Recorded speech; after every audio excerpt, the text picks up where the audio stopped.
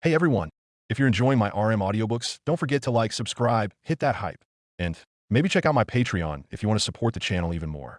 Your support means a lot and helps me keep these coming. Now, sit back and enjoy the story. Familiar Evil. Chapter 16, Malformation. Sheath. Saito shouted at the top of his lungs as he hastily backed away, practically slam-firing his shotgun towards Birkin. Beside him, Louise was doing the same thing with a rifle. But their combined fire was doing absolutely nothing to the monstrosity as it simply shrugged off the wounds and kept advancing. Birkin roared as he swung his pipe around like a club, clanging against the metal and concrete around them in a berserk attempt to get at them. Sparks and small chunks of debris were flying everywhere, and a few of the pipes surrounding them were burst under the blows, sending out clouds of steam that obscured their vision somewhat. But the teenagers could still see Birkin's massive form silhouetted behind the cloud, the eye on its shoulder, hungrily peering out at them, and promising nothing but pain and torment should they get caught. Fuck, Saito cursed as he finally ran out of shotgun shells, forcing him to shift the entire weight of the long gun to his left hand while he pulled out his Glock with his right. He desperately fired towards the creature, hoping to drive it off, but the 9mm bullets were doing substantially less damage than the 12-gauge shotgun shells he had just exhausted. Beside him, he noticed Louise had similarly swapped out her Mini 14 for her .38 special revolver, and it too had negligible effect. If it wasn't obvious before, it was readily apparent now that there was no hope of driving this thing off, much less defeating it. Unlike Gorge, any wound Birkin did suffer was almost immediately healed as though it never happened in the first place. It reminded Saito of Wolverine's healing factor from his X-Men comic books, which was a terrifying thought to say the least.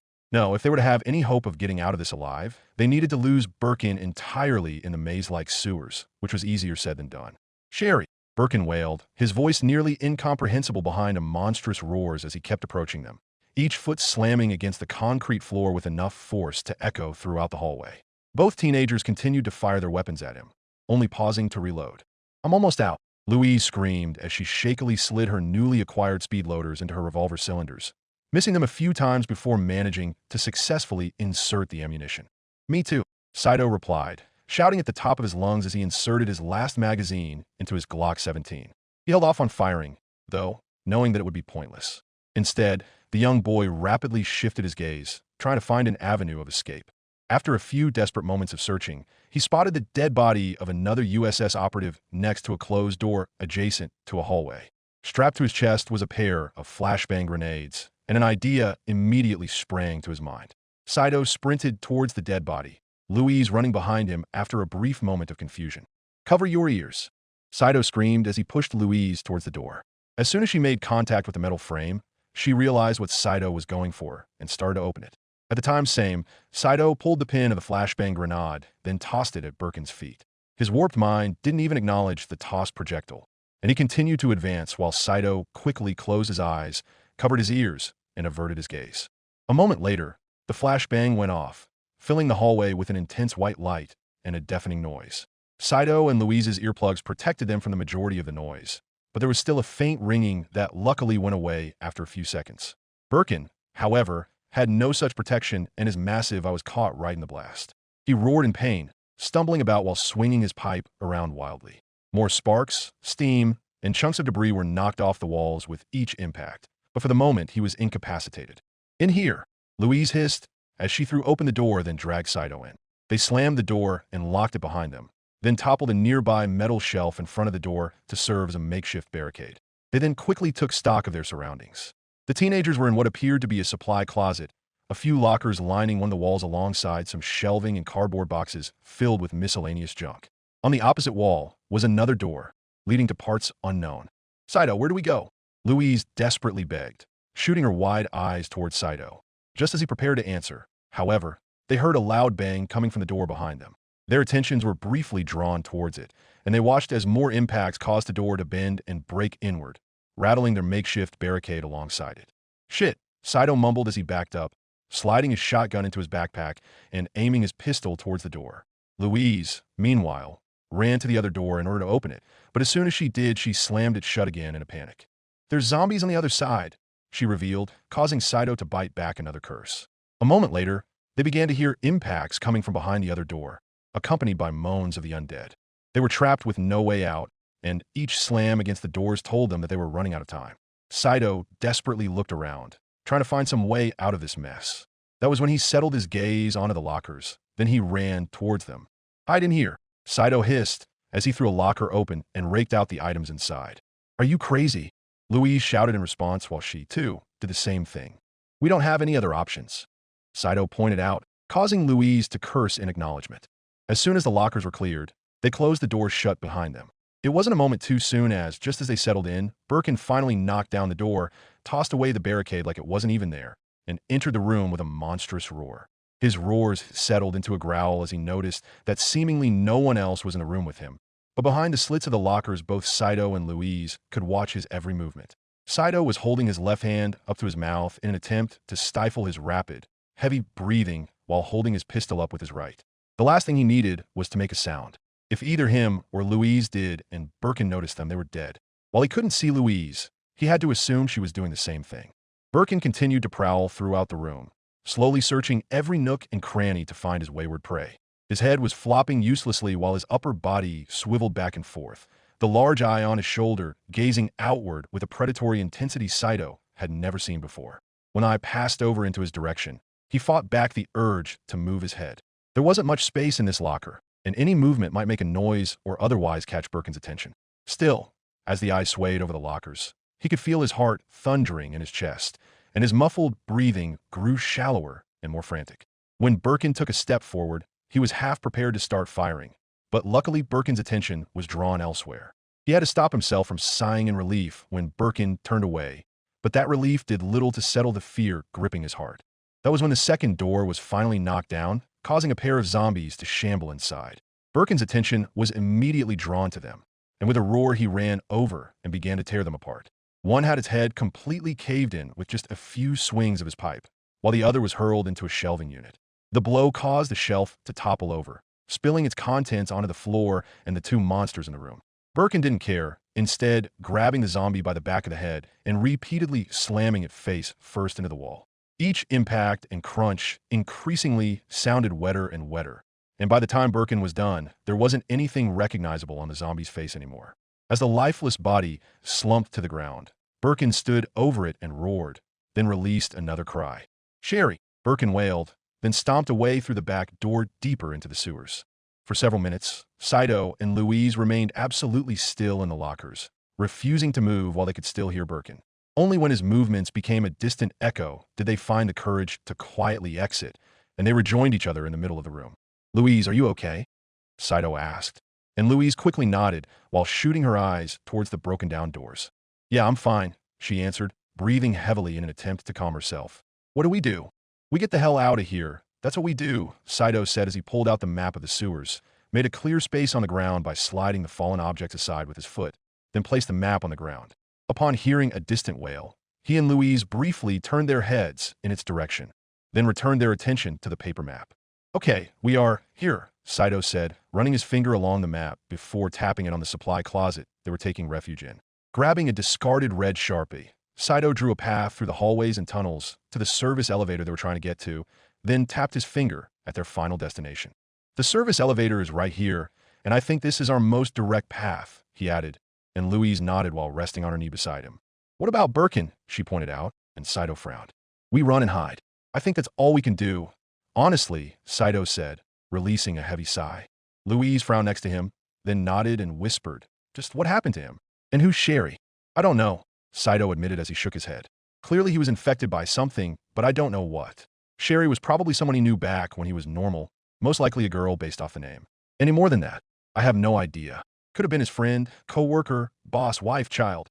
Saito trailed off and paused, released a sigh and added, "I suppose it doesn't really matter. Whoever Birkin was before this, he's gone now. All that's left is that thing." He frowned while clenching his fist, his mind swirling over Birkin's condition. His thoughts regarding the fallen scientist were somewhat mixed. Based off the lone piece of information they had about him before his transformation, along with some appropriate deduction, it was clear that Birkin was far from an innocent party in this. The way he lovingly talked about his G-Virus, how he tried to steal it from Umbrella, how he caused Raccoon City to fall in the first place. While Birkin didn't say anything regarding the T-Virus, Saito wouldn't be surprised if he at least worked on it in some capacity before his attempted defection.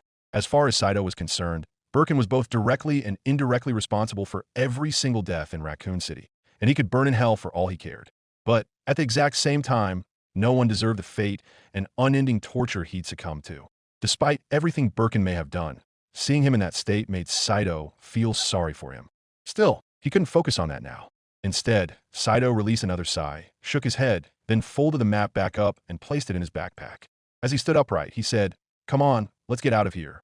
Louise nodded as she stood up as well, and together the two left through the door Birkin had broken down. Briefly pausing by the fallen USS soldier, Saito scavenged a few shotgun shells and 9mm bullets for his handgun. There wasn't a whole lot, only 5 shells and just enough bullets for another full magazine. Another box of 9mm short ammunition was recovered by Louise, but it would be useless to them for now. Hearing yet another wail, this time accompanied by heavy footsteps that were drawing closer, Saito and Louise took off at a brisk pace, following the path that would hopefully take them to salvation. It soon became apparent that Birkin had already come through this area before. Mangled and crushed bodies were everywhere, the walls and floors stained in red blood. Not all of the victims were zombies. Several were just regular people, distinguished by their faces frozen in pain and terror. Clearly they, like Saito and Louise, had the same idea of escaping the apocalypse above in the sewers below, only to find that it was far worse than what they were fleeing from. Every so often they would find chunks of concrete and metal dented and broken, and most alarmingly were massive claw marks that cut through the dense and hard materials like they were made of tissue paper. Each display told Saito and Louise more and more of the terrifying power that Birkin wielded, or more accurately was controlled by.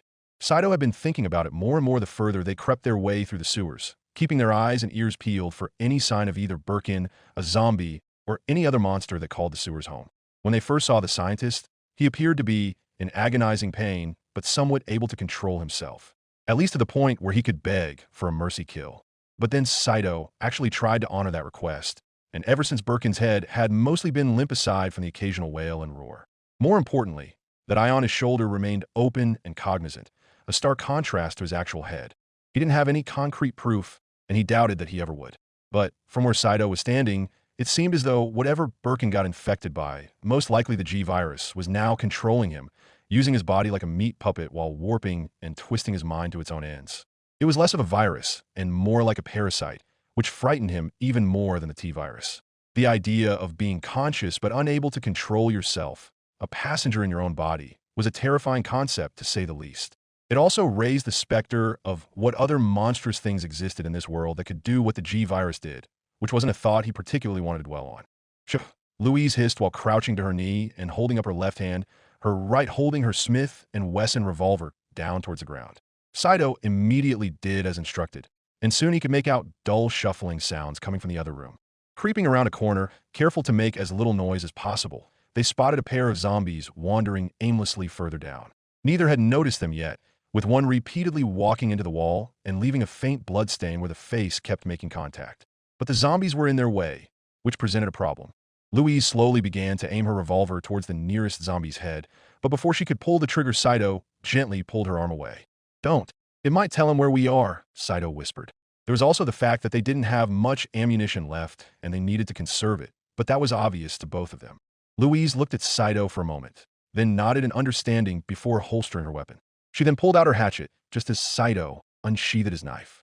Together, they crept towards the zombies, their eyes focused and their grips tight on their weapons. Louise reached the first zombie before Saito did, and she immediately chopped her hatchet into the back of its head. As it fell down, she followed through with a few more blows to the neck, decapitating it entirely. Saito, meanwhile, kept going to the second zombie, reaching it just as it turned around and noticed them. The boy proceeded to stab the zombie right into its crushed face, the blade of his knife digging into the walking carcass all the way to the hilt. Its lifeless eyes stared into Saito's. Then he tightened his grip on his knife before kicking the corpse away. The zombie's body fell to the ground with a dull thud, black blood seeping out of the wound as the limbs spasmed for a few moments before finally going still. Saito couldn't help but stare at the lifeless corpse for a few moments, its blood dripping from his knife onto his shoe. Only when Louise walked up and patted him on his shoulder did he return to his senses. He nodded at his friend, then wiped the blade clean on the zombie's shirt before sheathing it and walking away. In the distance, they could still hear Birkin's loud, heavy footsteps which seemed to phase through the walls, but it didn't seem as though he knew where they were just yet. Hoping to keep it that way for the time being, the pair pressed forward, moving as quietly as they possibly could. The next few hallways were relatively empty. A few zombies here and there impeded their progress, but the pair made short, silent work of them with their melee weapons. Idly, Saito noted that they'd probably have to find something to sharpen their weapons' edges eventually. For now they were fine, but even sharpest blade could grow dull. Unless said blade was magically enchanted, according to Louise, but such a thing was beyond them. They'd have to find a rock or, preferably, a knife sharpener, something to make sure that their weapons wouldn't break while they were using them against the zombie. Eventually, though, their luck ran out, and they began to hear Birkin's footsteps far more clearly as they entered a sewer junction where several hallways intersected each other all at once. The echoing noise made it difficult to determine which direction Birkin was coming from. But Saito and Louise were able to hide themselves in a small alcove just as the monster entered view. Birkin was clearly agitated, repeatedly banging his pipe on the ground while letting out low growls and turning his upper body back and forth. Both teenagers kept themselves low, Saito holding his Glock in one hand and the remaining flashbang in the other, while Louise kept both hands on a revolver. After a few tense moments, Birkin began to walk further down the adjacent hallway, prompting Saito and Louise to creep forward and see which way he was going. Peeking their eyes around the corner, they watched Birkin pause at the end of the hallway, then turn left. Knowing that route took him back around to where they were currently staying, Saito and Louise turned right and went down the hallway Birkin came in from. It took them away from their actual destination. In fact, they needed to go where Birkin just went, but right now, avoiding Birkin was their highest priority. Saito's heartbeat was going a mile a minute, thundering in his chest as he focused all his attention on trying to figure out exactly where Birkin was and where he was going. Louise was taking point while Saito covered the rear, occasionally glancing backward to make sure nothing was coming towards them. When they reached the end of their current section, he could hear Birkin's footsteps grow louder and his shadow grow on the wall on the opposite end of the hallway, prompting him and Louise to throw themselves behind the next corner. He didn't dare peek his head out, but he could tell Birkin was standing on the other side, making his way towards them. Shimmying down the wall, they turned the corner back towards the central junction as Birkin approached their previous location. Spying the large metal door that was luckily adjacent, they were tempted to just run straight towards it. But they knew doing so would attract too much attention, so instead, they continued snaking their way through the junction.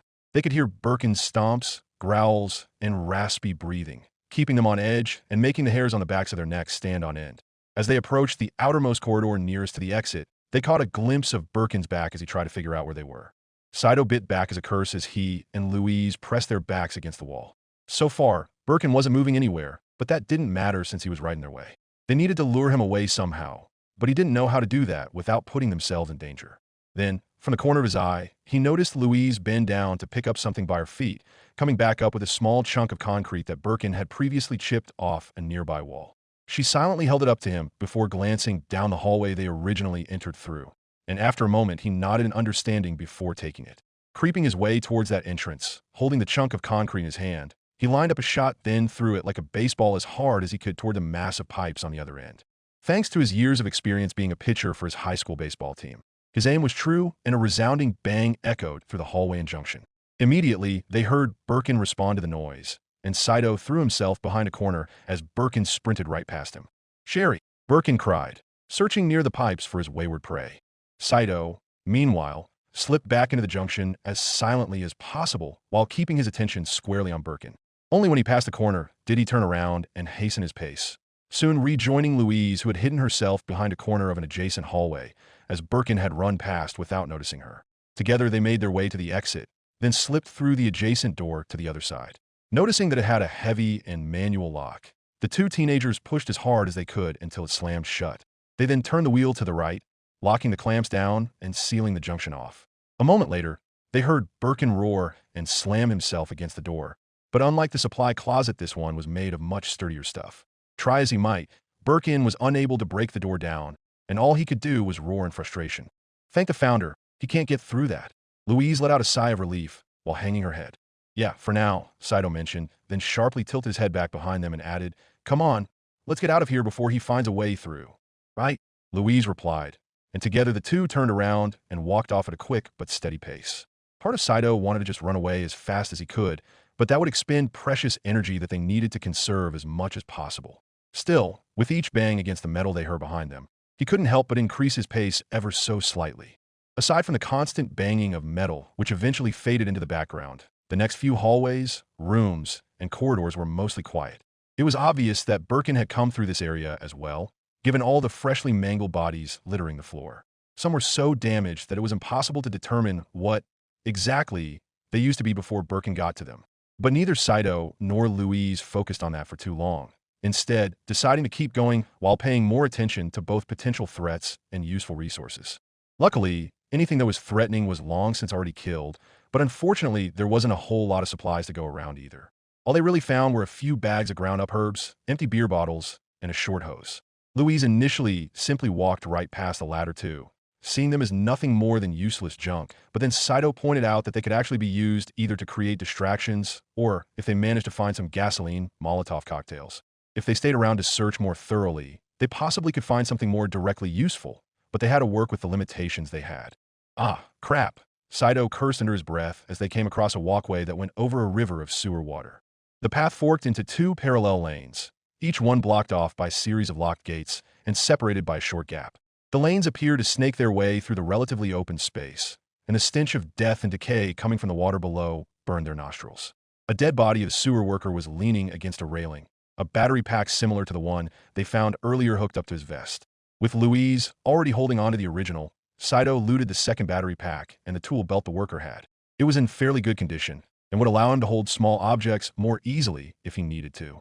Quickly looking between the two lanes, Saito tilted his head sharply towards the left one and said, "Come on, follow me." "All right," Louise replied, momentarily pausing to look behind her shoulder at the echo of another bang coming from somewhere deeper in the sewers. If she strained her ears, she could almost hear Birkin's mournful lamentations, but she didn't know if she was just imagining it. Unfortunately, a problem immediately revealed itself when he placed their newly obtained battery pack into the slot. Instead of opening the door right in front of them, the door on the right path opened. Feeling his frustration already building, Saito led Louise through the newly opened door. After rounding one short turn, then another, they came across another door with a similar lock. She placed her battery pack into the open slot, but although they heard something open, it was not the door in front of them. At first, the pair of teenagers looked at each other in mild confusion. Then they turned around and looked at where they came from, where they saw that the first door on the left was now open. "Are you kidding me?" Louise muttered under her breath as her eye twitched. "Who in their right mind?" Saito couldn't help but let out a groan as well. Then he declared, "We'll work with it." I can already tell this is going to be a pain," Louise grumbled, then remained where she was as Saito doubled back and went through the open door. He grabbed his battery pack along the way, trapping Louise between the two locked doors until he was able to reach a second. Briefly pausing in front of the second lock, Saito was worried that something would go wrong and they would have to find another route. Luckily for him, placing the pack into the lock opened the door next to Louise, allowing her to safely grab her battery pack and press forward. Watching his friend walk down the long, narrow pathway, Saito tried to ascertain just why the hell such a convoluted locking mechanism was designed in the first place. This section of the sewer didn't appear to be housing something important. Perhaps they were just trying to limit foot traffic? Whatever their alien reasons were, Saito supposed it also didn't really matter. What did was just getting through it. And as soon as Louise unlocked his door, he pressed forward. Once he reached the third lock, however, he noticed a new problem. The third door had two battery pack slots, one on each side of the frame. Glancing over at Louise, whose door also had this feature, he carefully inserted his pack into the left slot. As he feared, Louise's door did not open, causing her to look at him in alarm. "God damn it," Saito cursed, then gestured towards himself with his arm at Louise. "Give me your pack. I think I need to use both here." Louise glanced at her door, then nodded at Saito as she took it out, held it in her hands, and replied, "Okay." Carefully gripping the railing, Louise leaned over and held out the battery pack as far as she could. Saito leaned forward as well, trying to reach it, but the gap, which had grown a fair bit from the initial doors, was too wide, leaving at least a foot of space between them. "It's too far," Louise said, shooting her head back when they heard a bang coming from deep in the sewers behind them. I know," Saito replied while shaking his head, then held out both of his arms. "You're gonna have to throw it to me. But it's heavy, and I can't throw things very far. What if I drop it?" Louise pointed out, and Saito pointed to the entrance to the current room where the sound could be heard emanating from. "We don't have much of a choice, Louise. Now toss me the battery pack. Don't worry, I'll catch it." He tried to assuage her worries. His words didn't seem to do much, but after a moment Louise took a deep gulp, swung her arm back and forth in Saito's direction a few times, then underhand tossed it across the gap toward Saito. The boy had to sharply lean out to catch it by the cord, but he was able to prevent it from falling into the river below. Letting out a sigh of relief, Saito inserted the battery pack into the second slot, allowing Louise to pass through the now open door. After a few moments, though, he heard her voice call out, "Saito, the door here has two locks as well." "Crap," Saito cursed as he looked at the open door Louise was back in front of. If he took out his battery packs to toss them over, it would be nearly impossible for Louise to get them from behind a closed door. They were effectively stuck for the moment, and the young boy racked his mind in an attempt to find a solution. Hey, our walkways are pretty close over there, Louise pointed out, pointing toward the walkway that was beside and above her own.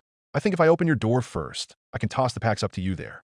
Yeah, I see what you mean, Saito replied, taking the 2 packs out and tossing them to Louise, which was much easier for him than it was for her. She still dropped the second pack, but his aim took it onto the walkway, so there was no danger. Placing the 2 packs into the slots, Louise opened Sato's door and allowed him to pass through. Once he reached the railing next to Louise, he reached down to grab the 2 packs so that he could insert them into the next door. There was a slight issue of how Louise could get past the still-locked third door, but she bravely decided to clamber over and aside the railing to completely bypass it. She nearly slipped while doing so, but she was able to get past regardless. The last 2 doors followed the same pattern. Saito would use his packs to unlock the doors for Louise, then toss them down to her so that she could unlock the last door for him. When they finally reunited at the end of the hallway, they briefly hugged each other in relief before turning towards the final exit. There they found 2 adjacent slots for battery packs, and when they slid them in, the thick, heavy door unlocked. They passed through and, unable to grab the packs without shutting the door on them, left the packs behind completely before moving deeper into the sewers. Luckily, there weren't any more locked doors in front of them. Rather, there were, but either Birkin or something else already knocked them down. Louise tried not to think about it too much as they passed through each successive wreckage, but she did grip her revolver more tightly in her hands. Otherwise, she kept her attention on their surroundings, trying to spot any threats or dangers lurking nearby. For the most part, it was empty, only the mangled corpses of undead abominations left behind after Birkin's earlier rampage. A few did manage to escape his wrath, but Saito and Louise made short work of them before moving on. Do you think he got past that door? Louise asked as she briefly paused by the body of another sewer worker, grabbing his tool belt and wrapping it around her waist while sifting through its contents. All she found was a small steel flip lighter, and a quick test showed that it still had fuel inside. Most likely, Saito replied as he looked behind them. They hadn't heard Birkin slamming against the metal door in a while, but it was impossible to determine whether that was because they had gotten too far from it. Birkin had broken the door down, or he simply went somewhere else. Louise figured it didn't really matter. In situations like this, it was best to hope for the best, but plan for the worst. Shaking her head, she returned her attention to the worker, specifically the gaping hole in his chest. A hole that, much like the body they found just before meeting Pete, was blown outward. There wasn't a hole in his back, leaving it a mystery as to what exactly killed him. He didn't seem to sport any bite marks. A few bruises and scratches, yes, but nothing indicative of a normal zombie attack. It was odd, to say the least, and more than a little disconcerting. Shaking her head, Louise stood up and said, "Come on, let's get going." "Right," Saito replied, then led the way forward. The sewer lights were dimmed or otherwise not working in their current section, forcing Saito to hold out his flashlight to see where they were going. It also added to the claustrophobic atmosphere they found themselves in. And even though they weren't in any danger at the moment, Louise couldn't help but feel her heartbeat thundering in her chest. Desperate to keep her mind off of things, Louise glanced towards the glass beer bottles Saito had stowed away on the side pockets of his backpack and asked, "Hey, Saito?" "Yeah," Saito asked, but otherwise didn't look back at her. "Earlier you said we could use those bottles to make Molotov cocktails. They're firebombs, right?" "Yep. They're makeshift and are super easy to put together. All you need is some gasoline, alcohol, or any flammable liquid, a glass bottle, and some cloth to stuff into the hole. You light the cloth, throw the bottle, and boom, everything is on fire. Hell, it gets even better if you mix styrofoam into the mix. Basically turns it into napalm." "I get that, but why is it called a Molotov cocktail?" "That's actually a funny story," Saito explained as he carefully pushed open a door, holding his pistol out and sweeping the next room for any threats. When he saw that the coast was clear, he tilted his head towards Louise, telling her to follow him inside. Back in 1939, when the Soviet Union invaded Finland, their foreign minister at the time was a guy named Molotov. The Soviets bombed Finland with incendiaries, and he claimed that they weren't actually bombs, but were airborne humanitarian food aid for their starving neighbors. "That's stupid. Why would anyone believe that?" Louise incredulously asked. "No idea, but obviously the Finns didn't believe him.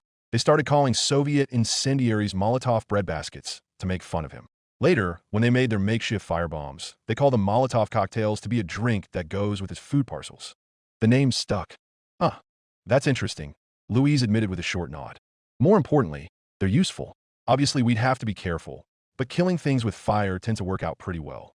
If Dr. Kenner's research is right, fire might be one of the only things that can permanently put a zombie down, Saito declared, and Louise nodded in agreement.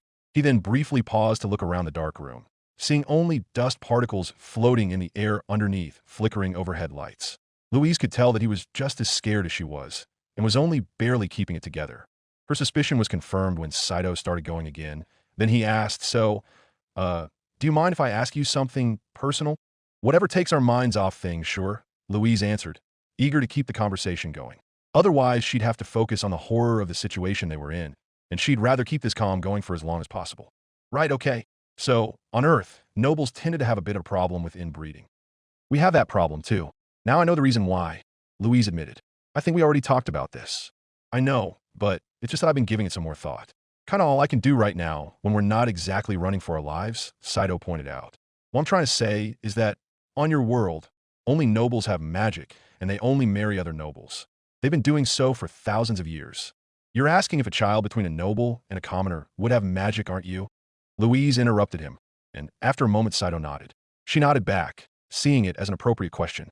It was one she was pondering too, and thought back to everything she knew to provide as accurate an answer as possible. "Well, obviously it's not unheard of for nobles and commoners to have illegitimate children. Most noble marriages are political, and taking an outside lover is common. My parents never did since they were lucky and married for love, but I can't say the same for most of our peers.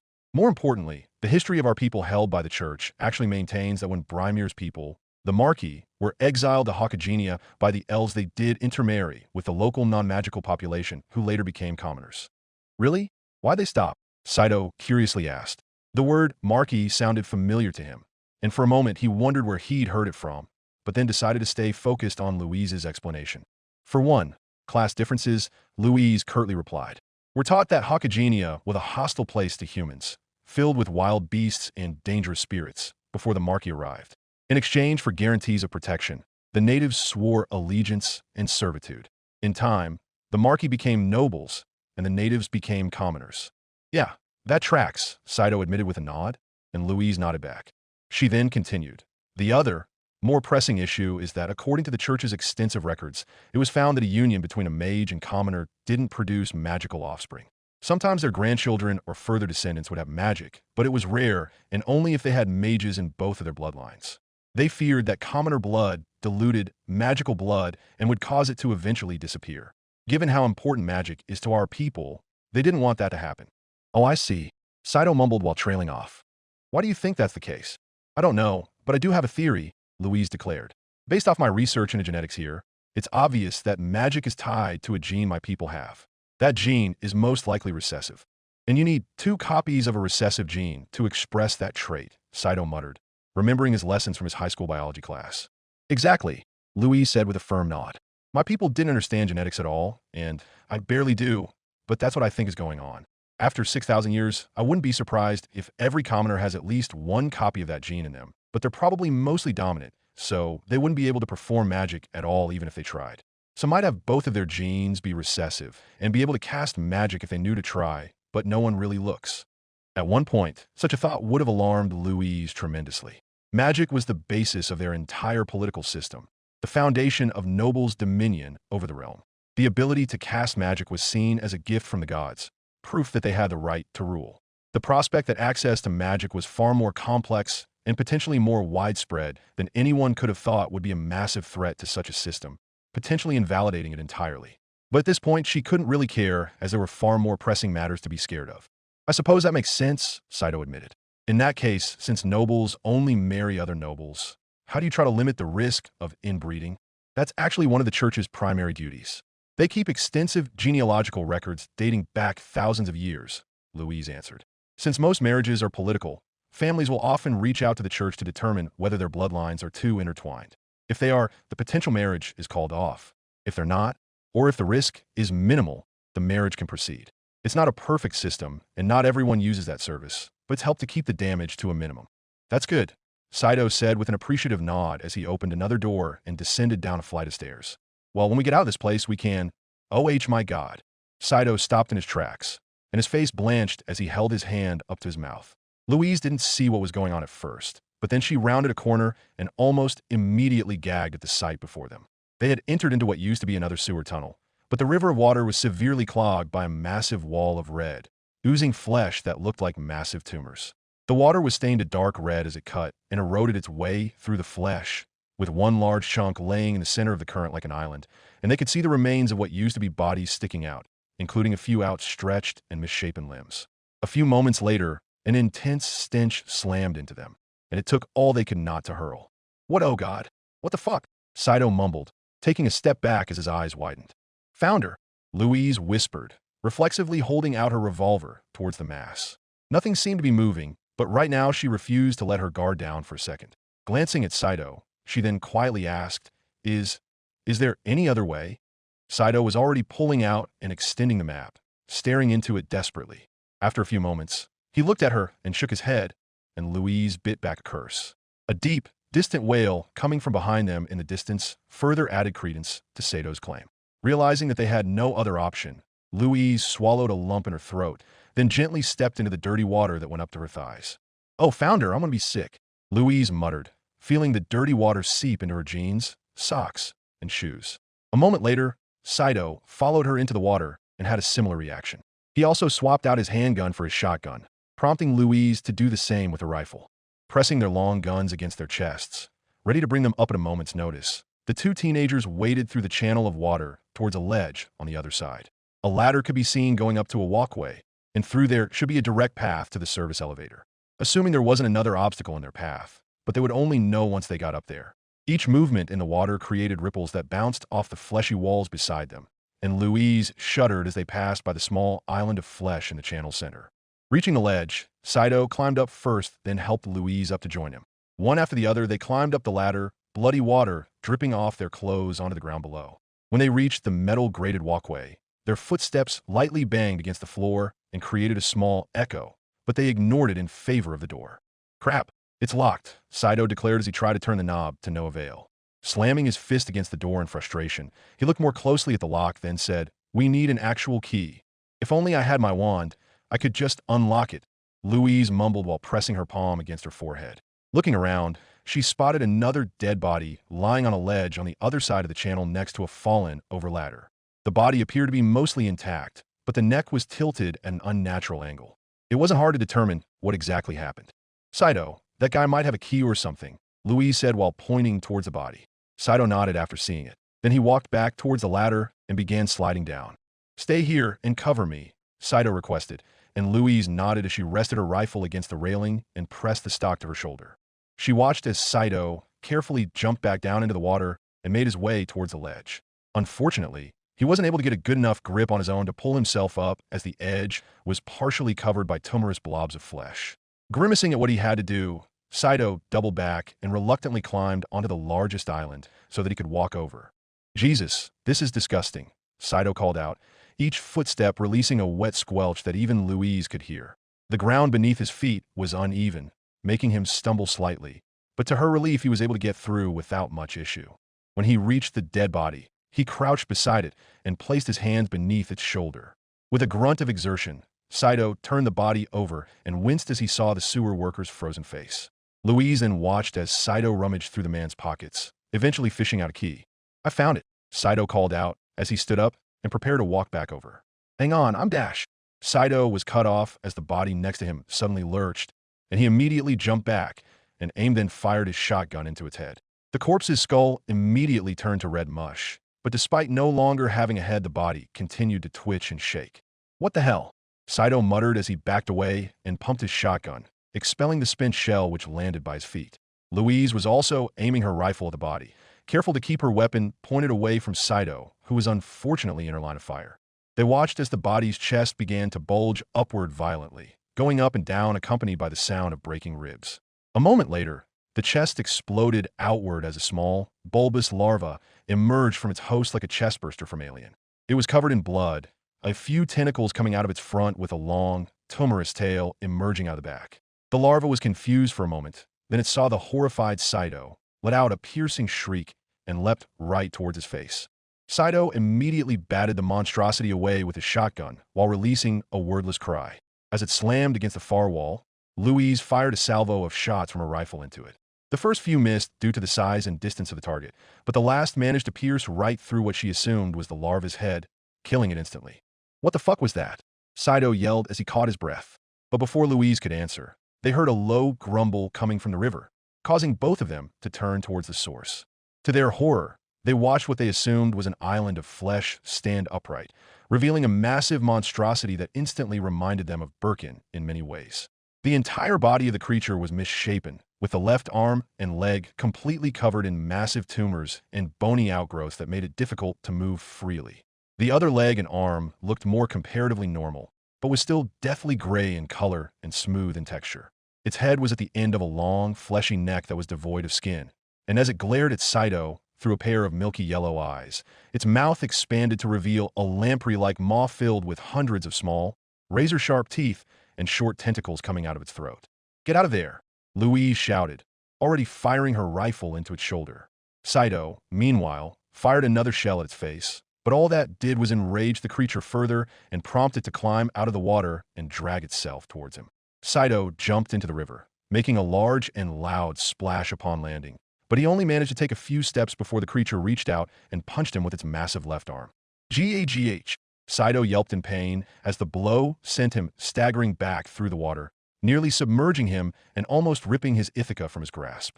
Luckily, he was able to keep both his footing and his weapon, and he turned around just as the creature, now back in the water, reached out to grab him.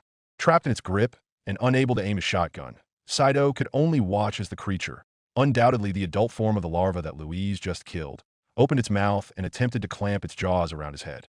He was able to block it with his left arm and push it back slightly. Then he quickly unsheathed his knife and jabbed it into its neck. The creature reeled back in pain as it loosened its grip, setting Saito free, where he immediately pumped his shotgun again and fired towards the creature. Once again, the blow did nothing, and the monster roared and released a noxious fluid from its mouth. It prepared to charge again, but then the bulbous outer shell on its shoulder exploded under Louise's sustained fire. A massive yellow, clouded eye was exposed as it roared in pain, reflexively trying to shield it from harm. Realizing that was the creature's weakness, Louise reloaded her rifle and kept firing, each bullet hitting the eye and causing a spray of foul yellow ichor to spew out. Saito realized it as well, then loaded his last 3 shells into a shotgun to join his friend in the assault. Together, they emptied their weapons into the monster's exposed eye, each impact causing the monster to further roar in pain. It attempted to swipe and charge at Saito again, but this time he was ready for it and was able to dodge. Finally, after what felt like an eternity, Saito fired his last shell in the eye while Louise emptied her last magazine, causing the eye to completely burst. Only then did the monster collapse into a heap, letting out a final, raspy breath before expiring. Saito stood over the creature's corpse, breathing heavily. He momentarily looked up at Louise, then grabbed his knife from the dead creature's neck, sheathed it, and quickly climbed back up the ladder to join her. There was a small cut on his brow along with a bruise on his arm and cheek, but for the most part he was all right. He and Louise quickly hugged each other for a semblance of comfort, then pulled away and returned their attention to its body below. "What is that thing?" Louise asked, and Saito grimaced. "Birkin's kid," Saito guessed. Louise figured it was as good an answer as any, but before she could say anything else they heard a loud wail coming from deep in the sewers. "Oh gods," Louise muttered as the sound grew closer. "He heard us." Without missing a beat, Saito ran towards the door and plugged the key into the slot. Turning it to the side, he threw open the now unlocked door and slammed it shut as soon as Louise passed the threshold. Running as fast as they could, they sprinted down the hallway towards what they knew was the service elevator. Soon they managed to see it, an old-fashioned elevator that still used a grated door that exposed an empty vertical shaft. "Please be working. Please be working," Saito begged as he ran straight towards the call button, practically slamming into the wall. He rapidly pressed the button at least a dozen times, and to his relief the light turned on. "Yes," he cried out as they heard the elevator begin to descend. But their jubilation was short-lived as they heard the door behind them be broken down, followed by Birkin wailing, "Sherry." Fuck, F-U-C-K. Saito cursed as he looked at his empty shotgun and stowed it away for his handgun. Louise, meanwhile, looked around to try and find a place to hide. But there wasn't, merely a large empty room with some small grates that went into adjacent rooms. Rooms that had piles of debris blocking the entrances with only small gaps to slip though. Gaps just big enough for her. Slowly, an idea began to form in Louise's mind. She knew that if they did nothing, and with neither a place to hide nor the firepower to drive Birkin off, Birkin would kill them when he caught up. Or worse, assuming Sato's guess about that monster's origins were correct, They had to find some way to keep Birkin occupied until the elevator arrived. Then they could get to relative safety. "Saito, hold this," Louise quietly said as she steeled herself and slid her backpack off her shoulders. "What are you doing?" Saito asked as he looked at her in concern. "Something incredibly stupid," Louise answered. "When that elevator arrives, you get in it and don't wait for me." Then, without giving him a chance to respond, Louise pulled the last remaining flashbang from Sato's backpack, then ran off down the hallway towards Birkin. He called out to her to stop, but Louise was already too far. Her heart was thundering in her chest, and every part of her mind and soul was screaming at her to stop. But she pressed forward, soon rounding a corner where she came face to face with Birkin. The eye on its shoulder immediately locked onto her, and for a moment Louise was frozen by fear. Then she scowled and aimed her revolver with one hand towards the eye. "Fuck you," she snarled, then fired all 5 shots into its eye. It clasped shut in pain, and Birkin roared and stumbled about while swinging his pipe around. But Louise had already turned around and ran off towards one of the adjacent rooms. Throwing open the door, she ran towards a grate that was on the ground and, using her hatchet as a crowbar, began to pry it open. Once it popped loose, Louise crawled through the opening just as Birkin broke down the door in pursuit of her. He tried to slam his pipe into her outstretched legs, but Louise was able to get through to safety on the other side. Shooting up to her feet, Louise ran out the room with Birkin emerging out of the adjacent room a second later. Letting out a roar, Birkin ran after her, but Louise had already pulled the pin of her flashbang and dropped it at her feet. As Birkin ran over the grenade, it exploded in a flash of intense light and noise, blinding and deafening Birkin while stopping him in his tracks. Louise used the opportunity to slip through the cracks of what used to be a makeshift barricade into another room, where she saw a grate on the ceiling that she could pry open. Frantically pushing a box over to stand on, Louise got up and pried the grate loose. Birkin, meanwhile, managed to recover and, after realizing where Louise had gone, began breaking down the barricade. That caused Louise to hasten her efforts, and once the grate was free, she pulled herself up and over the gap. She couldn't help but let out a small yelp as she tumbled head first over the edge, landing on her back hard on the ground, which knocked the air out of her lungs. But she was able to recover quickly, and, as Birkin finally broke down the barricade, she quietly slipped out and doubled back toward her friend. To her relief, Birkin didn't immediately notice her departure, still scouring the room to try and find her. When she returned to Saito, he looked half ready to hug her in relief or yell at her in anger, probably a mixture of both. Instead, they both recognized the situation they were in, and as the elevator finally arrived at their level, they ran inside and pressed their backs against the wall. Saito, much like before, frantically pressed the surface level button, trying to make the elevator move faster. But as the car doors slowly began to close, they saw Birkin's massive form lumber out of the shadows and stare right at them with his massive, singular eye that was practically burning with rage. His pipe was gone, but the claws on his arm were fully outstretched. He stomped towards them, shrugging off the frantic gunshots from Sato's handgun and seemingly relishing in their terrified screams. Then, as he finally reached the car and prepared to stab both teenagers with his claws, Saito and Louise held each other close for one final bit of comfort. But the blow never came. Instead, the doors finally dinged shut. Slowly, they opened their eyes, and to their surprise, saw that Birkin was completely frozen still, the eye on his shoulder now closed while the bloodshot eyes on his actual head were open. While Birkin didn't say a word, he was giving them both a desperate, pleading look, and as the car began to rise, it dawned on Louise what he was silently telling them. They shared one final look of understanding, then Birkin completely disappeared from view. A moment later, whatever momentary control Birkin had over his body vanished, and he let out an enraged roar at the loss of his prey. But it soon faded as the car continued its ascent. Only then, with the coast finally clear, did Saito and Louise turn to face each other. Before Louise could say anything, Saito wrapped the surprised girl in a tight hug and dug his face into her shoulder. "Never do that again," he begged, his voice a mixture of relief, anger, and fear. After a moment of hesitation, Louise returned the hug and replied, "Okay." The two teenagers stood like that for what felt like an eternity, refusing to let go of each other as the car continued to move up. After a few moments, they separated slightly but kept their arms wrapped around each other. Louise couldn't help but stare into Sato's eyes, and after everything they had been through in just the past few hours alone, she felt enraptured by them. Held in his arms, she felt safe and protected, something she desperately needed. Slowly and without even realizing it, the two teenagers began to lean forward, Louise absent-mindedly closing her eyes and puckering her lips. But just before they could make contact, the elevator car lurched to a stop. The sudden movement brought Saito and Louise back to their senses, And after realizing what they almost just did, they quickly pushed each other away as their faces flushed red in embarrassment. So, we should probably get going, Saito muttered, and Louise quickly nodded. Yes, we should, Louise replied. Without waiting for him to respond, Louise hastily stepped out of the car and into what had to be a street-level maintenance station. Saito was right behind her, and together the two carefully made their way to the front of the building. There was an analog clock on a nearby wall, telling them that it was 5:38 a.m. They had been in the sewers for over 6 hours, but it felt like weeks. After pushing aside a hastily erected barricade propping up the doors, they emerged back out onto the street. A quarter moon was hanging low in the sky, and the Raccoon City streets were unnaturally quiet. Luckily, there weren't any zombies in the immediate vicinity, but neither of the pair were willing to stick around and test that. After collecting his bearings, Saito managed to figure out where they were, and he led the way towards the Raccoon City Public Library. As they entered the street, their thoughts swirled with their hope of what awaited them. Of an outpost housed by the U.S. Army, just waiting to airlift them out to safety. But their hopes were dashed, and their faces fell as they finally got sight of the library. Instead of finding a bastion of safety in this hell, all they found was yet another overrun holdout.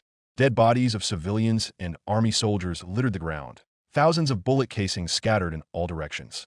Burning cars and crashed helicopters were next to collapsed wire fences and watchtowers, all telling the same story. No, Louise muttered, letting her arms drop to her side. She began to cry, and beside her she could see and hear Saito do the same. But, at the same time, she knew they couldn't just stand there and do nothing. And as the sounds of the undead echoed through the buildings and alleyways around them, she forced herself to calm down. Steeling herself and wiping away her tears, Louise pulled Saito's arm and said, "Come on, it'll be safer in there than out here." Without saying a word, Saito nodded, and together, the two carefully made their way towards the library entrance. They stepped over and around the dead bodies, careful not to disturb any of them. They were too tired to check for any supplies, but Louise figured they could do so after getting some much-needed rest. Exhaustion was finally beginning to set in as her adrenaline faded away, and it was obvious that Saito was feeling its effects as well. Luckily, the door to the library was unlocked, and she gently pushed it open. Entering the building, its state was a far cry from the pristine and well-maintained building she spent so much of her time in before the outbreak began. Bloodstains and shattered glass were everywhere, along with overturned tables, fallen bookshelves, and a few dead bodies.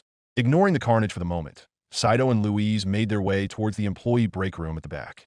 Pushing the heavy metal door open and finding the room completely empty except for a couch, a large storage chest, and yet another typewriter along with some chairs and desks, Saito locked the door shut and sealed them inside. Without saying a word, the pair of teenagers slipped their backpacks off and dropped them on the floor, did the same to their dirty clothes, then made their way towards the couch. Their exhaustion finally overwhelmed them as soon as they sat down, and together they fell back into a blissful sleep, the stresses of the outside world fading away. Had Louise stayed conscious for just a few minutes longer, she might have felt a strange feeling wash over her. A sensation not unlike the one she felt when she first emerged into that isolated Raccoon City alley a month ago. For deep in the city, in the exact same alley, another break in reality finally sprang to life.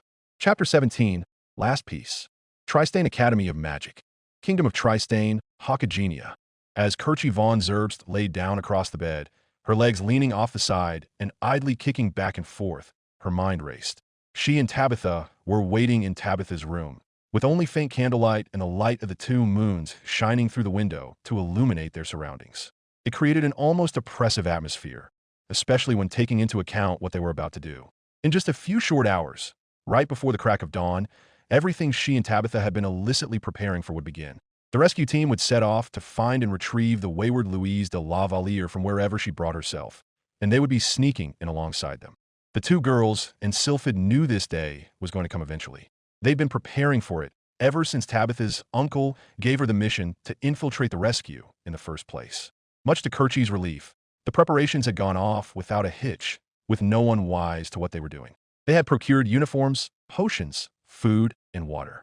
Sylphid was able to make a deal with a spirit that would allow her to cast her transformation magic. Kerchi had even been able to effortlessly slip the 3 commoners they decided to replace the sleeping potions thanks to a little bit of flirting. It didn't matter if you were a noble or a commoner. Bat your eyelids a few times, whisper some sweet words, and expose your chest just a bit, and they became clay in Kerchi's hands. In this case, that meant paying attention to her, and not the potion she slipped into their Alish. It was a slow-acting potion one that would make the target incredibly drowsy before finally putting them to sleep for a full 12 hours. By the time they woke up, the rescue team would be already gone. Part of her felt guilty, but the rest knew it needed to be done. Either way, Kerchie figured this would probably be her last night in the academy. In any case, it was already done and there was no backing out now. Releasing a sigh, she turned her head to look at Tabitha, who was sitting on a chair reading a book. Wanted to keep her mind off things, Kerchie asked. What are you reading? Tabitha silently turned a page then, without looking up, answered, The Hero of Vivaldi. Vivaldi? Isn't that a commoner story? Yes, but I'm fond of it, Tabitha admitted as she continued to read. Kerchie looked at her for a moment, then shrugged and asked, Okay then, what's it about? I thought you already knew. Well, there's so many different versions. I'm curious as to which one you're reading. Tabitha paused for a moment, then replied, Fair enough. This version is about a princess named Lou, who one day is kidnapped by a dragon. Standard storybook stuff, Kerchie remarked, but Tabitha ignored her and continued. This dragon was powerful and deadly, with razor-sharp claws, monstrous fangs, impenetrable scales, and a fiery breath. It was able to overcome any attempts by the king and queen to save their daughter. In time, most came to believe that it would be impossible to save her. But then, out of nowhere, came Vivaldi, a commoner boy who was friends with the princess despite their differences in status, Tabitha revealed. Armed with just a sword and bow, and blessed by the founder's divine protection and a glowing left hand, Vivaldi braved the danger to rescue her. Against all odds, and having no training, he managed to slay the dragon and bring Princess Lou home to safety. They end up getting married and living happily ever after. Despite the corniness of it all, Kerchie couldn't help but smile warmly. Each kingdom has at least a dozen variations, Tabitha confirmed. Sometimes the dragon is an elf or a dark lord with a massive army. Other times the princess just gets lost in the wilderness. But in every story, Vivaldi was just a boy who came out of nowhere, withstood impossible odds, and saved her. I know it's a commoner story, but I always enjoyed it. Kerchie slowly leaned up to face Tabitha, as a sly grin grew across her face. Despite not looking at her, Tabitha was somehow able to sense the expression on the Germanian's face, and she dryly asked, What? Oh, nothing, Kerchie dismissed with a teasing wave of her hand. Just that I think I finally figured it out. Figure what out? Tabitha asked, then immediately added, Wait, never mind, I don't particularly care to. Your type. The interrupted Tabitha could only stare at Kerchie for a moment, her eyes briefly widening in surprise. Then she muttered, My type? Yes, your type, Kerchie remarked. More specifically, the type of boy you are interested in. Now more amused than anything else, Tabitha asked, And what exactly is my type? Knights in shining armor, obviously, Kerchie proudly declared while pointing at her. I'm honestly surprised I didn't pick it up sooner. You're a princess, after all. No, I'm not, Tabitha protested, only to receive a dismissive shake of Kerchie's head and a wave of her hand. You are Gallian royalty, Kerchie pointed out. Point is, you see yourself like Princess Lou, trapped in an inescapable situation with your family unable to help. In this case, your dragon is your crazy uncle, who is also the king of Gallia, making you do his bidding. Enter Vivaldi, your knight in shining armor, who saves you by pulling you out of his grip completely. Ah, it's so adorable. Tabitha stared at Kerchie for a moment, then rolled her eyes and raised her book back up to her face while saying, You're deranged.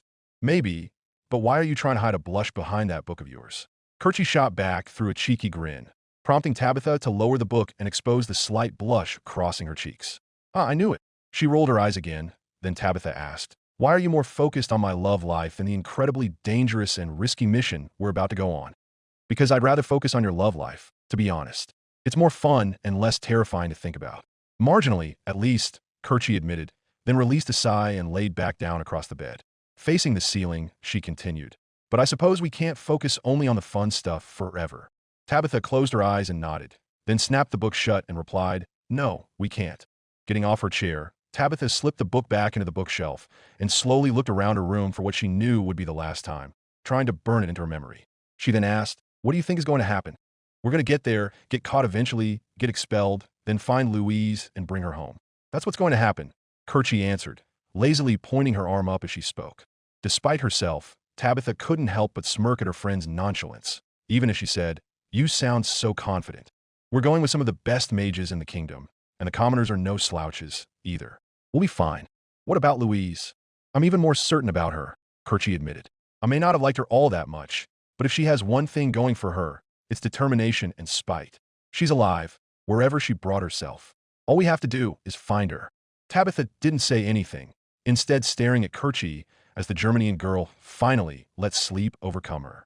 Taking her soft snores as her cue, Tabitha whispered a soft breeze through the room to blow out the candles. Then she sat down on her chair.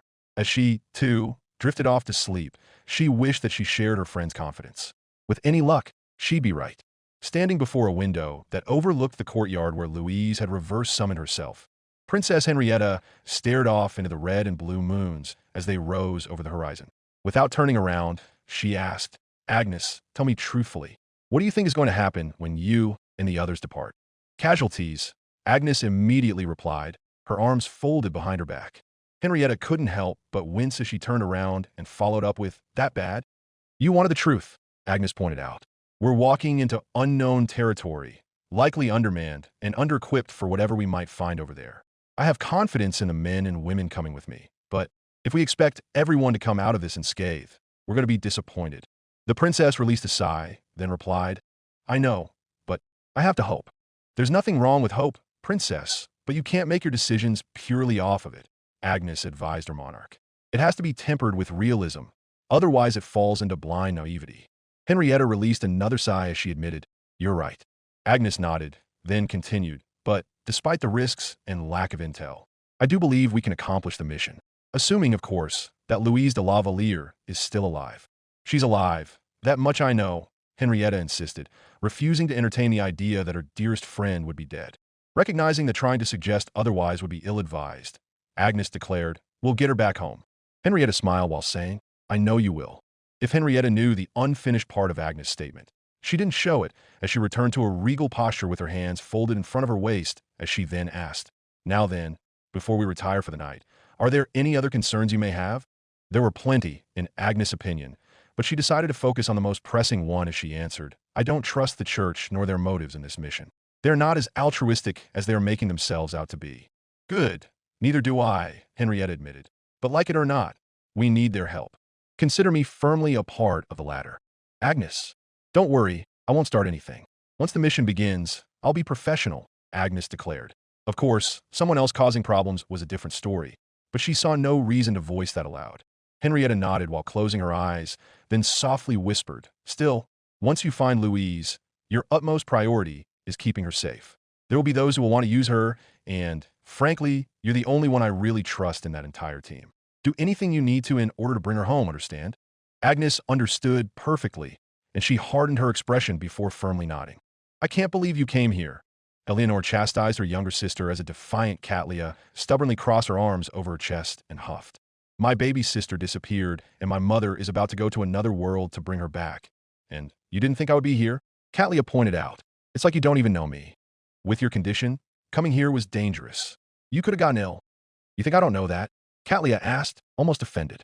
"I've been preparing for this trip for weeks. My servants and I stocked up on potions and drafts. I had a full team of healers in the carriage with me at all times. Eleanor, I appreciate the concern, but I was fine. Honestly, I've been wanting to visit this part of the kingdom, this academy, for years. I just wish it was under better circumstances." With that, Eleanor's next words died in her throat. Then she hung her head, sighed, and admitted, "What's done is done. At least you got here safely.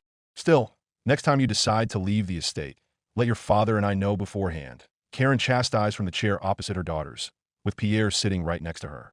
"Why? So that you can forbid me from coming." "Of course, mother," Catlia sarcastically replied, only to flinch at the subsequent glare she received.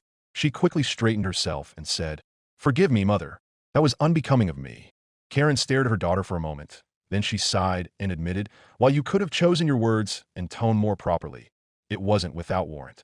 In any case, had you told us beforehand your desires to be here, your father and I would have made the preparations ourselves. Louise is your sister, and you deserve to be here when she and your mother return," Pierre added. Catlia smiled softly at her parents. Then she frowned and quietly asked, "You're going to bring her back, right?"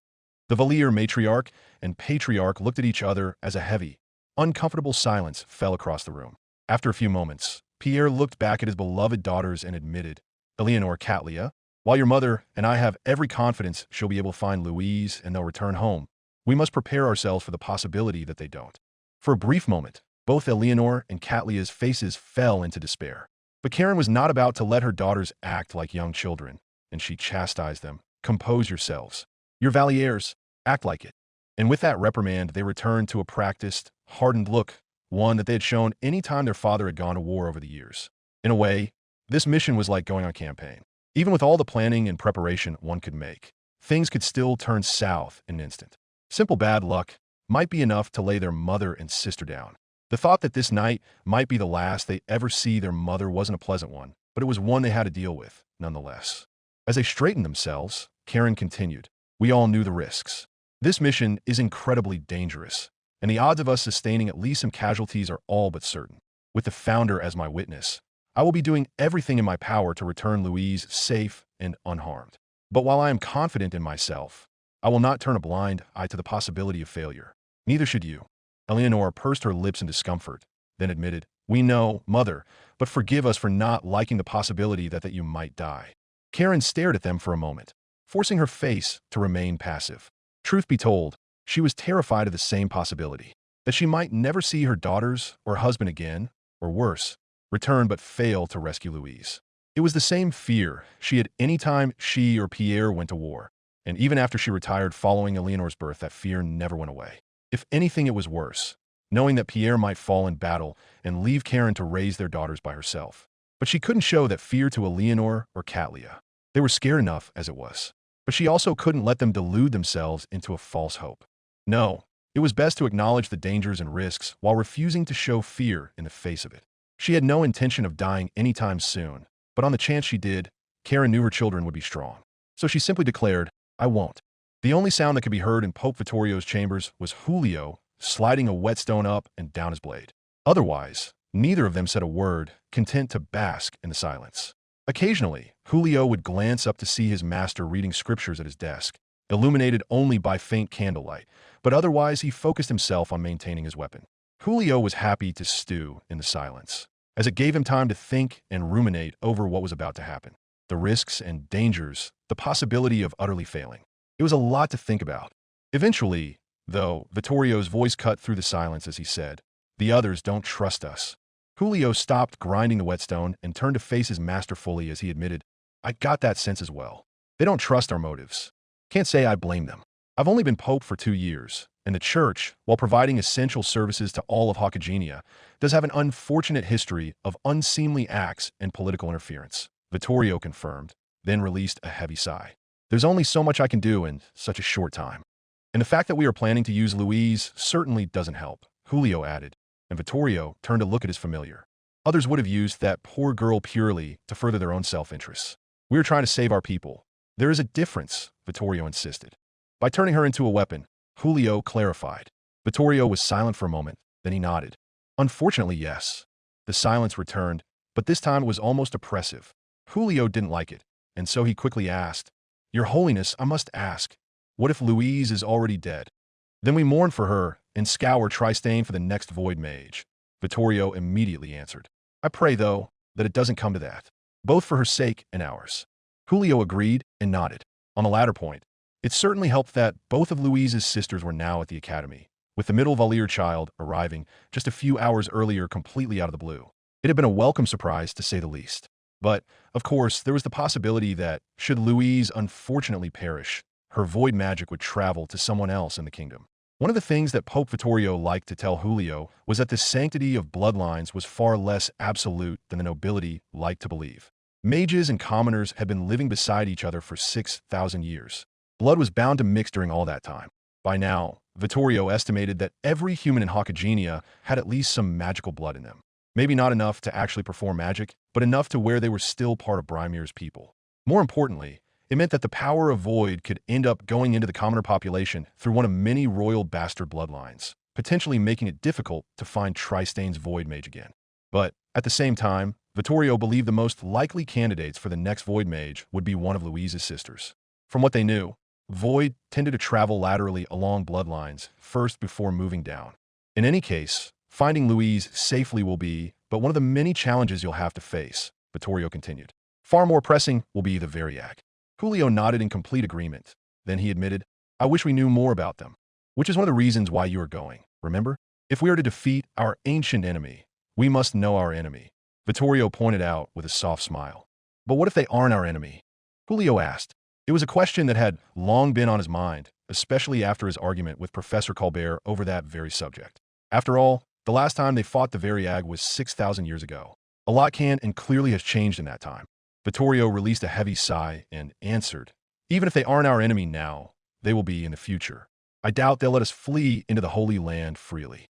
At best, they'd enslave us or force us to join their countries, removing our sovereignty. At worst, they'll kill us. Either way, peace will not be an option." Julio pursed his lips, not quite certain how to feel about his master's prediction. On the one hand, it was quite cynical and dismissive. But on the other, he did have a point. Kingdoms in Hockagenia didn't tend to take too kindly to refugees trying to flee one of the many wars that frequently occurred across the continent, believing them to be worthless squatters or a drain on resources, and that was only a few hundred or thousand at most. Hockagenia had almost 80 million people, as per the latest census. It would be impossible to save everyone, Vittorio and Julio knew, but that still meant hundreds of thousands at the least trying to flee into the Holy Land. What countries would ever accept that many? No, Julio reluctantly realized as he shook his head.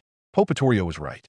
It was best to assume that Hockagenia and the Variag would come to blows in time and prepare accordingly.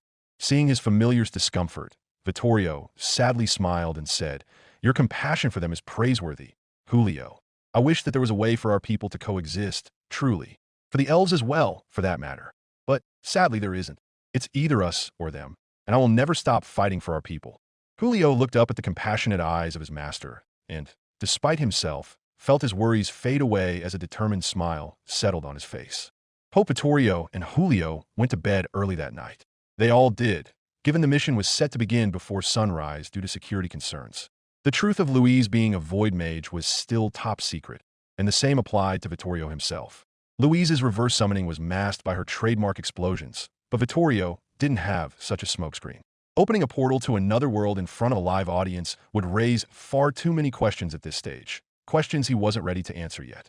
Instead, it was mutually decided that the mission would begin before sunrise, before any of the students or faculty not directly involved in the mission planning were awake. A large maroon tent had been set up around the ritual site, preventing anyone who just so happened to be awake at this time, mostly a few servants making early preparations for breakfast, from being able to see. Guards were posted by the entrances and around the courtyard, further deterring any would-be onlookers. All in all, it was quite the secure setup in Vittorio's opinion. By the time Vittorio and Julio entered the tent, Princess Henrietta, her bodyguard Agnes, the Valliers and Professor Colbert were already inside. The others filed in one at a time, not too long after, with the commoners arriving first before the nobles. Both groups splintered off almost immediately to make any last-minute preparations. The swordsmen and axemen sharpened their blades. The musketeers filled ammo and powder bags, and supplies were neatly organized into bags they would be carrying. Compared to what Vittorio's own guards were using, the commoners' weapons were very light. The swords, axes, and hammers were all small enough to hold in one hand and hide underneath their coats. Same with the carbines and pistols the musketeers were carrying. They couldn't even wear armor, and most just a shirt of mail underneath plain clothes. As for the mages, they were in a similar position, only they had the added benefit of only having to worry about their wands. The commoners were carrying the majority of their supplies. Some concern had been raised about the sword wands most of the mages were using, but given their light frames and small profiles, they were able to be concealed as well. The same obviously couldn't be said for Professor Colbert's staff, but he could easily pretend it was a walking stick, so it was of no real concern. Richard, Enzo, Alan, grab that jerky over there. Agnes ordered to the three men closest to the pile of crates and barrels moved into the tent the night before, which held the bulk supplies they would be drawing from. "Oh, of course," Alan answered as he nervously began to do as requested, which caused his partner, Erard, to raise an eyebrow. "You okay, man? You're kind of acting strange," Erard pointed out, and Alan fervently shook his head. No, I'm fine. Just didn't get as much sleep as I wanted last night," Alan declared, only for Erard to raise an eyebrow. "Seriously? You turned in for the night before any of us." "Well, except for Richard and Enzo. Come to think of it, all three of you went to bed around the same time," Erard said, gesturing to Richard and Enzo with an outstretched hand. While Richard ignored his fellow interior guardsmen, Enzo paused in what he was doing to happily wave before going back to what he was doing. "Since when was Enzo so cheerful?" Eugene muttered under his breath as he finished packing supplies, which Enzo heard and seemed alarmed by. He then hastily went back to what he was doing, although he was frequently scratching himself in obvious discomfort. Watching all of this, Agnes narrowed her eyes suspiciously. She didn't know any of these men all that intimately, only having met them a week ago. But Erard, Alan, and Enzo were acting strangely compared to what she had seen of them. mostly in that they were clearly trying to keep to themselves rather than with their partners, along with a couple odd deviations in their behavior. Okay, if you must know why I didn't get enough sleep last night. You know that student who was flirting with us yesterday? Alan asked, and Erard's face immediately warped into shocked realization. Ugh, say no more. I don't need to hear about this. Erard dismissed as he turned around and walked away with his hands raised, much to Alan's relief. He then muttered under his breath, what happened to pining after that girl from his village? Hearing that made Agnes' brow furrow even more. Then she turned around and walked over to the nobles. Marching straight up to Duchess Valier, Agnes declared, Duchess, I have concerns over 3 of our men. I'm certain it's just the stress, Karen dismissed as she sharpened her own sword wand. But they're acting out of character. Again, it's just the stress. I've seen it happen countless times before any risky mission like the one we're about to start. You'd be surprised how even the most disciplined man will behave before a mission starts, especially the more dangerous ones, Karen said, then turned to face Agnes fully. I appreciate your concern in bringing this to our attention, but the princess and I have vetted each and every one of these men personally. There is no cause for alarm. Go, you're dismissed. Agnes wanted to argue further, but she knew better than to do so with a noble. Forcing her frustration down, she turned and walked away to rejoin the musketeers and help fill more bags with black powder and musket balls. She couldn't help but glance in the 3 men's direction every so often, though. Karen, may I have a word? Viscount Wards whispered into Karen's ear, and she nodded. Taking that as his cue, he continued, I have concerns of my own regarding the Pope and his familiar.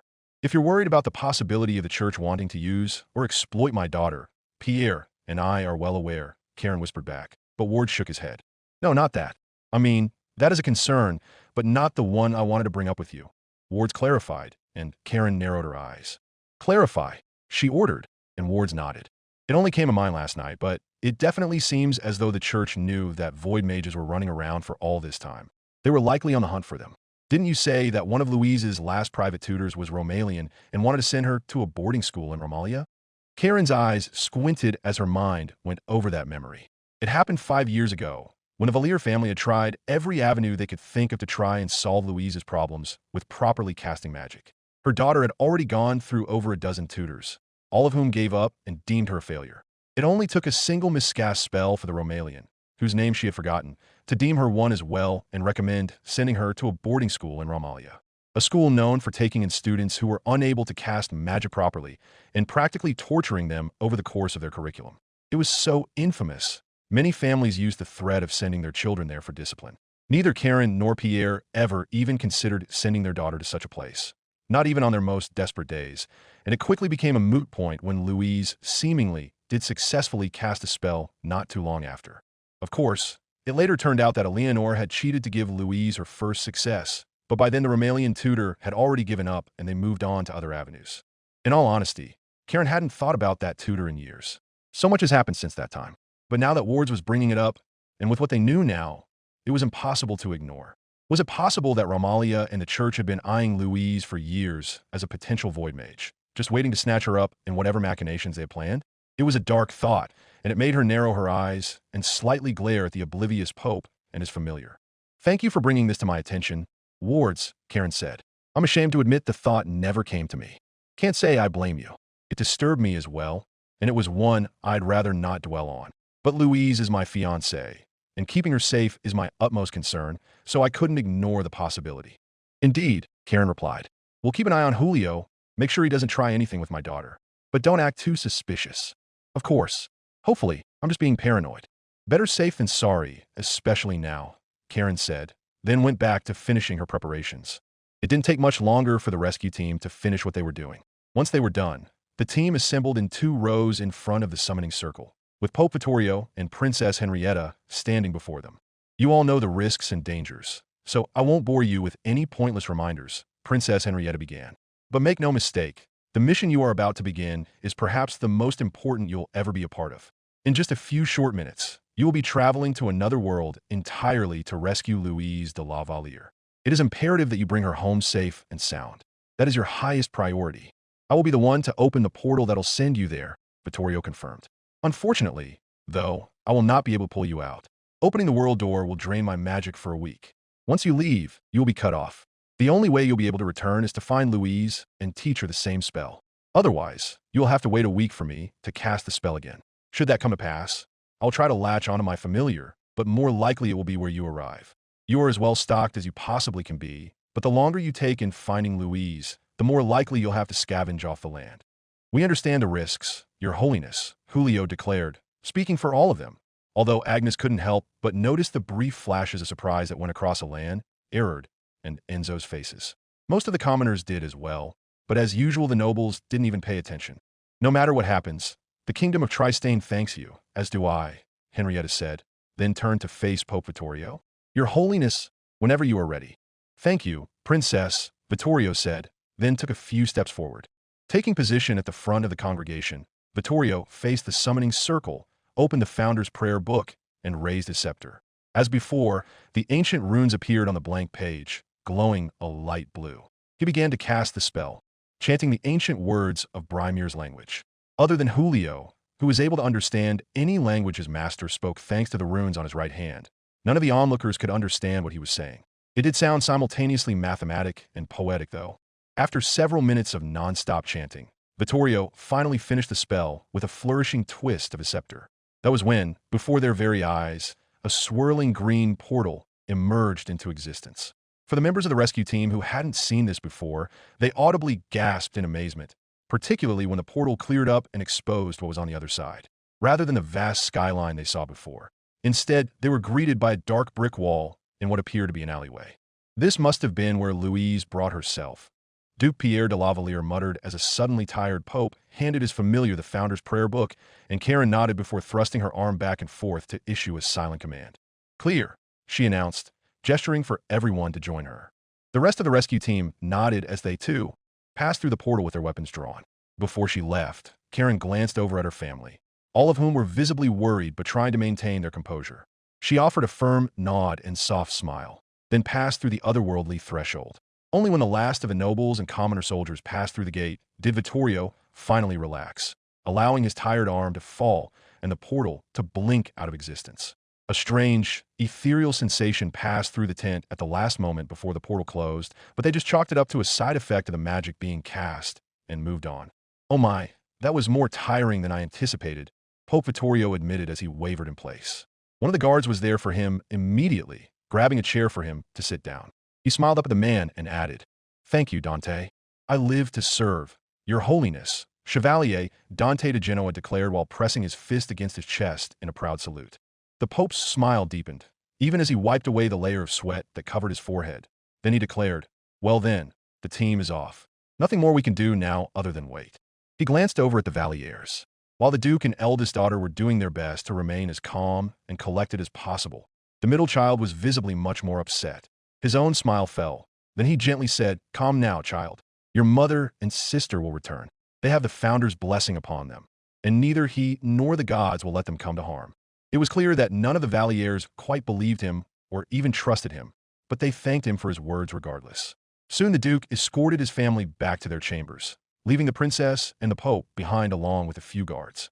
"I suppose I should be leaving as well. Breakfast will be ready in a few hours," the princess said. She bowed respectfully towards the Pope, then turned around and left the tent behind. A few of the guards went with her to make sure she was protected, not that anything would happen in the confines of the academy. Aside from the castle in Tristania, this was probably the safest and most secure location in the entire kingdom. Another guard came by to give Vittorio his flask of water, which the Pope graciously took. He downed a few drinks, but otherwise was content to remain seated. That being said, he did glance over to the summoning circle, frowning as worry and apprehension began to build up inside of him. It was not a boast to say that he was the most powerful man in Hakkegenia. As Pope, he was the head of the Brimiric Catholic Church and the voice of the gods and their will for Brimir's people. With one word, he could change the fates of millions and alter the course of history. And yet, here in this tent, he was utterly powerless to do anything for the people who he just sent to another world. It was yet another limit to his absolute power, Vittorio reasoned. One that made him respect what he could do even more. That was the nature of power. Only fools believed that they could do whatever they wanted, whenever they wanted. Everyone had limits, whether they were practical and physical constraints, much like now, or political and social. The former was understandable, whereas the latter was all too vexing. Vittorio was content to sit in that chair for several hours, letting his energy slowly return as he stewed in his thoughts. Eventually, though, as sunlight began to shift through the curtains of the tent, and he could hear students and faculty outside. He knew he had to go out and face them. Releasing a sigh, Pope Vittorio stood up and walked outside of the tent, momentarily squinting as the sun bore down on his face. As he suspected, he saw scores of students and teachers eating their breakfasts outside, having conversations among themselves that blurred together. With a soft smile on his face, Pope Vittorio wandered through the courtyard, the students' conversations ceasing as soon as they noticed his presence. But after a quick greeting, they went back to talking as before with an added contentment in their voices. A few servants came up to him, offering food and drink, but he politely dismissed them for now. Seated by themselves, he saw the Vallières trying their best to have a family meal, but he could tell that in the absence of their mother and youngest sister, it was an awkward, silent affair. He debated whether or not he should go up to try and offer comfort once more, but he decided against it. They needed their space for now, so he talked to them when they were alone. He did, however, notice that Princess Henrietta was standing by herself further away from the crowd. She was visibly trying to look happy whenever someone looked at her, but Vittorio could tell that she was troubled. Following her gaze, he could see that her focus was mostly on the commoner servants wandering around, handing the students their luxurious meals that filled the courtyard with a lovely aroma. Nodding to himself, Pope Vittorio walked over to her side and announced, "Greetings, Princess." "Oh, Your Holiness. Apologies, I didn't realize you were here," Princess Henrietta replied, as she quickly gave him a polite curtsy. "It is no problem. I only just now left the tent," he admitted, then turned to face the crowd with her. After a brief moment of silence, he continued, "You seem troubled, and not just about your friend. What's wrong?" Henrietta looked up at him and visibly debated with herself as to whether she should bother the Pope with her worries. But seeing the genuine smile on his face caused her to sigh. Then she admitted, "It's just the commoners." "What about the commoners?" "They make this food, tend to the students' every whim, yet they only get the scraps," Henrietta said. "I know that Headmaster Osmond treats and pays his commoner staff well, and the head chef is wealthier than many of the students who come here despite being a commoner. But this only serves to further highlight the disparity. Most commoners don't live like this." Vittorio nodded in complete agreement and replied, "No, they don't. Truth be told, the treatment of commoners vary widely across Hakagenia. Some, like the commoners here and in the Valliere lands, are treated quite well and are respected, leading to them having comparatively prosperous lives. Others are ignored or dismissed by those who lord over them despite being part of Brimer's people, just like the nobility. Not to mention the hunger and poverty that plagues our lands regardless of however their lords treat them in general. It saddens me any time I see a beggar on the streets of Romalia." Henrietta sighed and shook her head while saying, "There's so much I want to do, but so much I can't. That is the nature of leadership, sadly. You can't do everything you want to do. Others always have a piece of their own to hold," Vittorio said, then glanced down at her. "Did you know that before I became the Pope, the church owned countless acres and estates across Hakagenia that they weren't doing anything with? Bishops and priests, often working with local nobility, used these lands to further their own self-interest despite the fact that there were better uses for those lands that served the public interest. They could be orphanages, bread houses, schools, and more, yet instead they were used to build yet another extravagant cathedral or church that, honestly, wasn't needed. Not to mention the fact that, in all honesty, we produce enough food to feed everyone at least a little bit, nobles and commoners. Mass hunger and starvation shouldn't exist in my opinion." Henrietta nodded, aware of such practices in her own country, and she asked, "What did you do?" "I started seizing those properties, converting the land to care for the impoverished. Bread was milled and given out freely. Shelter was given to those who had none. All in all, I made those lands far more useful," Vittorio claimed, giving the princess a proud smile. But then that smile faltered and he admitted, "But despite all my efforts, poverty still exists, and many of the lands are still used in ways that sadden me." "There's still lands you haven't claimed? You're the Pope. You can do whatever you want," Henrietta pointed out, but Vittorio shook his head. "No, I may be the Pope, but even I can only reach so far," he claimed. "You see, Princess Henrietta, even the most authoritative or even tyrannical ruler, can only do so much. There are entrenched powers that benefit from whatever the status quo is, and they do not take kindly to change, especially when said change happens too quickly for them to adapt to. They try to stop it, reverse it even." "You make it sound hopeless," Henrietta sadly admitted, prompting Vittorio to quickly shake his head. "Not at all. You see, Henrietta, for a ruler to properly guide their domain to the next era, one that benefits all of its people and not just those at the very top, you have to proceed slowly and carefully. Make changes when you can while leaving things alone when you can't. Build up a base of support with powerful friends and allies to bolster you. Start from the bottom and build momentum. That way, When the tide finally does change, there isn't anything your enemies can do to stop it. He locked eyes with her and asked, "Does that make sense?" Henrietta looked up at the Pope, then after a moment smiled and answered, "Yes, it does." "Thank you, Your Holiness. You've given me a lot to think about." "I'm happy to hear it," Vittorio said. "If you ever wish to tell me any concerns or troubles you may have, please know that I'm more than willing to lend an ear. I get the sense that you and I share a lot of the same viewpoints." "I will. Thank you," Henrietta said. Vittorio nodded, happy that at least one future leader of a Brimera country cared more about their people than just those who directly gave them power. It was a welcome change of pace. The king of Gallia was a fool who only cared about his own hedonistic desires, and the now deposed king of Albion was even worse, nearly bankrupting the entire country out of a desire to expand the Albionese fleet to obscene levels. That's what kicked off the rebellion that now threatened the entire continent at perhaps the most inopportune time and led to his untimely death in the first place, along with decades of general misrule. He wanted to avoid that, especially given what was on the way. Any further thoughts, though, were immediately dashed as he heard a commotion coming from the direction of the tent. Both he and the princess turned to the noise, where they saw three men wearing only their underwear rushing about in a panic. He was about to chastise them, but then he saw their faces. Vittorio recognized those men. A quick glance at Henrietta and the Valliers who were slowly standing up from their seats told him that they did as well. But that should have been impossible. He saw them leave just a few hours before. What is the meaning of this?" Henrietta demanded as the commoner men, whose names were Richard Danel, Enzo de Hatchet, and Alain de Riccati sprinted up to them. "We are so sorry, Your Highness. We just woke up," Alain declared, nearly coming to tears. "When we did, our gear was gone and the door was locked from the outside. We came here as soon as we got out. Where's everyone else?" "Everyone else? You.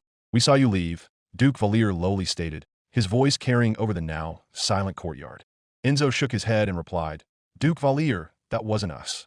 Vittorio felt the color drain from his face as he slowly began to realize what had happened. Horror then gave way to rage, and he growled, "Put the academy on lockdown." Now, if there was one word Montmorency de Montmorency would use to describe how she was feeling right now, it was frustrated. She was frustrated at a lot of things, really. Frustrated at her family's dire financial straits. Frustrated at the utter chaos that had overtaken her classroom schedule. And, of course, there was the primary source of her frustration, her fiancé Guiche de Graymont. She loved the boy, had ever since they were children, but by the gods did he get on her nerves. One moment he claimed he loved her, the next she catches him flirting with some first year. After the fifth time it happened, she had half a mind to dump him. She almost did a few times, but ultimately she couldn't. She still loved Guiche. That and her family needed this marriage after her father squandered away most of their money through bad investments. With her current prospects, it was unlikely any other family would be willing to accept her as a bride like the Greymonts were. Didn't stop her from avoiding Guiche for the time being after she caught him flirting with Katie last night, and she would continue to avoid him until he won back her forgiveness. With that in mind, Montmorency distracted herself by brewing her potions inside the Academy's medical wing. She'd come here often over the past month, ever since classes were largely put on hold after Louise's disappearance. At first, she legitimately thought the Zero had finally run away, but that was until the princess and then the Pope himself arrived. Neither she nor anyone else knew what was going on, but it was clearly more than just a runaway student. Still, even after classes were reconvened, she continued coming up here in her spare time. Lady Aurora was an expert in healing potions, and Montmorency had learned a lot from her. Then, when things finally seemed to be going back to normal, the Academy was put on lockdown again. This time the cause was 3 of the commoner soldiers who were assembled to be part of the so-called rescue team. They overslept and missed the departure entirely, which normally wouldn't be a problem. No, the problem was that others saw those men leave, which raised a much bigger concern.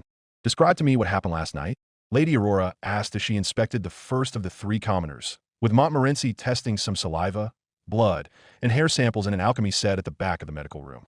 "At first, everything was fine," Richard Danel began, sitting up straight despite the powerful and angry noblemen surrounding him and his comrades. "We were eating dinner and drinking. I was already planning on retiring for the night early, and had been up for hours already. So, when I finally started feeling tired, I thought it was normal and went to my room. Ended up falling asleep as soon as I fell on my bed. But when I woke up, it was already daylight. Same thing happened to me," Enzo de Hatchet added, "and I went to bed around the same time he did." "We all did," Alain de Riccati stated, then looked tearfully at the princess. "Your Highness, if there is anything I can do, you have nothing to apologize for. It's obvious you and the others were drugged, then replaced." Princess Henrietta interrupted him, a deep scowl marring her face as she turned to face Lady Aurora. Am I correct in saying that, Lady Aurora? Aurora glanced at Montmorency, who was taken aback at being put on the spot. She quickly recovered and answered, my tests show that these men were indeed drugged. It appears that they were all slipped doses of a drowsiness potion, a common sleeping aid that takes about an hour for the effects to kick in. With the dose they received, it would put anyone to sleep for 12 hours. How common are we talking about? Pope Vittorio asked, and Lady Aurora nodded. A significant portion of the student body uses them, particularly during exams. It's a stressful time, much as the past month has been. I've even had to deal with a few accidental overdoses since all this began as it was, Lady Aurora declared. If someone with ill intent wanted to drug these men, it would not be hard to find some potion to slip into their drinks. Duke Valier growled and clenched his fists together while mumbling, Gods damn it. Duke Valier, Your Holiness, I assure you that whoever these perpetrators are, we will find and punish them. Headmaster Osmond added, his normally jovial and laid-back demeanor replaced by one of pure rage, his voice dripping with venom. This is a colossal breach of security. At this point, it is now a kingdom-wide concern, Henrietta added, with Pope Vittorio nodding in agreement. I will direct my men to aid in the investigation as well. This will not be tolerated, he declared. The entire medical wing became filled with an oppressive, heavy atmosphere that made Montmorency nearly tremble. The only reason why she was involved in the first place was because she just so happened to be eating her breakfast with Lady Aurora when the Pope and everyone else barged in and demanded their complete and utter attention. Everything was a blur after that, and Montmorency desperately wanted to leave the situation entirely. Thankfully, Lady Aurora seemed to notice Montmorency's discomfort, and she said, Go on, Montmorency. I'll handle the rest from here. Thank you, Lady Aurora, Montmorency said, then respectfully bowed before hastily leaving the medical wing. As she gently closed the door, she heard the muffled voice of the Pope asking, Do we have any suspects? So far, none, Headmaster Osmond regretfully answered. It could have been anyone for all we know. I want everyone vetted, regardless of status, Vittorio ordered. What I want to know is how these interlopers were able to disguise themselves so thoroughly, Henrietta added, and Osmond stroked his beard while releasing a breath. There are spells which can magically alter one's appearance for a time, which tells me that this infiltration was planned, Osmond declared. Then Montmorency finished closing the doors, and their voices became fully muffled. Leaning her back against the wooden threshold, Montmorency sighed and said to herself, Founder, what a mess. Shaking her head, she continued walking down the stone corridor, idly rubbing her hands together nervously. She wasn't privy to everything that was going on with the rescue mission. The school was being very hush-hush about it. All she knew was that they had assembled some of the best mages in the entire kingdom, along with a few commoners for some reason.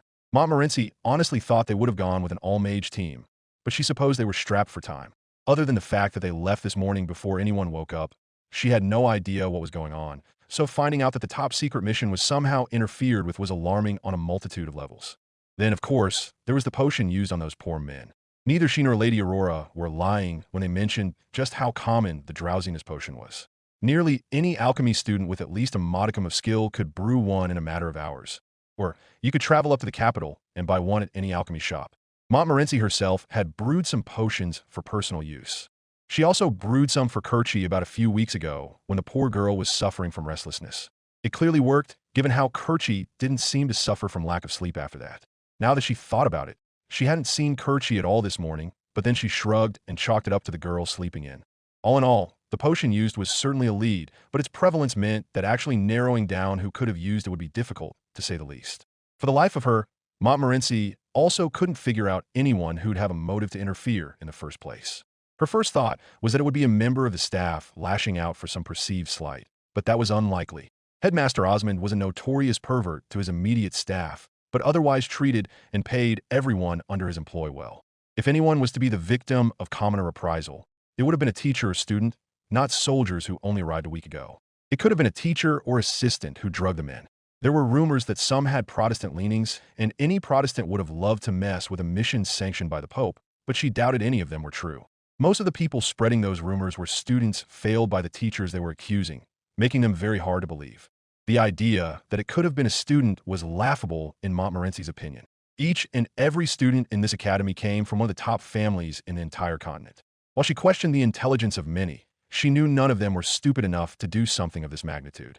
The ensuing political scandal would have destroyed their family's prospect for generations to come at best. Yet, despite assuring herself that she didn't know what was going on, she couldn't help but keep rubbing her hands nervously. A voice in the back of her mind was whispering about the possibility that the drugs she brewed could have been used on those men. But she did her best to ignore that. She was just being paranoid, and paranoia would get her nowhere.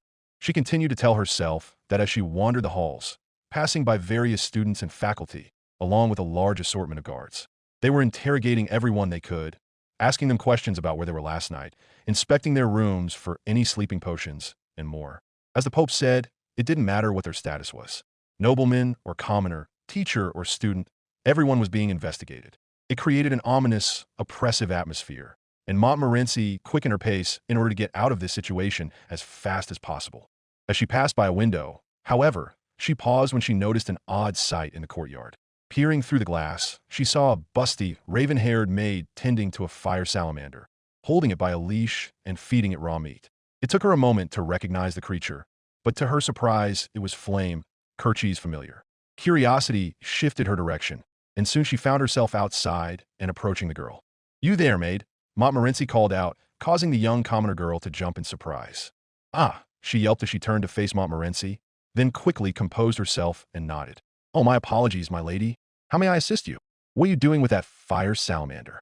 Montmorency demanded, pointing down at Flame, who ignored her in favor of his meal. "Oh, Flame? Lady Zerbst requested that I look after her familiar for a few days," the maid answered. "Why is she having you do that?" I thought she took pride in caring for Flame herself. Something about urgent business that took her and her friend to the capital for a few days. I didn't pry much further than that. Her friend? You mean Tabitha? You mean the short, blue-haired galleon girl, yes? The maid asked. Montmorency quickly nodded, and the commoner girl nodded back. Then yes, I checked the stables this morning and saw that her dragon was missing, so I imagine they flew off on her. I see, Montmorency replied, trying her best to keep as calm as possible. She then gave a dismissive nod and ordered, "Carry on, then." "Of course, my lady," the maid replied as she gave Montmorency a respectful curtsy, which the noblewoman didn't even notice as she already turned around and made a beeline back to the academy. Despite her attempts to remain calm, Montmorency could feel her heartbeat thundering in her chest. Her mind was in a daze, and she hardly even noticed where her feet were taking her. Several students, faculty, and guards passed her by, but other than a few odd looks, no one accosted her. The fact that none of the interrogating guards pulled her aside was a welcome relief, but it barely registered for Montmorency. Everything only came back into focus when Montmorency found herself standing before a thick wooden door. But it wasn't her door. It took her a moment to realize where she was, but the faint aroma of incense and candles coming from inside told her that this was Kerchie's room. Her hand was on the doorknob, ready to twist and open it. She hastily pulled her hand away and tried to step back while muttering, "No, no, no. I can't go in there. That is Kerchie's room, not mine. Founder knows what perversions happen in that room."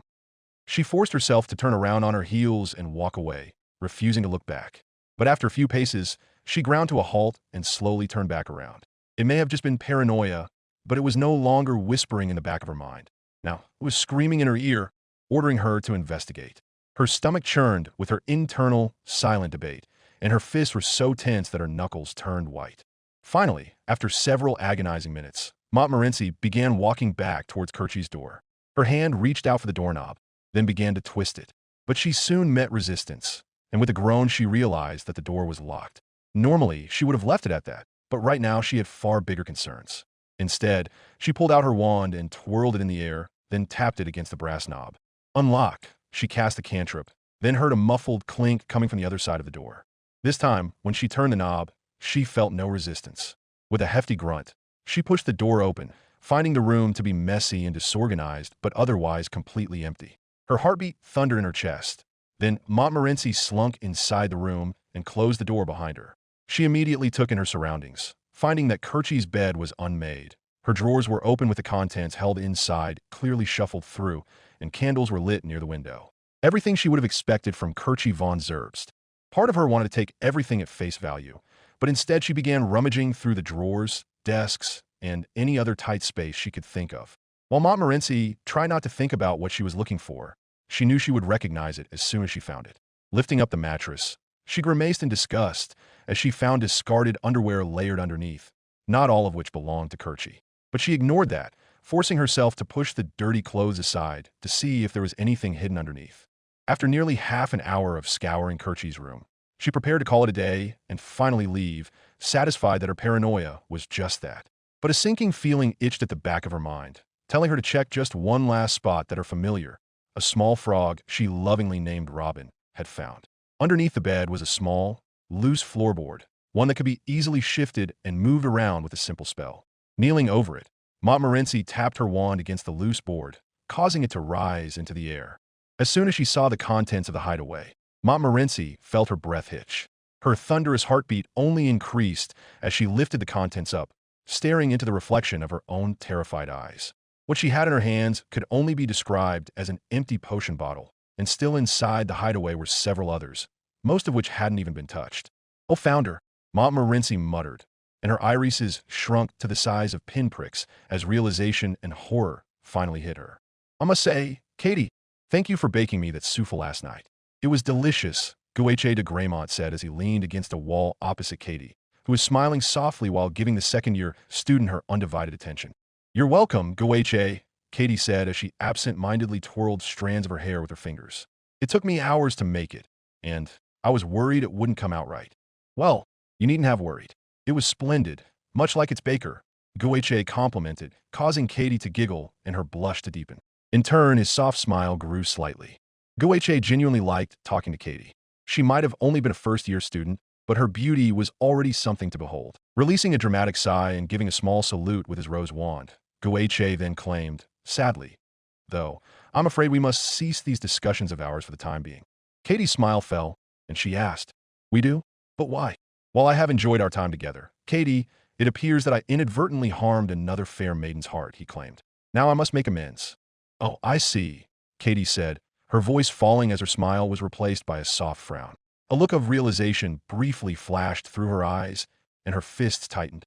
Without even bothering to hide her anger, Katie continued, "Well then, I hope you can. For her sake." Before Gueche could even react, Katie slapped him across the cheek, then turned around in a huff.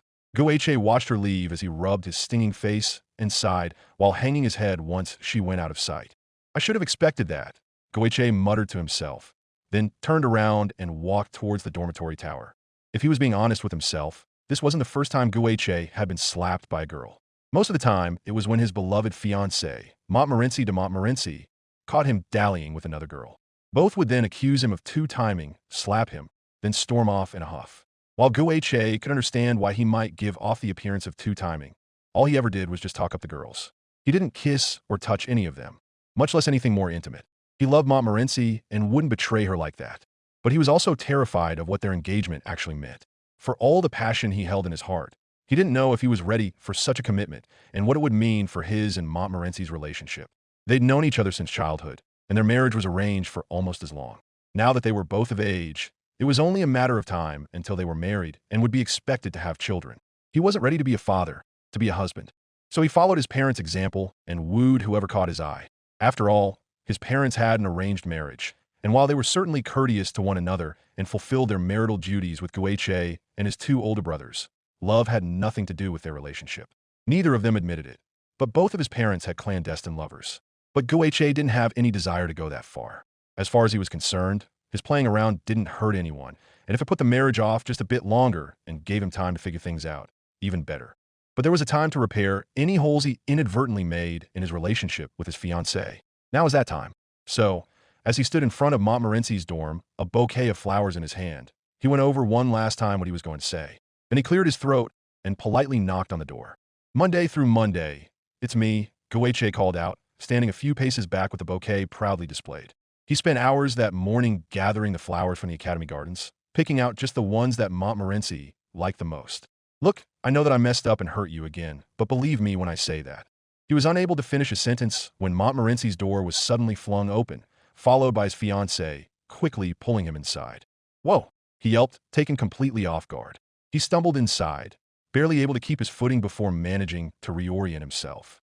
Standing up straight, and happy that his apology was going better than he could have even hoped, Gueche turned around to face Montmorency just as she slammed the door shut. "Okay then, as I was, Monday through Monday," Gueche shouted as he finally saw the condition Montmorency was in. Gone was the composed and beautiful girl he fell in love with. Instead, her hair was frazzled and pulled apart, her eyes bloodshot, and she was breathing rapidly as she fell under the grips of a full-blown panic attack. "Montmorency, what's wrong?" Gueche asked, stepping forward to try and comfort her.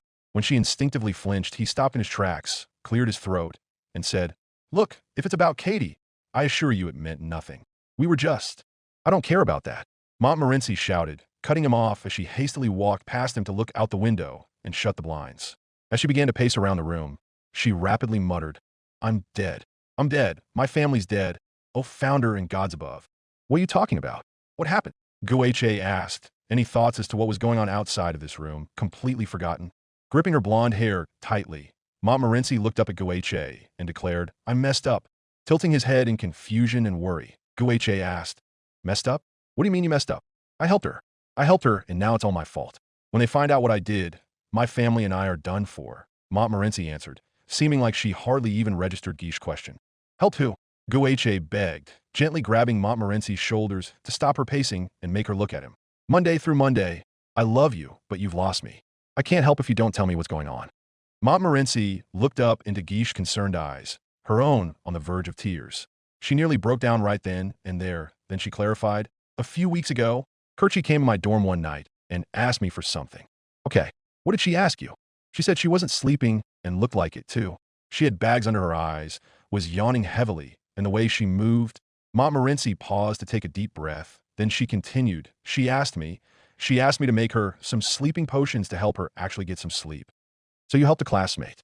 I don't see how that's worth panicking over." "If anything, you could be praised," Gueche admitted, but Montmorency fervently shook her head. "You don't understand," Montmorency dismissed.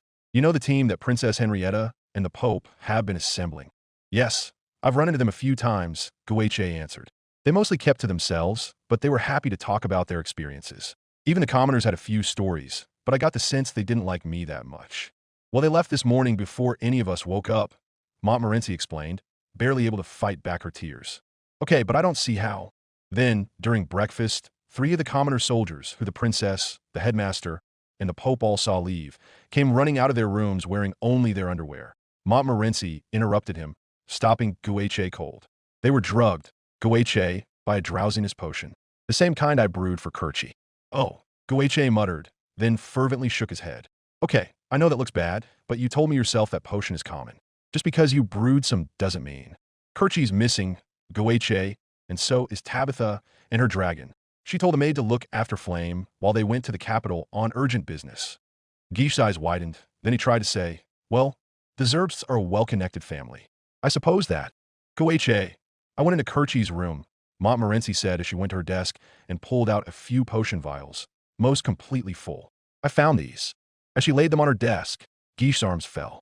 His jaw went slack, giving his fiancée the unspoken cue to continue explaining. "These are the potions I brewed her. The potions I thought she was taking. She didn't use any of them, Gueche.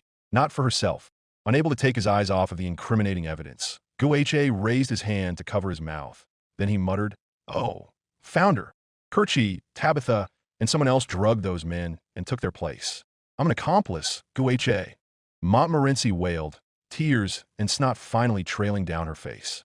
Hey, it's okay, it's okay," Gueche claimed as he wrapped his fiancée tightly in a hug. As she balled into his shirt, he absent-mindedly looked around the room, trying to find anything that would give him an idea on what to do next. "What am I going to do?" Montmorency begged, her voice muffled by his shirt. "When they find out what I did."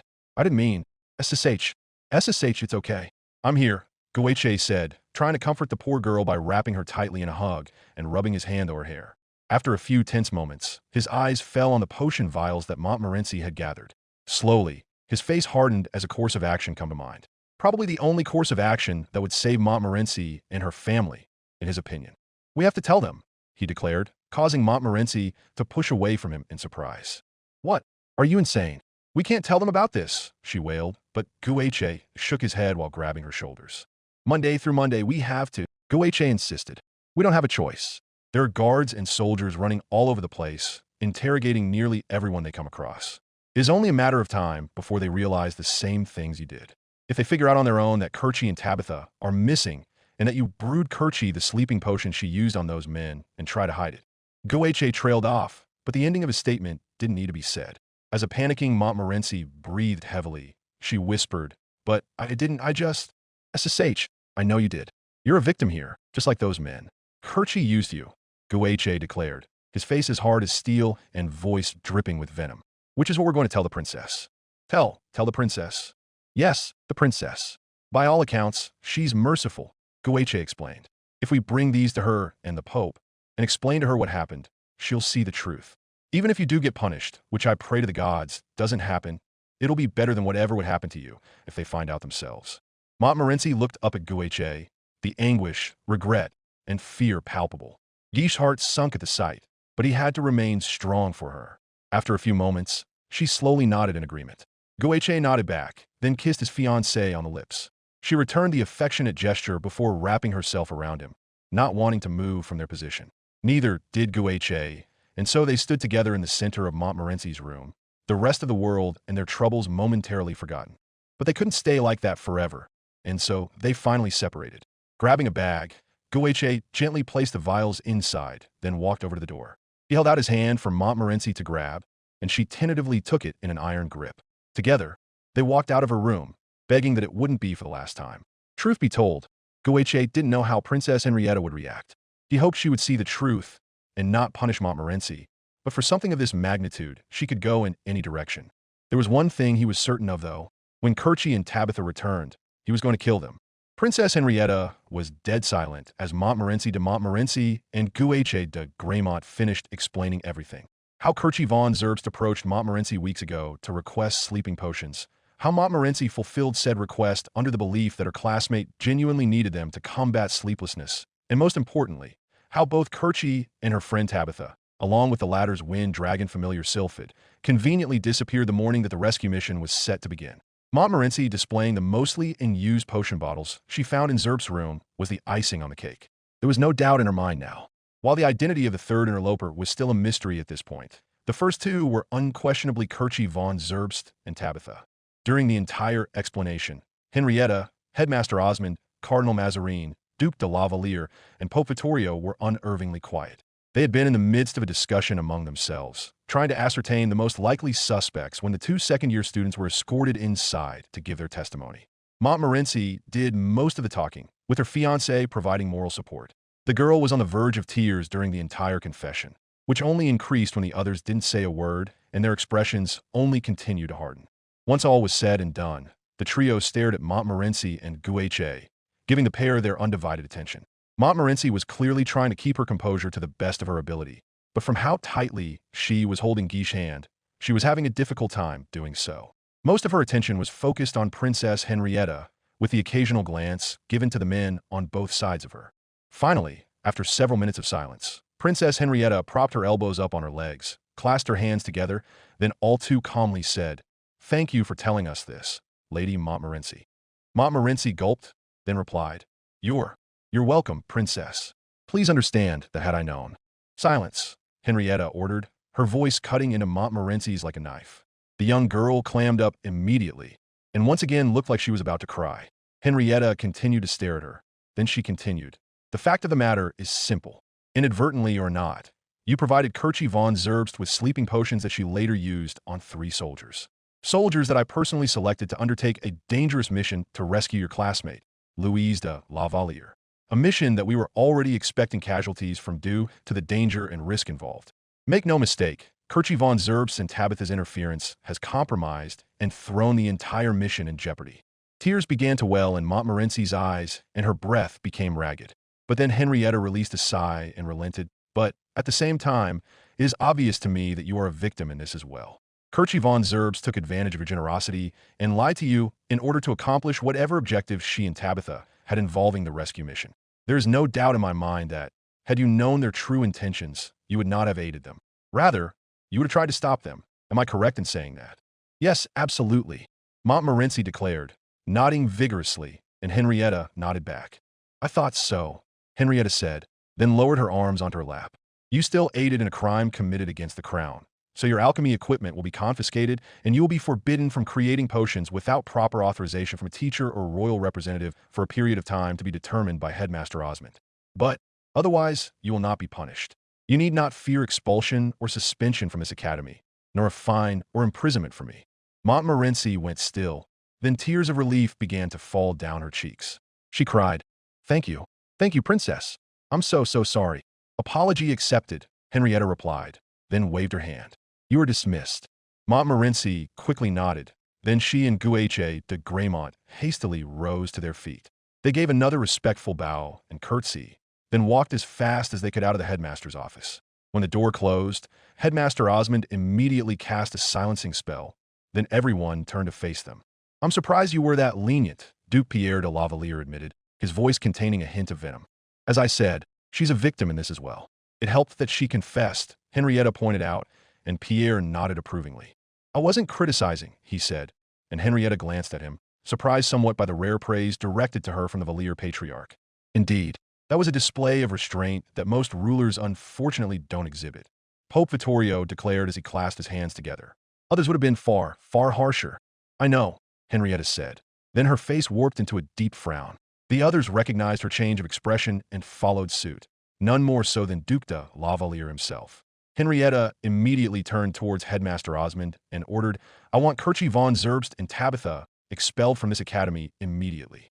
Of course, I was already going to do that as soon as their guilt was assured, Headmaster Osmond replied as he stroked his beard. It's clear that the pair of them have been planning this for weeks, Pope Vittorio added.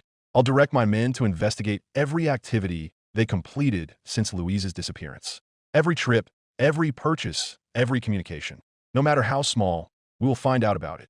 My men will assist you as well, Henrietta confirmed, then breathed in harshly as she stared at Duke de Lavalier. Those damned Zerbsts, he muttered under his breath.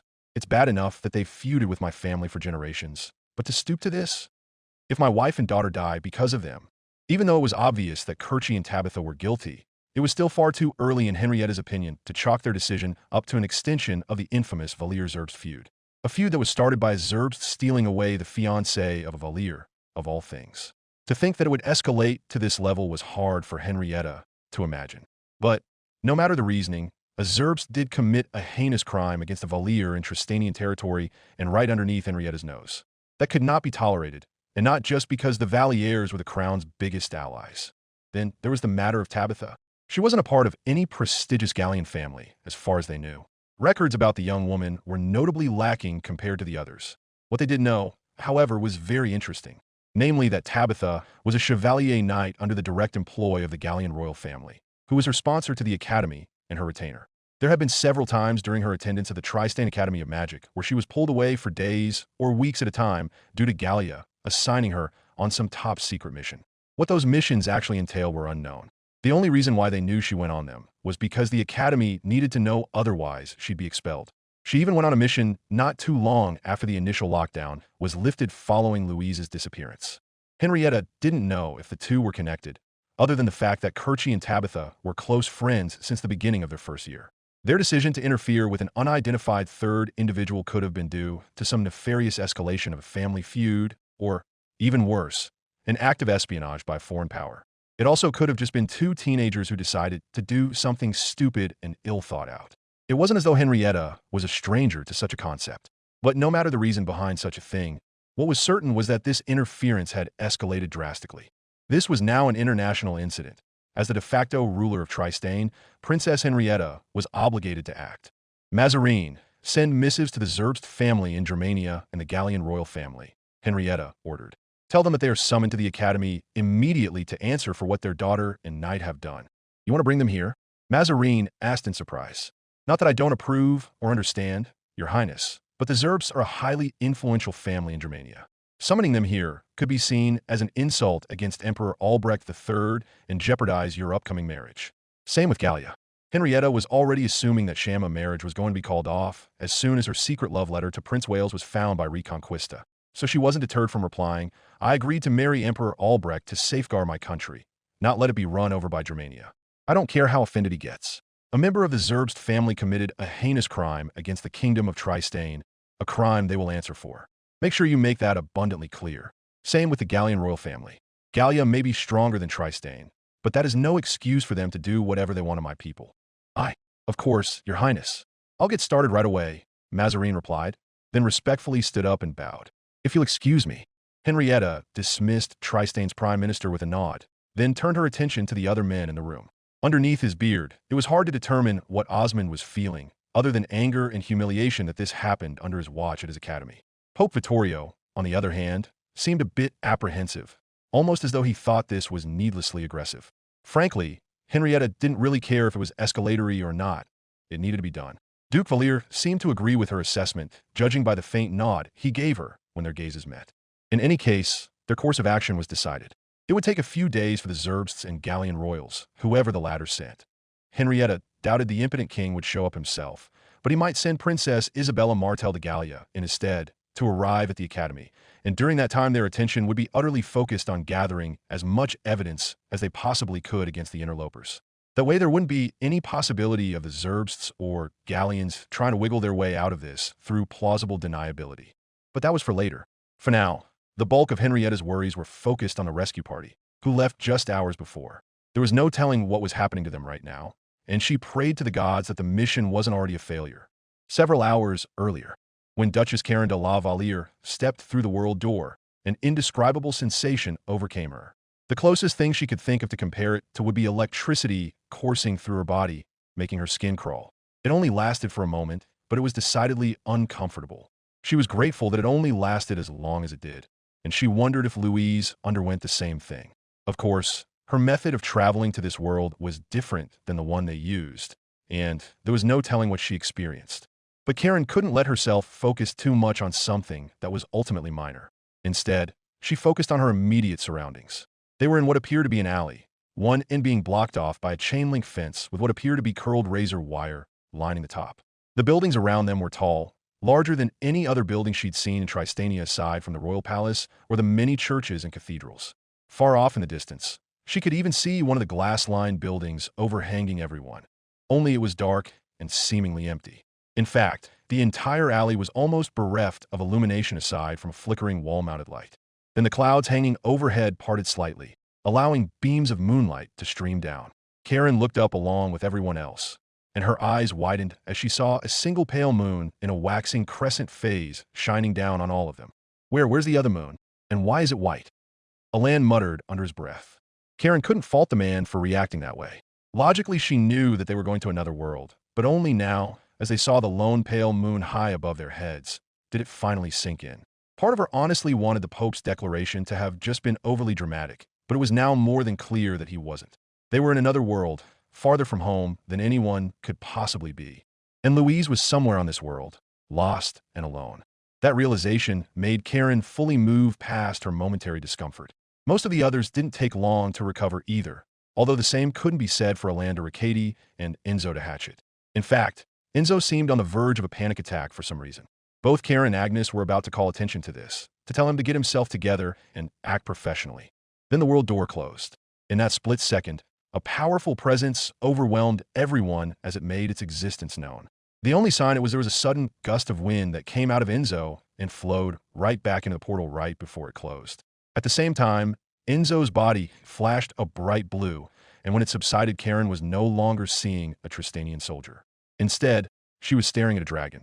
What the fuck? Eugene de Alamand yelled as he and the others backed up and drew their weapons, pointing them at the creature who was backing itself into a corner, clearly panicked. Agnes, meanwhile, immediately focused her attention on the two men who were right next to the dragon, Richard de Anel and Alanda Riccati. Without missing a beat, she aimed her musket at the two men and growled, "On your knees now." Alan was visibly frightened, surprised at the sudden turn of events. Richard, on the other hand, was keeping most of his attention on the dragon and looked like he wanted to try and calm it down. But as more muskets and wands were pointed at them, he complied, dropping to his knees and raising his hands behind his head. What the fuck is going on? Why is a dragon here? Marion de Calvet demanded to know. What was that wind? Baron Gillis de Value angrily asked, only for Wards to answer. That was a wind spirit. Wards answered, his eyes narrowed and his voice as firm as steel as he pointed his sword wand at the dragon's throat, which waved its gaze about as it continued to panic. Well then, why in hell was a wind spirit with us? Chevalier Bernadette de Fabrevart. And how did Enzo turn into a dragon? It was disguising her. Derflinger's voice piped up from where he was sheathed.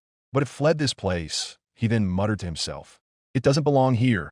As anger and confusion swept over the team, Professor Colbert's eyes squinted. Raising his staff, he cast a small light over the group, allowing him to fully see the dragon in detail. His eyes widened. Then he said, I recognize this dragon. Turning his head to the two men currently held at gunpoint, he snarled, then cast another spell, one that could remove magical disguises. To everyone's amazement, They watched as ethereal shrouds that had apparently been covering Alan and Richard fell away, revealing two teenage girls, one of whom Karen recognized immediately. Kilhya, Tabita, what are you? Colbert muttered in complete astonishment. That astonishment turned into sheer anger not a moment later as he snarled. What are you doing here? Hey, Professor, Kirchi von Zerbst awkwardly greeted to no one's amusement. That's a funny story. Do I look like I'm laughing? Colbert spat, looking more furious than any other time Karen had ever seen the middle-aged man. Where are Richard, Enzo, and Alan? What did you do to them? The nervous Kirchi von Zerbst could only giggle somewhat hysterically. Then Tabitha calmly answered, We took their place. They're currently still asleep at the academy. You took their place? Laurette de Peltier screamed in righteous anger. Ow! God's damn it. I knew they got tired too quickly, Suero de Camor growled, gripping his one-handed hammer tightly. They drugged them. You drugged, Colbert muttered, his eyes widening as he stared at the three stowaways. He then growled, Why? Why would you do that? They're spies, Agnes barked. I know for a fact that Tabitha, if that is even your real name, is a Chevalier Knight working for Gallia. Seems pretty obvious to me. The other mages and commoners looked at each other and murmured among themselves. The commoners in particular incensed at the crime committed against three of their own. Karen was barely able to keep herself from casting a spell right then and there, and both Kirchi and Tabitha suddenly looked scared, particularly when Agnes pulled back the hammer of her musket. Hey, put that weapon down now, Colbert ordered as Agnes aimed her weapon at Tabitha's forehead. You know what we do to spies, Professor. You are not shooting my students. Do you understand me? Colbert ordered, stepping in front of Agnes before looking back at his students. Gone was the compassionate, if quirky teacher. Instead, there was nothing but rage and barely disguised contempt in his eyes as he stared down at them. Then he demanded, Girls, answer the question. Why are you here? Kirchi gulped while Tabitha remained passive. Then she blurted, We're not spies. I felt guilty, okay? Guilty, Colbert repeated, not expecting that answer. Neither did the rest of them. Yes, guilty, Kirchi confirmed, breathing heavily. Colbert squinted his eyes. Then Julio asked, Guilt? How in the founder's name does guilt lead to you drugging three men and taking their place? That doesn't make any sense. It doesn't, Suero confirmed, his voice dripping with venom. All right, so I didn't quite think it through all that much, Kirchi admitted. All I knew was that you guys were planning a rescue mission to save Louise, and I wanted to help. So I told Tabitha what I was planning, and she tried to talk me out of it. Repeatedly, Tabitha confirmed, glancing over a now whimpering Sylphid who was covering her face with her forelimbs. She was also looking around their surroundings. Her eyes narrowed in deep concentration as she took everything in. Professor, you know that when I set my mind on something, there isn't much that can be done to stop me. No matter how stupid it is, Kirchi pointed out. I figured that, since I'm a triangle-class fire mage, I could help. I would have volunteered, but I knew there was no way in hell you'd let me. So I did the only thing I could think of. The only reason why Tabitha and Sylphid are here is because Tabitha wanted to keep me safe. It's my fault. Karen narrowed her eyes and clenched the hilt of her sword wand tightly. There was honesty behind Kirchi's words. That much was certain. But she couldn't tell how much of her explanation was truthful. Her instincts were screaming at her that there were key details being omitted, but she didn't know which ones. She breathed in deeply through her nostrils, then growled, I don't care what your reasonings are. You've compromised this mission. A mission to save my daughter. I should. Quiet, Tabitha suddenly interrupted, causing Karen to shoot her head back in anger.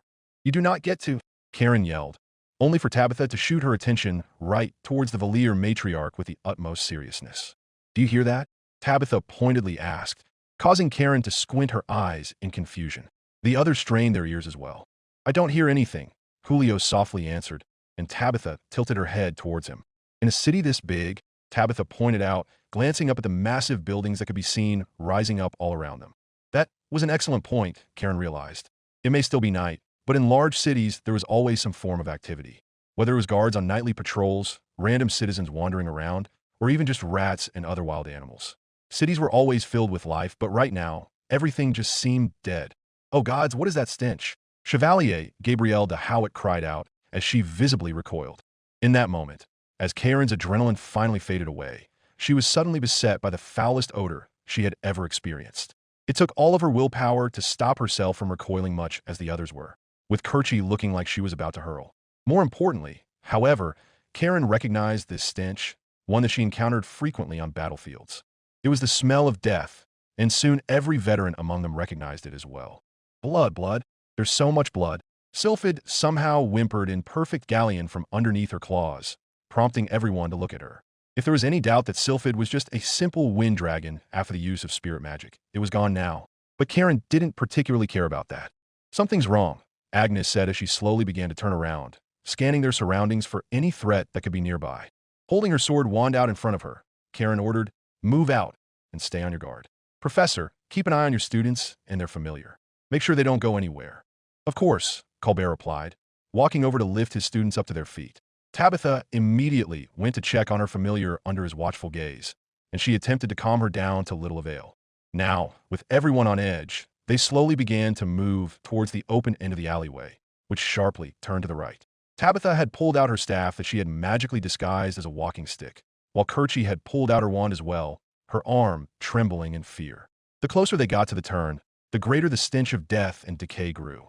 Something had happened within the week since they saw this city last, and Karen had no idea what it could possibly be. Then, as they reached the turn, Kerchie suddenly screamed, "AAGH." She fell to the ground and hastily scrambled away, her eyes as wide as saucers as she stared at something slumped over beside a dumpster. Karen immediately recognized it as a dead body, a woman who couldn't have been more than 20. "Look away, look away," Colbert ordered, forcing the now panicking Kerchie to look away from the corpse as the others surrounded it, with Tabitha and Suero kneeling down right in front of it. They grimaced as they looked over the pale and partially rotten body covered in blood. Suero immediately pointed to the collapsed portion of its skull and said, "Blunt force trauma. Judging from the size of the wound and the amount of blood, I'm guessing repeated blows." Tabitha nodded in agreement, then pointed to a few other wounds on the corpse's torso and neck. She said, "Bite wounds." Suero narrowed his eyes as he looked at the wounds more closely. Then he noted, "Those don't look like they came from an animal." Tabitha grimly nodded and replied, "These look like they came from a person." "What do you mean a person? How could a person possibly do this?" Chevalier Rosalind de Cazenave asked as she looked over the bite wounds. To Karen's alarm, there were visible chunks of flesh pulled off of the person's body. If she didn't know any better, this woman was nearly eaten. Despite herself, Karen couldn't help but feel her heart thundering in her chest. Turning towards the street, she gripped her sword wand more tightly, then began carefully making her way towards it. The others followed suit, their weapons out and heads turning on a swivel. Each step echoed across the brick-lined alley, and a faint breeze pushed through the gap that carried more of the foul stench with it. Ominously, the moon disappeared behind thick clouds, casting them once again in shadow. Then they finally stepped foot out into the open street, and Karen's heart fell. Gone was the pristine and grand city she had seen a week before. Now all she saw was complete and utter devastation. Glass windows were shattered, buildings set aflame and sending pillars of black smoke into the night sky. Horseless metal carriages lied, overturned, and shattered, some of which were burnt to a crisp. Not a soul could be seen, but there were tremendous amounts of blood everywhere. As her jaw fell slack, her attention was drawn to a piece of graffiti painted on a wall. It took her a few moments to recognize the writing, but to her surprise, she found that it was written in Albionese. "Beware, the end is extremely fucking nigh," Agnes read aloud. Her eyes narrowed as she scanned the broken street for any sign of danger, the hair on the back of her neck standing completely upright. What happened here?" Kerchie quietly asked as she beheld the devastation, and Colbert shook his head. I don't know," he admitted, his eyes drawn to a large sign standing atop a building overlooking the carnage, illuminated by a trio of lights coming from underneath. The sign showed a smiling couple in the most perfect depiction of a man and woman he had ever seen beside a red and white octagon that looked like the top of a parasol. Underneath the couple were the words, also written in Albionese, "Umbrella Corporation, preserving the health of the people." "Hey, I see someone," Erard said, pointing to a man hunched over someone else underneath a flickering streetlight. The others turned their attention towards the native, and they slowly began to make their way over, their weapons drawn and pointed in all directions. Hey, sir, can you tell us what happened here?" Erard gently called out, trying to catch the man's attention. But he was ignored, the man continuing to hunch over what could only be described as another dead body for whatever reason. Alarmed and somewhat annoyed, Baron Gillis de Value harshly ordered, "Hey, we're talking to you, and we need some answers." Still the man ignored them despite the fact that they were only a few feet away. Karen was about to say something to catch his attention, perhaps even walk up to physically grab him, but was interrupted by Derflinger's whispered shout. "Stop! All of you, stay away from him," the sword harshly warned them. Whatever questions Karen might have asked died in her throat as she suddenly heard a wet rip coming from the man. Her eyes widened as she saw a growing pool of blood around the fresh corpse. some of which was flowing down the man, still hunched over him, eating away at his flesh. By the gods, Gabrielle muttered as she stepped back, inadvertently stepping on a piece of glass that cracked underneath her boot. For some reason, that finally managed to catch the man's attention, and with his back still facing them, he began to shakily turn his head around. Underneath the flickering street light, and to everyone's disgust and horror, they saw the man glare hungrily at them. His eyes were milky white, his skin pale and covered in blood, and large chunks of his face and body were completely rotten, exposing the muscle and bone underneath as a chunk of ripped flesh hung from his jaws. Chapter 18, City of the Dead. Get back! Get back! Agnes shouted as she brought her musket to bear, with everyone else doing the same. Wands were drawn, hammers pulled back as the entire rescue party fanned out and covered the man from multiple angles. The calm composure everyone previously had was now completely evaporated, replaced by terror and surprise bordering on outright panic. By the gods, someone shouted, although Kerchie couldn't quite make out the voice as she focused squarely on the man before them, blood still dripping from his mouth onto the body he was just feasting upon. Founder, have mercy, another quietly asked. What happened to him? Kerchie cried out in horror as the man, now fully focused on the mages and commoners training their weapons on him, slowly stood up. As he did, more of his victim's corpse could be seen underneath the flickering street light. It was so mauled, she couldn't tell whether it used to be a man or a woman, its face eaten away and the skull exposed. The man himself was in no better state, looking more like a corpse than an actual person. His clothes were ragged, covered in dark blood stains, grime, and more unspeakable filth. His skin was bloated and a deathly pale gray, bits of flesh ripped out and exposing the bone and muscle underneath. Despite his eyes being milky white, the Germanian girl could feel him staring hungrily into her soul, and as he released an unearthly, animalistic snarl, she could see his jaws and throat covered in blood. "Air hammer!" Karen de la Valliere shouted, casting a powerful gust of wind that slammed into the man's body like a hammer. They could hear his ribs pop and crack under the force, and he was sent flying back into one of those metal horseless carriages with enough force to partially cave it in and shatter the glass windows. At the same time, the blow triggered something inside the carriage, causing it to light up and emit a loud, blaring siren that made Kerchie's ears hurt. But she wasn't focused on that. Instead, she focused on the man's remains, as it quickly became apparent he was killed instantly. Blood was oozing from his body out of the many open wounds he sported. Broken bone was poking out of the skin in multiple areas, allowing Kerchie to see the rotten marrow in the center. His neck was tilted at an awkward angle, and the back of his head was partially caved in, leaking brain matter onto the street. Kerchie could feel herself begin to hyperventilate as she gazed upon the grisly scene. Then she could no longer hold down the contents of her stomach. She turned to the side and hurled, and Professor Colbert was on her immediately, placing his hands comfortingly on her shoulders while turning her away from the carnage. "It's okay, Miss Zerbst. It's okay. Just don't look." He tried to calm her down, to little avail. Tabitha and the others, meanwhile, with their composure, snapped back into focus thanks to Karen's decisive move, sprang into action. From a perimeter now, Agnes ordered, leading the other musketeers forward to surround the party from all sides, their muskets trained outward for any potential threats. The mages, meanwhile, had rushed over to the bodies, their wands held tightly in their hands. "Won the founder's name?" Wards muttered under his breath, disgust and horror filling his voice while the Howitt twins and Duchess Valliere kneeled next to the body. What happened to him? What could have done this to a man? Baron Giles de Valois asked, gripping his sword wand tightly. More importantly, what is he? Chevalier Bernadette de Cazenave tersely added as she pointed to the broken body. Because that is not a man. Necromancy, Karen immediately declared with no room for argument in her voice. Necromancy? Chevalier Bernadette de Favre softly repeated. Are you sure? Without question, Karen replied. Her eyes narrowed and her lips clamped tightly together. I believe she's right, Chevalier Alphonse de Howitt confirmed as he poked the corpse with the tip of his sword wand, partially peeling back the rotten flesh. With the amount of rotten decay on the body, this man must have died days ago. This corpse was reanimated. I've seen and dealt with necromancy before, Tabitha added, her voice low as she glanced in every direction for possible threats. But never to this extent. Neither have I, Karen growled, her mind going back to the first time she encountered the foul art of necromancy. When Duke Estichu, the Prime Minister of Tristanbach when Karen was young and just starting her military career, attempted to use the foul magic in a plot to take over the country in a coup d'etat. Necromancy was a dark and perverse form of magic performed by demented water mages who used their magic to reanimate a corpse as their slave and direct them to do their master's bidding.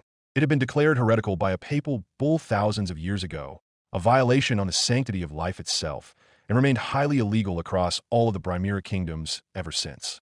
Not that it stopped everyone. Once every few years, there was someone who would resort to necromancy, whether for personal gain or for what they deemed to be legitimate research. Ultimately, it didn't matter what their reasons were. If caught and convicted of performing necromancy, the crime was punishable by death. Only high treason carried a worse punishment. Karen had engaged necromancy a few times since that fateful incident, mostly stemming out of Gallia. But even at their worst, the extent of a necromancy was only a few dozen bodies at most, and those were in remarkably pristine condition. Unless you looked closely, you couldn't even tell they were dead. Not even the most deranged necromancer would use bodies as rotten as the undead man they just put down. They wouldn't be able to do anything, and they'd be spotted immediately. Not only that, but the undead only did something if their master ordered it. Otherwise, they were lifeless and inert. They didn't go around eating people like animals. But that wasn't important. What was important was its presence in the city. The city where Louise had reverse summoned herself to, a city that looked as though it was now a war zone. A city that did not look like this a week ago. We need to get to higher ground and survey the area, Karen declared, realizing that their earlier plan of infiltration was most likely shot to hell. She prepared to issue another order, only to hear one of the commoners shout, "Look, coming out of the alley. More of them." Marion de Calvet yelled as a group of undead abominations shambled out of a dark alleyway next to them. Like the man before, their bodies were in various states of decay, yet they were still animated. Bloody, open wounds could be seen on their necks, chests, arms, and stomachs, many of which exposed the bone and muscle underneath. Their snarls were mostly drowned out by the blaring siren. The broken horseless carriage was still spewing, but Karen could tell the undead were focused on them. "Form a line," Agnes ordered, and with expert precision, the musketeers formed a firing line facing the alleyway. As soon as their shots lined up, she yelled, "Fire!" Kerchie couldn't help but yelp in fright and hastily cover her ears as the street became filled with the sound of gunfire. The volley of musket balls tore into the small horde, striking their upper chests and a few of the heads. Their wounds should have been fatal, or at least caused them to fall to the ground in debilitating pain, but to Karen's shock and horror, most of them kept going. Biting back a curse, Agnes shouted, "Reload!"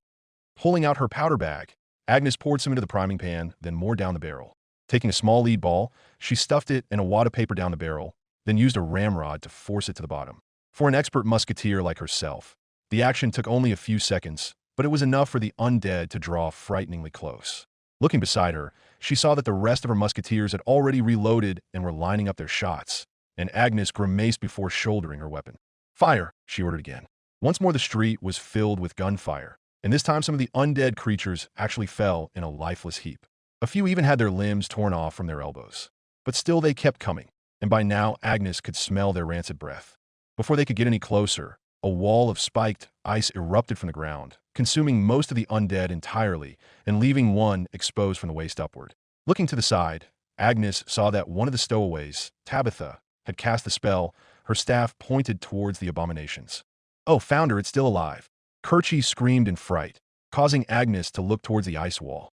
She involuntarily took a step back as the undead woman continued straining to reach towards them. Her waist, already weakened by rot and decay, was covered in frostbite, which proved to be enough for it to separate from her lower body entirely. Her torso fell to the ground, her partially frozen intestines forming a trail behind her. Part of Agnes prayed that would be the end of it, but then the woman snarled and tried to claw her way towards them with the remains of only one arm. Grimacing heavily, Agnes walked over, pulled out one of her pistols, then fired into the back of her skull. It popped like a melon, finally causing the body to go still.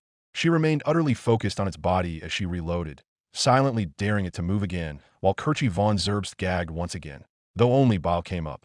With the coast momentarily clear, she turned towards Julio Cesare and hissed, "I thought you said there wasn't any magic here." "There isn't," Julio answered, fear and confusion visible on his face. "Then how do you explain this?"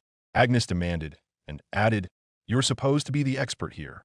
I don't know," Julio admitted, his mind trying and failing to come up with an answer.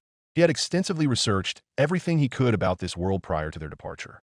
But nothing, not even the oldest files the church had on record, indicated that this was a possibility in the slightest.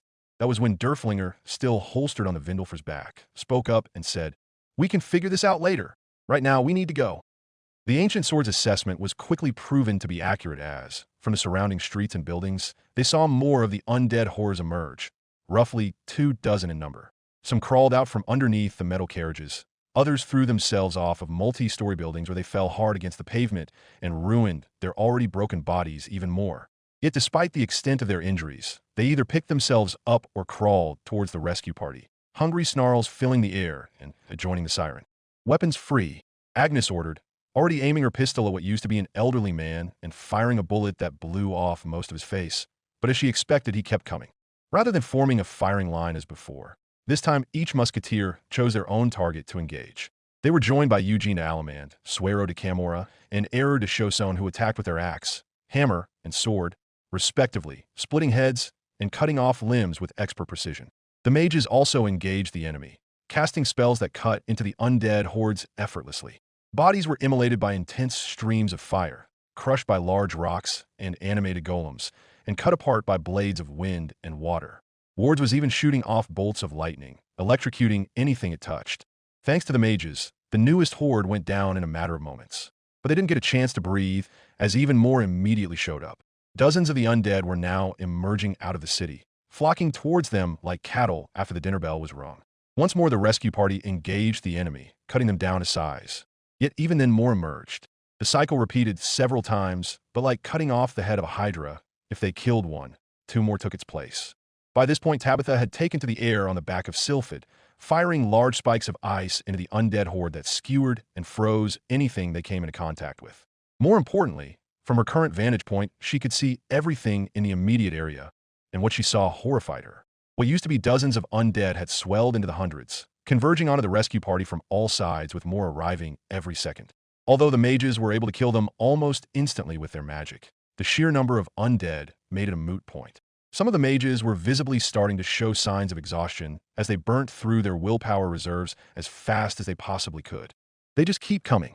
Error de Chausson yelled as he sliced off an arm of a woman, then kicked her away with a boot to her chest. Damn it, Suero de Camorra cursed, crushing the head of what used to be a teenager with his hammer. Glancing behind him to the still, blaring, horseless carriage, his eyes widened in realization as he yelled, "They're attracted to the noise. Someone shut that thing off." Eugene de Alamand was closest to the vehicle, and he sprinted over after cleaving off the head of an undead man with his axe. But when he arrived, he quickly found himself at a loss as to what to do.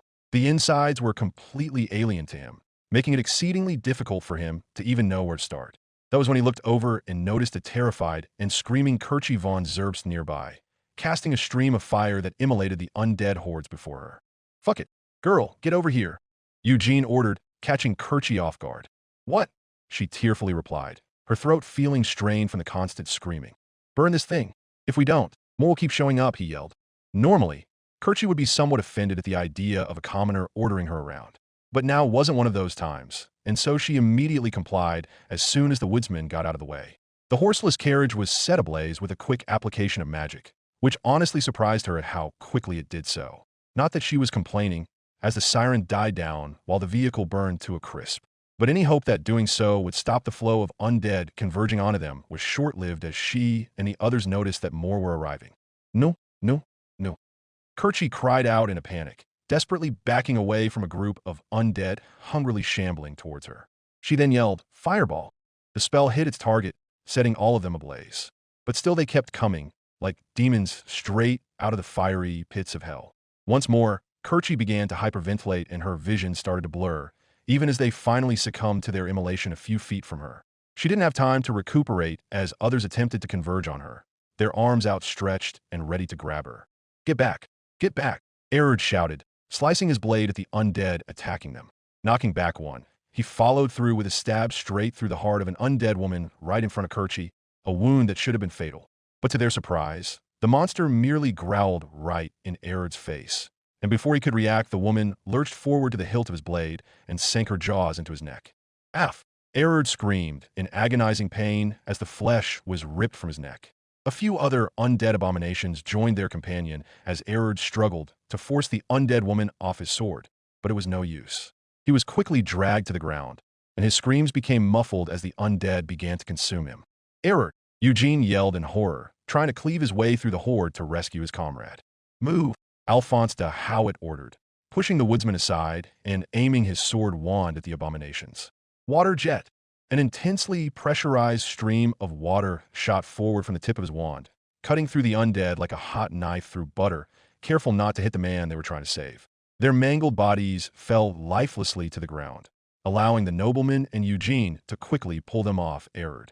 But it was already too late as his lifeless and terrified eyes stared up into the void above.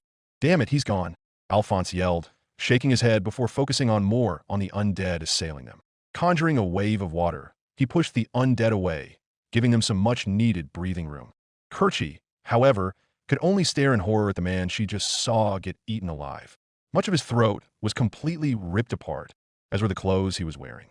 Only his chainmail shirt remained undamaged, but that did little to save him. She wanted to cry and beg to go home, but before she could voice those desires, she noticed Erard's body begin to twitch.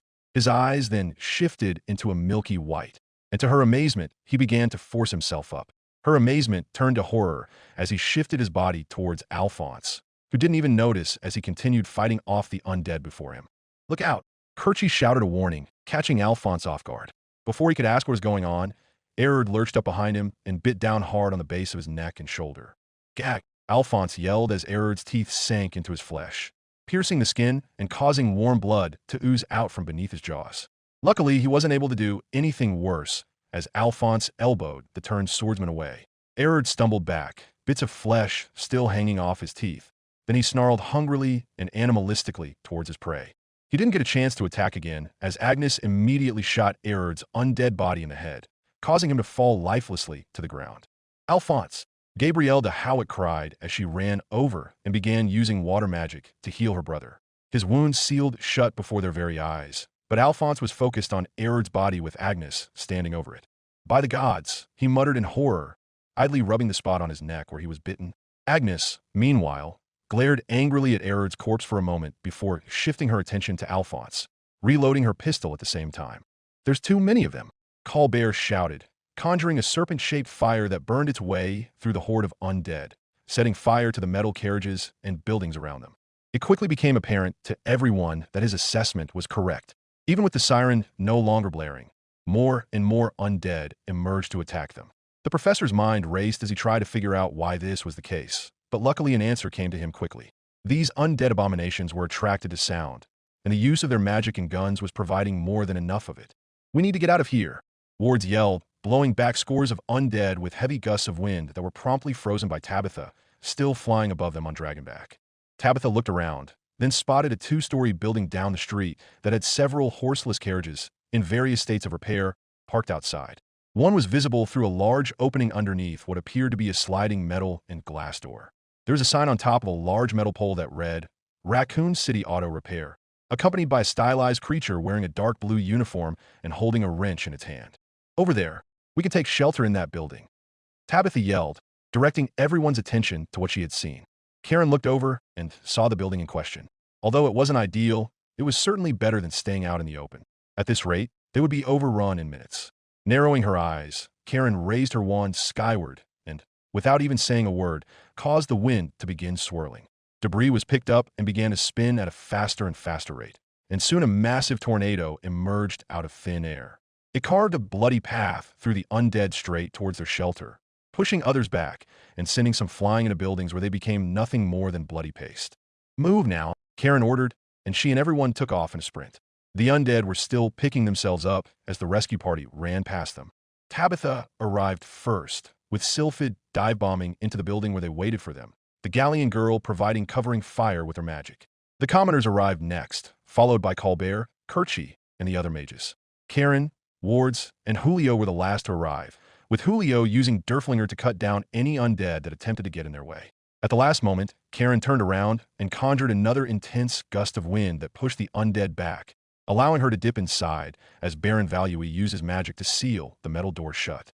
"Lock the doors and barricade the windows," Agnes ordered as soon as the metal door closed. Not a moment later, they heard the undead abominations outside slam their bodies against the glass windows, threatening to break them down and pour inside. They got to work immediately, with Chevalier Rosalind de Cazenave and Baron Valui pumping their earth magic into the walls, reinforcing them as much as possible. Heavy shelving units, made of metal, were pushed in front of doors, blocking them in place and preventing anyone from breaking in. There were a few wooden crates scattered about, which Suero and Eugene broke apart with their hammer and axe before hammering the boards over the windows. In a matter of minutes, The building became a makeshift fortress, but that was little comfort, as they kept their weapons trained on the horde still trying to break in. By the gods, Baron Valui softly muttered through heavy breaths, his heart thundering in his chest.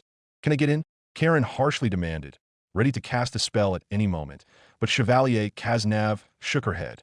No, I reinforced the walls and windows with triangle-class transfiguration. They're not getting in anytime soon, she declared, but she still kept her wand pointed at the windows. Karen gave it a few more minutes, watching as the glass became smeared with blood and grime. But despite the heavy weight pressing against it, the clear material was not cracking. Straining her ears, she heard the undead slamming against wooden doors, but only getting dull thuds for their efforts. To her relief, it appeared that the mage knight's assertion was correct. They were safe for now. She holstered her wand, then turned to the members of the rescue party and declared, "We're resting here until the horde clears out." A sigh of relief rang through everyone, followed by Agnes glancing up at a stairwell that led to a room overhanging them. Snapping her fingers in its direction, she ordered, "Marion, Vivian, take position in that room and make sure nothing gets inside. Laurette, you and Claudette make sure nothing's already in here with us." "Yes, ma'am," the four musketeers immediately replied before Marion and Vivian rushed up the stairs, where they opened a few of the windows slightly so that they could poke their muskets outside towards the horde, which still numbered in the hundreds. Laurette and Claudette, meanwhile, pulled out their pistols and began going from room to room, checking every nook and cranny for any sign of danger. Karen glanced at Agnes for a moment, then turned her attention to the Howitt twins. Gabrielle had taken off Alphonse's shirt and chainmail, allowing her to fully inspect where he was bitten. She was pouring healing magic into his shoulder, but aside from a slight redness, nothing appeared to be out of order. By all accounts, he appeared to be fine. "Chevalier, are you hurt?" Karen asked anyway. She learned a long time ago to not take things at face value. A commander operating off of assumptions was one that got themselves and everyone else killed. "I'm fine, Duchess," Alphonse replied with a wave of his hand. "Just took me off guard is all." They ate him, they heard Kerchie von Zerb softly say as she huddled in a corner, hugging her knees close to her chest as her voice trembled and tears welled in her wide, blank eyes. They ate him, and then he got up and, "Shushu, it's okay, Kerchie. It's okay." Colbert tried to calm his wayward student down, but it was to little avail. Karen slightly frowned as she stared at the young girl. Part of her was still furious that she was even here in the first place. She was an untrained student who took the place of an experienced soldier. It didn't matter if the man was a commoner. He would have brought skills and expertise that would have been invaluable, especially now. But at the same time, she couldn't help but regard her with sympathy. She had seen the look on her face before on countless soldiers, both commoner and noble. Men and women who were broken following a traumatic incident, most often in war. Seeing the dead rise from the grave and attempt to devour them, along with everyone hacking them apart into bloody messes, certainly applied. But what's done is done. Kerchie von Zerbst was with them now, which meant her survival was Karen's responsibility, something she intended to ensure. Nodding to herself, she turned towards the other stowaways, and to her slight surprise, saw that Tabitha was already looking at her. "Duchess, I can take Sylphid out and survey the city," she offered. "We'll get a better vantage point in the air, and we should be safe." Karen nodded immediately and replied, "Go, but be back in an hour." Tabitha nodded, then led Sylphid to a sliding metal door at the back. The door opened into a small lot made of what appeared to be concrete that was surrounded by a thick iron fence, which the undead were trying to break down, but found themselves unable to. Chevalier Cazenave went out with the stowaway and her dragon familiar in order to reinforce the iron all the same, while Tabitha hopped on her dragon and took flight. Karen watched her go, the dragon's body illuminated by the light of the soul, pale moon that hung overhead. Then she disappeared behind a large building that had caught on fire. Glancing beside her, she saw the terrified look Kerchie was giving as her friend disappeared, and the Duchess released another sigh. "She'll be fine," she declared in a small attempt to give some comfort, then walked back into the building while waving her hand in a dismissive motion. "Seal it shut."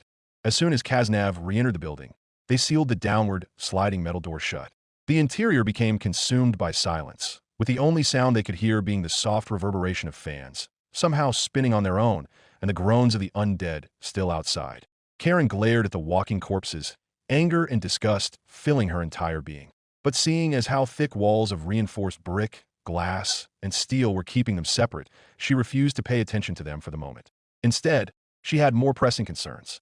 "Did you find anything?" Agnes asked as Claudette returned, and the musketeer shook her head, though she also had a depressed look on her face. "The building's secure, but you might want to take a look at this," Claudette said, offering no further details. Agnes narrowed her eyes at her comrade, before glancing at Karen. A silent exchange happened between the two women, and they simultaneously followed Claudette as she led them to what appeared to be a restroom. Mounted to the wall was a sink underneath a dirty mirror, the walls and floor lined with white tile. But their attention was immediately drawn to a porcelain latrine in the far corner of the room, where they saw Laurette kneeling next to a man sitting on it. He was slumped back, wearing a uniform that matched what the stylized animal on the sign was wearing, which had a name tag on his chest which read Diego. His skin was pale, and clutched in his hand was a bloodstained knife, with his wrist slit up the length of the arm. Body appears to be a few hours old, Laurette revealed. The wounds are self-inflicted.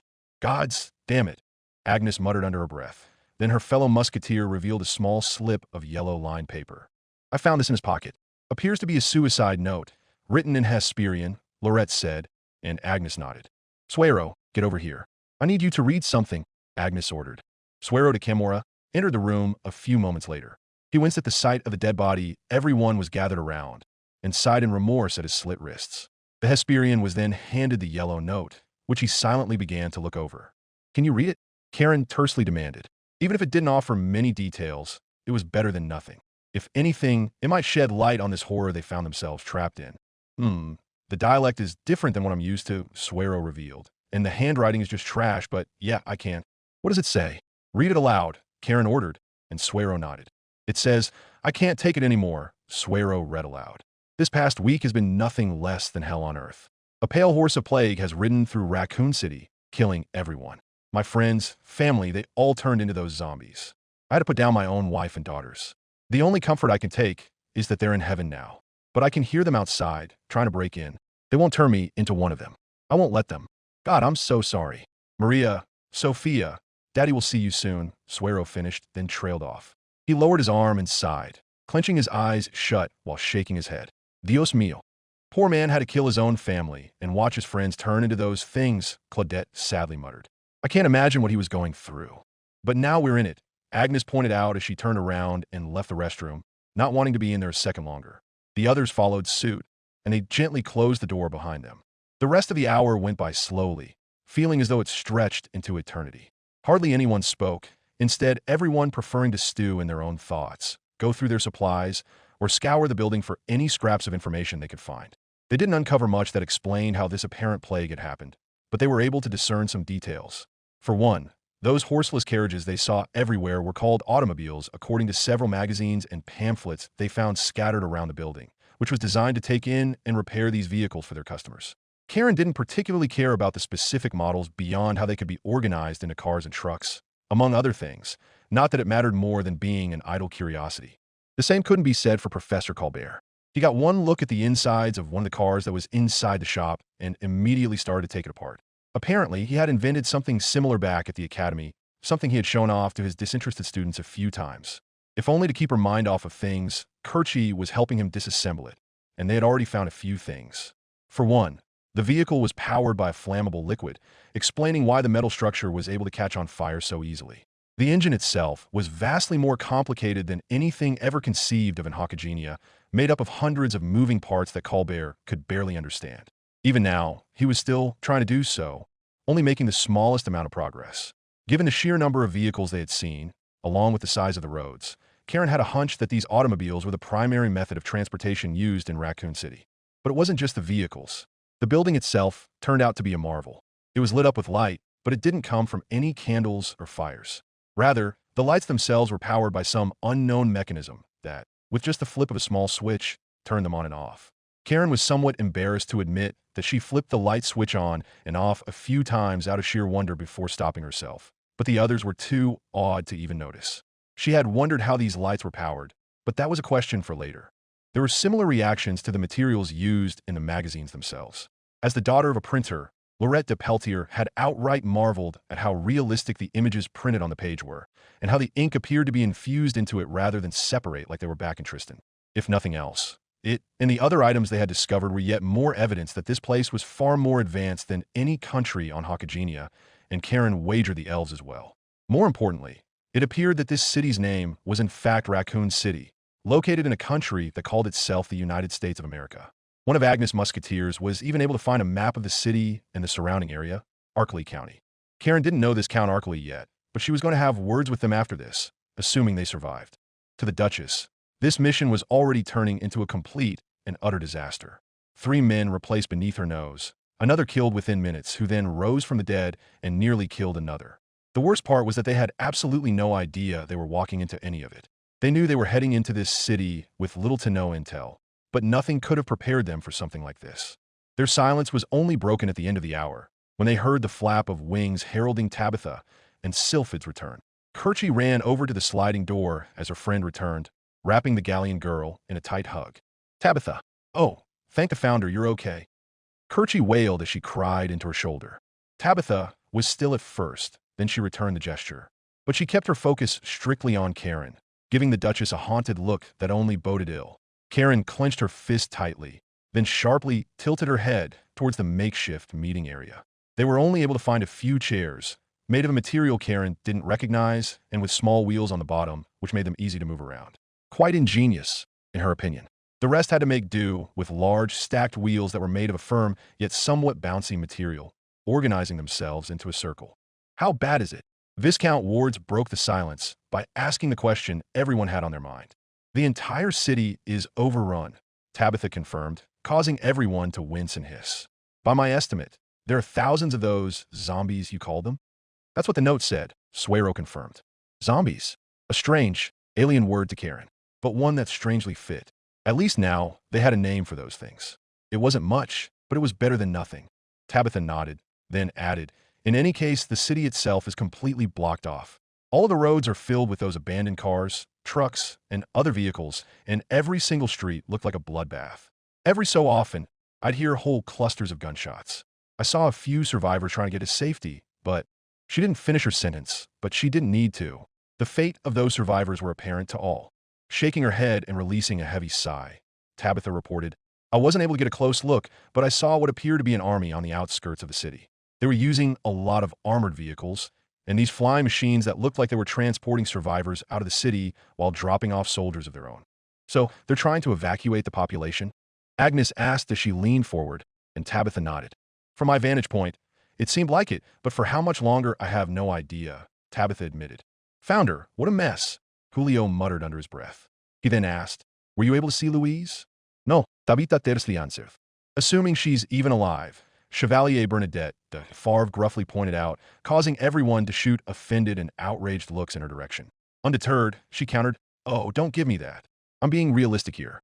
She looked directly into Karen's eyes and stated, I mean no offense, Duchess, but your youngest daughter is most likely dead. For what we can tell, these zombies have overrun the city for the better part of a week. She has no training, her spellcraft is incredibly limited at best, and the damn sword can't even detect her familiar. Karen briefly glanced towards Derflinger, who was leaning up against a stack of wheels. The ancient sentient sword then countered, hey, I said I couldn't detect them yet. Give me a break, we just hopped between worlds. I'm still getting my senses attuned to the area. Doesn't help that any local spirits don't want to talk to us, assuming they're even around. But you can't confirm that she and her familiar aren't already dead, or God's forbid, she never bound her familiar in the first place. Can't imagine why she wouldn't do that. Yes, because binding a human being as a familiar is totally the same as binding a wolf or a phoenix, Suero pointed out. Clearly we're all the same to you. Bernadette glared harshly at the Hesperian, who matched her glare with his own, only for Kerchie to quietly pipe up and say, how? How did we and Louise even get here? I don't understand how. Void, Tabitha interjected, staring right at Julio, who stared right back in her eyes. Louise is a void mage, and I'm guessing the Pope is as well. No other magic is powerful enough to bridge 2 entirely different worlds. Not even spirit magic. When Julio's only response was to give a harsh and somewhat threatening glare, Kerchie's eyes widened. She then muttered, Louise is a void mage? Oh, so much makes sense now. Indeed, and you'll do well to understand the gravity of such a situation and why we took such great pains to keep it a secret, Agnes growled, still not having forgiven the students for interloping. No, I get it. Our lips are sealed. Kerchie insisted, and Tabitha nodded in agreement. Frankly, I don't see how that matters anymore, Bernadette countered. Again, I'm sorry, but there's no way she survived. We've been here for just over an hour, and we're already down man. 3, if you count the men the stowaways replaced, and we nearly lost a 4th. I already told you, I'm fine, Alphonse de Howard insisted. But before he could say anything else, he briefly coughed into his closed fist. Gabrielle was on him immediately, but he dismissed her with a wave and said, I'm fine. It's just allergies. Are you sure? Agnes all too calmly asked while pointedly staring at him. Confused and somewhat alarmed, Alphonse replied, Yes, I'm sure. I've had allergies my entire life. Anytime I go to a new climate, they flare up. I cast a spell before we left to try and counter it, but clearly I couldn't take everything into account when entering a new world. You only started coughing after Error bit you, Agnes pointed out. Those zombies started eating him. Then he turned into one of them and bit you. Alphonse's eyes widened in horror at what Agnes was implying, but he quickly shook his head and insisted, Those things killed Error. That was when he turned. I was able to get him off before he could do the same for me. And Gabrielle healed my injury immediately regardless. I'm Fine. Agnes was clearly unconvinced, her eyes dangerously narrowed. That was when Karen spoke up and said, Musketeer, your concern is warranted but unnecessary.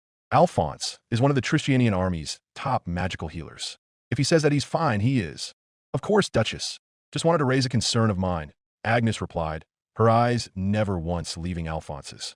She then shifted her attention to Bernadette and pointedly asked, In any case, you believe Louise de Lavalier to be dead, correct? Karen breathed in harshly through her nose when Bernadette de Favre released a sigh and nodded, along with most of the party. Bernadette then said, I'm sorry, but I don't see how she could have survived. You don't know that. Kilche insisted. We've hardly searched this city. Louise could still be alive, or maybe even got out. Tabitha said they had an army evacuating people. After a month of being on her own, Tabitha sadly pointed out, causing Kerchie to look at her best friend in surprise. With no support in an alien world and country, no resources to call upon, no proper magic to defend herself, and no shelter, even if she managed to survive all of that, the outlook isn't good. Even the most experienced soldier would have trouble surviving on their own in these conditions. Viscount Wards reluctantly concurred. He looked up at Karen with a sad, remorseful expression and declared, I'm sorry, Karen, but I think Chevalier Favre is right. All Karen could do was breathe in and out harshly, fighting back the urge to scream at everyone about how dare they insinuate that her youngest daughter was already dead and their mission was in vain from the very start. She refused to believe that, but from what she could tell, everyone else was of a different opinion. Not only that, but the most terrifying thing was that, at some level, Karen agreed. The odds of her daughter still being alive were slim at best, especially if she didn't have her familiar. Most likely yes, Agnes bluntly said. She then asked, assuming that Louise is dead, what's your plan? We hold up here and wait until Pope Vittorio has recharged his willpower reserves to make another portal a week from now, Bernadette suggested. Then we leave and go home. A sound plan, Agnes admitted. But here's the thing. How do you plan to hold out here for a week? As the head musketeer said her words, they heard the zombies outside continue to slam against the glass windows and brick walls. Without even turning to look, she continued, Those zombies aren't going to give up anytime soon, and even the strongest reinforcement magic will eventually collapse. You could always build it back up with your magic, but that will drain your willpower until it's gone. It might not be today, or tomorrow, or even for a few days, but eventually they'll get in. Not only that, we don't have the supplies for a prolonged siege. Our plan was to infiltrate the city, exchange gold for local currency to buy more provisions and necessary services, then scour the city for our target. It did not take into account a dragon, nor hordes of undead roaming the streets. Then we make supply runs for food, Baron Value added. And water shouldn't be an issue. I tested one of their sinks, and they have indoor plumbing. All we have to do is turn a knob. Colbert looked somewhat alarmed and quickly asked, You didn't drink from that, did you? No, I wasn't thirsty, and I had a water pouch of my own. The professor sighed in relief. Then he said, Good. Just in case, I wouldn't drink from the local water supply. The note we found, it called this a plague. I don't know if it is, but in my experience, whenever there's an outbreak of disease, the water turns foul and is no longer safe to drink. We should avoid drinking any of it.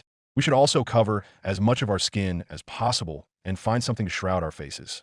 We don't yet know how it spreads, and it's better to be safe than sorry. The Baron's eyes widened in surprise. Then Claudette pulled out a soft, clear bottle of water and said, I found these in an icebox. Would they be safe? If they were bottled before this outbreak, probably, Colbert replied, and Karen narrowed her eyes. Howitz, I want you to perform some tests on the water, both in those bottles and from the pipes. Find out which ones are safe to drink, Karen ordered, and the Howitt twins nodded in agreement. In any case, the professor just added to the point I was trying to make, Agnes continued. We're low on supplies, and our fortifications won't last forever. Inevitably, we'll have to relocate for our own safety, which leads to another issue. We would have to do this for a week. That's 8 days, and there is no telling what could happen in all that time. The undead horde consuming the city could grow larger, Survivors seeking refuge might attack us in search of safety. Some other threat might show itself. Or maybe the army that's just outside the city might decide to burn it down to contain this plague. Are you saying they might destroy their own city and everyone in it? Kerchi asked in obvious horror, and Agnes scowled and nodded. Wouldn't be the first time, she answered. Karen thought she saw a flinch cross Colbert's face, but quickly returned to a stoic expression. Agnes released another sigh, then said, The point is this, Chevalier.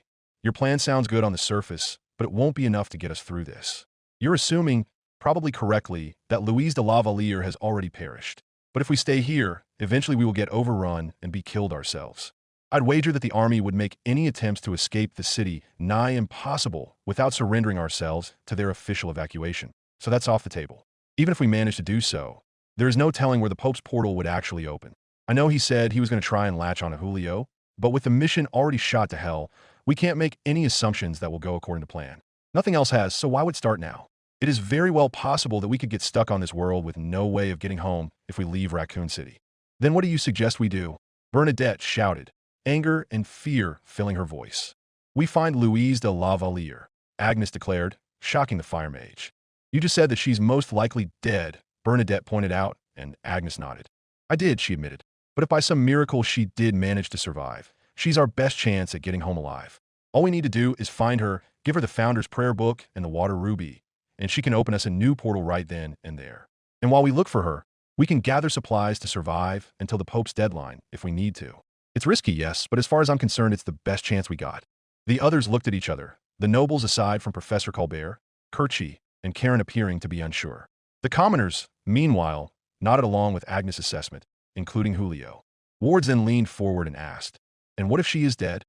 Then we make sure her body is safely returned to Tristane for a proper burial, Agnes declared, her voice leaving no room for argument. While the nobles looked upon the musketeer in surprise, Karen had heard enough. She stood up and declared, She's right, we can't stay here. Make sure your supplies are in order. We leave as soon as we have a heading. Derflinger, are you able to sense anything?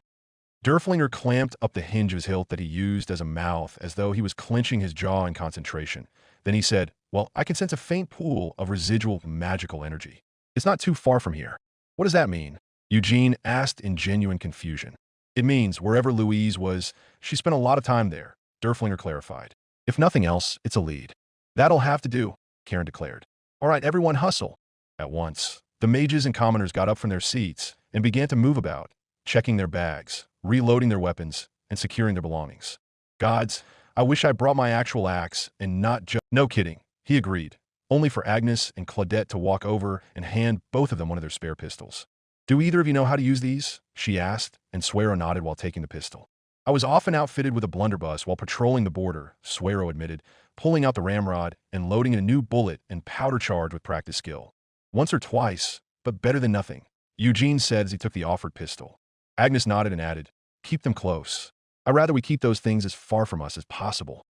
Their minds thought back to Erard, and they winced and shuddered at the memory of his face.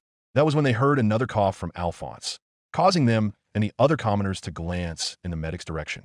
Agnes' eyes narrowed suspiciously as she glared at the spot at the base of his neck where he was bitten, and she clenched her fist. If he turns, put him down, Agnes quietly ordered, speaking in Tristanian. It was the commoner's tongue, and she knew most nobles didn't even know how to speak it.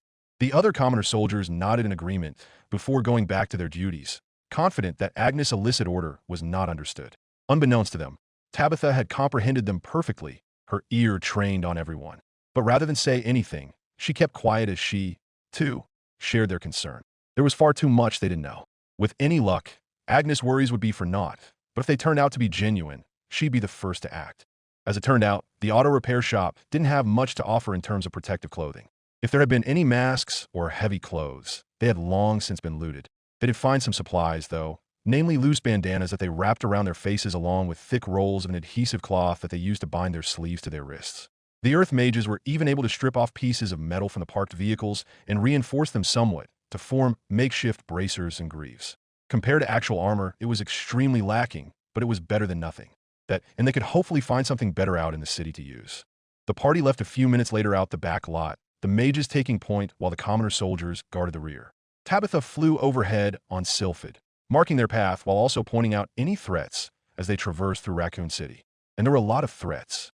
As soon as they left the relative safety of the auto repair shop, they were assaulted by more zombies that crawled out from practically every nook and cranny. The smell of rot and decay, and the sounds of unholy snarls and growls filled the air, and it took all of Kerchie's mental fortitude to not simply break down. It was easier said than done. Luckily, with the element of surprise gone, the mages had gotten to work immediately. Professor Colbert and Chevalier Favre, as fire mages, did the bulk of the work. Anytime a group of zombies revealed themselves, the pair immediately immolated them. Surprisingly, Colbert was sticking with simple ignite and fireball spells rather than anything more impressive like the firebombs or infernos that Kerchie would have gone for. But the professor's reasoning was immediately made apparent when he noted that those spells took the least amount of willpower to cast. Sure, he could have used more powerful spells like the serpentine fire he conjured earlier, but doing so took a lot of willpower. Given that the entire city was overrun and there was no sign that they'd be getting out anytime soon, he reasoned it was more prudent to be conservative with his magic, especially since it was their most effective weapon against these undead abominations.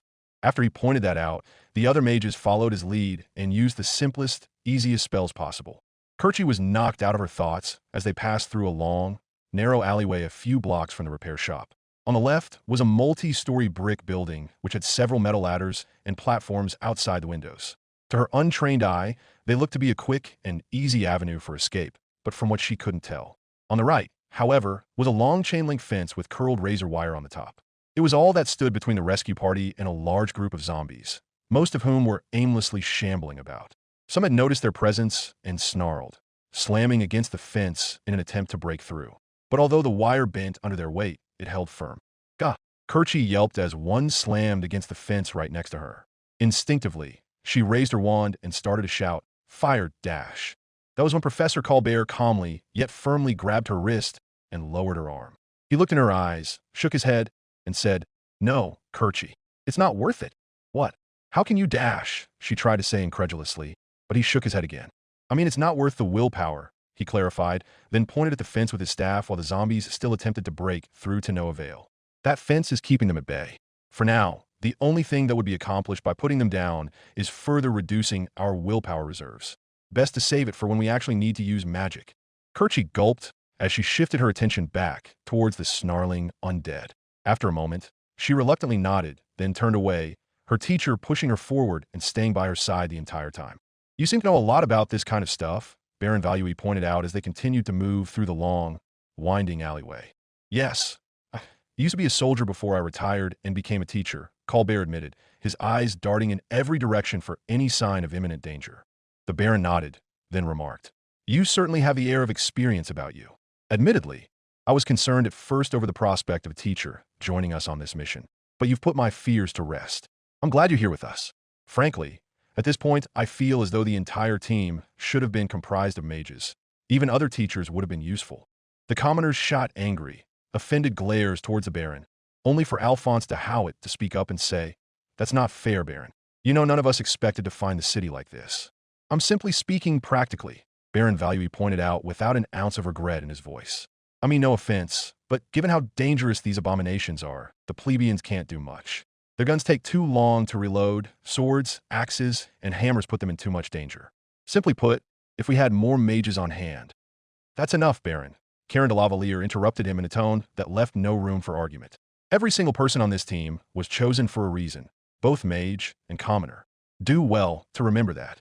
Realizing he had overstepped, the Baron bowed his head slightly and replied, "Forgive me, Duchess. I was out of line."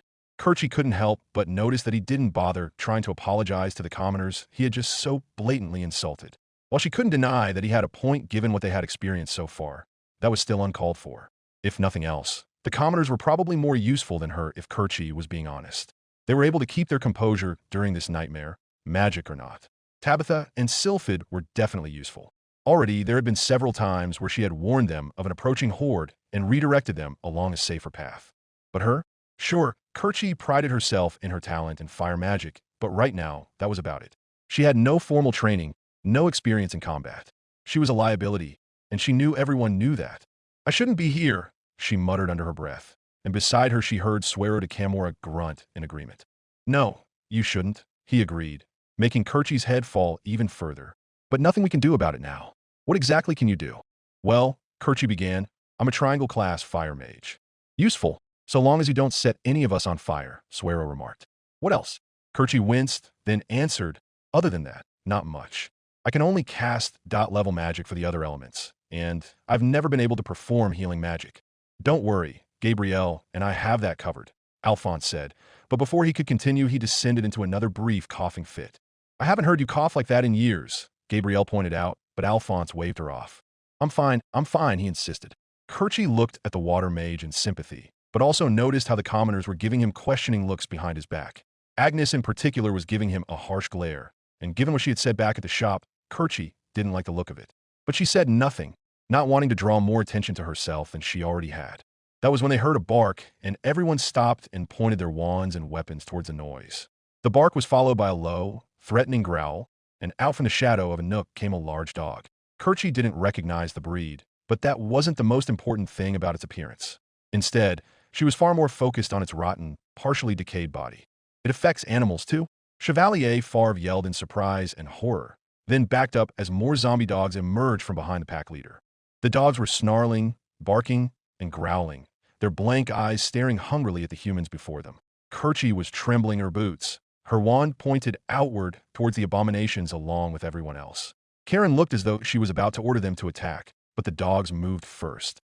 In contrast to the slow, shambling human zombies they had faced up until this point, the dogs moved at breakneck speed. They leapt over fallen trash cans and even jumped onto and off of the brick walls, each step punctuated by the snap of their slobbering jaws. Fireball, Colbert and Favre shouted, aiming their staff and wand, respectively, towards the undead animals. The twin fireballs exploded in the middle of the pack, immolating most of them immediately. But the ones in the front were able to outrun the blaze, continuing to race towards the humans at breakneck speed. At this point, Ward stepped in, slicing his sword wand to conjure a razor-sharp blade of air, which managed to bisect one of the dogs vertically from head to tail. From above, Tabitha fired a spike of ice into the torso of another, severing the spine and freezing the chest and neck. But the last few managed to evade their attacks, even as the other mages fired spells of their own. When Baron Valui attempted to block a dog's path with a wall of raised concrete, the animal leapt off the brick wall, then over the roadblock, as though it was nothing. Its jaws were opened wide, aiming straight towards the Baron's throat. But before it could manage to make contact, a single gunshot rang out.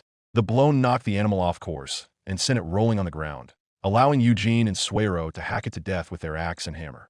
Surprised and breathing heavily, the Baron looked over and saw Agnes holding a smoking pistol. She was already reloading it, stuffing the bullet, and charged down the tube with a ramrod while staring straight into the nobleman's eyes. Thank you, Baron Valui said. Agnes simply continued to stare at him, then turned around and walked onwards without saying a word. We need to keep moving, Agnes declared, swapping out her pistol for her musket. She then walked over to Karen and said, next group of zombies we come across, leave one intact. Why? Karen asked, her eyebrow slightly raised as Agnes looked at her. We need to figure out how to actually kill these things without just burning them, Agnes declared. Karen looked at the musketeer for a moment, then nodded in agreement. That made sense to Kerchi.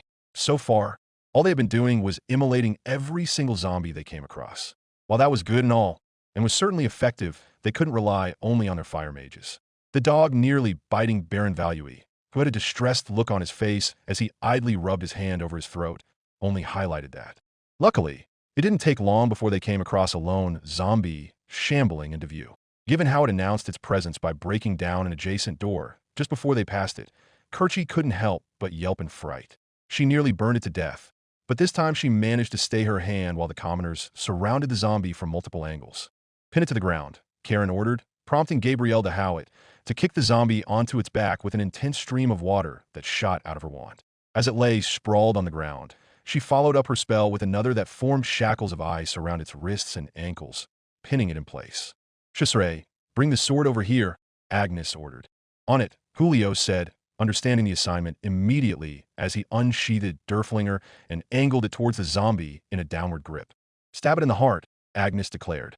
Julio nodded, then thrust the tip of Derflinger's blade through the rotten chest into the still beating heart of the zombie. This feels wrong. Derflinger wailed and gagged as Julio withdrew the sword. Dark red blood poured out of the wound, covering the zombie's entire chest and pooling on the ground below. But the blood flow soon ebbed away and the undead abomination still kept moving, none the worse for wear. Getting stabbed in the heart should be fatal, Chevalier Cazenave grimly noted, and Agnes nodded in agreement. In the back of her mind, Kerchie remembered that Erard had stabbed one in a similar manner, only to be caught off guard when it subsequently ripped out his throat. She supposed this was merely confirmation. Slice its throat, Agnes ordered. Kerchie might not be all that well versed in biology, but she knew how deadly getting one's throat cut could be. If not properly treated by water mage, death would come in seconds.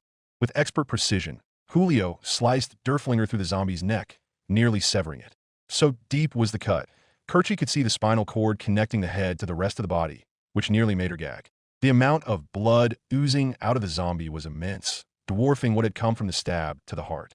But, to everyone's surprise, even as the undead's growling was cut off and the blood flow stopped, the zombie's jaws kept clicking as it bit at them. "Look at this," Colbert noted as he pointed at the wound with his staff. "The flesh, it's healing." True to his word, the rotten flesh was somehow messily sealing itself back together. How it could do that, Kerchie didn't know. Frankly, part of her didn't want to.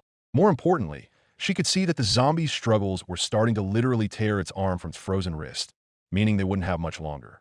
"Ed," Agnes ordered, stepping back to give room to Colbert, who prepared to burn it with an ignite spell. Heeding the order, Julio thrust Derflinger through the zombie's eye and straight into the brain. To everyone's surprise, the zombie went still mid-movement, and even when Julio withdrew the blade, it did not start moving again. "The head," Suero muttered as he looked over at everyone else. "I noticed that head trauma was effective before, but this confirms it. The only way to kill these damn things is to destroy the head. Why would destroying the head kill it, but nothing else?" Marion de Calvert asked in confusion. "Recent research out of Gallia seems to suggest that the brain is what actually controls the body," Laurette de Peltier noted before Colbert could answer. "Maybe, without the brain, whatever's making and controlling these zombies can't use the body. It's as good a theory as any. If nothing else, now we know what to aim at," Karen declared. "So we either burn the body or destroy the head," Kerchie muttered under her breath. "Still not a lot of options." "Better than only one," Suero grunted. With that mystery solved, the party began to move. Colbert briefly stayed behind to burn the body as a precautionary measure, then rejoined the group. "How much further?" Julio asked as they carefully peeked out of the alley to see if there were any undead nearby. There were a few, but they had already been frozen by Tabitha. Hard to say, but it's getting stronger," Derflinger answered as Julio held him out like a dowsing rod. When the Romalian priest was pointing him westward, Derflinger quickly added, "That way." With their heading determined, the party moved west, keeping an eye on all of their surroundings, knowing that danger lurked behind every corner. The next half hour stretched into eternity for Kerchie. Every tableau seemed to be a new nightmare that burned itself into her soul. Death and decay filled the streets and buildings, threatening to consume them much as it did to the city itself.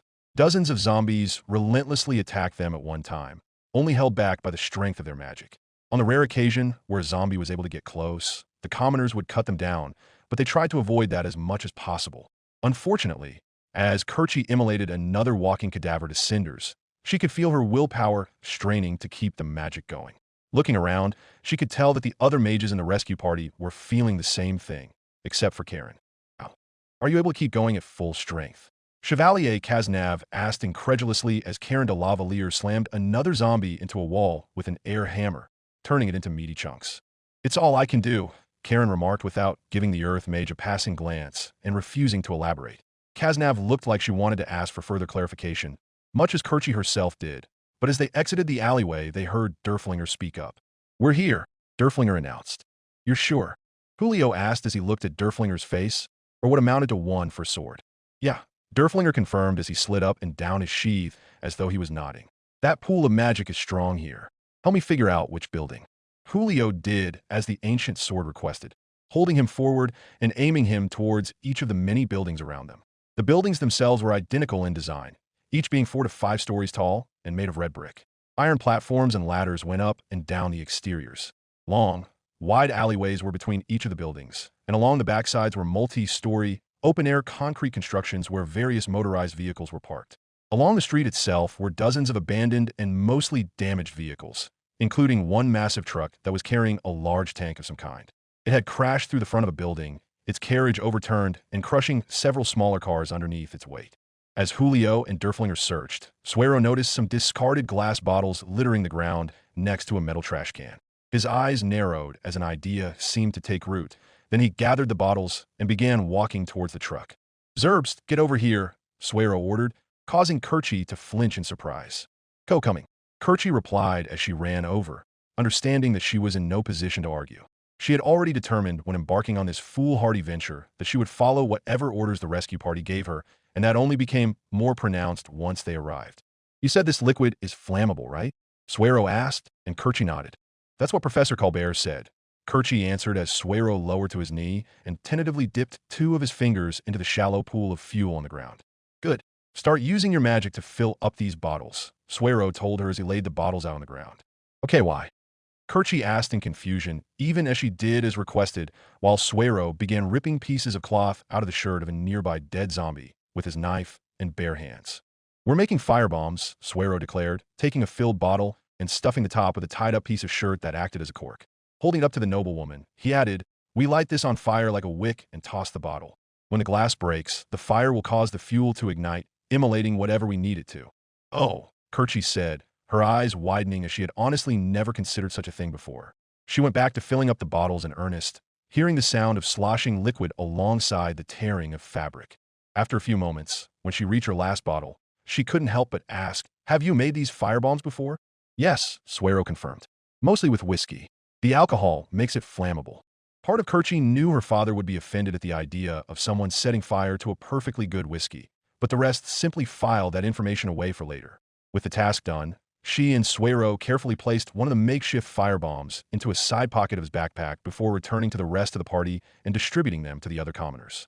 It turned out that they weren't the only ones who had been doing something as Julio and Derflinger searched for the right building. Eugene was holding 2 new weapons in his hands. Both had long and slender wooden handles, but whereas one ended with a large, red axe, the other had a double-ended steel hammer. "I found these in a nearby yard," Eugene declared as he held a hammer out for Suero, who promptly took it. "Figured they'd be more useful than what we brought with us." "Hopefully," Suero replied as he tested his new weapon with a few practice swings. He then grimaced and added, "The weight is off." "So, is this," Eugene remarked as he held his axe at an upward tilt. "Still better than nothing." "I don't understand. That's an axe and hammer. What's the problem?" Kerchi admitted, and Eugene shook his head. "The axe head is too wide." Suero grunted in agreement. Speaking of weapons, Lorette de Peltier began as she turned towards Julio, who had sheathed Derflinger and was walking back toward them. "Did we find where she was staying?" "Yes," Julio announced before pointing at one of the buildings further down the street. "She spent a lot of time in there. So she may have had shelter," Agnes noted, a twinge of relief in her voice. "It certainly appears to be so," Julio replied, a similar tone in his voice. Kerchi openly sighed in relief, but at the same time knew that wasn't much. There were still far too many unknowns to get their hopes up, but she didn't have time to focus on it too much as Karen de Lavalier immediately led the way towards the building, her sword wand in hand. The others followed in a stacked line, their weapons trained outward. When they reached the front door, which was made of wood and an iron grate over a glass center, Kerchi heard a flap of wings as Tabitha and Sylphid flew down to join them. "Sylphid, fly up and keep watch on us," Tabitha ordered, and Sylphid nodded. "Okay," the dragon said before taking off again. The Galleon girl watched her familiar go for a moment, then joined Karen at the front. "You're familiar. She's a Rhine dragon," Julio stated more than asked, and after a second of tense silence, Tabitha nodded. "She is," Tabitha confirmed. "They're very powerful and sapient," Julio noted. "You should be proud. Shame she can't use spirit magic, though. I suspect there aren't any spirits in this world." Tabitha hummed non-committedly. While Julio and the others quickly moved on, entering the building, Kerchi pursed her lips in recognition. She knew Tabitha better than anyone else here, so she recognized what that hum actually meant. It didn't mean Tabitha was agreeing with Julio. It meant she wasn't sure of the answer. Thinking back, Kerchi remembered that Derflinger was having the same problem. The ancient sword kept trying to reach out to any local spirits, but none answered. That meant either one of two things. 1, this world didn't have any spirits at all. Or 2, it did, and they might not be friendly. She wasn't entirely certain which one was scarier. Either way, that would be a problem they'd solve later. For now, they followed Julio up the stairs, who was using Derflinger to guide the way. Once they reached the 3rd floor, the ancient sword piped up about how this was the correct level. Then they began scouring the long, straight hallway. "What is this place?" Baron Valui asked as they passed by a series of doors on both sides of the corridor, some locked and others not. Peeking inside the ones that weren't, they could see what appeared to be living rooms and kitchens. "Is this a manor?" "No. I think this is an apartment building," Vivian de Russo suggested. "Like an insulae," Julio realized, referring to the lower-class apartment buildings that filled Romalia's streets. What? So a bunch of families all live in the same building? The Baron asked in surprise, and the musketeer glanced incredulously at the out-of-touch man before rolling her eyes. Seems like it, she sarcastically remarked. If that's the case, it's remarkably expansive. Even more so than the ones I've seen in Romalia, Chevalier Alphonse de Howitt noted, and a few nodded in agreement. The water mage briefly coughed again into his fist and scratched the base of his neck where he was bitten, but otherwise appeared fine and kept going. They checked inside a few of the open rooms, finding that each one was more than just a single room as they suspected. Each housing unit differed slightly, with some bigger than others, but each one shared a living room, a kitchen, a bathroom with a mirror over a sink, latrine, a bathtub and walk-in shower, and at least one bedroom with a built-in closet. Much to their surprise, the kitchens were remarkably well stocked with gas-powered stoves, an oven powered by some unknown mechanism, and pantries. They weren't able to get much from them, though. It appeared that survivors had gone through this building before and looted whatever they could. It painted a picture, though. Whoever lived in these apartments had to have been wealthy. How else could they have afforded all those spices they kept finding? There was a greater variety in them than what most nobles had. There were a few zombies roaming about the halls. Out of a desire not to burn down the building they were searching through, the commoners took them out with quick, powerful blows to the head, making them drop like a bag of rocks. This took more hits than it should have, though. Stop, Derflinger ordered as they passed by a locked door on their right. This is the one. Julio stared at the door in question, then glanced at Derflinger and asked, Are you sure? Absolutely, Derflinger declared with no hesitation. Julio nodded after a moment, then sheathed Derflinger and reached out towards the door handle. He attempted to turn it to the side, but quickly found that it was locked. He grunted in exertion as he tried to pry it open, but try as he might it wouldn't budge. Gag, it won't open. Julio hissed in frustration. Let me try, Alphonse offered as he pointed his wand towards the handle. Unlock. The cantrip worked its magic, and they could hear the locking mechanism shift and rattle. But to their surprise, it didn't give a resounding click as he expected, almost as though it wasn't able to go through with it. Confused, Alphonse attempted to turn the handle and open the door, but just like Julio, found that he couldn't. What the? Alphonse muttered. Why won't it open? Colbert hummed as he tapped his chin. Back at the repair shop, I noticed that some of the drawers had locks on them. They appeared to use a far more complicated mechanism than the warded locks we use. The more complicated the lock, the harder it is for a simple unlocking cantrip to properly work. Are you telling me we have to take one of these apart and study it? Gabriel de Howitt asked incredulously, and Colbert slowly nodded. I think so, yes, he confirmed. Give me a couple hours, and I'll try to figure something out. Hopefully, it won't be that difficult. Great, Chevalier Far groaned. Then how are we dash? Move, Suero ordered as he pushed the fire mage aside. Then, using his hammer, he broke the hinges off the door completely before kicking it down. As the wooden door slammed flat on the ground, he looked at the mages and said, You're welcome. Thank you, Colbert muttered in surprise, then shook his head and entered the flat. Now hopefully we can. Founder. At the sound of his alarmed and horrified voice, everyone rushed into the apartment. The sight that greeted them made them all stop in their tracks. While the other apartments they had searched through all sported signs of ransacking, and a few dead bodies from those unfortunate enough to not be able to escape, those looked as though they were done over a matter of days by several groups of people. They could tell due to how disorganized and haphazard the ransacking appeared to be. But this was different. Tables were smashed, glass lined the inside of the living room from broken, shattered windows. There were no bodies, but blood could be seen at one spot on the carpet and nearby wall. The door and surrounding wall heading towards the bathroom had completely collapsed, as though something heavy had been thrown through it. One of the adjacent rooms had its door partially kicked open, but a cabinet had been tipped over, serving as a barricade and preventing it from being fully opened. Tabitha and Agnes were the first to react, immediately heading over to the broken windows and kneeling over the glass. Their eyes went back and forth between the wall and ground. Then Tabitha noted the window was broken from the outside. See these indentations in the carpet?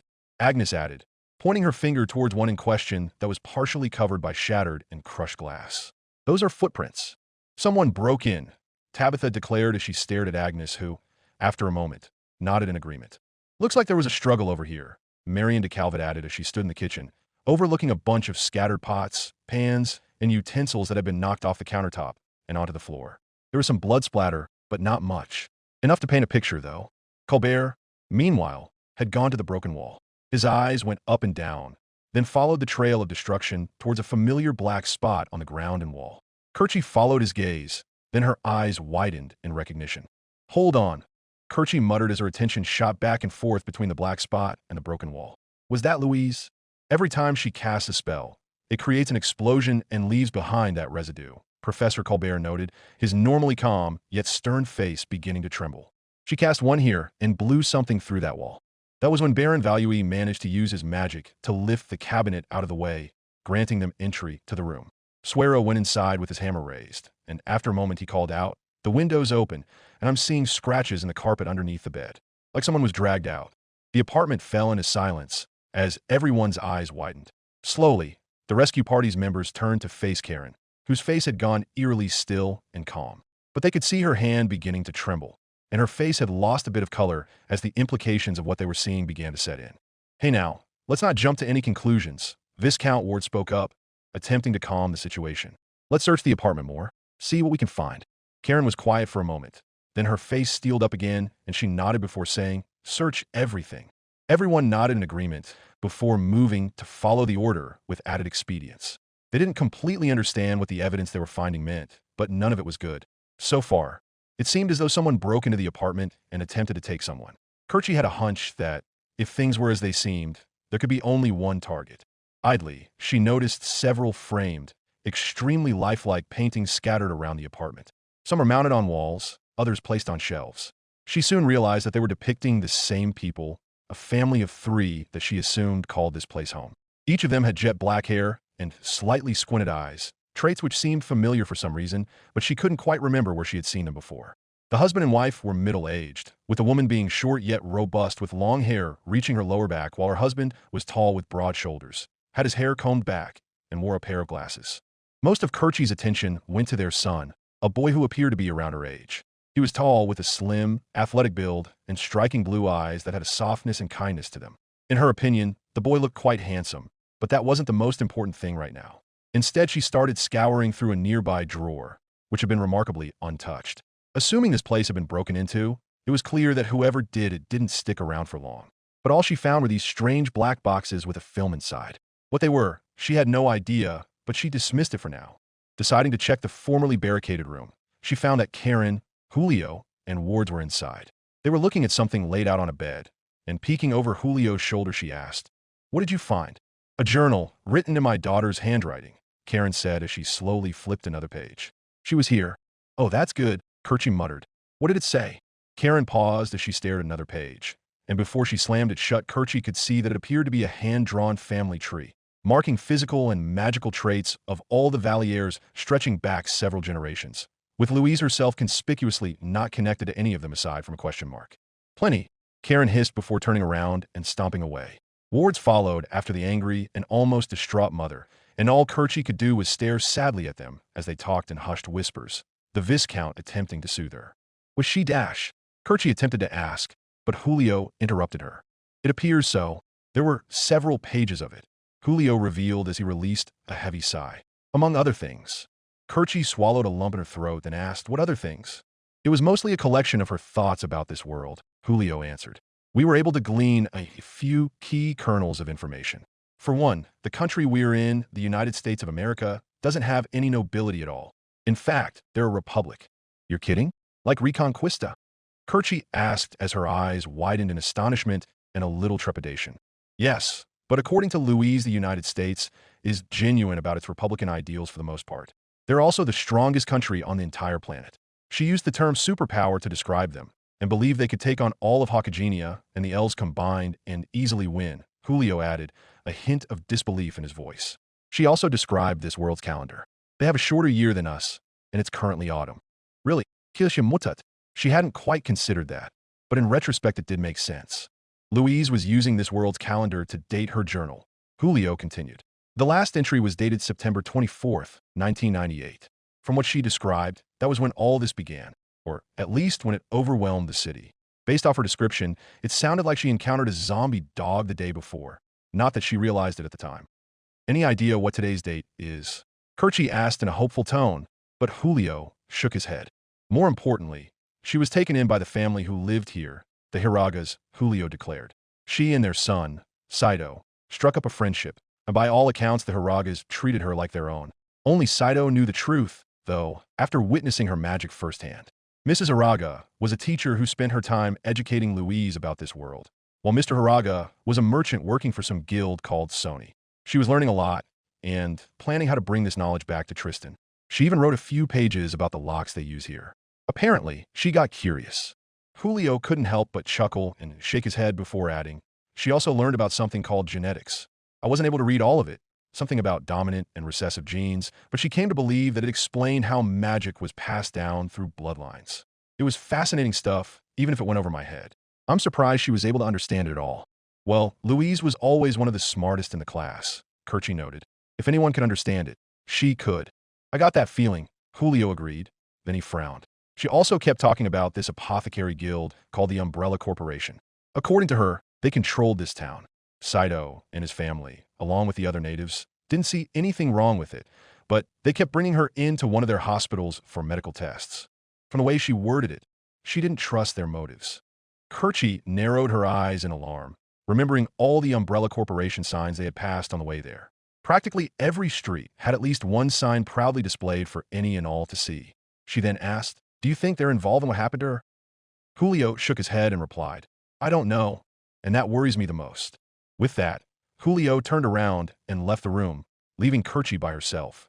She stood there in silence for a moment, then released a sigh and glanced around again. Every single drawer had been opened, their contents pulled out and sifted through by the rescue party. It was how they discovered her journal. But aside from various articles of clothing, there wasn't much else. She was about to leave when she noticed that there was another of those strange black boxes. It had been tossed aside onto a nearby pillow, discarded as though it was useless. What is this for?" Kerchie muttered to herself as she picked it up and rubbed her hands over it. Before she would have dismissed it, but the fact that there were dozens of these boxes organized in the apartment meant that they had some purpose. Taking it with her, Kerchie re-entered the living room as she heard Gabrielle de Alphonse declare, "Look at all these spices. This family must have been rich." Not necessarily. These spices could have been grown in the local area, making them cheap, her brother pointed out. Gabrielle paused for a moment, then replied, "Fair enough. Still, I've seen noble houses who don't have near as many options in their selection." Kerchie glanced in their direction, but otherwise remained focused on the black box. She sat down on a sofa, looking at it over from end to end.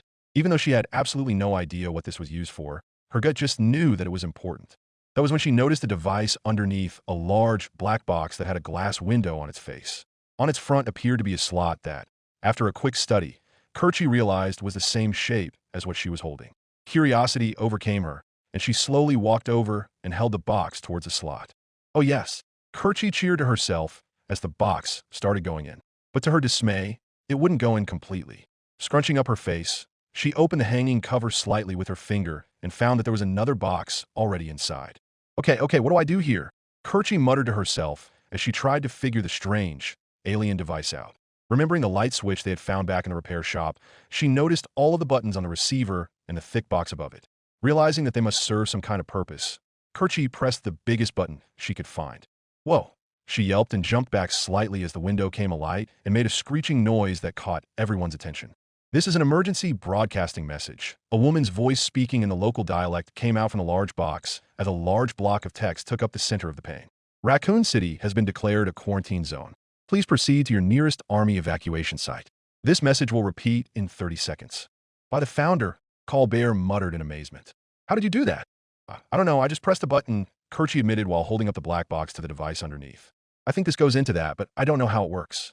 Let me see," Colbert said as he took her position. Staring deeply at the device, he started pressing a few buttons, one of which caused it to light up. After pressing another, a whirring sound could be heard coming from inside, and the next caused it to eject the box already inside on its own. This box was labeled Terminator 2, Judgment Day. An ominous title, in Kerchie's opinion. "Okay, I think I know what to do here," Colbert said as he pulled the box out and took the one Kerchie had procured. Orienting it the same way as the other one, he inserted it into the box, ignoring the emergency broadcasting message repeating itself. The device took the box, but otherwise did nothing. Was something supposed to happen? Wards asked in confusion. "This is a waste of time," Karen complained, but Colbert raised his hand. "Hold on," he said as he stared at the other buttons on the large box, focusing on the one that said input. "Let me try this." He pressed the input button, and to his amazement, the emergency broadcast was cut off and replaced by something else entirely. It now depicted the open-air rooftop of the very building they were in. Louise could be seen, wearing a red jacket over a white shirt and blue pants, her wand in hand, standing before a row of plucked chicken carcasses lined up on a wooden board. Saito, why are you recording this? If your parents or anyone else finds that cassette, they'll know exactly what we're doing. They heard Louise's voice come through the screen, which was answered by another coming from a boy they couldn't see. A few reasons. The boy, whom Kirchi realized must be the Saito she had seen in the framed paintings, responded. 1. By recording this for posterity, we won't forget anything. We can blow stuff up, watch what we did later, and figure out what to do next. 2. No one's going to look at this. My parents respect my privacy, and if I don't let them look at it, they won't. Astounding, Colbert muttered, his eyes wide as saucers as he stared at the screen. They're able to record images and sound then play it back later. I've never seen anything like this. Neither have I, Julio agreed as he, along with everyone else, was in a matching state of shock. Kirchi glanced up towards Karen de Lavalier, whom she saw was focused completely on the image of her daughter. Your parents have a lot more trust than mine, the recording of Louise dryly noted as she looked over her shoulder to give Saito, Kirchi presumed, a narrow gaze. She then accused, that's not why you're doing this. You just want to play with it. Come on, it's so cool. It's got night vision and everything. The boy playfully whined, causing Kirchi to chuckle and Louise to groan. I hardly ever get a chance to use this thing. Besides, I'm being serious. This will help us. Louise's recording simply stared back at Saito, obvious irritation on her face. Then she groaned and said, fine, go ahead. As they heard Saito release a short cheer, they watched as Louise aimed her wand at the center chicken. She then yelled, Gust. As Kirchi and the others expected, all she got was a small explosion that sent the adjacent chickens flying off, one hitting a large box with a fan built into it, and another off the rooftop entirely, and broke the wooden board in two. Kirchi couldn't help but laugh at the sight of Louise staring at the devastation, only for Saito to say, you know what? Maybe testing out explosions on the roof of an apartment complex isn't the best idea. You think? Louise shouted in indignation and embarrassment, which was when that particular recording ceased. Classic Louise, Kirchi commented as she calmed herself down, only for another recording to immediately come up. This one showed Saito's face, and she couldn't help but hum in appreciation. Noticing this, Tabitha rolled her eyes. Ladies and gentlemen, this is a momentous day, Saito boisterously declared into the recording device as he centered it on himself while walking through the apartment. Not just for the United States of America. Nay, not even just for Earth. No, this is a momentous day that will go down in history on two worlds, Earth and Terra. For this was the day that Louise Françoise Luc Blanc de Lavalier discovered three very important things. 1. She discovered the joy that is chocolate ice cream, Saito proclaimed as he shifted the camera to center on a carton filled with a brown substance, with half of it eaten. 2. That she, and by extension her people, can eat chocolate. 3. She discovered brain freeze. That was when he shifted the camera to Louise, who was propped up on the sofa while holding her head in her hands. Noticing his presence, she started to say, Go to hell? I told you. That's what happens when you eat ice cream too fast. You get brain freeze, Saito remarked. Louise tried to reply, but all she could do was groan, which made Saito laugh again. Despite the gravity of the situation, watching these recordings made Kirchi smile. Several members of the rescue party were smiling as well, except for Wards, who had a barely noticeable frown on his face. Kirchi recognized petty jealousy anywhere, and she could tell that right now Louise's fiancé was positively full of it. But he managed to compose himself quickly, and Kirchi returned her attention back towards the screen. They watched as several more recordings went by, the vast majority showing Louise and Sato's further tests out in the forest. Colbert openly marveled at the meticulous and scientific approach they were utilizing, the young boy clearly trying to help Louise with her magic the best he could. Even if he didn't have a solid base to start with, the fact that he was helping at all was still tremendous. More importantly, they could watch Louise's efforts improve with each passing recording. At first, her miscast kept going wild, but eventually she started hitting her targets each and every time. The forest soon switched back to the apartment, this time showing Saito and Louise sitting next to each other underneath a blanket. The room was dark, but from the very same boxy they were watching this on came a flickering white light as it displayed something. Other than the light and boisterous music, accompanied by things slamming into each other, explosions, sparks, and people grunting in exertion, they weren't able to tell what was going on. But Louise was utterly transfixed, idly shoving a snack in her mouth with her hands, much to her mother's slight disgust. They heard a man scream. Luke, no. Louise yelped in worry while Saito could barely hold in his laughter. There is no escape, a deep, raspy voice declared. Don't make me destroy you. Are they watching a play? Kirchi asked herself, curiosity about this particular performance filling her being. Luke, You do not yet realize your importance. The echoing voice continued through heavy breathing. You have only begun to discover your power. Join me, and together we'll complete your training. With our combined strength, we can end this destructive conflict and bring order to the galaxy. I'll never join you. Another person, whom Kerchi assumed was Luke, declared. Yeah, he'll never help the villain. Louise cheered the character on. If only you knew the power of the dark side, the apparent villain espoused. Obi-Wan never told you what happened to your father. He told me enough. Luke answered through obvious pain, before growling. He told me you killed him. No, I am your father, the voice declared as the music dramatically swelled, and Kerchi could see Louise's eyes widen, her jaw go slack, and her arm drop in complete surprise, letting go of the snack she had in her hand. No, that's not true. That's impossible. Search your feelings. You know it to be true. No, Inwo, Luke wailed from the box, and Louise leaned forward in complete disbelief. No way. Darth Vader is Anakin Skywalker. There is no way. He has to be lying. Saito, tell me he's lying. Louise begged, while Saito began to laugh hysterically. Why are you Dash? That was when she noticed the camera aimed at them, and she angrily shouted, You were recording this. You knew this was coming. You stupid dog. Louise launched herself onto a still laughing Saito, which was when the recording ended. I kind of want to watch that now, Kerchi admitted to herself, but quickly focused on the next few recordings. Why are those bad guys even trying to start up their helicopter in the middle of a shootout? It takes way too long to warm up a chopper's engines. They're just making themselves sitting due, and there it is. Mrs. Hiraga cut herself off as more gunfire and screaming ended in another explosion. Can we please enjoy Schwarzenegger kicking, but without the peanut gallery? The teenager complained, causing his mother to roll her eyes good-naturedly as she continued walking by. Kerchi was briefly distracted from the show as she heard a scratching sound over the noise from somewhere above her. But when she looked up, she just saw the unchanged ceiling and turned her attention back to the recordings. Once again, they had gone back to the forest, showing Louise's progression with her magic. They were mostly uneventful, but one in particular made Kerchi's skin clam up as, in the distance, and completely unbeknownst to Saito and Louise, was a man who was shambling towards them.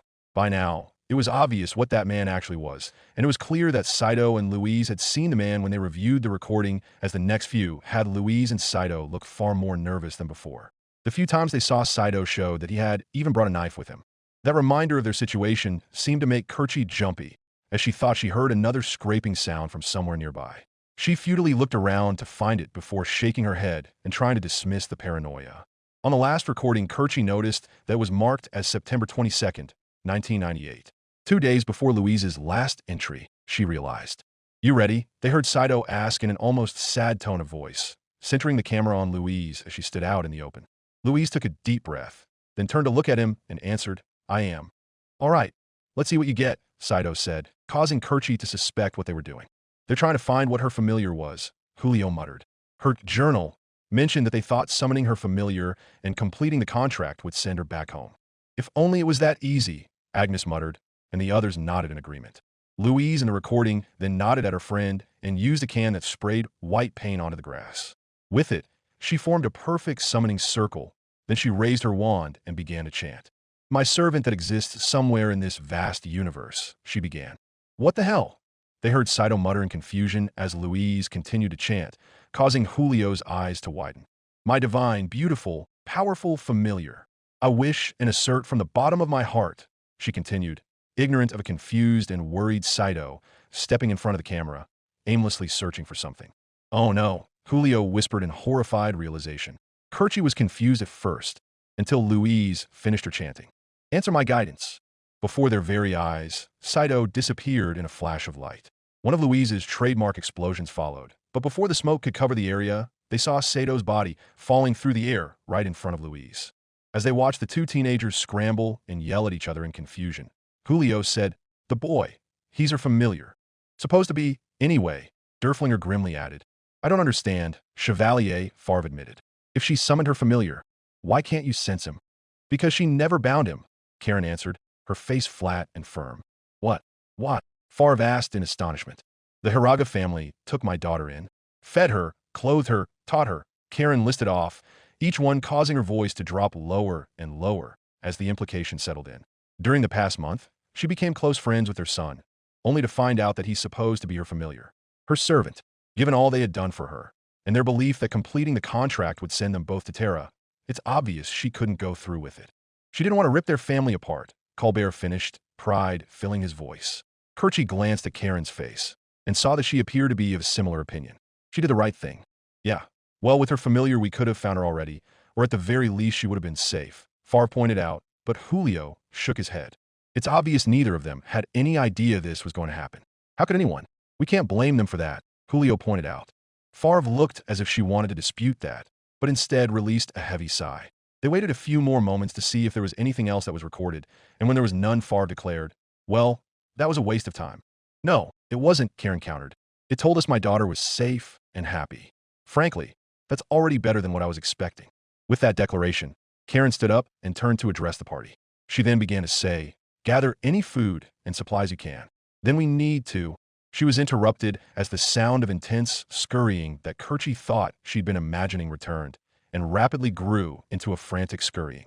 Immediately, everyone turned and aimed their wands and weapons towards the noise as it picked up in fervor. What is that? Kerchie timidly asked as she aimed her wand around the empty room.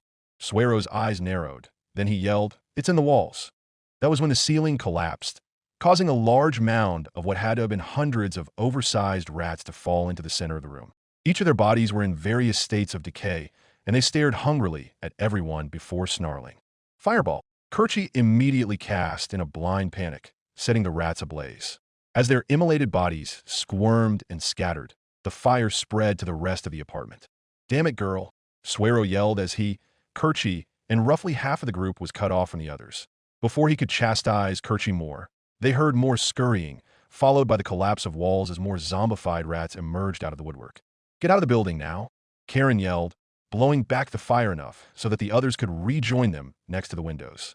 The tide of vermin chased them like a flood, heedless of the flames as they carpeted the floor, walls, and even ceiling in a crawling flood of fetid black. Through here, Colbert yelled as he threw open the window and vaulted over the wall onto the metal platform, with the others hot on his heels. It was as Kerchie joined her teacher on the metal platform and raced down it that she realized what they were for. They were fire escapes, quick way for people to get to safety should the building catch on fire. Granted, the designers probably didn't anticipate a group of mages and soldiers throwing firebombs back into the building to kill hundreds, if not 1,000, undead rats.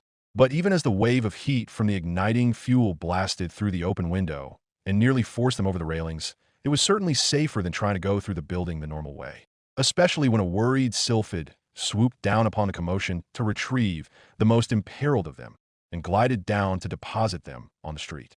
By the time they reached the bottom of the fire escape, leaping down to the ground and helping the others who were climbing down behind them, the combination of fire magic, firebombs, and flaming rats had caused the entire building to be set ablaze. The fire was even beginning to spread to nearby buildings, but they paid it no heed. Instead, they ran as fast as they could down the street, away from the raging fire. Once they were at a safe distance, they turned to look at the devastation they had wrought, breathing heavily. This place is hell, Eugene de Alamand earnestly declared, and no one felt the need to correct him. Chapter 19. Descent into Chaos.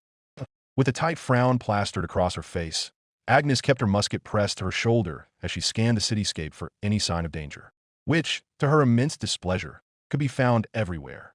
Half-eaten bodies, pools of blood, not to mention an endless number of walking corpses. Hungry and animalistic moans filled the air, along with a heavy stench that surpassed the worst battles Agnes had ever partaken in during her previous career as a mercenary. By this point, it was more than obvious that death and decay had consumed Raccoon City, corrupting what must have been a reasonably safe place into one of pure chaos and terror. A place they were trapped right in the middle of. Glancing at the others, she could see that although the other mages and soldiers were keeping themselves reasonably calm, at least on the surface, she could tell that they were scared. Kerchie von Zerbst was far more openly terrified, practically clinging to her professor as though he was a shield. They all knew this mission could go wrong. Agnes outright predicted it would to some capacity. After all, going into an unknown location with essentially no intel or recon was bound to turn out contrary to their plans. She had thought they'd have to deal with something simple and mundane like lack of resources, language barriers, local law enforcement, or even criminal elements. Hell, culture clash leading to problems was all but guaranteed. But never in her wildest dreams would she have predicted an army of the dead descending on the city. Then again, how could anyone? She had faced undead abominations before, but never to this scale. Part of her wished that they had brought an army of their own with them. At least then they'd have numbers on their side. But the rest knew that was impractical for more reasons than she could count. Agnes thought over everything, trying to figure out what they could have done better to at least try and mitigate the disaster unfolding around them. But after a moment, she grimly shook her head and dismissed the futile endeavor. Try to plan a mission in hindsight never did anyone any favors. Simply put, they had the misfortune of planning an infiltration when they should have been planning for an active war zone. Now they were in the position where they had to work with what they got and try their best to adapt. If they didn't, they were dead. Her thoughts were broken by the slicing of metal through flesh, and she saw Julio Cesare behead another zombie with Derflinger. His act was followed by a few gunshots into adjacent undead along with simple yet precise magic spells. Agnes herself sniped a dog as it rushed towards one of the mages, and soon they found themselves in a relatively calm space. Glancing around, Agnes saw that they were next to a crudely barricaded single-story building that had red walls and a sloped red roof, with a sign that had a large yellow M with the word McDonald's right next to it. It looked to be a cafe of some kind. "In there," Agnes ordered. "We can rest up and collect our bearings." The commoner soldiers nodded immediately as Eugene and Suero took point, entering the building after breaking open a door. The others waited outside, waiting for the all-clear signal. Only when they heard the two men's voices beckoning them inside did the rest follow suit, revealing that the cafe's main chamber was clear. Tables and chairs had been pinned up against glass windows, but there were no bodies to be found. "Where do you think everyone went?" Julio quietly asked while the other musketeers cleared the smaller rooms and closets. Agnes shrugged, then suggested, "Judging by the lack of bodies and blood, my best guess is that they left." "Why would they leave a defensible position?" Baron Valui incredulously asked. Before Agnes could respond, Colbert replied, "Tabitha said she saw this nation's military evacuating people, or at least that's what it looked like. They might have thought going to them would be safer than letting the zombies overrun them." Baron Valui grunted dismissively as he glanced through a gap in the barricade that let him see past the shattered glass windows, where he saw hordes of undead roaming the street and vacant lot. Most were just wandering aimlessly, but a few were devouring something on the opposite sidewalk that he couldn't quite see, but at the same time didn't need to. "They might have been better off waiting," he said after a moment, then sat down on one of the few remaining seats that weren't being used in the barricade. Agnes couldn't help but agree with the Baron's assessment. They were trained soldiers equipped with magic, weapons, and armor. The people who made this barricade were most likely civilians with no formal training. Hunkering down and waiting for soldiers to come rescue them would have been the best course of action in such a scenario. Then again, who knows how long they waited in this place? They might have legitimately not had a choice in the matter. "Agnes," a word. The musketeer heard Duchess Valier call out to her, cutting into her thoughts. Walking over to Karen, Agnes responded, "Yes, Duchess?" Duchess Karen de la Valier was looking through a larger gap in the barricade, her arms crossed and her face grim. Without looking in Agnes' direction, she said, "I couldn't help but notice that the other commoners seemed to be deferring to you." Agnes shrugged and replied, "I've served alongside my musketeers for years. They trust and respect me, and I imagine the others are simply following their lead." Karen grunted in acknowledgement, then continued, "You seem far more skilled than just a simple bodyguard. I was a mercenary for many years and served in countless noble campaigns all across Hakagenia. After a while, you begin to pick up a few things, and eventually even the princess' attention. After doing a few missions for the royal family, they hired me full-time as her bodyguard."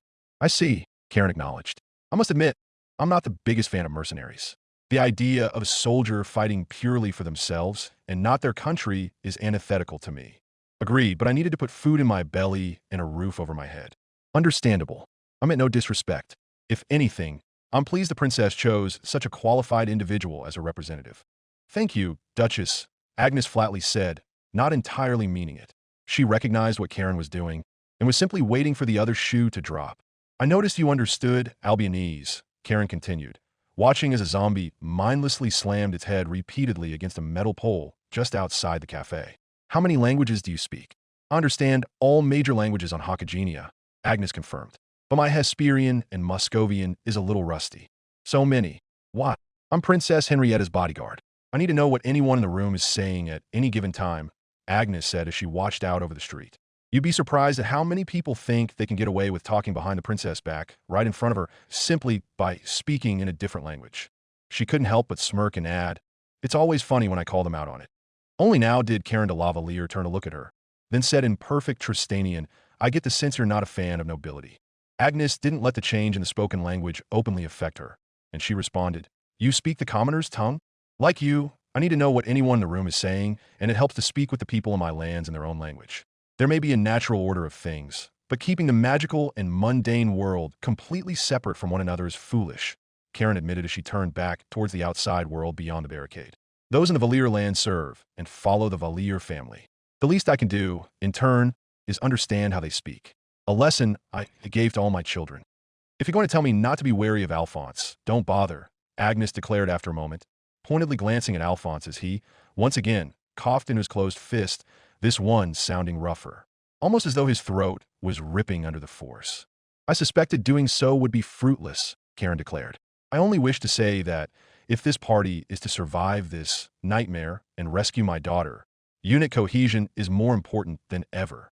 Agnes nodded as she began to understand where Karen was going with this, and she replied, I couldn't agree more. Karen nodded and said, our plan to infiltrate this city went up in flames before we even arrived, and the stress that is causing is threatening to break the party apart along pre-existing class divisions. If we are to survive, these conflicts need to be mitigated, which is why I'm coming to you with an offer. And that is, and are closer to the commoners than I am. I simply wish to leverage that, to work with you to make use of your and their skills to the best of our ability. You want me to be your representative? No, I want you to be my partner among them, Karen clarified. Ordering you and them around with no consideration will only build resentment. I cannot allow that to happen, and I choose to rectify that diplomatically. What say you? Agnes locked eyes with Karen de la Valier. Neither of the women so much as blinked in this game of chicken they were playing. In the back of her mind, Agnes knew that, should she refuse Karen's offer, her next one might not be so welcoming. Particularly since Agnes practically threatened the life of another mage in earshot, even if it was purely due to caution. Part of her resented that. Even when another noble was being considerate, they were still dangling their inherited position right in front of her. Still, after a moment to consider, Agnes nodded then replied, all right. But understand this, Duchess. I may be working with you right now, but I am not loyal to you. I am loyal only to Princess Henrietta, and nothing you say or do will ever change that. Karen de la Valier stared at Agnes for a few moments, then nodded in agreement. Turning around, she then announced, we leave in 5 minutes. Gather what you can then move out. Laurette, did you find anything? Agnes asked at the same time while the rest of the party rummaged about the McDonald's, but her fellow musketeer shook her head. No, there used to be food in that ice box, but whoever was here before went through all of it, Laurette confirmed. Agnes frowned slightly, particularly as they heard the flapping of Sylphid's wings overhead. As the zombies outside began to be pelted by large icicles, Agnes said, we need to find more food, and fast. That dragon alone is going to go through all our stores if we're not too careful. I've been meaning to talk about that, Laurette admitted. I'm noticing that there are a lot of spices around.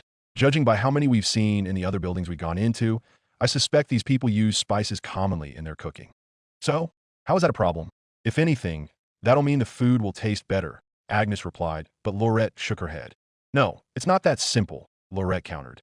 If I'm right, and the amount of spices these people use in their food is far greater than anything we use back home, we risk making ourselves sick to our stomachs even if the food is perfectly safe to eat.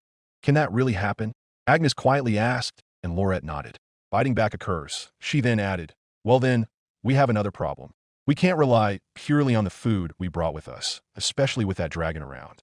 If we can't eat the food here without making us sick, what do? No, we can eat it, Laurette clarified while shaking her head. Louise is proof enough of that, but she was here for a month, which gave her stomach more than enough time to adjust.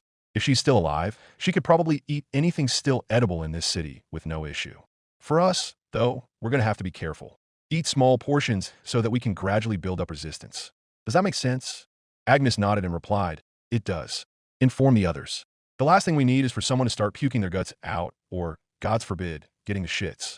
Yeah, that would not be pleasant, Laurette confirmed, then flashed her fellow musketeer a salute before running off to do as she was told.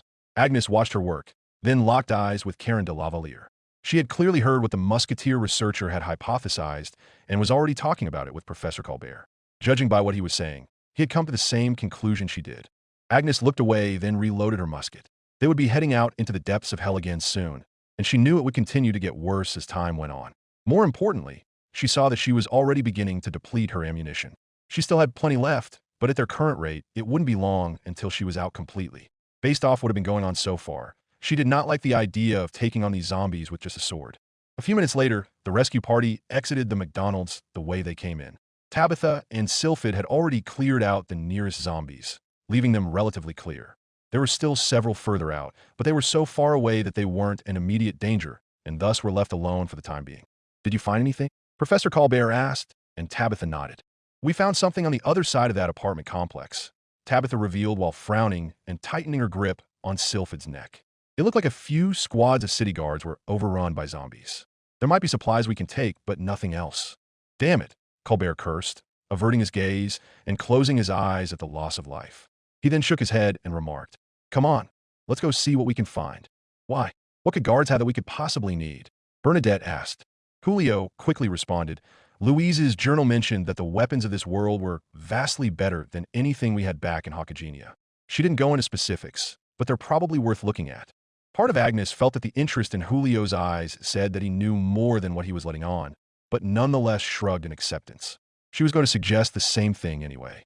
Shouldering her musket once again, Agnes took point alongside Eugene and Suero as they went through a dark and cramped alleyway.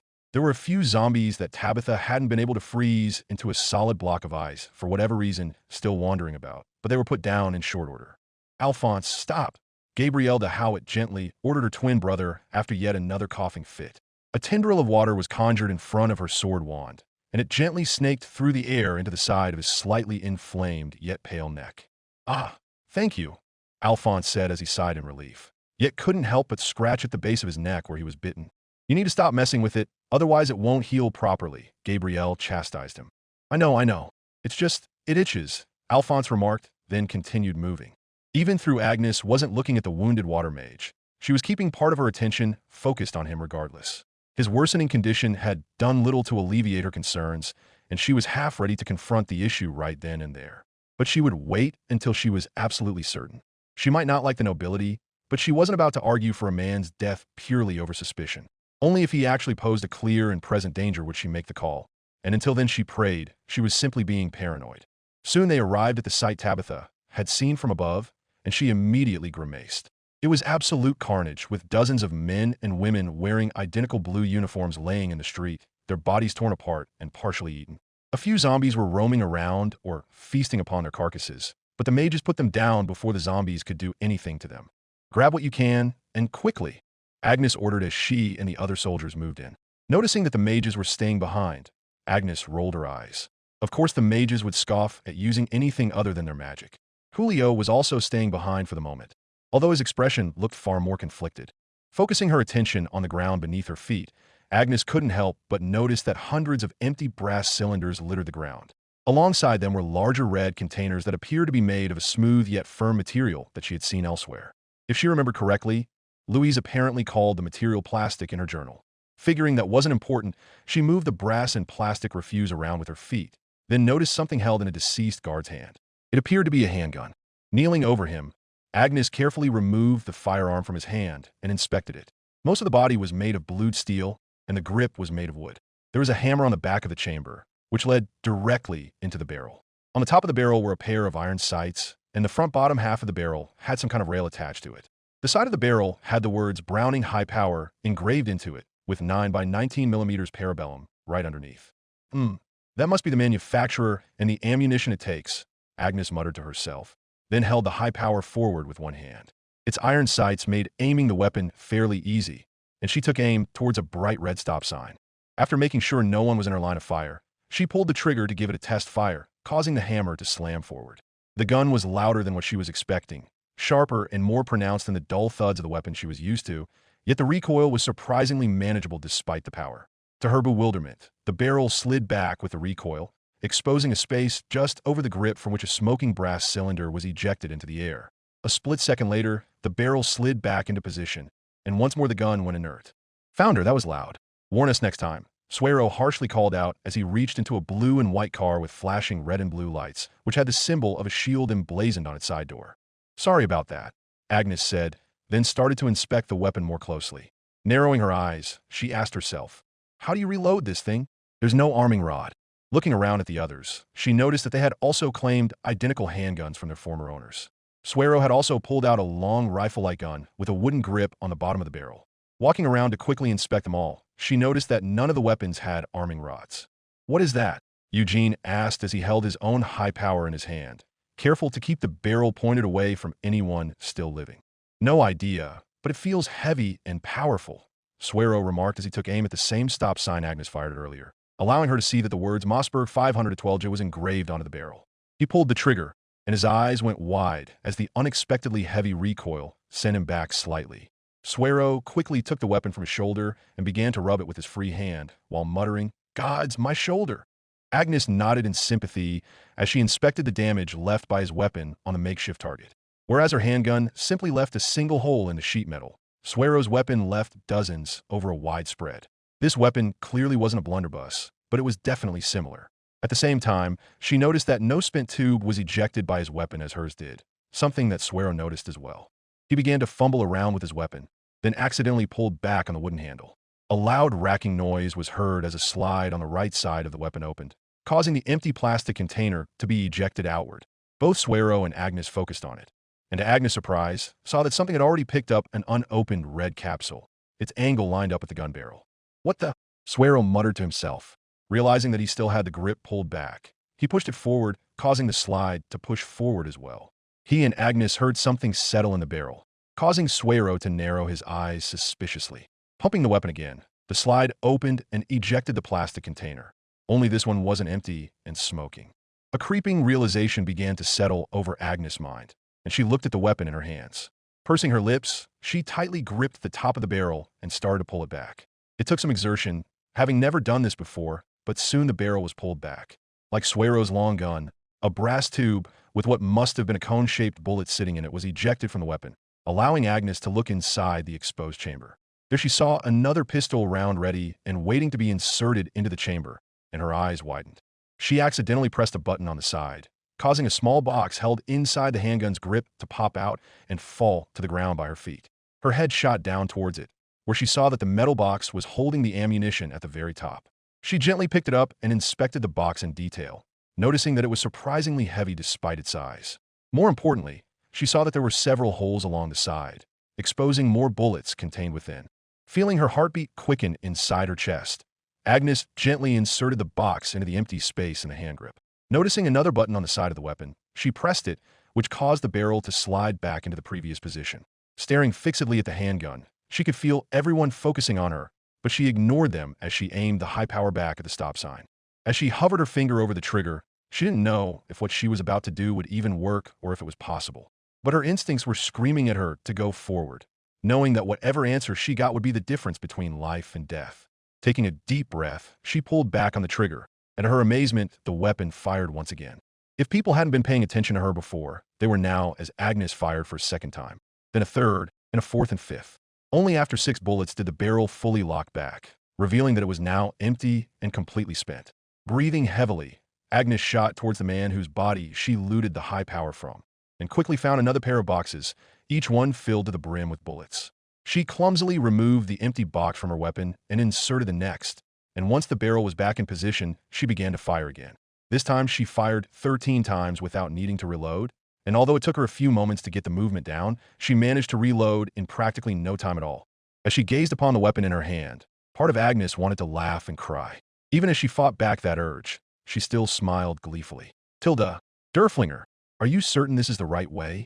Julio asked as he held the ancient sword in front of him as they walked through the ruined street. As they did, he carefully observed his surroundings. So far, the number of zombies were minimal, but their presence was still felt. Broken glass littered the pavement alongside crashed cars and uprooted poles, along with more signs of carnage than the Romalian priest cared to count. The large apartment complexes and residential areas that they had gone through before had given way to a more industrial setting, along with some of the streets having these strange steel rails embedded into them. He had absolutely no idea what the tracks were for, but after finding a massive metal car lined up on them, Professor Colbert hypothesized that the track were meant to facilitate transport. If that was actually the case, it was quite ingenious. "Yeah, I'm getting a faint magical signature in this direction," Derflinger confirmed, jiggling a portion of his handguard in what amounted to a nod. "Doesn't feel like Louise was here for long, but she was definitely here enough for me to feel it." Julio nodded at that answer, figuring it was the best one they'd get for a while. In the meantime, he continued moving, everyone else scattered around them with their weapons trained outward. The party had been trekking westward for the past few hours. The sun was now shining well overhead, partially blocked by clouds that continued to roll in. Judging by their thickness, Julio assumed it would be raining within the next day or two, which was just what they needed right about now. Part of him hoped and prayed that they would be able to find and secure Louise before then, as the last thing he wanted was to have to deal with bad weather on top of the endless hordes of undead that plagued the city. But the rest dismissed that entirely. By now it was quite obvious that their luck was not that good. As they passed by another pair of corpses, these belonging to a mother and her infant child, Julio couldn't help but let out a regretful sigh. He hadn't forgotten the fact that these people were Variag, their most ancient and true enemy. Half the reason why he was here in the first place was to gather information for their upcoming crusade against them. Julio understood that, when that time came and should Pope Vittorio's plan work as intended, many of them would regrettably die. But he would have never wished this upon them. To be eaten alive by people turned into undead monsters, some of whom were your friends or loved ones, was needlessly cruel and evil. But he couldn't let himself dwell on such things.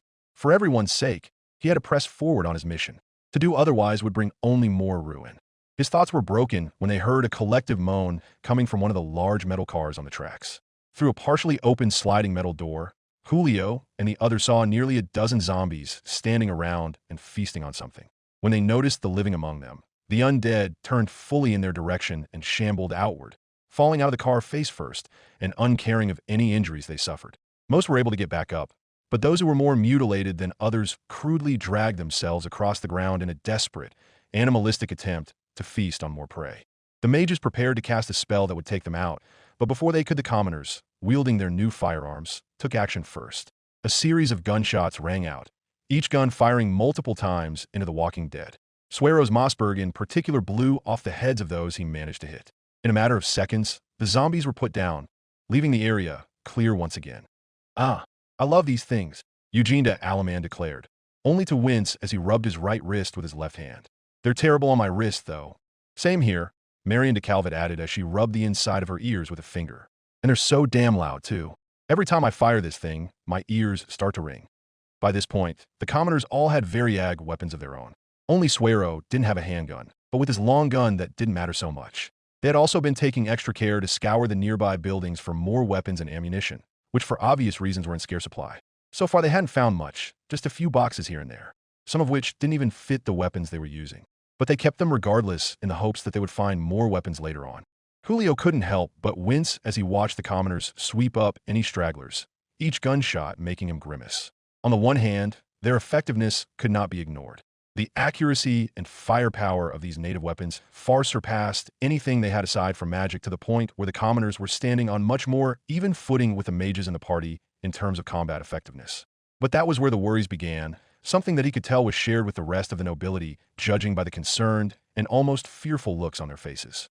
For the past 6,000 years, Hakagenian society had been governed by one absolute principle: those with magic had the right to rule. Magic itself was deemed a gift by the gods, proof of their sovereignty over those without it. To be sure, not everyone in the lower classes agreed with this arrangement, and there have been countless commoner rebellions who attempted to overthrow the magical nobility. But without magic, those efforts were quickly crushed time and time again. Only with significant numbers could an army of commoners stand up to mages. That was how it had always been. But then came the advent of gunpowder from the Orient, and from it the firearm. Their adoption had been slow, but the advantages offered by such weapons were readily apparent. They were cheap to make and easy to train with. It took months and years to properly train soldiers how to use a bow, sword, or pike, not to mention build up the physical strength to use such weapons effectively. But practically anyone could pick up a gun, point it at something they wanted dead, and pull the trigger. Theoretically, you could field an entire army with guns in a fraction of the time compared to more traditional forces. Most importantly of all, they significantly closed the gap between a mage and a commoner soldier. Even a square-class mage knight with years upon years of training and honed magical talent could be felled by a lucky shot from a musket. Which was why, despite their numerous military advantages, their use in warfare was relatively constrained. The nobility feared that the delicate balance of power that had benefited them for 6 millennia would be threatened by such weapons, even if they publicly claimed otherwise. It was a point of view that the church believed as well.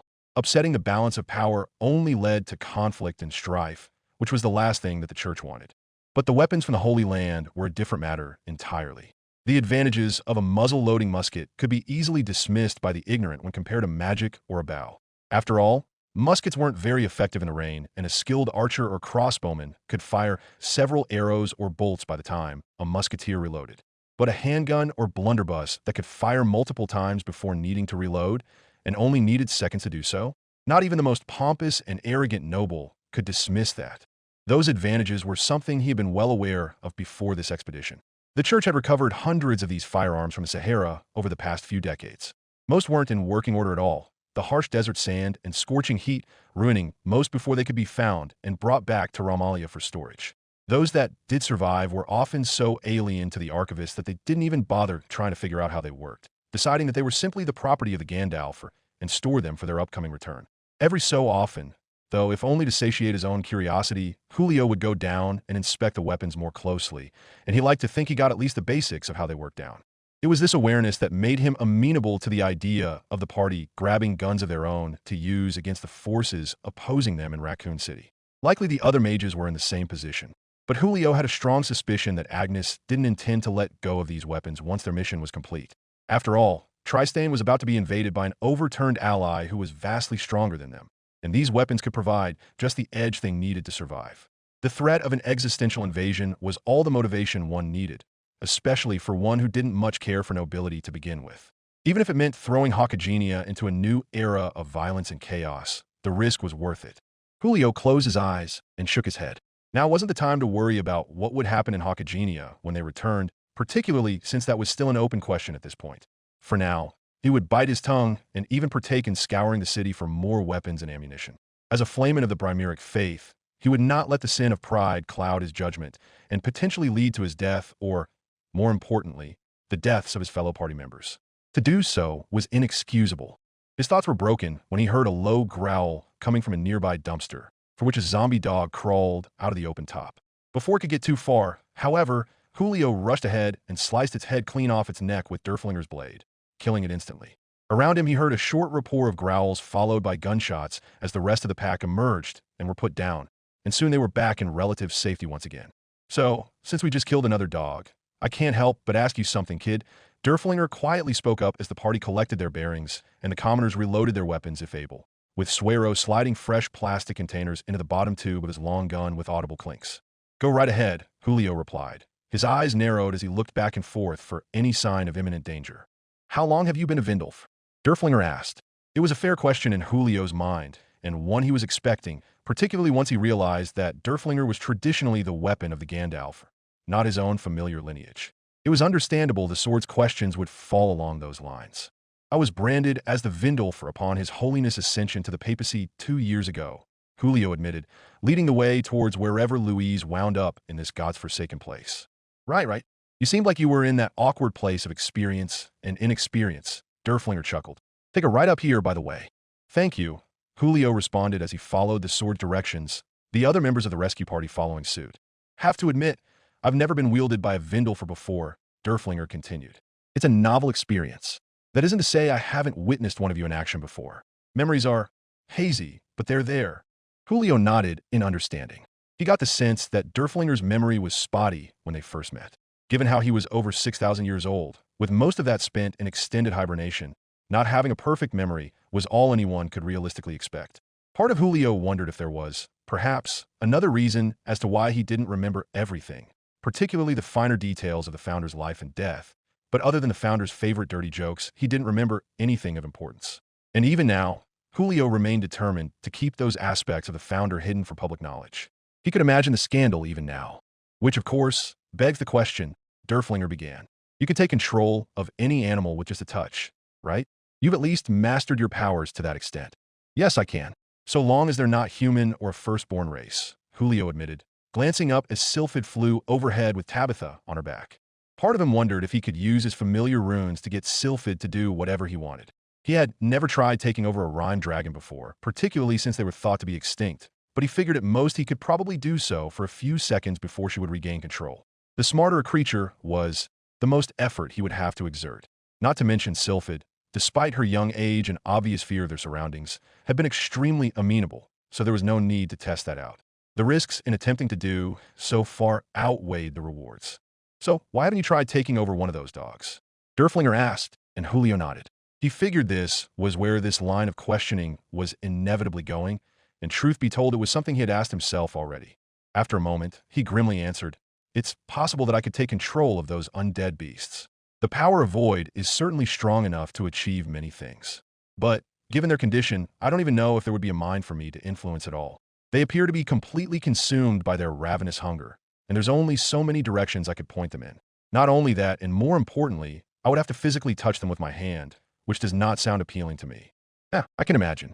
I know I'm just a sword, but the blood of these things just feels wrong, Derflinger said with a shudder. A brief silence fell between the pair. Then Derflinger quietly asked, "This Saito kid, you think he's my partner? You mean the Gandalf?" Julio clarified, and Derflinger gave him an approximation of a nod. Julio pursed his lips, then he nodded in agreement, but otherwise didn't say anything. After all, there was only so much one could go off of from a few journal entries, pictures, and recordings. Despite that, though, Julio did think of the boy as they continued to walk through the cluttered streets of Raccoon City, if only to take his mind off of the groans of the walking dead. From what they knew, the boy seemed to just be a normal teenager with a kind heart and soul. Intelligent, but not overly so, physically able but untrained in actual combat. Unless this baseball was actually a combat sport like Suero theorized after reading Louise's description of the game, but Julio doubted it. By all indications, Saito Haraga was just a normal boy. Julio wondered what he was like beyond that, or his interests, his hopes and dreams, his fears. So much about the boy was a mystery to him, and he wanted to know more. Not just to understand the world they found themselves in, the world that his people truly hailed from, but out of a personal sense of hope as well. As far as Julio knew, he was the only void familiar active in the world. Pope Vittorio believed that the Gallian and Albionese void mages were around, especially once they confirmed Louise's status as Tristane's void mage, but their identities were unknown. But Saito, even if he wasn't officially the Gandalf yet, was Louise's familiar. They saw her summon him, and by all accounts, she initially reverse summoned herself to the boy when she first arrived to Raccoon City. It was only due to a twist of fate that the binding was left unfinished. Part of Julio was frustrated by that, as Saito, actually being the Gandalf, would have made their job a whole lot easier, but the rest understood. If nothing else, it was a testament to Louise's strength of character, something he could always appreciate. The last thing they needed was a power-hungry madman being a void mage. That would only lead to disaster. All of this speculation would be for nothing if Saito and Louise were actually dead, as Julio feared. While he kept his hopes up, he wasn't blind to the reality of their situation. But if they weren't, he hoped and prayed that he and Saito would be able to meet, and if they were lucky, perhaps even come to consider each other friends. Maybe even brothers in arms, if the gods willed it. After all, the Gandalf and Vindalfur were the left and right hands of God, their shield and sword, respectively. Part of him wondered if it was fate that led him down this path, and if it was he would see it through. "We're here, inside that building," Derflinger announced as the rescue party arrived at a small, isolated building along some metal tracks. A large, metal sliding door, not unlike the ones found in the auto repair shop they took shelter in that morning, was open on the side and leading to a garage. But no vehicle was inside, just a pair of zombies aimlessly wandering about. Karen and Wards sliced them apart with their wind magic, ruffling the loose papers and debris inside the garage. At the same time, Suero crept up to the front door and tentatively began to open it, keeping his long gun pressed up against his shoulder. Once he fully entered the building, he did a quick scan, then lowered his weapon. "We're clear," Suero announced, prompting the others to enter. Overhead, Julio heard Sylphid settle on the roof of the building, then the gentle tap of Tabitha's boots as she magically lowered herself to the ground. "Stay outside, and no eating," Tabitha ordered her familiar, only for Sylphid to audibly gag. "No way, sis. I'd never eat those disgusting things," Sylphid complained while shaking her head. "Still, just keep watch," Tabitha continued, ignoring her familiar's whines as she entered the building with her staff clutched tightly in her hands. Would she actually eat someone?" Kerchie timidly asked, and Tabitha shrugged. "She is a dragon," Tabitha pointed out, then left it at that. Julio shrugged, happy that Sylphid was at least smart enough to understand the dangers of eating rotten flesh, but at the same time understood the actual meaning behind Tabitha's words. Her dragon required a lot of food to sustain herself, and she was getting hungry. The last thing they needed was for a dragon to decide that eating a zombie was preferable to starvation, only to turn into an undead abomination by ingesting that putrid flesh. They would need to find a store of food for her and themselves soon. Kerchie suddenly yelped as she accidentally kicked something on the ground, followed a shrill scream, which drew everyone's attention.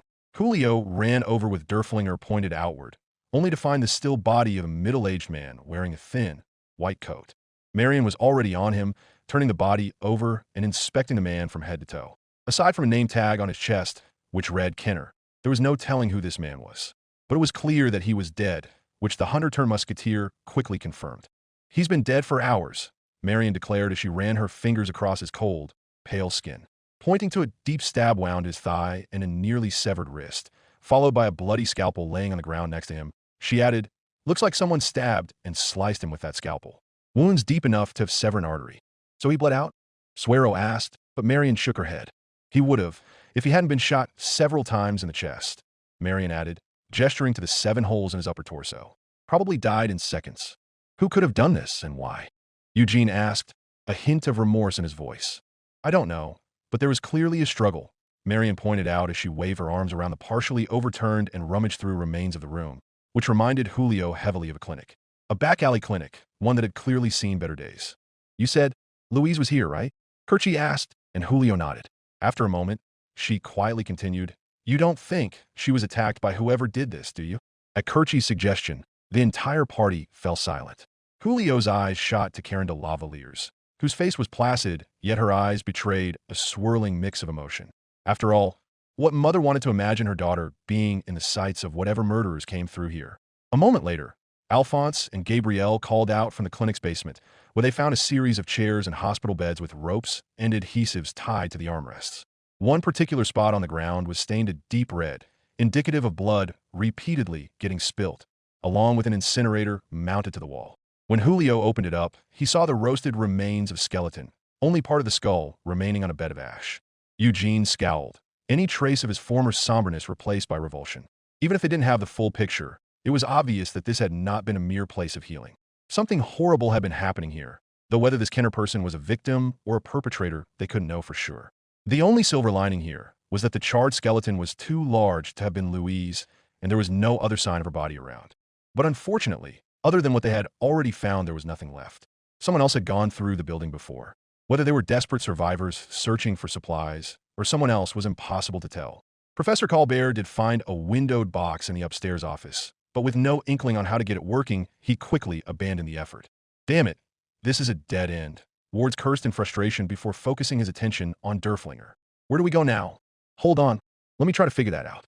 "It takes a second," Derflinger pointed out. "The only reason why I found this place is because it was fairly close to where she was living for the past month. She could be anywhere." "Well, look faster. The longer it takes to find Louise, the more likely it is that she's already dead." Wards hissed, only to take a step back and rub his hand through his hair before apologizing. "I'm sorry, it's just she's my fiancée, and to know she's in this nightmare by herself. It's nerve-wracking." "It's okay, Viscount. I understand completely," Karen replied, giving her future son-in-law a firm nod. "In any case, there's also the question of supplies. We're running low," Agnes pointed out. "Without food, ammunition, and medicine, it won't matter if we find a trail or not. We'll never get there." Karen nodded at that statement, then asked, "Find anything we can use in here?" "No, everything useful has already been taken," Agnes declared. "If we're lucky, it was by Louise, but I can't say that for certain." Julio once again pursed his lips, not liking that answer, but realizing there was nothing to be done about it. After a moment, he released a sigh and said, "It might be wise to pause our search for Louise until we improve our present situation. Food, weapons, supplies, anything.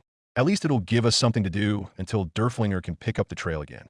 The others looked and conversed among themselves quietly, punctuated briefly by another round of coughing and itching from Alphonse, which sounded painful for the veteran water mage. Luckily, it only lasted for a moment, particularly after his sister applied some water magic to him, but soon they returned their attention to Julio and nodded in agreement. "I'm fine with that," Baron Valui declared, speaking for everyone. Julio nodded back, then turned towards Karen de Lavalier who, after a moment, started walking out of the door and ordered, "Search every building. There has to be something we can use in this damn city." Tilda. Kerchi's breath trembled as she stood in front of a bar door that was held in place by a thick iron chain and lock. She had tried unlocking it with a cantrip, but much like the others they had found, so far things hadn't been that simple. All she had gotten for her efforts were a few clinking sounds, but nothing else. Luckily, she wasn't completely out of options, so now she was literally melting through it with a small fire spell. "Hurry up, girl," Trestwho ordered as he and a few others stood watch over her, their weapons outstretched and forming a protective half-circle. With the wall to their backs and Kerchi's front, it was a relatively secure position with only 2 avenues of approach to the side, but that was a small comfort at best. Further away, she could hear other people breaking into buildings through shattered windows or broken doors, with the entire rescue party split up into a few small groups to cover as much ground as possible. At the same time, they were also close enough to respond to others should they actually run into danger. So far they were safe, but there was no telling how long that would last. I know. Kerchie groaned as she continued to cut her way through the metal. I don't know what kind of iron or steel these people make stuff out of, but it's a lot stronger than anything we have back home. Makes melting through it more difficult. Yeah. Tell us something we don't know, Marion complained, causing Kerchie to roll her eyes while continuing to work. Glancing behind her as she worked, Kerchie briefly focused on the handgun in the musketeer's hands. This wasn't the first time she had seen a firearm before. The Zerbst family prided itself on incorporating the technology into their armies despite the reservations much of the Hakajinian nobility had towards their use. Reservations which never made all that much sense to the Germanian teenager. If your focus was to build up a strong army as fast as possible, why would you handicap yourself? Sure, part of her was a little scared that there were guns that could fire more than once in succession and only needed seconds to reload, but given the zombie-infested hell they found themselves in, she wasn't about to look a gift horse in the mouth. She wouldn't even mind grabbing one of her own, if only to make sure she wouldn't run out of willpower and become completely defenseless. I'm through, Kerchie confirmed once the molten metal finally fell away, slipping off the door with a loud clanging noise. Standing upright, she then took a deep breath and reached for the door handle, which she promptly turned to the side. Pushing the door open, she used her free hand to hold her wand outward, ready to incinerate anything she came across. But the building inside was almost entirely shrouded in darkness, with none of the non-magical lights that had quickly become a hallmark of this city's workings. Most of the windows were also boarded up, leaving only thin streaks of sunlight to illuminate the interior. A sinking feeling filled her gut and made her want to retreat, but instead she took another deep breath and slowly pressed forward. She was already in this deep, and she wasn't about to let fear control her. Illuminate, Kerchie quietly chanted, and the tip of her wand glowed brightly. As the lights spread across the room, she found herself finally able to see her surroundings, but she immediately wished that she hadn't. For the entire building was covered from top to bottom in the largest, thickest spiderwebs she had ever seen, with dozens of cocoon bodies trapped in silk scattered among the strands.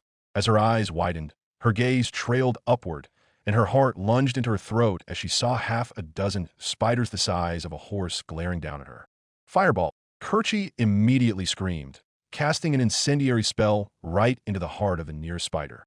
It released a shrill hiss and wail as it fell to the earth like a fiery meteor, squirming slightly as its legs gave out. Luckily, it expired quickly, but the rest were already heading down. Move! Suero ordered as he pulled Kerchie back out of the building.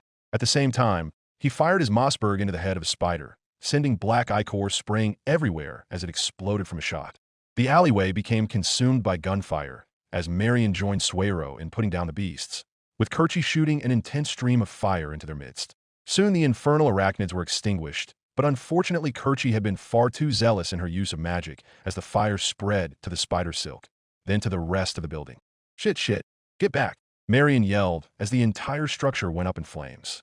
Fire exploded out of the boarded windows, and scorching heat swept across Kerchie's skin.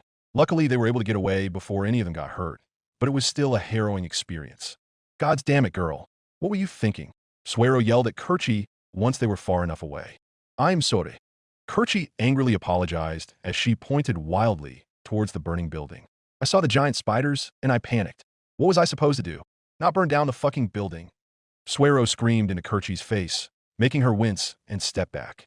Suero breathed heavily, then closed his eyes, released a sigh, and calmly said, Look, I get it, but that magic of yours, it's powerful and dangerous. You can't just go around burning everything that scares you. There could have been supplies in there that we could have used, or you could have accidentally burned one of us. We got lucky this time, but next time we might not be. Do you understand? Kerchie looked up at the Hesperian, then slowly nodded. Suero nodded back, then stood up straight, loaded his remaining plastic containers into his long gun, then held it up to his chest before saying, Come on, let's see if we can't find anything else. Suero immediately began walking off, leaving Kerchie behind to stew in her thoughts. As Marion passed the Germanian by, she audibly scoffed dismissively, but Kerchie didn't react. Only once both had passed did she turn to follow them, not even stopping as she heard Sylphid's wings flutter by. What happened? Tabitha asked from atop her familiar. Giant spiders. I panicked. Kerchie curtly answered, refusing to elaborate further. Luckily, that was all the answer Tabitha needed, and the Gallian girl stoically nodded before replying, All right, be careful. With that, she and Sylphid flew away, undoubtedly to inform the other groups as to why a building was now on fire. Kerchie only gave her a passing glance, otherwise preferring to catch up to the rest of her group. They had been searching from building to building for the past hour, and so far they hadn't found much. Just some scattered bullets and a bunch of these strange herbs kept in clay pots. Most were green, others red and blue. Kerchie had wondered if they were edible, but Gabrielle de Howitt advised her not to try and find out. After all, eating a strange and unknown plant was a recipe for disaster, and they didn't have the faintest idea what those plants did. Undoubtedly, the people of Raccoon City knew. Otherwise, why would there be so many? So Kerchie had grabbed a few just in case, hoping and praying that they would have some use besides looking pretty. But otherwise, Kerchie kept her focus on the rail yard they found themselves in. Or at least that's what she was calling this place, with all the metal rails on the ground. It was midday at this point, so there should have been scores of people going about their day. But there wasn't anyone other than them and the Walking Dead. Suero and Marion had already broken into another building by the time Kerchie caught up to them, and together the pair were clearing the inside. Kerchie followed right after them, and to her relief found that the building was clear. Just a few scattered and dusty boxes. There was evidence that there were people here a few days before, but judging by the half-eaten bits of food, they obviously left in a hurry. It wasn't hard to imagine why. "Hey, I found an icebox," Marion announced as she went into a back room. "Looks like there's some food and water in here. Suero, help me grab some of this." "Got it. Girl, stay out here and make sure nothing sneaks up on us," Suero ordered as he went to join his fellow soldier. "And try not to burn the building down this time." "Yeah," Kerchie dejectedly replied, idly waving behind her shoulder, but otherwise doing as she was told. Soon the warehouse fell silent, aside from the clinking of dishes and plastic bottles as Suero and Marion looted the supplies. Seeing as how nothing was happening, Kerchie debated whether she should sit on top of one of the wooden boxes or simply walk around as though she was on patrol. Figuring that her compatriots wouldn't appreciate her just sitting around, Kerchie decided walking around the inner perimeter of the building was in order. She kept her eyes and ears peeled, scanning everywhere for any sign of danger, but for the most part, everything seemed secure. In fact, this was probably the most spotless building they'd looted yet. No bodies, no Blodsteins. It was a remarkable change of pace. But as Kerchie was settling into this relative calm, she heard a loud noise coming from just outside a side door. She froze in place, her eyes widening and her heart thundering in her chest as fear once again crept up from her core. "Suero, Suero," she quietly hissed, her voice echoing through the building. "There's someone out there." At once she heard both commoner soldiers stop what they were doing, and a moment later they rushed to her side. Suero protectively placed himself between Kerchie and the door, with Marion taking up his flank. Noticing a boarded-up window, he tried to peek through one of the gaps, but he wasn't able to see anything.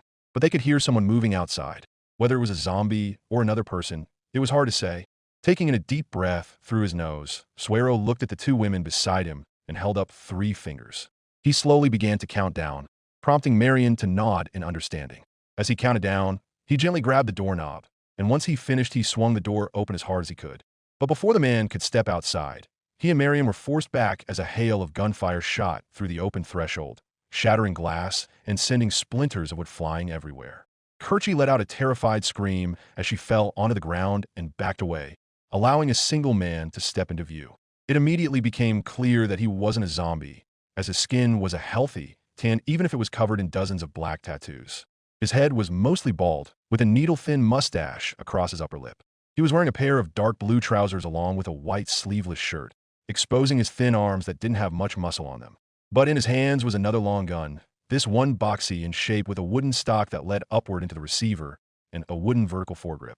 In the center of the gun was a large round drum, undoubtedly holding the ammunition.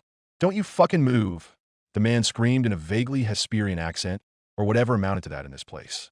Suero immediately tried to orient himself towards the man, only for the newcomer to raise his weapon into the air and squeeze the trigger once. A hail of bullets came out in rapid succession, causing Kerchie to scream once again as debris rained from the holes in the ceiling before he trained his firearm onto the Hawkagenians. "I said, don't you fucking move, hombre," the man ordered, rapidly shifting his aim between Kerchie, Suero, and Marion. "Do that again, and I'll blow your brains out. You hear me?" Despite the obvious agitation in his face, Suero slowly nodded while lowering himself to the ground, keeping his hands raised and clearly empty. He then said, Okay, we hear you. Let's just remain calm, man." "Do not tell me to calm the fuck down," the man shouted, stepping in place as his arms shook. Kerchie took a moment to study the man, and it was obvious that he was absolutely terrified. Realizing that she needed to keep the man talking before the others undoubtedly came over to investigate, Kerchie said, "I think we got off on the wrong foot here. My name is Kerchie. I don't give a rat's ass what your name is, the man declared as he closed the door behind him with his foot while keeping his weapon trained on the others. Breathing harshly, he then ordered, "Give me everything you have." Confused, Kerchie asked, "What?" "I said, give me what you have," the man screamed as he shoved the barrel of his weapon into Kerchie's face. "Food, water, ammo, guns, I don't give a shit what it is, just give it to me." Okay. Kerchie replied as she slowly slid off her rucksack and began to pull out the supplies she had gathered. After sending Suero and Marion a pleading look, they began to do the same, and soon everything they had was being neatly arranged on the concrete floor. Nodding at the haul, the man slid off his own rucksack and dropped it in front of Kerchie before ordering, "Put it all in there, nice and slowly, and don't get any funny ideas. I'd rather not waste any of my bullets on you, but I will." With the message received, Kerchie began to do as instructed, grabbing everything that they had just spent hours looting into the man's bag. In the back of her mind, she was wondering just where the others were, but knew they should be approaching soon. "You know," Marion began, "we're not the only ones out here. Our friends are nearby, and they're on their way right now." "Then you best hurry the fuck up," the man harshly replied. "I don't care what little group of buddies you Renaissance fair-looking motherfuckers call yourself a part of.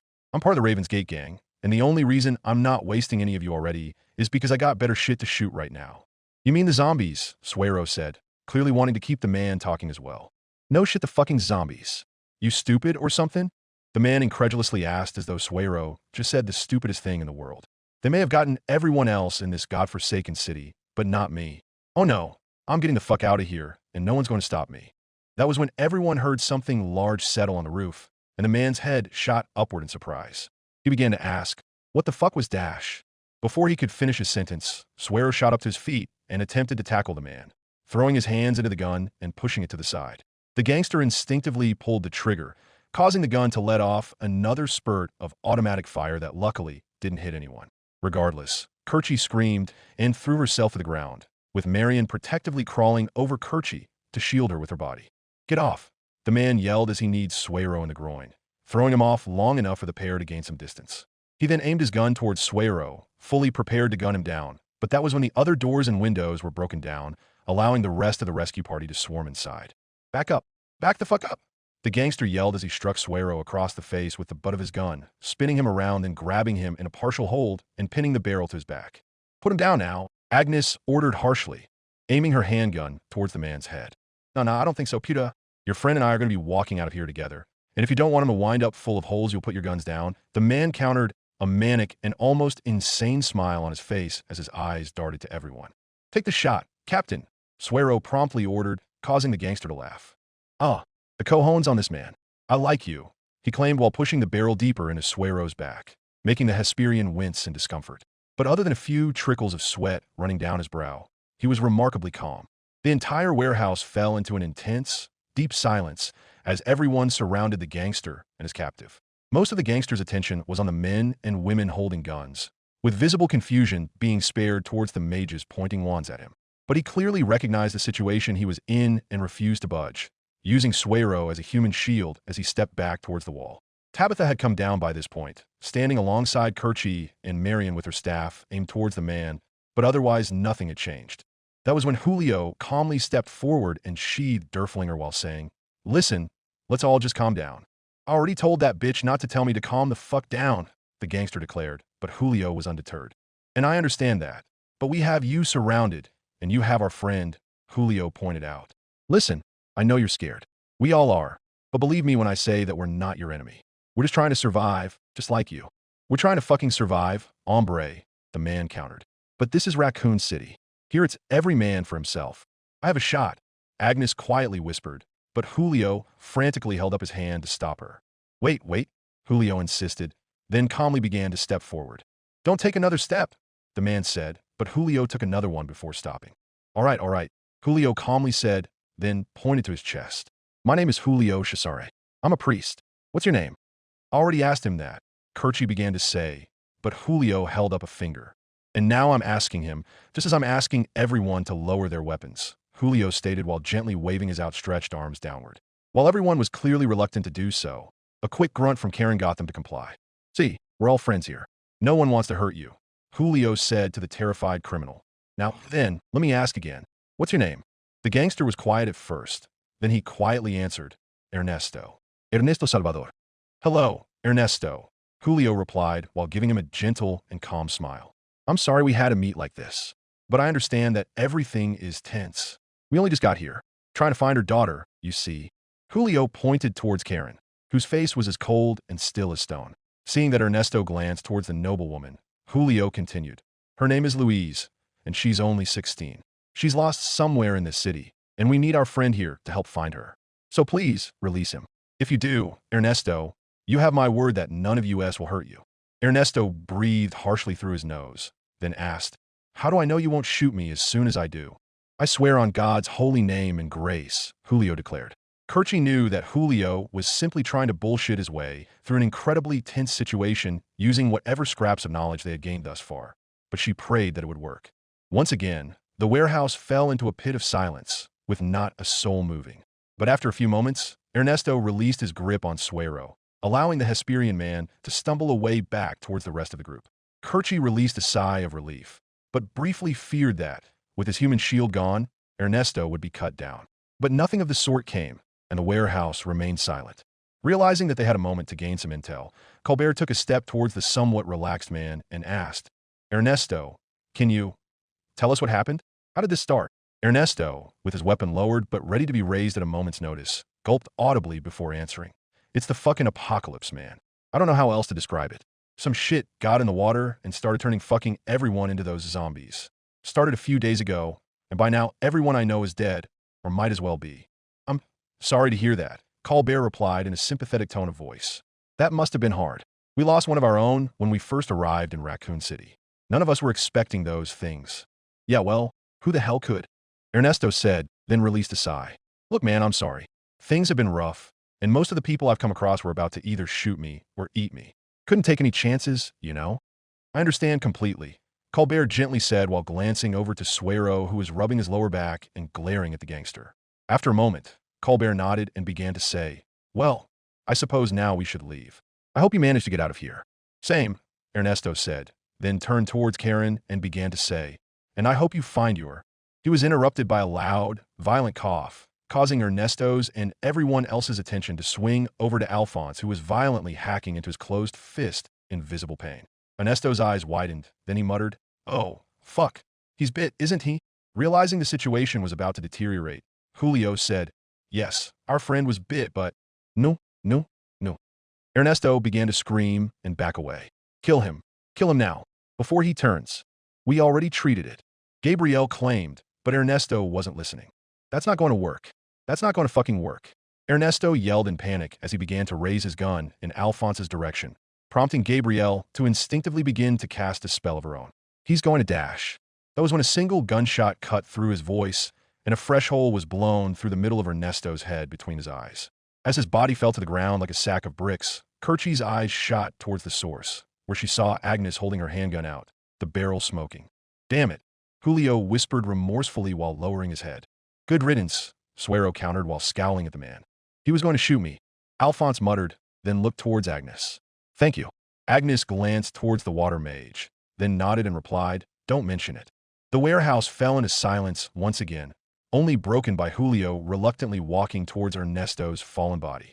Kneeling over it, he began to rummage through his belongings, grabbing his fallen gun, which Kerchie now saw had the words, a 1928 Thompson, .45 ACP, engraved onto the side, and unwrapping the leather strap across his back and chest.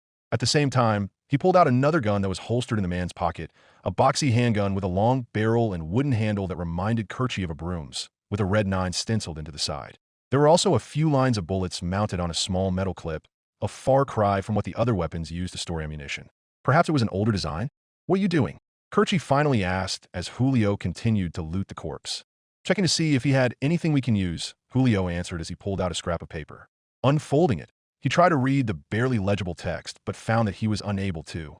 He then held it up to Suero and said, I think this is written in Hesperian. Can you read it? Let me see, Suero replied as he took the scrap of paper. Looking it over, he hummed to himself while silently reading, his mouth moving but no words escaping his lips. After a moment, he declared, Ooh, now this is interesting. Turns out when he said he was part of a gang, that wasn't just a boast. What's a gang? Bernadette de Favre asked, and Suero shrugged. Some kind of criminal group, I imagine, Suero suggested. More importantly, it turns out that they have a warehouse somewhere around here. An armory, in fact, filled with all the guns and ammunition one could need. Guess Ernesto was trying to reach it before running into us. A veritable sigh of relief escaped everyone's lips. Then Agnes asked, "Does it say where it is?" "Yep, and it's just down the road," Suero answered as he stuffed the paper into his pocket. "Come on, I'll lead the way." With their path determined for now, Suero picked up his discarded long gun and the supplies Ernesto attempted to steal from him before exiting the warehouse. The others followed suit right behind him, leaving only Kerchi and Julio behind. The priest was finishing up with Ernesto's body, grabbing a few smaller boxes filled with ammunition that Kerchi assumed went where the drum was currently housed. He was saying something in Romalian, a prayer most likely, which perplexed Kerchi greatly. "Why are you praying for him?" Kerchi asked. "He would have killed me, Marion, and Suero, and he nearly killed Alphonse." He was scared and confused, Julio answered as he finished his prayer. Yet he was still able to be talked down, if only for a moment. What happened was a tragedy for everyone. And even if we may not believe in the same gods, as a flamen, it's important that someone at least try to deliver his soul to salvation. Kerchi didn't have an answer to that, but part of her felt that made sense in some way. After a moment, Julio stood fully upright and turned to face Kerchi, then said, "Come on, let's go rejoin the others." Tilda, sitting atop Sylphid's back and holding her staff out to the side with a firm grip, Tabitha carefully scanned the streets below for danger. To the party on the ground, there was only at most a couple dozen zombies in the immediate area for them to deal with at once. Easy pickings for a team filled with veteran combat mages and commoner soldiers armed with repeating firearms. But from her perspective, she could see everything in the city for miles, and what she saw struck Tabitha to her core much as it did when she first saw it. Tens of thousands of dead wandering the streets, serving as rivers of blood, death and decay that consumed everything they touched. Even if the street they were on was relatively clear of danger, the next could be filled with dozens, maybe even hundreds of monstrosities. They streamed out of practically every crevice, rising up from the blackest pits of hell and fully intending to drag the living back down with them, adding to their numbers. The criminal they just killed and the note they found that morning called this an apocalypse, the end times. From where she was sitting, it certainly felt that way. Tabitha had seen more than her fair share of death and carnage over the past few years. It had regretfully become the only true, consistent quality in her life ever since her father was murdered by her uncle and her mother was poisoned. But nothing she had experienced before even remotely approached this scale. The only comparable mission she could think of was her very first, back when she had no combat experience at all, yet was tasked with dealing with a rampaging chimera created, then unleashed by a foolhardy mage. It was a beast that would consume its victims and absorb them into its mass, taunting future victims with the warped visages of those already eaten. It was somewhat appropriate, in Tabitha's opinion, that the only reason why she survived that mission at all was because she was helped by a local villager named Jill. She didn't have any magic at all, being a mere hunter who was skilled with a bow and also hunting the chimera in an attempt to avenge her sister, whom the beast had devoured. One might have thought that, despite her youth and inexperience, Tabitha would have been the more effective of the pair simply because she had magic. Yet, in that mission, Jill was unquestionably more useful than Tabitha, despite being a commoner. It was Jill who protected her, taught her the necessary skills to survive in an impossible situation. Were it not for her help, Tabitha would have perished. Tragically, Jill ended up dying to the beast, mercifully believing that she had managed to bring it down with an enchanted arrow when it was actually Tabitha herself who finished it for good not too long afterwards. It was better that way. At least Jill didn't have to see the face of her sister in the chimera's body when it was finally put down.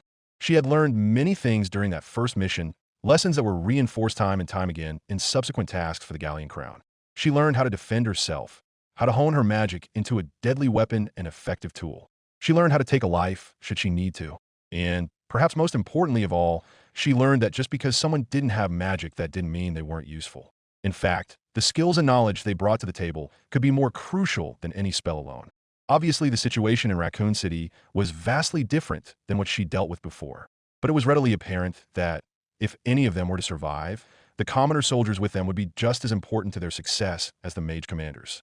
Luckily, it seemed that Duchess Valier recognized this, but she wasn't entirely certain about the others. Aside from Kerchi, obviously, but that went without saying. Speaking of her friend, Tabitha glanced down towards the party below as they snaked their way through the rail yard, heading towards an inconspicuous building near the far end.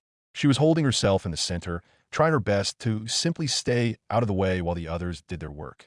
Tabitha couldn't help but release a sigh. She always had misgivings about Kerchi inserting herself into this mission. The only reason why she had gone along with it in the first place was because she knew who Kerchi was. Once Kerchi put her mind to something, come hell or high water, she was going to see it through. She should have pushed back more against the idea, done more to convince Kerchi that this was her responsibility alone, but she didn't. She went along with it, feeling as though it was the path of least resistance. By now, it was more than obvious that was a mistake, perhaps the biggest one in her entire life. It didn't matter if they had no idea they were walking into a calamity with death literally lurking around every corner. The fact remained that they were in a war zone, an environment that Kerchi wasn't ready for in the slightest. She was a civilian, much like Tabitha was when she first started her missions for the Galleon Crown. That put her in a tremendous amount of danger, both to herself and to the others who would have to pick up the slack. If they were lucky, perhaps Kerchi could rise to the occasion much like Tabitha herself did. But she wasn't counting on that, nor did she want to. She didn't want this kind of life for anyone, especially to the closest thing she could consider to an actual friend. One thing was certain, though. If it was within her power, Tabitha was going to ensure that Kerchi survived. It was her mission that prompted Kerchi to tag along in the first place, which made it her responsibility. Of course, the other elephant in the room was Louise's whereabouts, and what would happen once they found her in this Saito. Assuming they were alive, whatever problems they were having with Kerchi would undoubtedly increase exponentially with Louise herself. Probably even more so, for at least Kerchi could cast basic fire magic. Louise may be a void mage, but her explosions were loud, which would inevitably draw attention. The only silver lining there was that the rescue team was anticipating Louise being a scared, defenseless schoolgirl and had factored into their plans accordingly. The reminder that Louise was actually a void mage made Tabitha purse her lips once again. She had thought about it a few times before, ever since she came to that realization. It was just as Kerchi said. Louise's true affinity explained a lot of things. Her supposed failures with magic, the church's interest in her. The only real questions that remained were how Louise managed to inherit the founder's power in the first place, and how long she unknowingly had access to it this entire time. As far as Tabitha knew, none of Louise's family ever had these sorts of problems. If anything, especially after seeing her mother in action, the exact opposite should have been the case. Yet obviously Louise was different. She suspected that royal blood had something to do with Louise inheriting the void.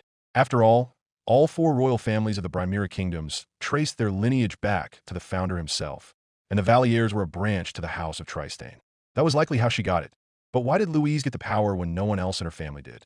It would have been one thing if one of her parents, or even her grandparents, expressed the same difficulties with magic that she did, but that didn't happen.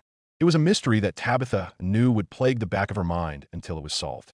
She couldn't even begin to suspect how many possible answers there could be. It was possible that, based off Julio's words, that void truly was alive, and it chose Louise for a reason. Perhaps it recognized that her parents were 2 exceptionally powerful mages that passed their strength on to her, thus making her the most attractive vessel. But Julio was a priest, so that could just be his religious upbringing clouding his judgment. It may have merely been a stroke of luck or happenstance. Regardless, Tabitha supposed it didn't really matter how Louise gained the power of void. What mattered was that she did, which made her important. Not only to the people of this party, who needed to find her just to escape Raccoon City, but to the people back home who undoubtedly would plot to use her abilities to their advantage. In that aspect, Tabitha did not envy Louise in the slightest, and she couldn't help but sigh and shake her head. Though really, wasn't the whole reason Tabitha was here in the first place because she was already trapped in just such a situation? She was forced to put her life on the line as a tool for her royal relatives, and none of these revelations changed the results she was expected to deliver from this mission. Her uncle would demand not only the important information she had already gained, but samples as well. Tabitha could well imagine just what manner of samples from this world would pique King Joseph's interest, and she could hand over none of them to him in good conscience, nor to anyone else for that matter.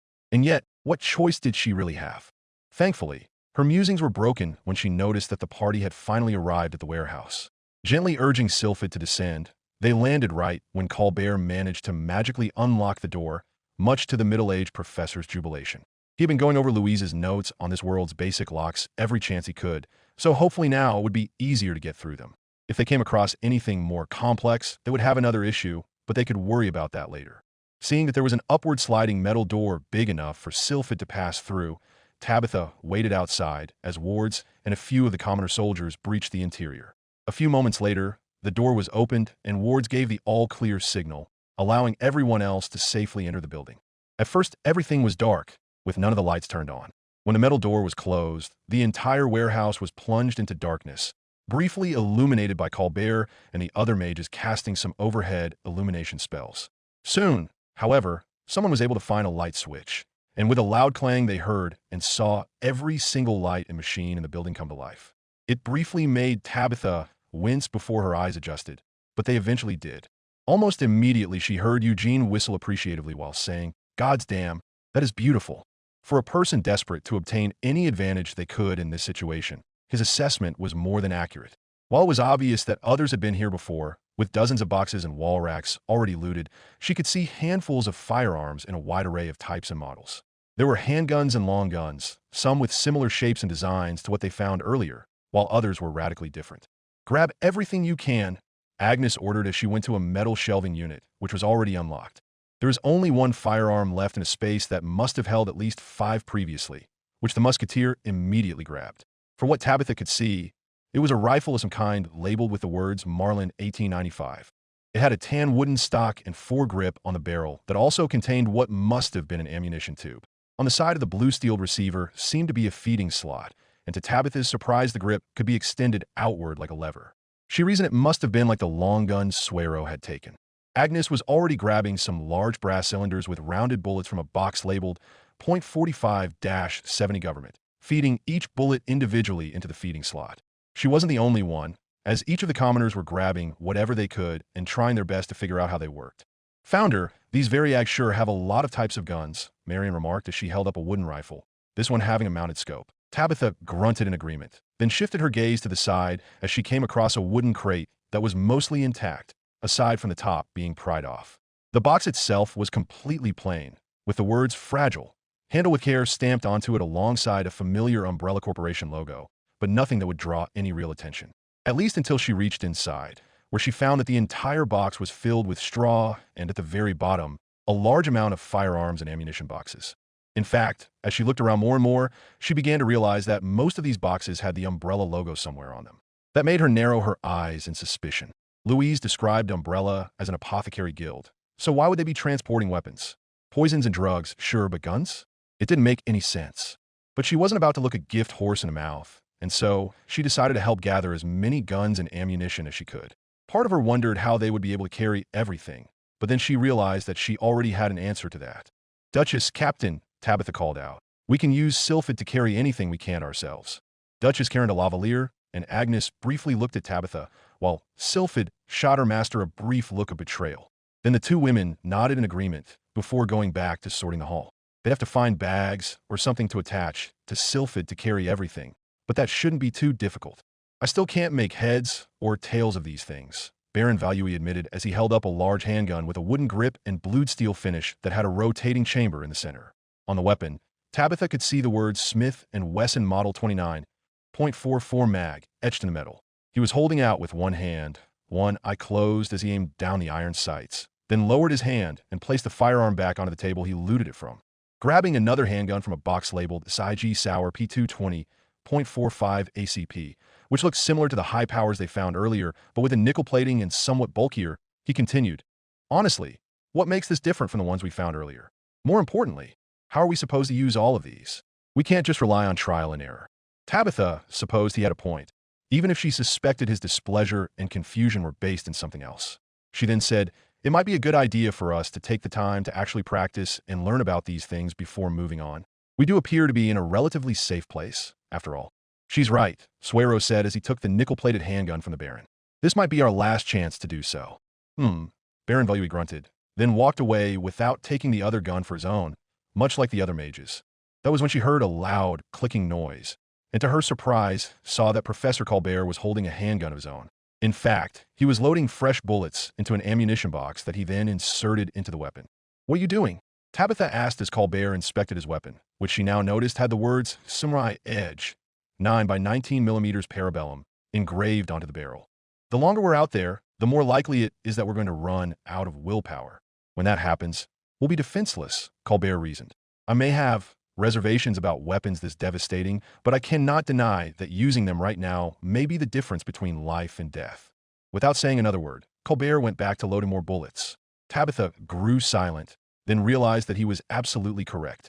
None of the other mages seemed to share this viewpoint, even if they were inspecting the guns out of pure curiosity. But none gave any indication that they planned on keeping any of the guns for themselves. They seemed content to let the commoners have exclusive rights to them. "Hey, what do you think this is?" Eugene called out as he held up a large firearm that resembled more of a tube with a wooden buttstock rather than a musket. There was a latch where the receiver met the stock, which when pressed caused the barrel to hinge downward. Humming appreciatively, Eugene moved it back into place with a loud click, then read aloud, M79, 40mm GL. What does that mean? I have no idea, but it's clearly powerful. Look at the size of that barrel, Vivian muttered as she hummed appreciatively. She herself was holding a small, blocky firearm with a folding metal stock that had the letters IMI Uzi, .45 ACP etched on the side, but no indication as to what it was. Loretta Peltier and Claudette de Piaget, meanwhile, were both holding what appeared to be identical rifles made of strange material, a vertical grip underneath the barrel, an integrated scope, and ammunition boxes mounted behind the trigger, each one labeled Steyr August 5.56 NATO. After a few moments, Tabitha's attention was drawn to a nearby desk, where she saw a few handguns left behind. Walking over to them, she began to pick them up and test the weight. Most were too big for her diminutive hands and frame, and based off what she had seen earlier, she didn't want to grab anything that would kick too hard. But one of the handguns seemed to be in near-perfect fit. It wasn't like the high powers most of the commoners were using. In fact, it was closer to the handgun Baron Value we had found earlier, only much smaller, and it didn't have an exposed hammer. The wooden handle was thin and curved upward, and the metal was a dull gray. On the side, she could see the words Smith & Wesson Bodyguard, .38 Special, which she assumed, much like the others, was the weapon's model and ammunition. Deciding that it would suffice, Tabitha grabbed the weapon and tried to figure out how it worked, or at least how to reload it. After a few moments, she pressed a button on the side, which caused the cylinder housed in the center of the weapon to swing outward, exposing 5 holes. Narrowing her eyes, she noticed a box of .38 special bullets and grabbed a few rounds from inside. She carefully inserted the bullets into the holes, finding that they were a perfect match. Noticing another box labeled .357 Magnum, she saw that those bullets were the same diameter but substantially longer, which prevented her from putting them in the cylinder holes and closing the weapon back up. "Hey, I found something," Kerchie called out as she held up a black box, which was identical to what they had found back in her Raga apartment. "What is it?" Karen de Lavalier asked as Kerchie walked over and handed the box to the Duchess. "I don't know, but it's labeled training video or something. Might be worth trying to watch it," Kerchie suggested. After a moment, Karen de Lavalier nodded in agreement, then handed the box back to Kerchie and ordered, "Find a way to play it." Kerchie nodded, then hurried along to somewhere else in the warehouse, with Tabitha right on her heels. After a few minutes of quiet searching, they were able to find a large, windowed box or television based off of Louise's notes that was mounted to a rolling cart. Underneath the box was an identical device to what the Hiragas had, which Kerchie eagerly placed the cassette into. "Okay, let's see what we got," Kerchie began as the others started to gather around. "Let's hope this will give us at least some information," Wards admitted as he crossed his arms. A moment later, the screen came to life and showed a muscular man, his arms covered in tattoos, wearing a gray tank top. He had a full head of hair and a thick beard, but most striking of all were his eyes, mostly due to just how angry they were. "All right, you fucking idiots, listen up," the man began to say, causing the assembled party to fall quiet. "Already I can tell this is going to be very productive," Gabrielle de Howitt muttered, with her twin brother nodding in agreement. "Now, I didn't think I had to make this video. In fact, I didn't want to," the man continued as he began to walk back and forth behind a wooden table that was covered in different types of firearms and bullets. Because, after all, who in America doesn't know what the fuck a gun is or how to use one? It's not like it's rocket science, or we haven't grown up with them our entire fucking lives.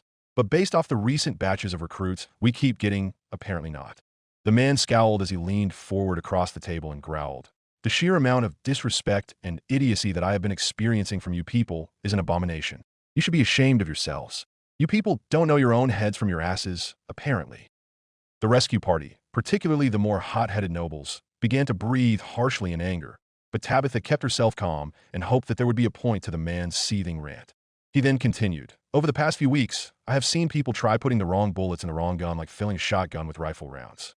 Hell, some dumbass got into a shootout with the cops, but couldn't actually fire anything because he loaded all the bullets in his magazine backwards. Who the fuck does that?" Tabitha couldn't help but raise her eyebrow at that declaration.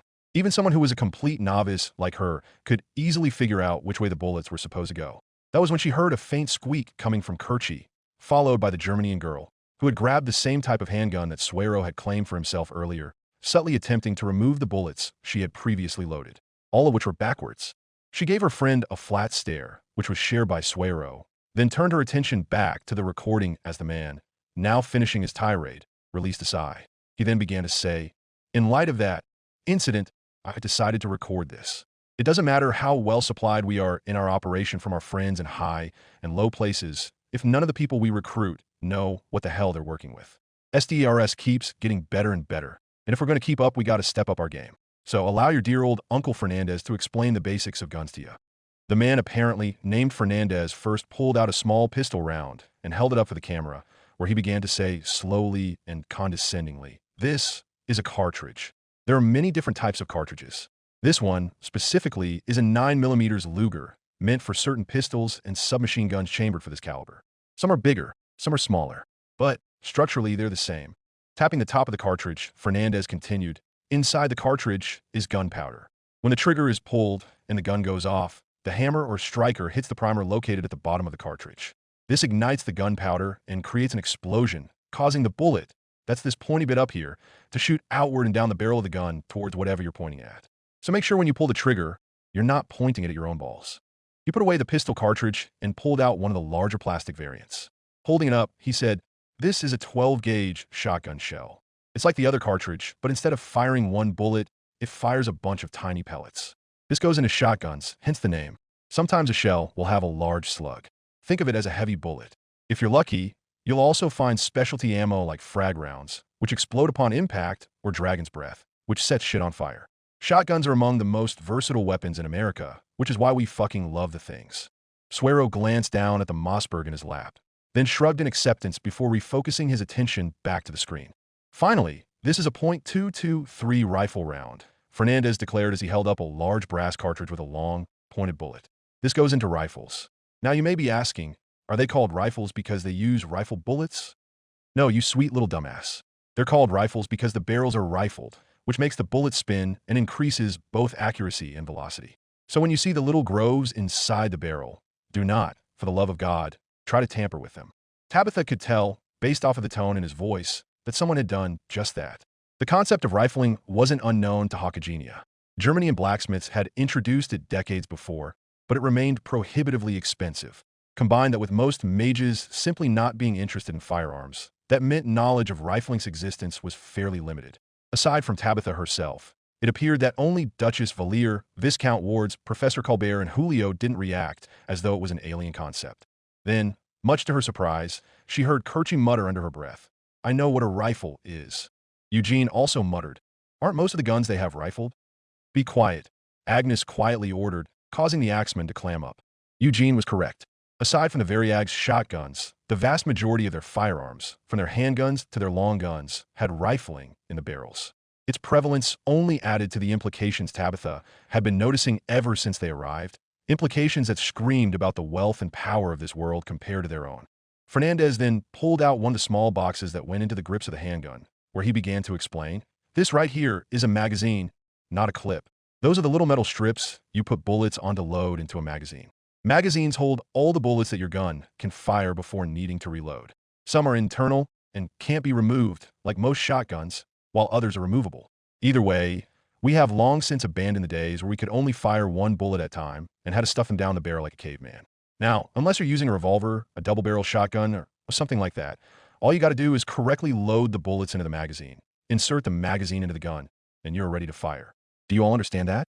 Good, because it's about to get a lot more complicated." For the next hour, the rescue party watched as the criminal went over every single aspect of firearms he could in the most condescending way possible. If he could have talked down more to them, he would have done so, Tabitha knew. To say that she was insulted would be a bit of an understatement.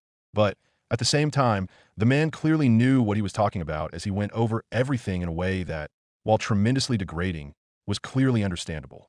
He went over the different types of guns, showed how they worked and how to operate them effectively. The man even grabbed a few clearly unwilling assistants to help demonstrate proper gun safety, with the most important lesson being, do not point your gun at anything you don't want to shoot. When it was finally over and the tape shut off, the party was silent for a moment. Then Kerchie quietly admitted, "I simultaneously feel incredibly offended and informed. It's a strange feeling." "Agreed," Agnes confirmed, then stood up and said, "Now then, with that out of the way, Derflinger, were you able to sense anything new about Louise?" "Maybe. I think she went east, but it's hard to say," Derflinger admitted. "It's as good a lead as any," Agnes sighed. "We'll give you another hour to home in on her. In the meantime, Let's use what we just learned and get some practice in. The party reacted appropriately, with the commoners grabbing their weapons and making their way to a makeshift gun range that mostly consisted of going to the roof and firing upon the roaming hordes of undead outside. Along the way, they made sure to stop by a box filled with earplugs, which Fernandez insisted any shooter wear so that they don't go deaf. There had been worries that wearing them would make it harder to hear each other and the zombies. But apparently these were really good earplugs, which were somehow able to muffle only gunshots, but nothing else. How that exactly worked, Tabitha had no idea, but she accepted it regardless. Tabitha went up to join them, wanting to get at least some practice in with her new weapon just in case she needed it. As she stood on the roof, she likened their temporary refuge to an island in a churning sea. It was as safe of a place as anywhere possibly be, one that she wasn't particularly eager to leave, even if she knew she had to. A few of the commoners gave her questioning looks, but otherwise did nothing aside from practicing with their own weapons and thinning the herd outside. But as she began lining up for her first few shots, she thought she noticed something flying behind a building far down the street. She narrowed her eyes suspiciously, but couldn't see anything. After a moment, she went back to doing what she had been doing before, but now she couldn't escape the feeling that they were being watched. Chapter 20: Dark Waters. Professor Jean Colbert furrowed his brow as he stared at the large, multi-storied and expansive building in front of him. Next to him, crouching behind one of the many abandoned cars that surrounded the complex, was Kerchie. She was breathing heavily, trying to keep herself calm while aiming her wand at the entrance. But judging by how much her hand was shaking, it was proving to be difficult. Taking in a deep breath of his own, Colbert gently touched her shoulder, which made her jump slightly. But after glancing into his soft eyes, Kerchie took another breath, then managed to regain much of her composure. Her arm was still shaking as she laid it across the hood of the bright red sedan, but it was better than before. Nodding to himself, Colbert returned his attention to the building, watching as Agnes, Suero, Marion, and Wards finished laying the preparations of their trap. Covering them from all angles were the rest of the party, aiming their wands or firearms towards the entrance from behind other abandoned vehicles for cover. He took a moment to glance at the nearby sign, which read Raccoon City Mall. With another sign on top of the section, they were near reading Sears. They had followed Louise's trail to this mall, using Derflinger as a compass. He hadn't quite understood what a mall was at first, but after their initial foray into the building, they figured, from all the stores that lined the interior, it was an entire marketplace stuffed into one concentrated area. It was quite ingenious, in Colbert's opinion, not to mention more efficient than a normal sprawl. But far more important than a mall's apparent purpose was who was inside. They hadn't gotten far before they began to notice the bodies, both inert and animated. Before long, they realized that the mall was filled with hundreds of zombies, at least which, if this was indeed a marketplace before the outbreak, more than made sense. Had Louise not gone through here before, the rescue party would have just turned around and left. But Louise had gone through here, and they needed to know where she went next. It was as they were trying to figure out how to handle the situation that Marion came up with their current plan of action.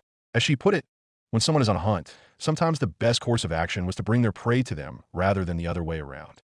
One of the things they had learned thus far about the undead plaguing Raccoon City was that they were attracted to sound.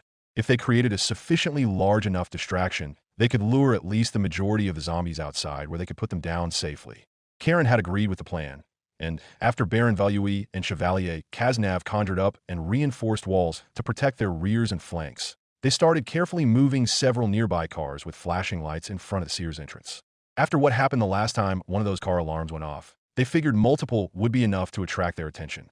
Once the final car was put into position, all but Agnes quickly ran back to rejoin the others.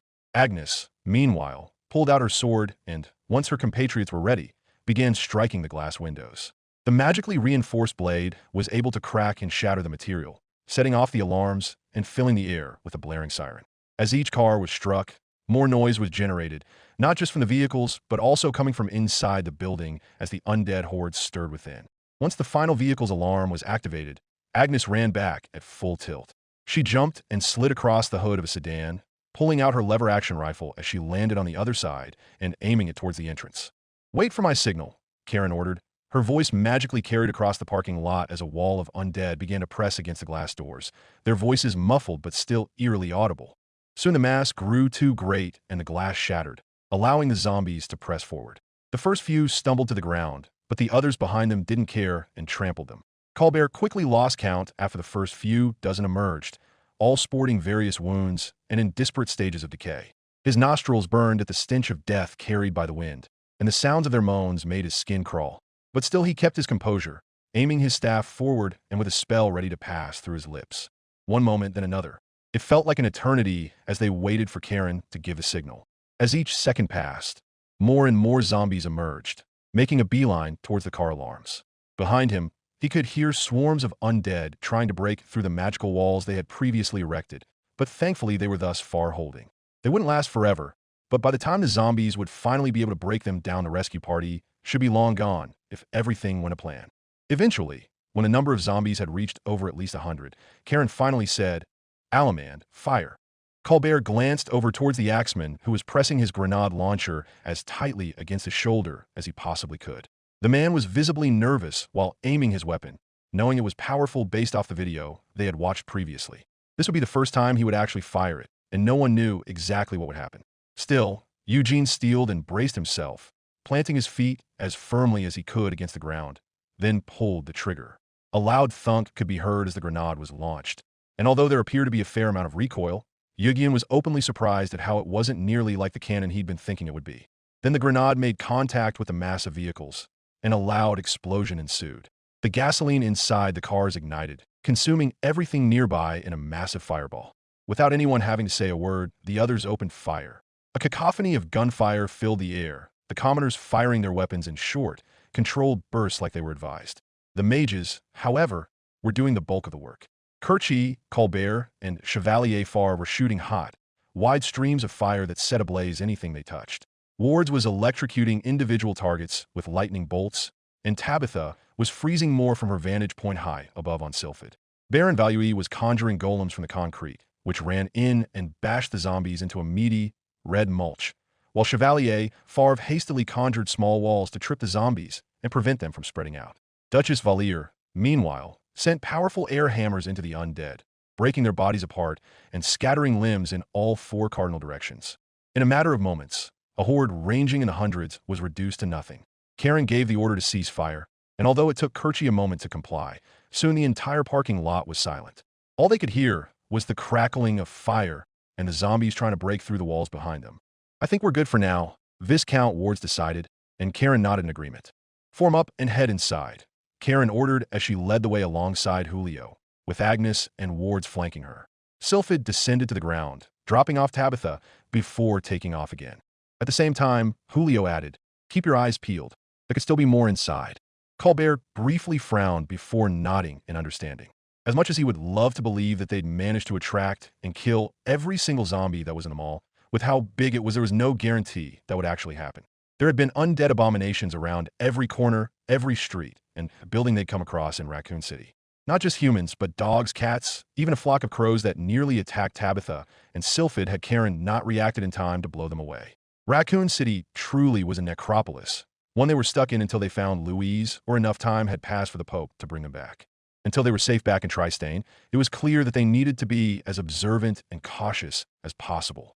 Anything less would lead to certain death, or worse. With that in mind, the rescue party followed Agnes and Julio inside, both of whom had their firearms raised and pressed against their shoulders. They swept the immediate area, and once they gave the all-clear signal, the others joined them.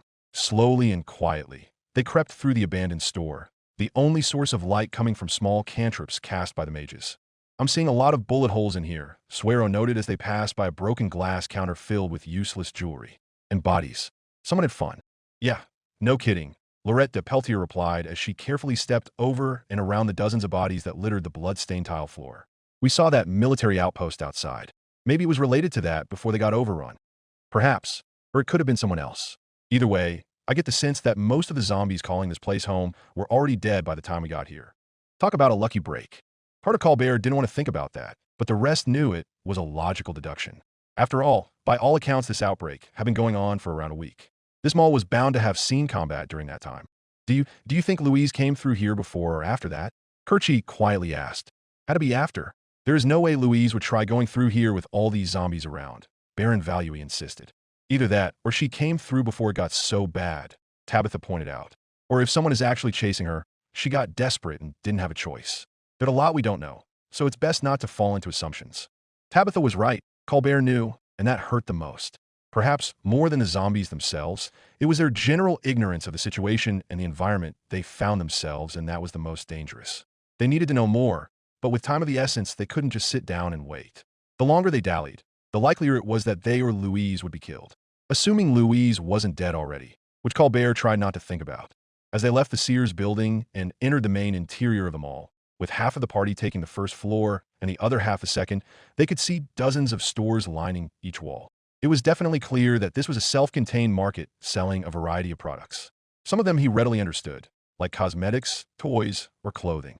Others he had little to no frame of reference for, such as stores advertising electronics. One store in particular, named Radio Shack, had bullet holes puncturing the glass windows. But aside from the hundreds of bodies lining the floors, the mall was completely empty. "Tabitha, look at all these clothes. I've never seen this many," Kerchie pointed out as they passed by a store labeled Gap. With her curiosity getting the best of her, Kerchie tentatively stepped inside, then began to run her fingers across the women's apparel that was offered. "This material, it feels so soft, but I don't think it's wool or silk. Cotton, maybe? I don't know. I don't think now is the time for shopping, Kerchie." Tabitha lightly chastised her friend, but Kerchie shook her head. I'm not. It's just, again, I've never seen this many in one place before, and in so many colors too," Kerchie reiterated, then pointed at a price tag. "Also, while I don't know how much one of these dollars are worth, but based on the prices for different items I've been seeing, I don't think $20 is a lot. I'm kind of getting the sense that people here can afford as many clothes as they want." Colbert pursed his lips in thought, then realized his student had a point. It wasn't unheard of for nobility to have entire wardrobes of clothes, but that was because they were wealthy enough to afford it. For commoners, however, it was a different story. They had neither the space nor money to spend on more than what they needed. That meant most had one or two, maybe three sets of clothes they could wear depending on the time of year. But here in the United States, things were clearly different. Not just in the Gap, but from all the other clothing stores they had passed by, it appeared that the manufacturing and selling of clothing had turned into a veritable industry. If his thoughts were correct, it was yet more proof of just how advanced this world was compared to their own. Be that as it may, my point still stands. We shouldn't get distracted by this, Tabitha insisted, even though she herself was staring at a clean jacket that stood in stark contrast to the blood-covered clothes and armor they came there with. That actually caused Colbert's mind to race. Then he said, "Actually, I think it might be a good idea for us to find something to change into." "Really? What?" Kerchie asked, clearly not minding, but also not understanding the reasoning. "All of our clothes are filthy, covered in blood, and gods know what else," Colbert pointed out. "We may not know much about what caused this plague, but if it is truly a disease, it's probably best to not wear contaminated clothes." Tabitha and Kerchie's eyes widened at the revelation, clearly not considering it before. As they glanced down at their tunics and trousers, they winced before Kerchie immediately turned around, started grabbing anything nearby, and announced, "I think that's a changing room. I'm going to head over there." "I'll join you," Tabitha replied, similarly sifting through the offerings before joining her friend. Colbert waited patiently in the store, sitting tight until his students confirmed that no one else was there. Nodding to himself, he briefly went outside, then called out to Duchess Valier, magically amplifying his voice to explain the situation. The Duchess immediately understood and agreed with his assessment, then ordered the rest of the team to scavenge what they could from any nearby stores. Part of Colbert laughed at the irony. Their original plan was to change into local attire to better blend in. In a way, they were still doing that, just for a completely different reason now. Heading back inside, Colbert began looking through the men's section of the Gap, grabbing multiple sets of trousers made of a tough yet durable blue fabric that appeared to be called denim based off the label. There were plenty of short trousers that went up to his thighs, but he figured keeping his skin as covered as possible would be for the best. After finding the pair that fit his size, which itself was further proof of just how mass-produced these things were, he found a white shirt that had the word Gap written on its face, alongside a long-sleeved navy blue turtleneck sweater, a pair of white tube socks, and some boots that fit his feet rather well. Satisfied with what he found, he moved into a nearby changing room and took off his gore-covered apparel and laid it off to the side. Keeping only the chainmail and makeshift armor they had previously scavenged, he changed into his new, clean clothes, then magically picked up the old set to properly dispose of. As he deposited the contaminated apparel outside the store, Tabitha and Kerchie both stepped out of their changing room as well. Both were wearing denim trousers and thick boots, as well as thick jackets with hoods and pockets on the bellies that read Gap along their chests. Tabitha's was a royal blue, whereas Kerchie's was a bright yellow. Quickly glancing them over, Colbert nodded in approval, then beckoned them to follow him outside. As he did, he watched the others emerge from nearby stores, all wearing new attire. Most were relatively simple, with everyone wearing denim trousers and jackets. Agnes and Marian's had a forest pattern on them, almost as though it was meant to help the wearer blend into their environment, whereas Karen was wearing a dark brown leather jacket over a red shirt. Suero was wearing a similar attire, Only his shirt was brown and his jacket was a forest green. Ward's was wearing a dark blue jacket made of denim over a black shirt, and the rest were wearing various hoodies of different colors and brands. "Here, take these," Agnes called out as she tossed over some backpack for Kerchie and Tabitha to put on. Understanding the intent, the pair of students slipped the straps over their shoulders, feeling the weight from all the supplies that the veteran musketeer had already put inside. As they did, however, everyone stopped as they heard yet another round of violent coughing coming from Alphonse de Howitt. Everyone shot their heads over, with Colbert noticing that the commoner's hands were inching towards their sidearms as Gabrielle attempted to help her twin however she could. A few of the other mages were doing the same with their wands. "It's okay, Alphonse," Gabrielle insisted as she cast a healing spell against his throat, but unlike before, he continued to cough and itch. "Brother, you need to stop scratching it. You're only making it worse." "I can't help it. It itches so much," Alphonse insisted through heavy coughs. After a few moments, the coughing finally abated. Breathing heavily, he was about to thank his sister when he noticed all the looks he was getting from the others. A flash of anger crossed through his eyes. Then he firmly pushed his sister away and yelled, "Stop looking at me like that. I'm not turning into one of them." Alphonse briefly coughed again into his fist, sounding like his throat was tearing itself apart with each one. But he quickly shrugged it off, then walked away from the others as fast as he could. Gabrielle followed him, briefly shooting angry glares at the others for daring to threaten him, intentionally or not. He's going to be fine, right?" Kerchie asked in a hopeful tone. "I mean, Alphonse isn't dying. He can't turn into one of those things." Colbert narrowed his eyes, thinking back to when Ernesto nearly shot Alphonse in a panic. At the time, they figured it was simply paranoia that they could and did easily dismiss. But now that the thought had entered their minds, and Alphonse's condition was clearly getting worse, it wasn't leaving. He hoped and prayed he was wrong, but he was no longer certain. "I want you two to keep your distance from Alphonse, just in case," Colbert gently ordered as Karen quickly gathered everyone around her to head off again. Kerchie and Tabitha looked up at him, the former more surprised than the latter, but both nodded in agreement. Then, before they finally moved on, Colbert set fire to the contaminated clothes, leaving a tall pyre in their wake. Tilda, after leaving them all behind them, Kerchie von Zerbst and the rest of the rescue party continued traversing the streets of Raccoon City. Julio, with Derflinger in hand, was leading the way as they went eastbound towards a large river that cut through the heart of the city, north to south. Based off some signs she'd been reading, it was called the Circular River. She didn't know why, as it certainly wasn't round, but she wasn't about to critique these people's naming schemes. Not when she had far more important matters to deal with. "Looks like she went in there," Julio called out as they stopped in front of a small, abandoned, and partially ransacked clinic. Louise must have been looking for medical supplies. "Smart," Agnes noted with a firm nod, then pressed her lever-action rifle to her shoulder and said, "Suero, Vivian, with me." With nods of their own, Suero brought up a shotgun, while Vivian did the same for her submachine gun. Then together the trio slowly pressed into the building. Their weapons swayed back and forth as they searched for any sign of their quarry or any dangers that lay within. Once the first room was cleared, the others followed them inside, their weapons lowered but ready to be raised at a moment's notice. Kerchie had opted to switch from her wand to her handgun, much as Professor Colbert did. If there were zombies inside, the last thing Kerchie wanted to do was accidentally set the building they were in on fire again. Something told her that the others wouldn't be as forgiving the second time around. Breathing heavily, Kerchie slowly traversed the halls, a small floating light cantrip she had cast earlier the only source of illumination. Her handgun was shaking in her hands, and it was taking everything she had to keep herself relatively in check. But as she slowly opened another door into a dark, cramped room, she couldn't help but feel her heart thunder in her chest. That only increased when she saw a pool of blood on the ground, followed by wet rips.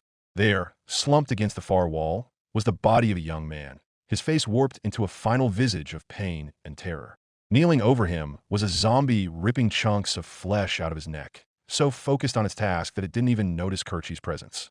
Gulping, Kerchie was tempted to pull out her wand and set the monstrosity ablaze. But instead she took a deep breath and extended her arms outward, aiming her pistol towards the back of the zombie's head.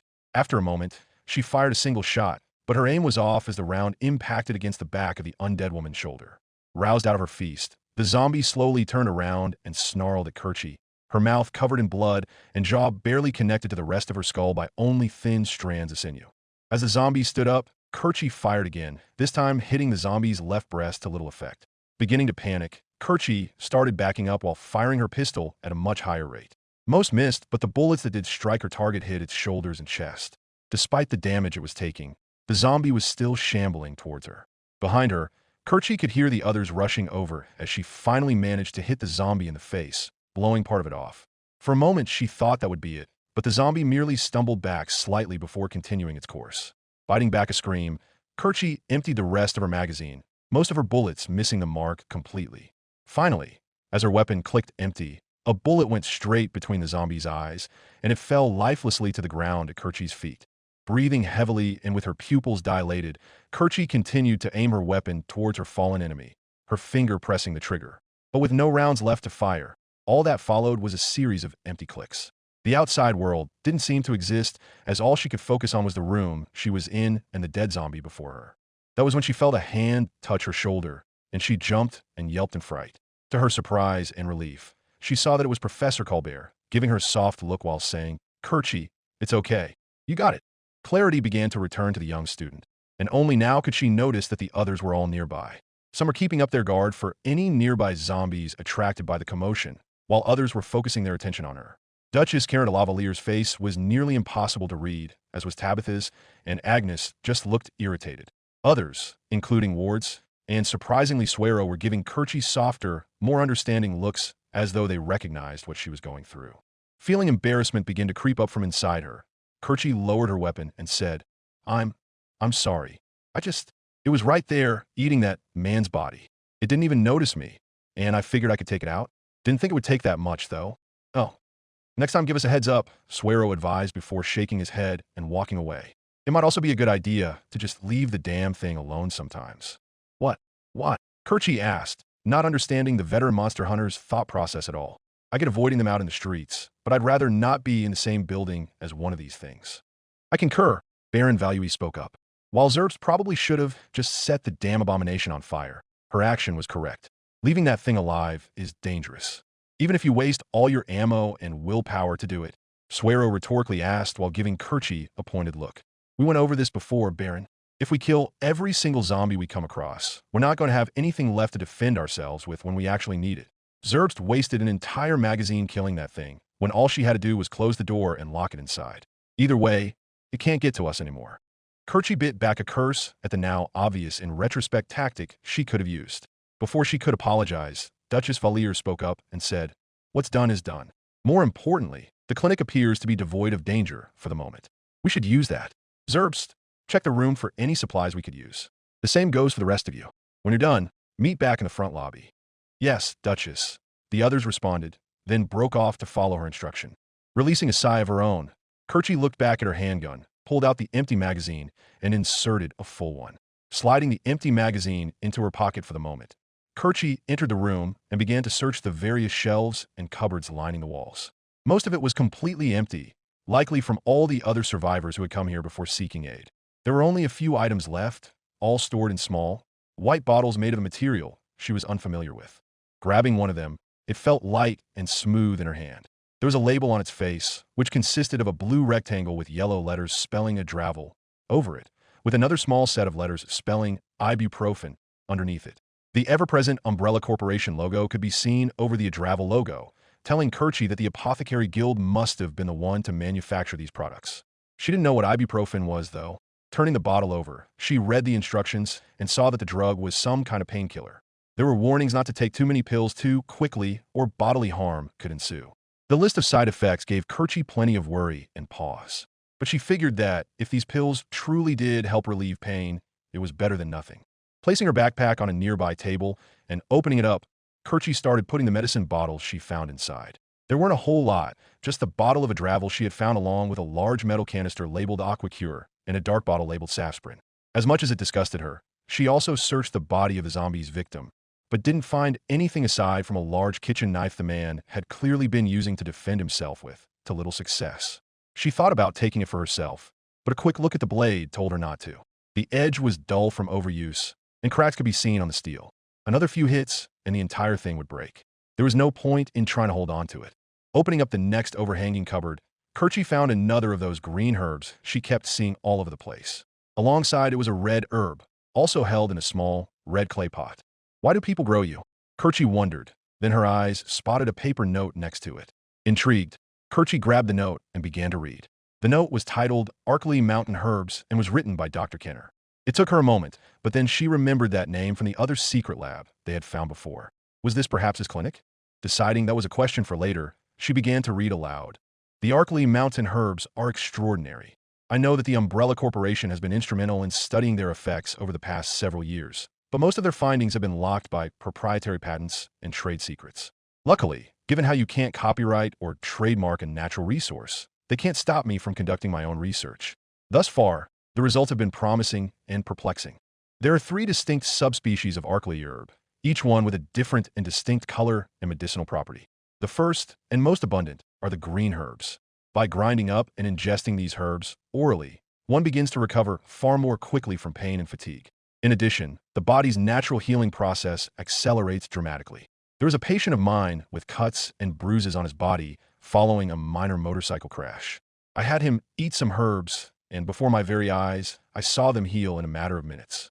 The only side effect was dehydration, which, given what it's doing, is only to be expected. When increasing the dosage to 2 or 3 ground-up herbs, the effect is magnified, capable of healing all but the most grievous wounds. In addition to the green herbs, there are also red and blue. Red herbs by themselves are completely useless, but when combined with a green herb, it somehow magnifies the latter's effect. 1 green herb combined with 1 red herb is as powerful as 3 green. Blue herbs, in contrast, can be used to treat a variety of poisons and toxins, cleansing them from the body.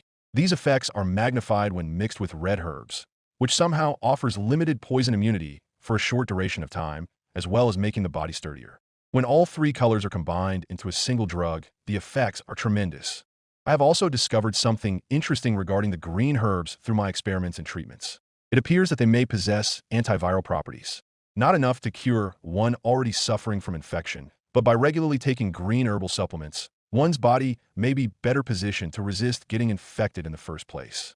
Results are inconclusive at the moment, but if I'm right, the benefits could be immeasurable. Below are a list of various herbal combinations I've discovered thus far. Due to the herb's aforementioned dehydration side effect, I've limited it to 3 herbs at a time.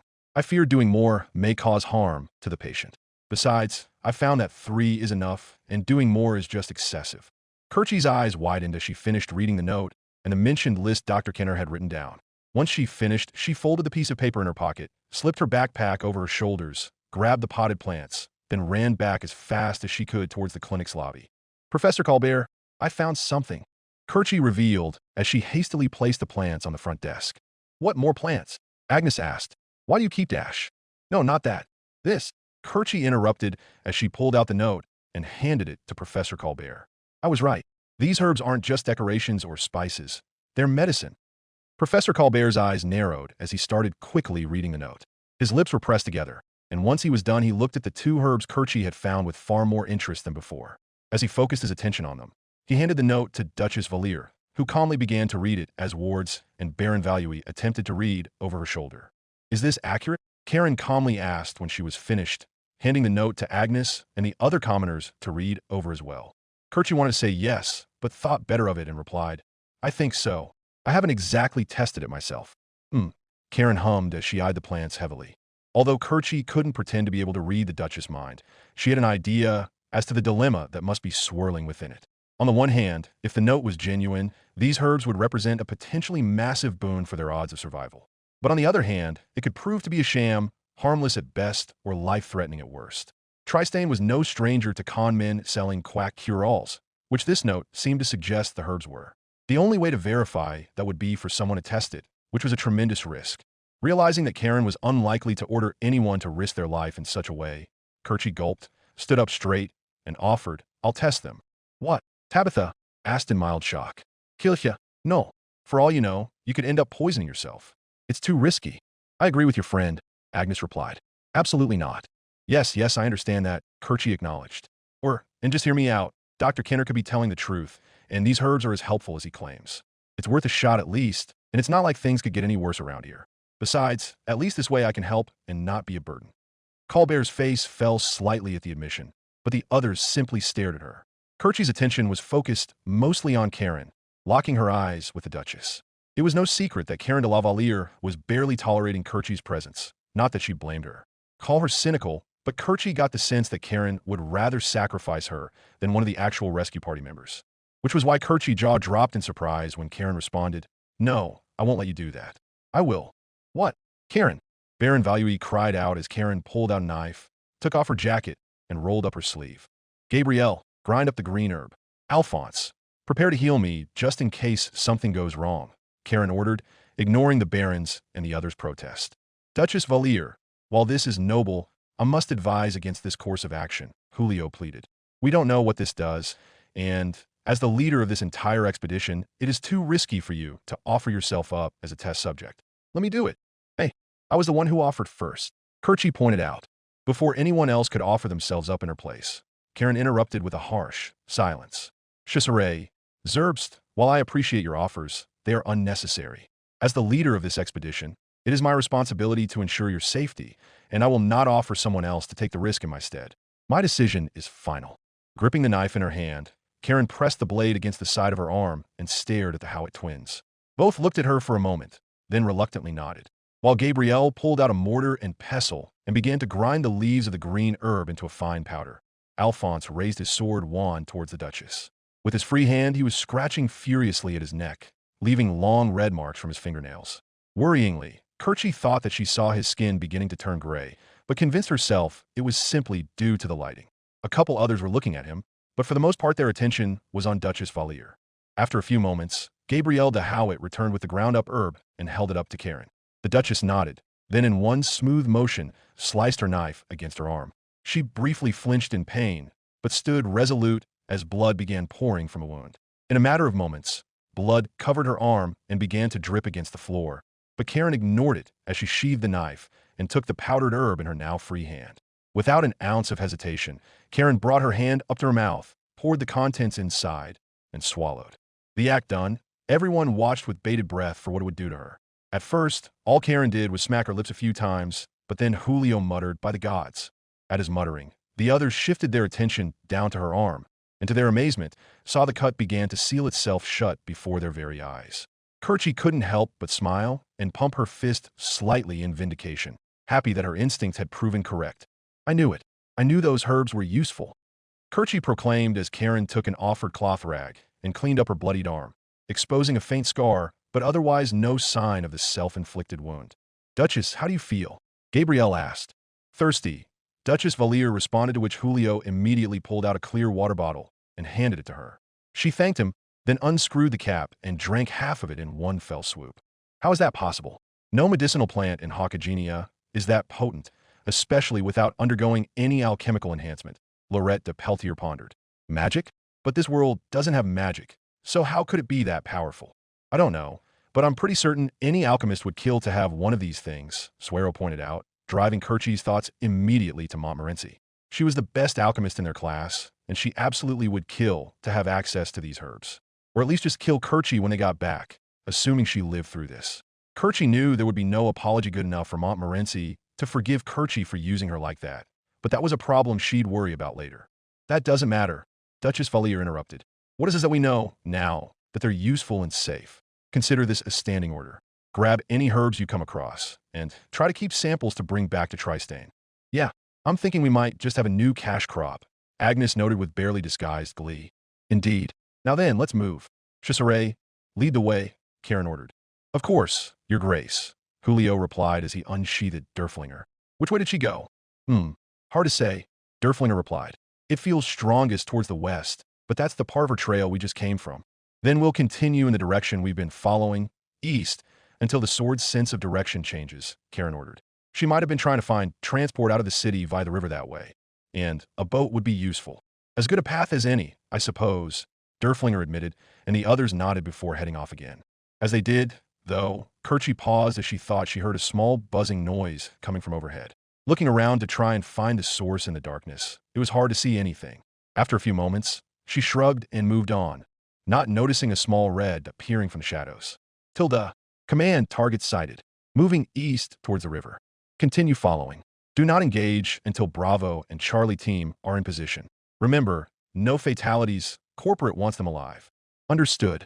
Tilda, with her wand gripped tightly in her hand, Kerchie's eyes darted back and forth as they walked through the alley, avoiding the large swarms of zombies that Tabitha was spotting for them. Briefly pausing at the exit, they waited for Tabitha to give the signal, Then they pressed forward into the adjacent street. They were about a block away from the river itself, according to Tabitha's report. Aside from the ever-present carnage and devastation, the most striking feature was a large complex with numerous tanks built into it and large pipes leading into the river itself. Without getting closer, it was impossible to determine what the building was for, but Colbert hypothesized it might help in transferring clean water across Raccoon City. There's a four-way intersection coming up ahead. Tabitha reported from above, her voice magically amplified to be heard. Keep going straight. There are hordes in the other directions. They're held back by barricades, but best not to test their strength. Thank you, Tabitha, Karen sincerely replied, her gaze momentarily drifting upward to stare at a large, three-story building that was now set on fire, roaring flames breaching through broken windows. Kerchie, meanwhile, focused on Tabitha and Sylphid.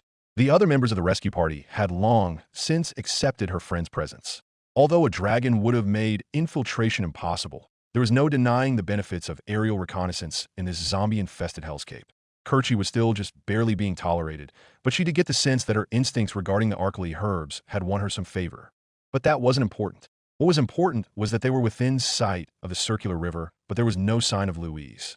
In fact, Derflinger couldn't sense a single hint that she was ever there at all. What do you mean, you lost a trail? Wards asked in a frustrated tone when they came to a brief stop just before the intersection. No, you misunderstood me, Derflinger sarcastically replied. I can't lose a trail if there never was one to begin with. She was never here. So what? She just turned around and went back the way she came? Agnes suggested. Why would she do that? I don't know. I can't understand the mind of a teenage girl, Derflinger said. That was as true today as it was 6,000 years ago. Kerchie pressed her lips together, then she pointed out, we found Dr. Kenner's body at that lab. Maybe that had something to do with it. Given the horrors they found in that place, it didn't paint a good picture, either of the now-dead doctor or the situation they found themselves in. Julio, frowning slightly and sheathing Derflinger, began to pace back and forth, tapping his finger against his chin. Okay, let's go over everything again, Julio softly spoke. We know for certain that, before the outbreak, Louise stayed with the Hiraga family in their apartment. That fact is indisputable. Once the outbreak began, she at least fled into the city where she arrived at that underground lab, the market, and Kenner's clinic. We thought it was in that order, but now I have reason to believe that lab may have been last. That makes sense, Colbert added. The lab was noticeably farther away from the other two, and in the complete opposite direction. She must have went to the mall first, then the clinic. But why did she go to the lab at all? Something tells me that, if Dr. Kenner was still alive, he'd be able to shed light on the situation, Suero noted, and the others nodded while a deep pit began to form in Kerchie's stomach. When it had found the doctor's body, they had wondered if he was the perpetrator or a victim of that house of horrors. They still didn't know exactly, but to Kerchie, it certainly appeared as though he was more likely the former. Karen then breathed heavily through her nostrils as her frustration built, and she declared, how Louise got there doesn't matter. What does is that we're in the wrong place. We need to turn around, pick her trail back up. Agreed. Staying here is a fool's errand, Marion replied while the others nodded. Alphonse moved to say something, then he violently coughed into his hand and nearly doubled over. The others involuntarily stepped back, except for Gabrielle, who immediately went to assist her twin brother. When the water mage was finally done, he moved his hand away from his lips, and Kerchie immediately noticed a sticky, dark substance on his palm. Is that blood? Kerchie whispered. Alphonse looked at it for a moment. Then he snarled, nearly hissed at Kerchie as he claimed, Stop looking at me like that. I told you, I'm not Dash. Before he had a chance to finish speaking, they were interrupted by the sound of something clinking against the concrete. Looking down, they saw a small canister made of metal and with a blue ring around the center land at their feet. Kerchie briefly narrowed her eyes in confusion, only for them to widen once her memory of the gangster's lessons helped her realize what it was. Grenade! M.O. Dash! She heard Agnes shout, only for the world to be consumed by white light as the grenade exploded. Kerchie's ears rung as she was temporarily blinded and deafened. She could feel her throat throbbing as she screamed in pain without being able to hear herself and stumbled around, eventually hitting a solid object and falling to the ground. After a few agonizing moments, Kerchie's vision and hearing began to return. She blinked the white spots out of her eyes, and although everything sounded muted, she could hear the muffled screams and shouts of the rest of the party. A few that were further away from the grenade were able to dive away in time, namely Agnes, Julio, and Suero, who were already firing their handguns at targets Kerchie couldn't see. The others were still stumbling around, trying to recover as fast as they could from the unprovoked attack. It got worse when more canisters were thrown into their midst, these expelling a thick, white gas that made Kerchie's eyes burn and tear up. As more of her hearing returned, Kerchie started picking up the sound of intense gunfire coming from all sides. In a daze, she briefly got up to look, only to immediately fall down in pain as something struck her chest. She instinctively threw her hand onto her chest to stem any bleeding, but to her surprise, she didn't feel any blood. Looking at her hand, she didn't see any spot of red at all. Something had definitely hit her, and her chest felt bruised and tender to the touch, but it wasn't a bullet. Knowing that they were under attack, Kerchie crawled on her hands and knees to the other side of the car she was now using as cover, yelping and screaming as glass broke all around her. The rest of the rescue party had started to recover, flinging spells and firing bullets, while others were trying to dispel the gas, clouding their vision. But in the chaos, it was hard to see where everything was, and their ambushers appeared to be everywhere. When more of the grenades were thrown, Kerchie immediately shielded her eyes and ears while turning away from the ensuing detonations of light and sound. They still affected her, but to a far lesser extent. Shaking her head, Kerchie cast a quick spell to remove the gas clouding her vision, but her eyes still burned. She cursed to herself that she was never able to cast a single proper healing spell as she frantically rubbed her eyes in an attempt to clean them, which was when she started to hear new, unfamiliar voices. Move in, a man shouted in a deep voice. Someone bring down that damn dragon, another woman called out, her voice punctuated by an icicle clipping her shoulder and sending her sprawling to the concrete with a pained yell. Firing shock rifle, a third responded, followed by the sound of lightning hissing through the air. A moment later, Kerchie heard Sylphid cry out in pain as she was struck out of the sky, with Tabitha letting out a small yelp as well. A heavy thud was felt as Sylphid crashed, but Tabitha rolled clear and stumbled up to protect her familiar as their assailants started yelling about grabbing her and securing the dragon. Peeking out from behind the car, Kerchie's eyes widened as she was finally able to see who was attacking them through her blurry vision. There were at least a dozen of them, probably more judging from the brief bursts of gunfire coming out of nearby windows. All were wearing identical black bodysuits and armor, with helmets and masks that completely obscured their faces. In their hand were rifles, shotguns, submachine guns, and a few other weapons that Kerchie did not recognize. Tabitha was valiantly trying to fend them off with expert displays of her magical prowess, raising a hasty ice wall that caught one of their legs in its frozen grip as they backpedaled in surprise, blowing several more of them back with heavy gusts of freezing wind and ice shards that cracked against their armor. But she was quickly beaten down under the sustained gunfire of multiple assailants from all directions at once. At the same time, Sylphid was trying to get up, but her muscles were failing her as a trio of the attackers were firing literal lightning bolts from strange, blocky rifles that were yellow in color. More started wrapping thick metal cords around her neck, snout, and limbs, completely immobilizing her. Realizing she had to do something, Kerchie broke cover, aimed her wand at the nearest assailant, and shouted, "Flamethrower!" "What the dash?" her target shouted in surprise, only to be consumed by fire. Kerchie briefly smiled, but that smile soon fell to horror as the man started to flail and scream in utter agony. He tried in vain to smother the flames, and his cries grew more mindless and agonizing before finally beginning to sputter. Only then, as the man's lifeless body fell to the ground in a smoldering heap, did the sound cease.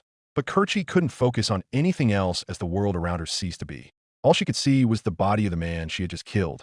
Her eyes dilated, and her breathing became shallow as the impact of what she just did consumed her.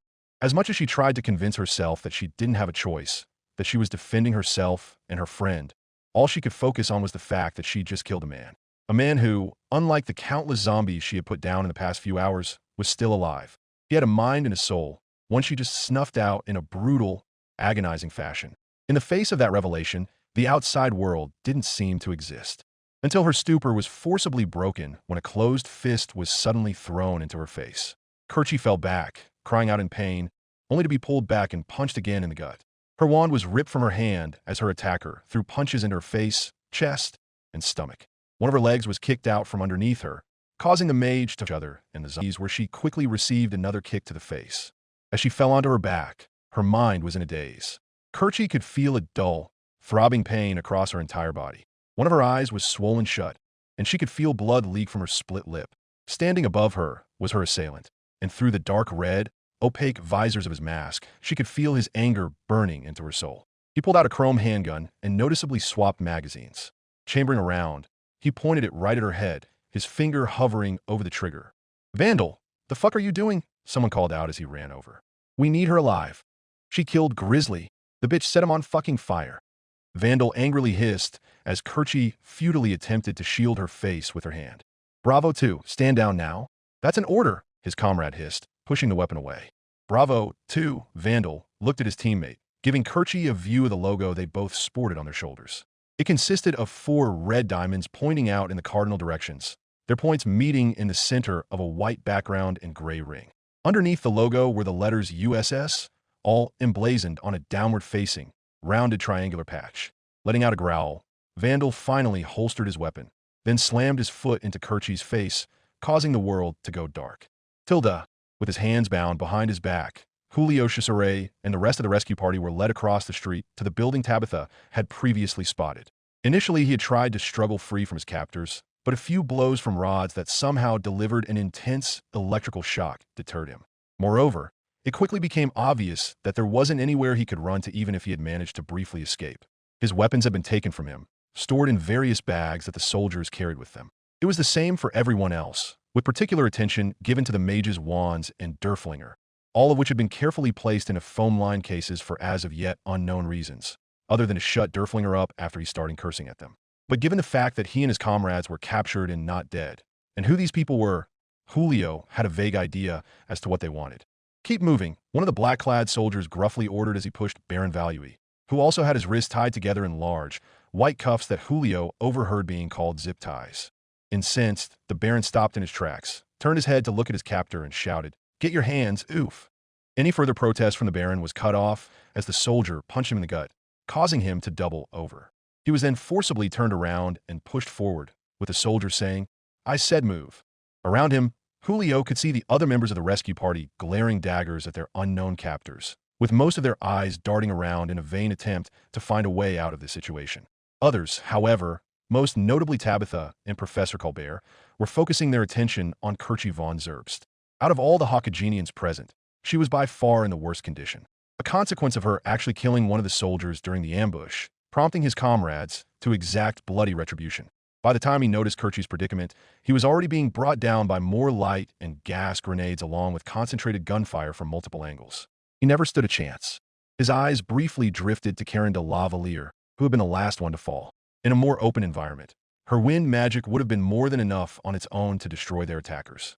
But in such a tight, claustrophobic environment, there wasn't much she could do without risking the death of her subordinates.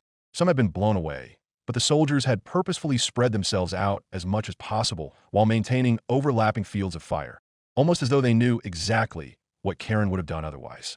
What finally made her surrender, though, was when the apparent leader of the soldiers brought Kerchie's bloody, broken, and unconscious body out for them all to see and pointed a gun at her head. He claimed that, although he had orders to take them all alive, he was more than willing to accept Kerchie as an unfortunate casualty if Karen didn't comply. Even if they were firing less than lethal ammunition, rubber bullets, if he remembered the gangster's instructional video correctly, the implication was obvious. The others had protested, and Julio could see how utterly enraged Karen was. But in the end, she dropped her sword wand and surrendered without putting up more of a fight. Only afterwards was Julio able to see how many attackers there had been. Including the man Kerchie had immolated, there had been 20 of them, all wearing identical black armor, helmets, and masks that completely obscured their bodies.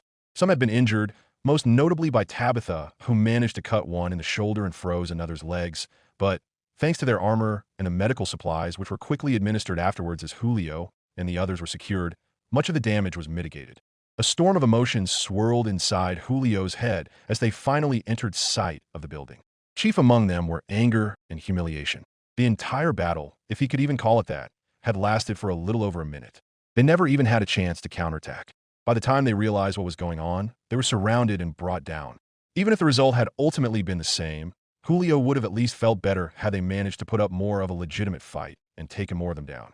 But now all he could do was focus on the fact that they, some of the best soldiers and battle mages in Tristane, were utterly and soundly defeated as though they were nothing more than schoolchildren. Worse, in fact, as the actual schoolchildren had done the most damage. Julio didn't know who these attackers were. The logos on their shoulder patches reminded him of umbrellas, but he didn't understand why an apothecary guild would have such expertly trained soldiers or mercenaries on hand. But what was clear was that they knew a lot more about them than the other way around. The way they focused on taking out the mages first, disarming them of their wands as soon as possible, spreading themselves out so that they wouldn't be caught together in a single spell. Some of them expressed surprise at seeing the few magic spells, but based on the tone, it seemed as though the surprise was less of utter disbelief, but more of seeing something for the first time after only ever hearing about it. Either way, it was clear they somehow knew what magic was in a world where magic didn't exist, and there was only one group Julio could think of that would know about that. Variag, Julio whispered under his breath. Even after everything Pope Vittorio had told him about their most ancient enemy, Julio had maintained hope that after 6,000 years it would prove to no longer matter, that the Variag had forgotten all about them, or possibly even disappeared entirely. But it was clear now that such hopes were folly. The Variag were alive and well. That was obvious to Julio now, and they were still their enemy. An enemy who was far, far more powerful than they had ever even dreamt of in their worst nightmares. He had to get himself and the others out of there lest they suffer a horrible fate. But try as he might, he couldn't find one, and that realization made the pit in his stomach grow even deeper. Put them here, the apparent leader of the soldiers ordered as they pushed open a wire gate in a fence that surrounded the complex. Seeing that there were a few zombies roaming around, he quickly added, "Kill the zombies."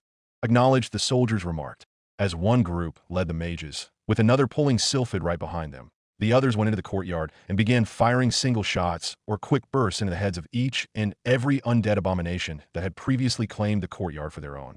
Unlike their own efforts with this world's firearms, the soldiers' aim was nearly flawless. In a matter of moments, the courtyard was clear of danger. Afterwards, as he and the others were led to the center of the courtyard and forced to the ground, where another pair of zip-tie cuffs were wrapped around their ankles to completely immobilize them, a group of 4 soldiers went inside the building. As they went inside, Julio could see that the building had a sign that read "Circular River Water Treatment Plan" emblazoned on the outside wall. At the same time, the other soldiers went along the perimeter to put down any zombies that were attracted to the gunshots. Strangely, now that Julio could focus on nothing else, he noticed that the gunshots from the soldiers' weapons were appreciably quieter than anything the rescue party had been using. Looking at the weapons more closely, he saw that all of them had long, black barrel extensions. Silencers, if he remembered the instructional video correctly. "Ivan, plant is secure. Hostile bows neutralized," a female soldier remarked, the same one that Tabitha had clipped earlier. Aside from a thick bandage that had been wrapped around her shoulder, she appeared to be none the worse for wear. "Thank you, Gaul," Ivan replied. He then snapped his fingers at 3 of the other soldiers and added, "Kodiak, Viper, Khan, check them for injuries. Treat them however you can. Start with the fire mage." "Yes, sir," the 3 soldiers replied as they immediately made their way over to Kerchi. "Don't you touch her," Professor Colbert hissed, but he was ignored and pulled away to give the 3 medics room to work.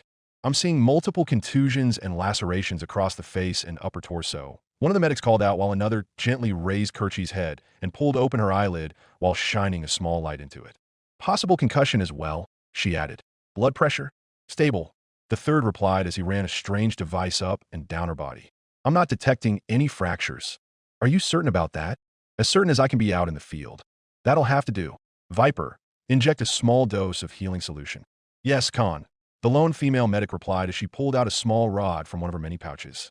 Pressing the tip of the rod against Kerchi's neck, she pressed a button on the bottom which injected a bright green fluid into her body.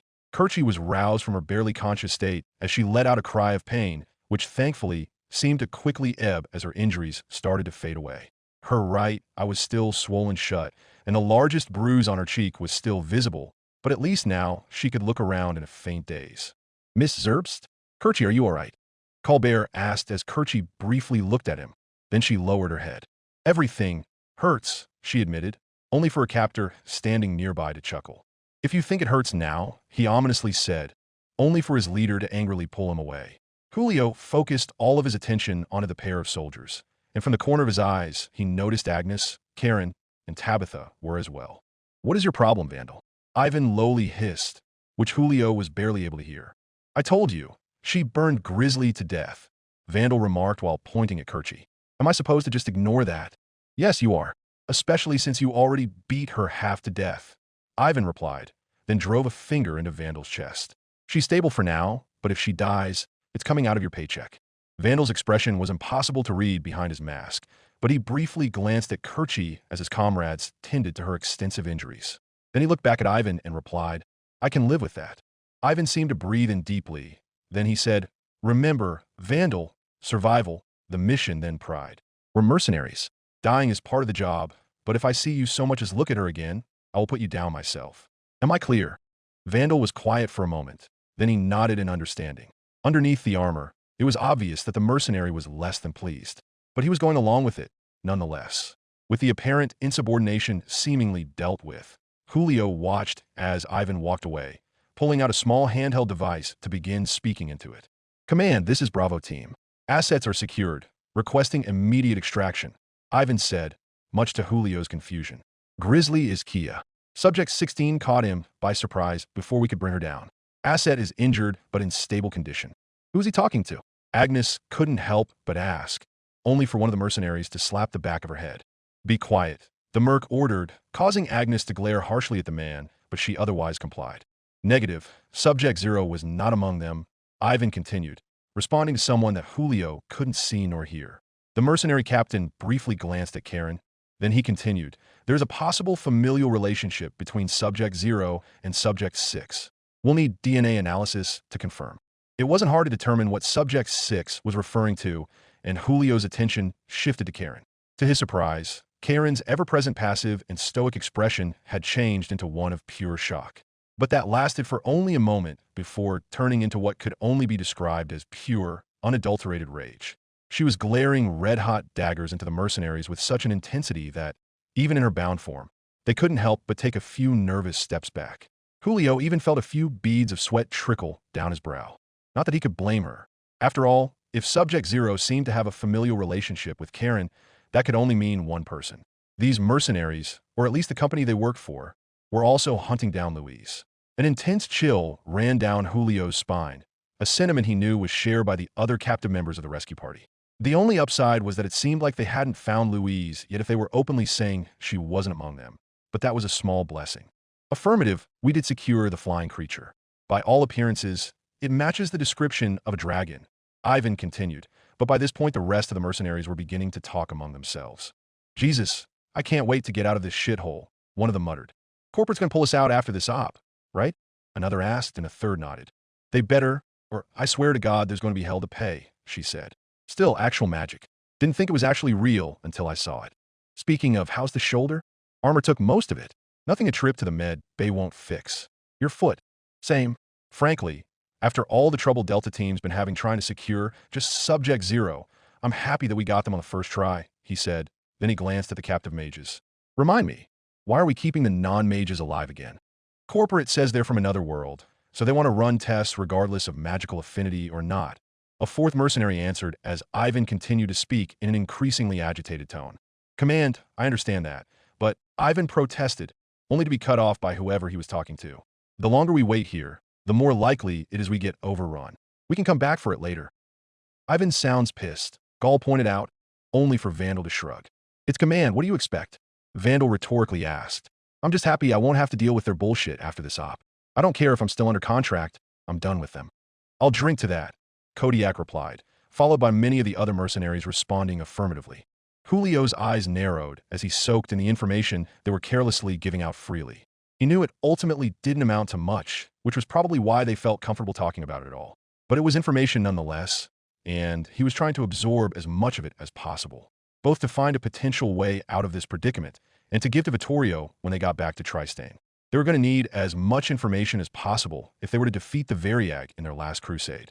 Strangely, Julio also started to notice that at the far end of the adjacent street, there was a glint coming out of a window. He didn't know if anyone else noticed it, but the mercenaries were paying no heed. Figuring it was merely light reflecting off some glass, Julio decided to ignore it. Finally, Ivan released a heavy sigh, then said, "Understood. Bravo team out." Pocketing the handheld device, Ivan turned around and looked at his team, then announced, "All right, listen up. Extraction's been delayed." "What? The fuck do you mean it's been delayed?" Vandal incredulously asked, only for Ivan to point his thumb at Sylphid, whom they had temporarily stored in an adjacent garage. "Command wants the dragon, too. Said it was too valuable an asset to leave unguarded," Ivan answered. "Only problem is that it's too big for a Black Hawk to pull out with us. So, in all their enlightened wisdom, Command has deemed it fit to send us ground transport before extracting us to Nest 3. ETA is about an hour. They're sending a truck? That's bullshit. A chopper can get here in 5 minutes," Viper complained, and Ivan released another sigh. If they're so worried about leaving the dragon behind, they could drop a team off and extract us with the Otherworlders. That's what I tried to tell them, but they didn't care. Said they didn't have the manpower, Ivan revealed in an obviously frustrated tone.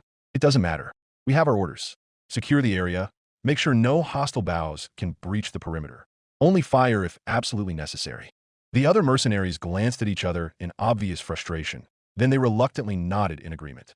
They spent the next few minutes inspecting their surroundings more thoroughly, planning out defenses against zombie encroachment.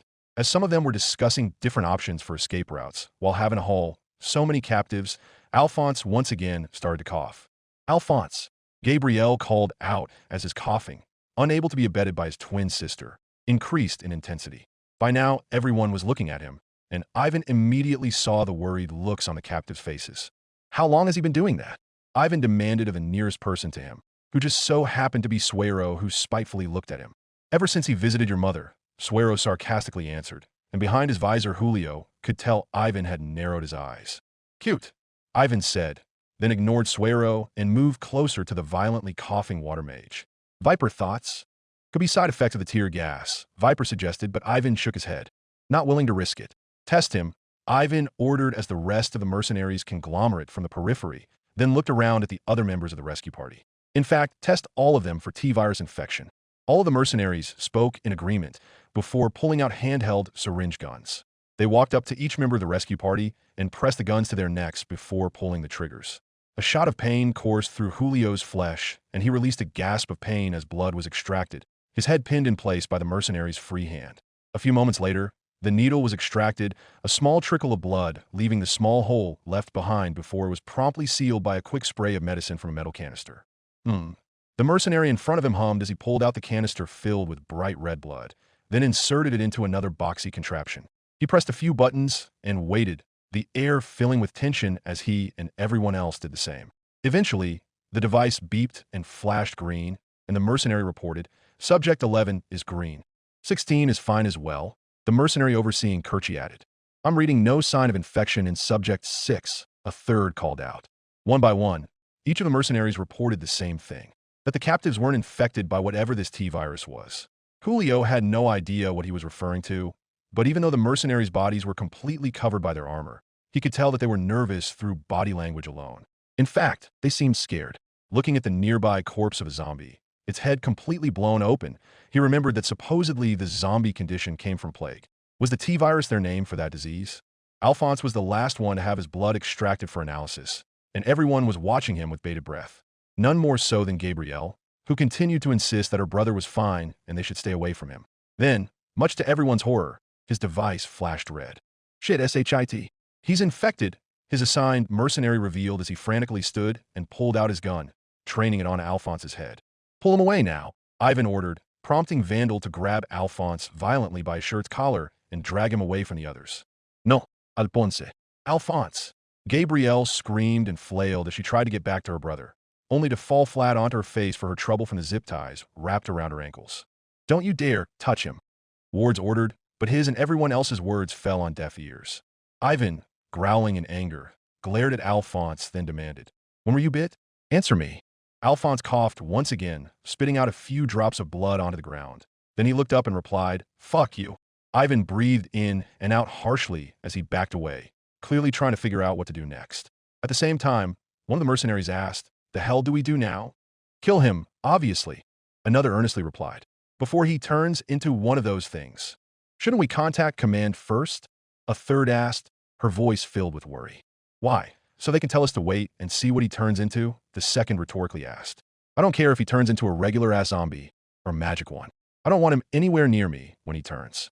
If command gets mad about it, they can kiss my ass. The mercenaries descended into arguments among themselves, with only a single mercenary next to Tabitha remaining to keep watch over them. Enough, Ivan shouted, cutting off the argument. He glared at Alphonse one last time. Then he sighed and said, It's too risky. Vandal, put him down. You got it, Vandal said as he pulled out his pistol and walked over to aim it squarely at Alphonse's forehead, who was now looking up at the mercenary in abject terror. As Gabrielle wailed for them to stop, Vandal simply declared, You'll be thanking me for this. No, Julio shouted, trying to get them to stop, only for his words to be cut off by a single gunshot, followed by Vandal's head exploding. Sniper, Ivan shouted as he dove away, barely avoiding another gunshot that hit a second mercenary next to him in the neck. As he futilely clutched his open wound in a desperate attempt to stem the bleeding, he fell to his knees, then collapsed into a lifeless heap in a matter of seconds. The third struck the mercenary left to oversee the captives, the back of his head exploding as a bullet went straight through the eye. The open courtyard fell into complete chaos as the mercenaries sprinted and dove to whatever cover was available, with the captives pressing themselves as low to the ground as possible. Colbert had even wiggled himself to shield Kerchie's body with his own. More gunshots rang out, managing to strike a fourth mercenary in the chest as she ran for cover. She fell to the ground, her compatriots leaving her behind as they focused on protecting themselves and finding where the sniper was. At the same time, Julio started hearing frantic cutting noises. Turning his head to the side, he saw that, to his surprise, Tabitha had wiggled her way over the fallen corpse of a dead mercenary and, by bringing her knees up to her chest, managed to bring her bound hands back in front of her. She was now using his knife to cut through the zip ties on her ankles and wrist, her eyes darting about to make sure no one was noticing what she was doing. But soon Julio's vision was completely obscured as familiar metal canisters were tossed into the courtyard, prompting Ivan to yell, "Flashbang!" followed by the world getting consumed with blinding light and deafening sound. Julio had already screwed his eyes shut, but could do nothing to protect his ears other than futilely hunch his shoulders with his hands still bound, and felt himself yell in pain after the blast, even if he could no longer hear it. After a few moments, he opened his eyes, and his muted hearing slowly started to return, but by now the entire courtyard was covered in gray smoke. Unlike the tear gas that the mercenaries used on them, this gas didn't make his eyes burn. He was coughing, though. Through the smoke, he started to see flashes of light and hear gunshots as a firefight broke out. It was difficult to see more than 5 feet in front of him, but he did notice that Tabitha was no longer there, with the dead mercenary's handgun noticeably missing. As the smoke began to dissipate, he could see Tabitha firing her stolen handgun at the mercenaries as she ran towards the garage where they had stored their wands and equipment, making it obvious to Julio what she was going for. "Shit, she's loose," one of the mercenaries called out as they noticed Tabitha. But before he could fire, a burst of bullets peppered his body and broke the glass window of a now bloodied van he had been taking cover behind. "Fuck!" another mercenary yelled as they turned their attention to where the bullets came from. To Julio's surprise, he saw 5 soldiers advancing from across the street, using the abandoned vehicles as cover. Unlike the mercenaries, each of them had their faces exposed and were wearing tan armor with no helmets or masks. Julio didn't know who these men and women were, but as they continued to advance under a volley of gunfire and precise sniper shots coming from somewhere behind them, it was clear that they weren't with the mercenaries. Were they survivors, another mercenary company, or perhaps even soldiers serving the United States itself? He honestly didn't know, nor did he know why they were attacking the mercenaries in the first place. "Floyd, cut them loose now," the apparent leader of the newly arrived soldiers ordered as he loaded something into an underbarrel tube on his rifle. Pulling the trigger, another flashbang went off which disoriented the mercenaries, allowing the soldiers to advance into the courtyard. "Stay still," the woman whom Julio had to assume was Floyd said as she sprinted over to the nearest captive, who just so happened to be Agnes. Sliding to a stop, she pulled out a knife and started sawing through the zip ties on Agnes' wrists. Once those were done, Floyd started cutting through the ones on her ankles, and soon the musketeer was completely free. Without even wasting a second, Agnes immediately sprang to her feet as she charged the nearest mercenary before she could recover from the effects of the flashbang. Tackling her to the ground, Agnes and the mercenary started to wrestle for the woman's knife after the gun was knocked away, ignoring the growing firefight behind them.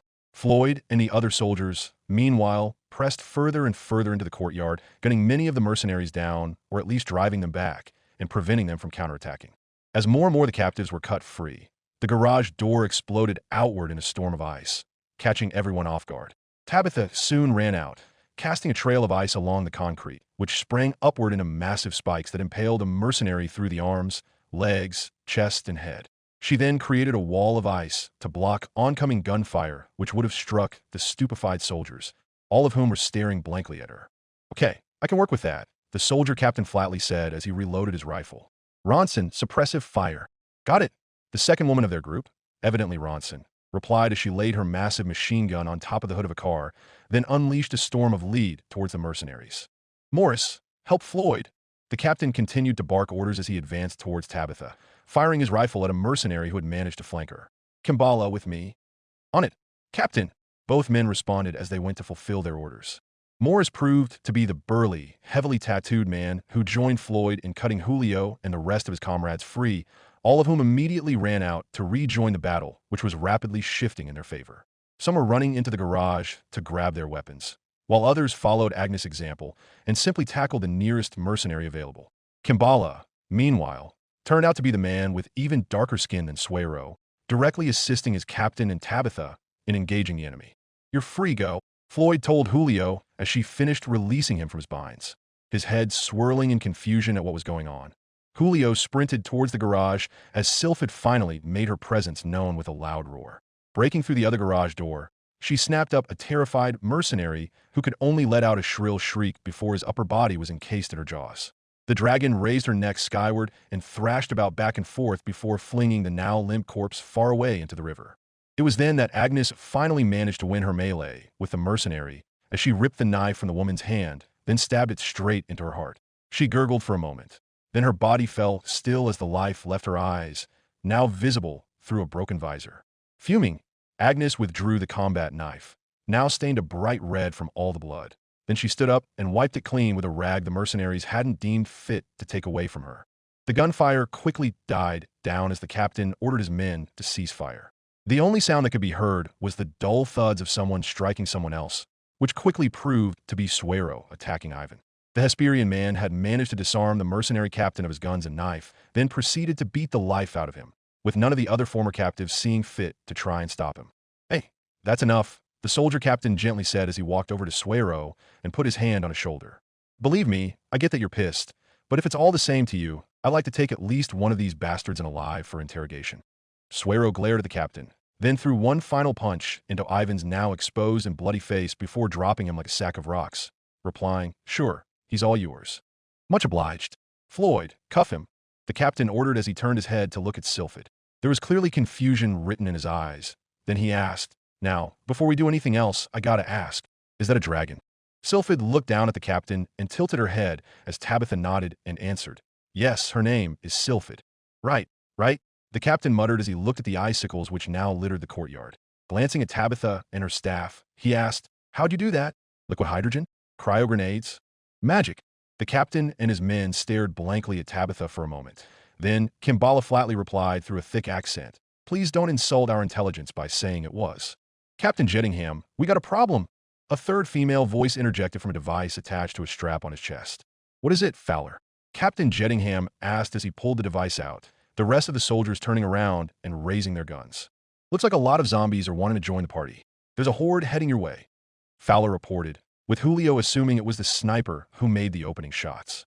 Narrowing his eyes, Julio climbed up on top of a large van and peered out into the streets. True to Fowler's words, there was a massive horde shambling towards them, their moans drowning out everything else. "Shit, Fowler, make your way over to us now. It's not safe for you there," Captain Jettingham ordered.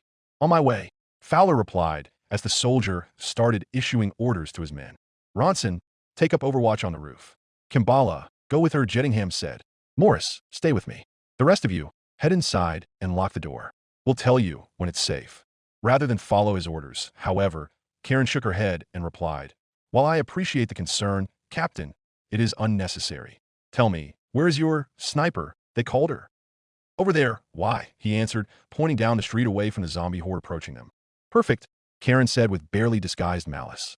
She then walked to the front of the group, raised her newly recovered sword wand, and cast Heavy Wind. "What are you, Dash?"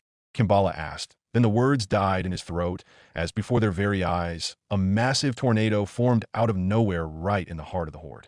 Bodies were picked up and thrown about, ripped apart by the intense wind and splattered against buildings and cars. In a matter of moments, a horde numbering in the hundreds was reduced to nothing, and only then did the wind die down. Everyone was silent as they stared at Karen de Lavalier, who nonchalantly sheathed her blade. The silence was only broken when Fowler's voice called out and asked, "So, anyone else see that? Or was that just me?" No one replied to Fowler. Then Jettingham threw up his hands and said, "Sure, magic. Why the fuck not? Makes as much sense as everything else in this god-forsaken city." "Duchess, we should probably head inside."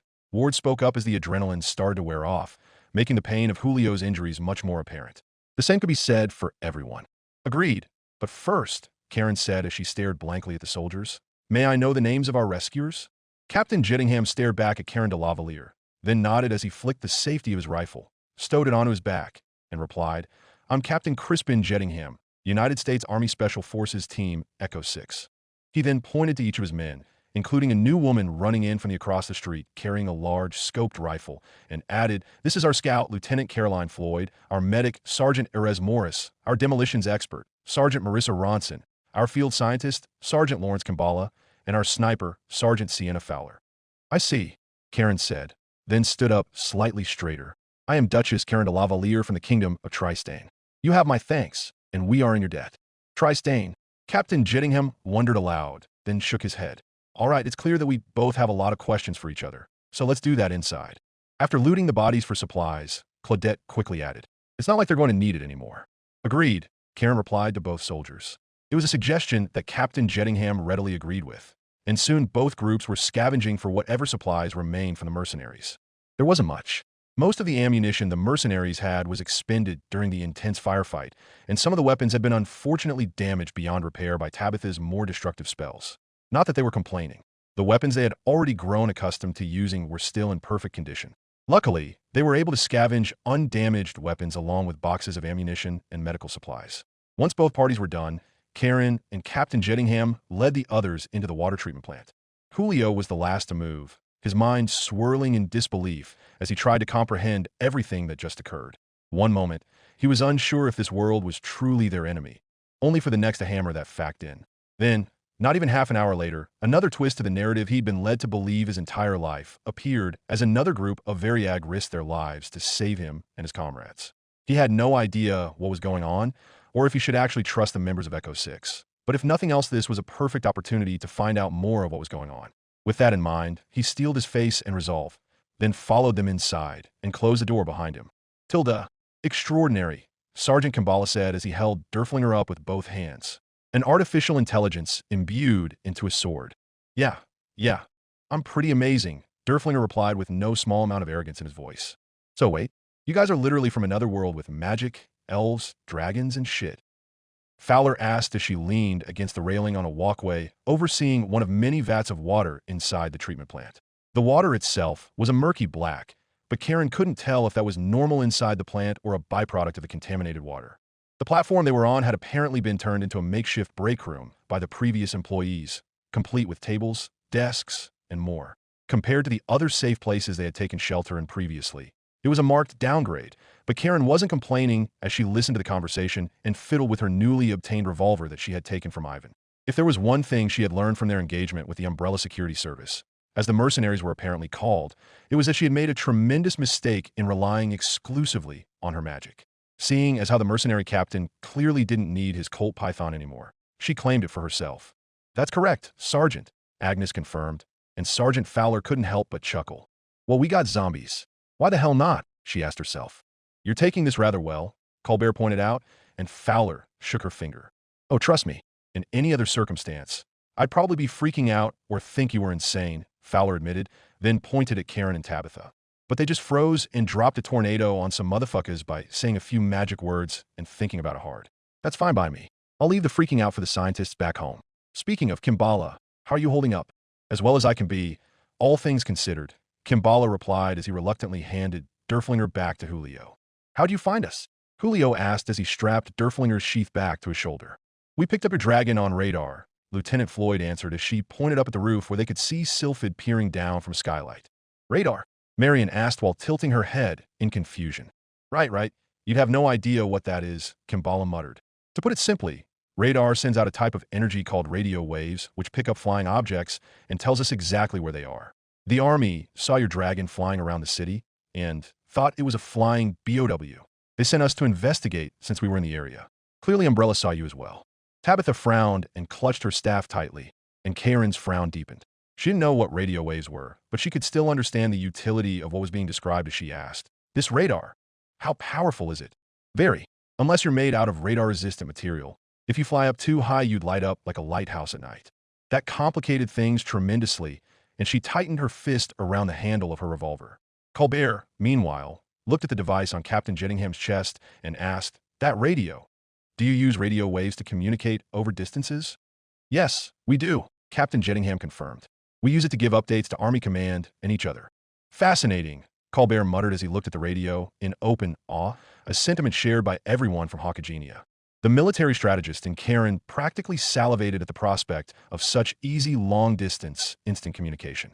Far too often military maneuvers failed due to an inability to communicate between different ends of battle. A general from their tent could see what was going on and try to counteract, but by the time their orders reached the front, they could be woefully out of date.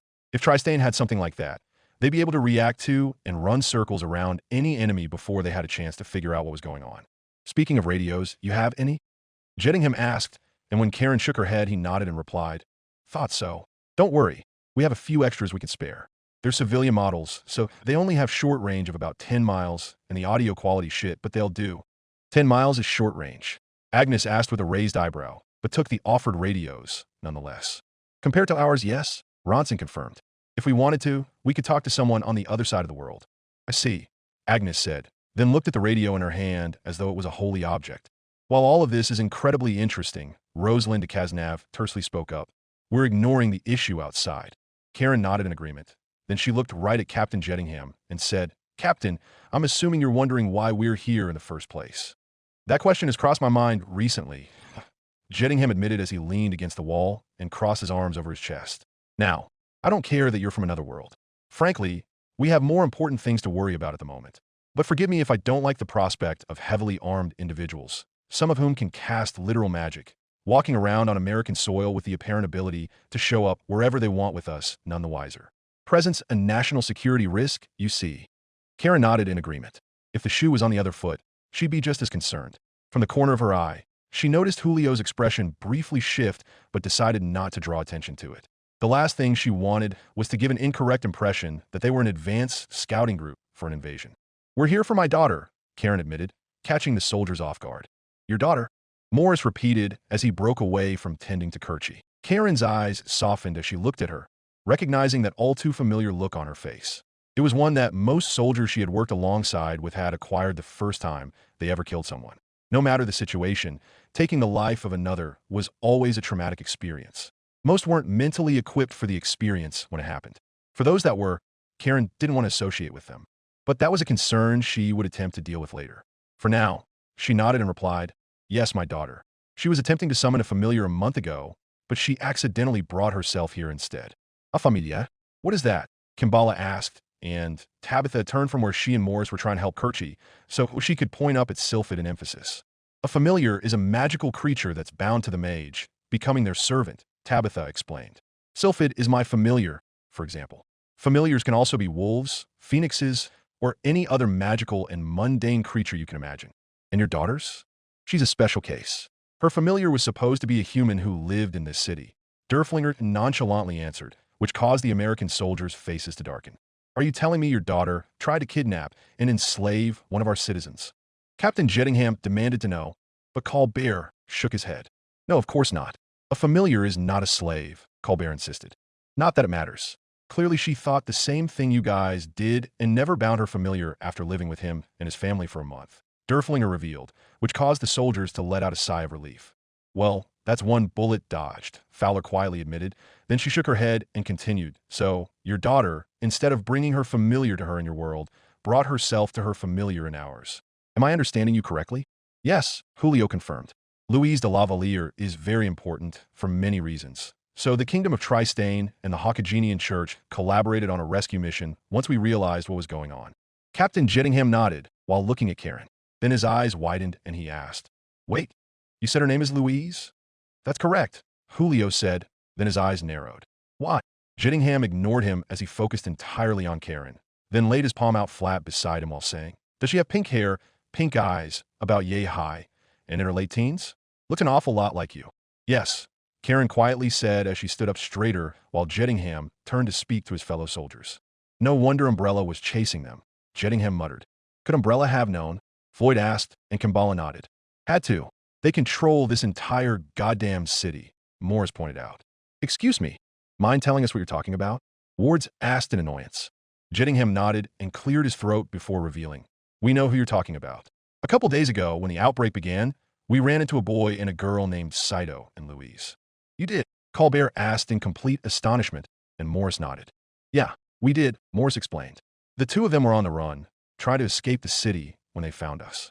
Not gonna lie, we almost shot him before we realized they weren't zombies. They were terrified and had some minor injuries, but they were mostly all right.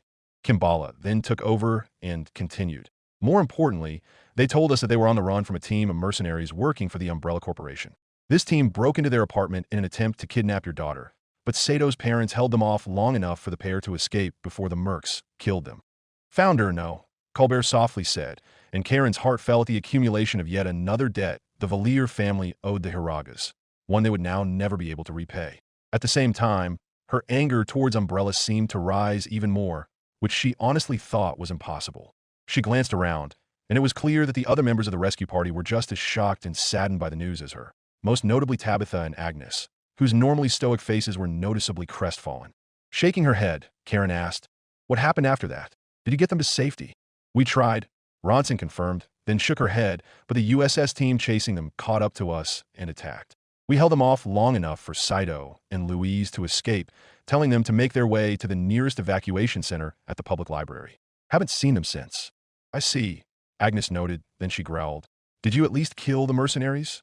We would have, had a goddamn tyrant not decided to crash the party, Fowler answered, causing Karen's eyebrows to raise. It was able to threaten both of your groups? What kind of monster is a tyrant? Tabitha immediately asked, which was further proof that she was not just a mere student. Once this was over, she intended to question the girl more closely, but right now, they had other things to worry about. A big fucking zombie, Fowler replied as she frowned deeply. Damn thing was a walking tank, completely impervious to small arms fire. It chased us halfway across the city. Nothing we tried did anything more than slow it down at best. Bullets, grenades, flamethrowers, zilch. Ronson collapsed a building on it, and the tyrant just walked it off. We had to call in a damn airstrike just to kill the fucking thing. People can turn into something like that, Gabrielle quietly asked, only for Kimbala to darkly chuckle and shake his head. Nah, that's the thing. They can't, Kimbala refuted. Then he leaned closer. Based off everything we've seen so far, tyrants aren't like zombies. They're not accidental. Suero's brow furrowed. Then he growled. They were made by Umbrella, just like the T-virus, Kimbala confirmed. Wait, Umbrella made the T-virus? I thought that's just what this plague was called, Colbert pointed out, but Kimbala shook his head. The T-virus is what turns people into zombies. Yes, but it's not natural. It's an illegal bioweapon Umbrella cooked up in a lab here in Raccoon City. Abio Vicon. Colbert tried to say, but he was unable to find the words. None of them could, and Karen's eyes widened in horror and rage, both at the fact that Umbrella had the ability to make such a weapon in the first place, and at how they completely violated the sanctity of life itself to do it. Julio looked by far the most enraged, and given how he was a priest of the gods, she couldn't blame him. Yeah, and tyrants aren't all they've made here, Captain Jettingham ominously warned. There are things in this city, monsters that make the rest of these zombies seem like nothing. That's what a bow is. It means bioorganic weapon. The room fell into silence as everyone pondered his words, with Karen's knuckles turning white as she clenched them harder than she ever had before. Briefly looking around at the rest of the group, Karen could see that everyone was appalled and sickened by the revelation. It was enough to even knock Kirchi out of her stupor, at least for now. Professor Colbert was, surprisingly enough, seemingly more enraged than Julio, outright grinding his teeth together while gripping his staff hard enough to almost bend the wood. She didn't know the man well, but Karen got the sense his interest and love of science wasn't why he was so offended at Umbrella's misuse of it. The silence was then broken as Ivan finally started to stir as he slipped back into consciousness, drawing everyone's attention. Ah, look who's awake, Captain Jettingham spoke up as everyone turned to face the Umbrella mercenary. Good morning, Sleeping Beauty. Hope you had a good rest. Ugh, Ivan muttered as he raised his head. He tried to press his hand against the bruise on his forehead, only to find that his hands were bound. Only then did a situation finally seem to settle in for the mercenary, and he muttered, Ah, shit indeed, my friend, Captain Jettingham sarcastically responded as he pulled up a chair and sat down on it in front of the mercenary. Now, if you don't mind, my friends and I have some questions for you. With his helmet and mask completely gone, Ivan glanced at the others with a frown on his face before replying, I'm not telling you shit. Not without a lawyer. I know my rights. Of course, Captain Jettingham nodded as Sergeant Kimbala handed him a data pad, which the captain quickly read through. All American citizens are constitutionally afforded the right to a lawyer. A fact you most certainly understand, Sergeant Bikov Demir Denisovich. Ivan's eyes widened as his real name was revealed, and he muttered, How do you dash? Know your name? Benefits of having the CIA on speed dial. They knew who you were almost immediately once we gave them your picture, Captain Jettingham answered. Ex-Soviet Spetsnaz. Served in Afghanistan from 1985 to 1989. You have quite the accomplished service record, Sergeant.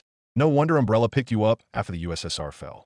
Bikov was silent for a moment, then he scoffed and said, "So you know some things about me. It doesn't matter. I'm still not telling you a thing, American. Not until you get me out of here and I get a lawyer." Figured you'd say that, Captain Jettingham admitted. But here's the thing.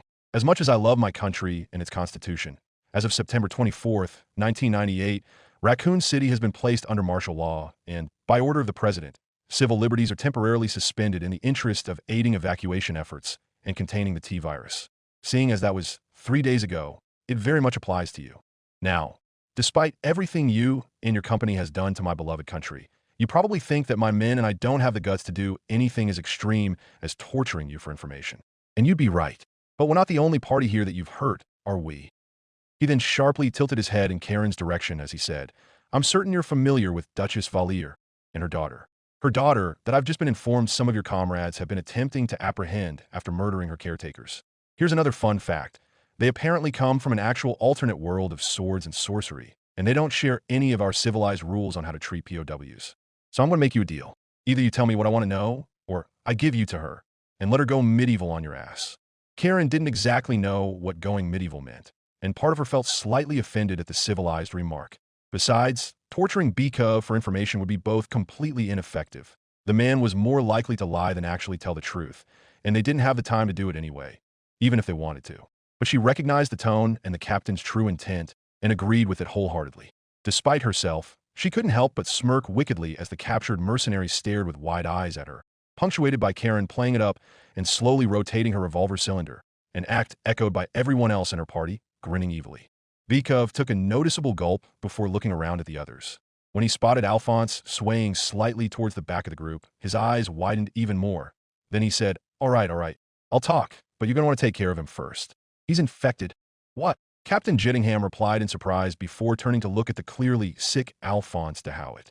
"Why do you think we went through all the trouble to capture these guys alive, only to try and execute him?" Bikov's statement was punctuated by Alphonse once again coughing, causing everyone but Gabrielle to back up. Seeing this, Gabrielle de Howitt snarled and said, "Stop lying. My brother is fine." "Itchy, tasty," Alphonse barely muttered in a low moan, his voice barely audible as blood dripped down his lips. "Duchess?" Captain Jettingham tersely asked as he unholstered his sidearm. Feeling the tension rising, Karen admitted, "Chevalier Alphonse de Howitt was bitten this morning during our first engagement with the zombies. One of our own was killed and bit him after resurrecting. But we've been administering aid all day." No, fuck, that's not going to work," Captain Jettingham said as he pulled the hammer back on his M1911 handgun. "Captain, we know the T-virus turns people into zombies. But Alphonse isn't dead yet." Colbert tried to placate the soldier, but Kimbala shook his head. "That's not how it works, Professor," Sergeant Kimbala rebuked. "The T-virus doesn't kill its victims. It keeps them alive." "What are you talking about?" Karen demanded to know. "All the zombies you've been killing today? I know they may look like the Walking Dead, but I assure you they are very much alive," Kimbala revealed, making the pit in Karen's stomach grow even larger as the hairs on the back of her neck stood on their ends. "Bullshit. There's no way those things are still alive." Kaznav insisted, but Kimbala shook his head. "Strictly biologically speaking, they are, even if whom they were before is gone," Kimbala insisted while aiming his handgun at Alphonse, whom Gabrielle was shielding with her body. "It spreads through fluids. Water, saliva, blood, all of them are potential infection vectors. The T-virus leaked into Raccoon City's water supply, which is how the city fell so fast. But a simple scratch or a bite from an infected individual is enough to transmit the disease to a new victim. It may take minutes to a few hours, depending on their health. But once someone is infected and starts to show symptoms, it's irreversible. Their body mutates and starts to undergo rapid necrosis as their neurological systems degrade. Mental faculties decline. Hunger and aggression instincts are heightened. Pain receptors die, and cellular division increases in an attempt to counteract the necrosis. All of that combined keeps the victims alive and drives them to attack the living with no regard to their personal safety. "He's telling the truth. You need to kill him now." Bikov insisted, but Karen wasn't having it. "Quiet," she ordered the captured mercenary, then turned to face Echo 6 and asked, "How do you know this? Are you certain?" "Duchess Valier, I have analyzed hundreds of bodies for the past 3 days, seen countless people turn before our very eyes, and we've secured dozens of top-secret umbrella documents detailing their attempts to treat the disease once it got out of the lab," Kimball answered. "I had to put down a mother and her child when they got infected. Believe me, Duchess, I am certain. Is it possible for someone to be naturally immune? Karen asked, trying to grasp onto the slimmest hope. There's a 90% infection rate, Duchess. And it doesn't just affect humans and animals. Plants can get infected too. The rescue party was quiet, as everyone pondered his words. Then, much to Karen's shock, Agnes unholstered her handgun, pulled back the hammer, and pointed it right at Alphonse while saying, I've heard enough. Suero, pull her out of the way. Suero nodded in grim acceptance, as he immediately began to follow Agnes' orders, moving towards the infected mage while the other nobles were frozen in shock. Karen herself could only widen her eyes as the situation rapidly deteriorated, her mind struggling to comprehend everything that was happening. She knew that Agnes was already suspicious of Alphonse ever since he was bitten. The musketeer had told her as such. Part of Karen wanted to order her to cease, but the rest knew better. There was no stopping her now. After 3 separate and unrelated groups confirmed the same thing, with escalating levels of credibility, that was all the proof she needed to act. The fact that 2 of the groups, despite one being blatantly hostile, made every effort to keep them alive before reacting this way after learning of Alphonse's condition spoke volumes. It was also all the proof Karen needed. She didn't want to do it, to put down a fellow noble like a rabid dog, but the safety of her party took precedence. If anything, it was Karen's responsibility to put Alphonse down, not Agnes. Before the Duchess could say as such, Gabrielle hastily raised her sword wand towards Suero, who promptly stopped in his tracks, raised a shotgun, and racked a shell in response. Drop it, Suero calmly ordered, clearly not caring that Gabrielle was nominally his superior. Behind him, the other commoners raised their handguns towards Gabrielle. At the same time, some of the nobles instinctively raised their wands towards the commoners to defend one of their own. No, I'm not letting you kill my brother, Gabrielle shouted at the top of her lungs. Chevalier, stand down now, Karen ordered as she saw the situation continue to deteriorate. Why are you yelling at me? I'm not the one threatening a noble, Gabrielle incredulously asked, her face warped with rage. You can't be serious, you believe them? Yes, I do, Karen immediately answered as she scowled and pulled back the hammer of her revolver. Now move aside. Everyone, lower your weapons. I'll do it. Suero and the other commoners looked at Karen, then complied, as did the nobles, albeit reluctantly, and only after Alphonse let out yet another moan. Only Gabriel and Agnes didn't, their weapons still trained on each other. Seeing this, Colbert stepped forward with his arms raised and said in a calming manner, Gabrielle, listen to reason. I don't like it any more than you do, but these soldiers know more about the T-virus than us. If they say he's doomed, I don't care what they say. Alphonse is my brother, and I say he's fine. Gabrielle petulantly screamed while glaring at Agnes with fire in her eyes. Now lower your gun before I make you. I've already killed 12 mages. I'm not afraid to make it 14, Agnes calmly countered as she leveled her high power at Gabrielle's head, much to the other mage's surprise. What? You dash, Gabrielle muttered, only for Alphonse to let out a shrill hiss, drawing everyone's attention. Horrified, Gabrielle turned around and saw Alphonse's body twitching and spasming, his skin turning gray as his eyes became a milky white. Blood poured out of his jaw. Then he lunged straight towards his sister with an animalistic hunger. Before Alphonse could sink his teeth in her neck, however, Tabitha cast a whip of water which wrapped around Gabrielle and pulled her away. At the same time, Karen hastily aimed a revolver and fired 3 shots before the others had time to react, each one striking Alphonse in the chest and blowing massive holes through him as he was sent stumbling back.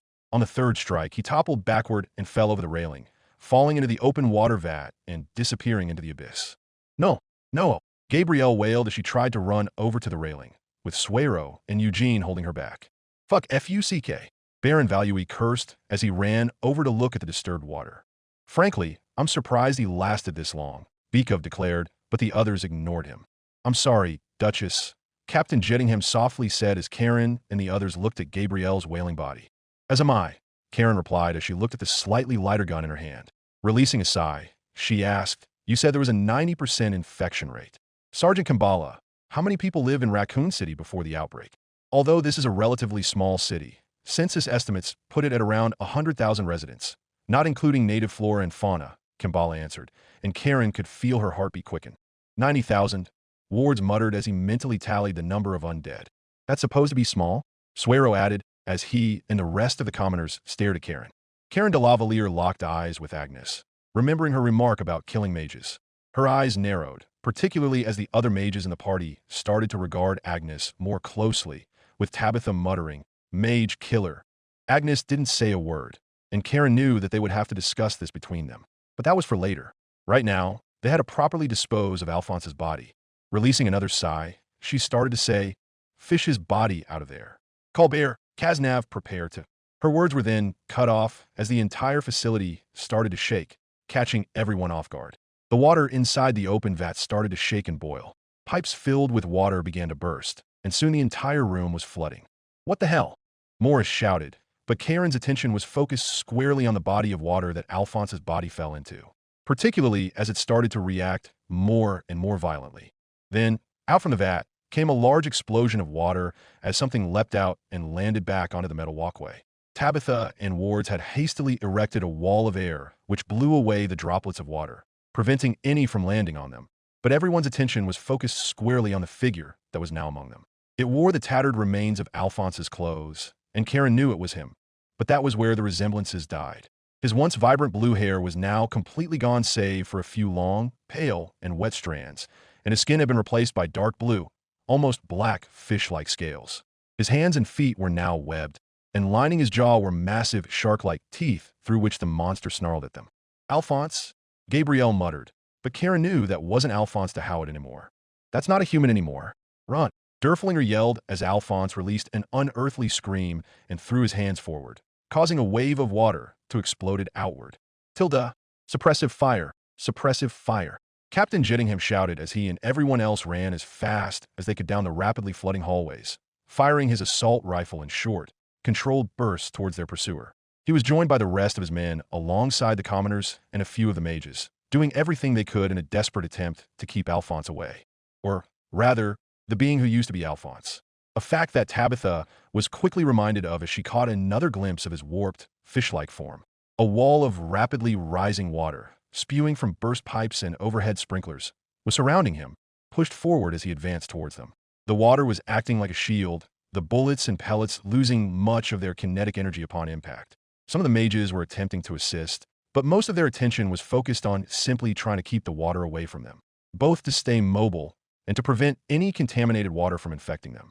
Now that they knew exactly how the T-virus worked, that task was of the utmost importance. "Shit!" Morris grunted as his shotgun ran dry. He began sliding new shells into the magazine tube as he jogged backwards, firing them one at a time before inserting a new one. Tabitha was right beside him, freezing a chunk of ice in an attempt to keep Alphonse at bay. "Alphonse, please. Calm down, it's me. Your sister." Gabrielle wailed. "That's not your brother anymore." Agnes retorted, reloading her lever-action rifle and trying to hit Alphonse's head. But the water shield was proving to be effective, and all she got for her efforts were large splashes of water. Beside her was Julio, firing his Thompson submachine gun at the abomination, only to receive the same result. "We need to get out of here," Wards called out, charging up a bolt of lightning on the tip of his sword wand. "Don't do that. You'll electrocute us all," Kimbala angrily shouted, a point that was punctuated by splashes as they ran through ankle-deep water. "Damn it," Wards cursed, realizing the field scientist was right. Shifting tactics, the veteran battle mage shot a slice of air into the water wall, which briefly split apart. But before anyone could really take advantage of the opening, it sealed back up again. The hallway was consumed by the sounds of exploding pipes and gunfire, making it difficult for Tabitha to hear herself think. If she wasn't wearing those earplugs they found, she knew for a fact that she'd be deaf. Overhead, she could barely hear Sylphid on the roof, frantically trying to get to her master, but there were walls of concrete and steel dividing them. Without access to spirit magic, there wasn't anything the Rhyme Dragon could do. But there were far more pressing matters to attend to at the moment beyond an inaccessible dragon, namely the fact that, despite the mage's best efforts, the facility was continuing to flood faster and faster. Soon it would be up to their shins, slowing their retreat immensely, and Tabitha didn't want to think about what would happen when it rose higher. There was also the fact that she could feel her willpower reserves stretch to their limits, and she suspected the same went for their stock of ammunition. If they ran out of one or the other, they're doomed. Ward was right. They had to get out of there. But between the rising water, the advancing monster who used to be Alphonse, and all the locked doors, that was easier said than done. Part of her wondered if they could perhaps lure Alphonse somewhere without water, thus depriving him of whatever he was doing and making him easier to put down. Even if water was readily accessible throughout Raccoon City, anywhere would be better than a water treatment plant. It was just their luck that he finally turned in perhaps the most dangerous place in the city for him to do so. "Quick, though, here," Fowler called out as she pointed to a large, open steel door with a heavy latch on the inside.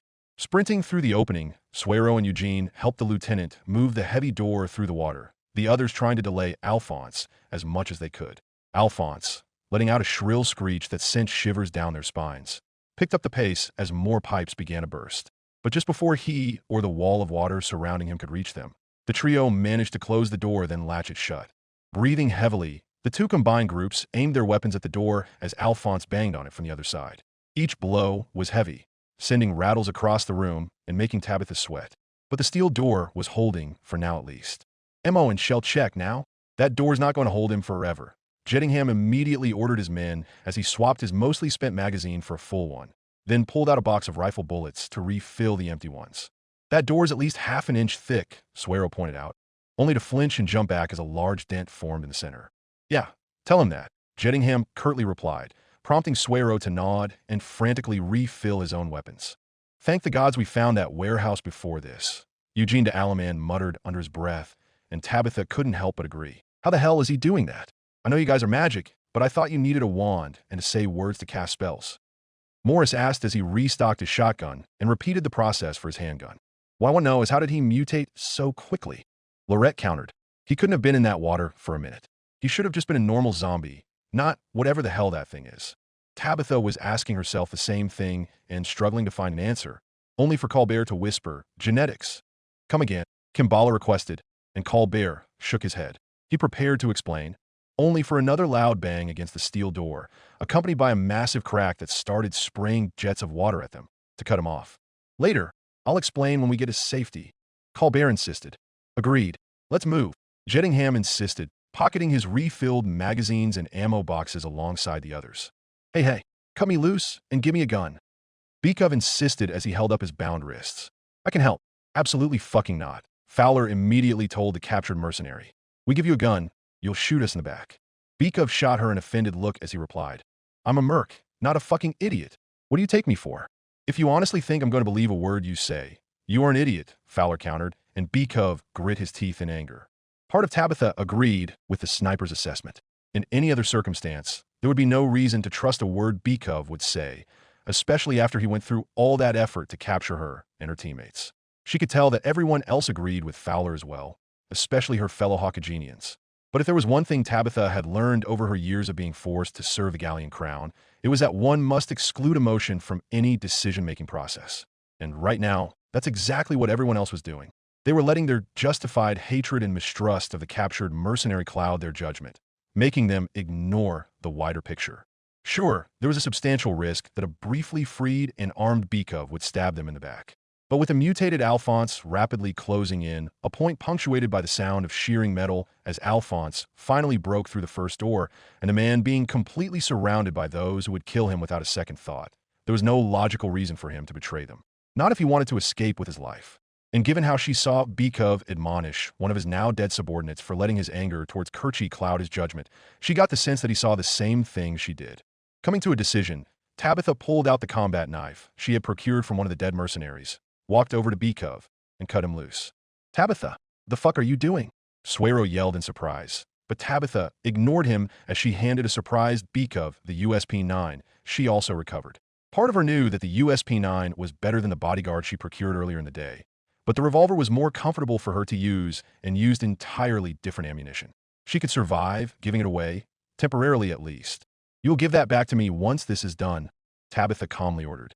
And if you even think about turning it on one of us, I will freeze and explode your lungs. Beekov looked at her, then nodded as he chambered around, saying, message received, and like I said, I'm not an idiot. Glad one of you has their head on their shoulders. Before anyone could admonish Tabitha or attempt to counteract what she had already done, the second door exploded as Alphonse returned, accompanied by a wave of water. The water nearly dragged a terrified Kerchi away, but Beekov was already reacting as he grabbed the Germanian girl by her hood, yanked her back, then fired a trio of shots directly into Alphonse's head. The monster shrieked in pain as it dived back into the water as it tried to heal, briefly pausing its advance. I fucking told you, now move.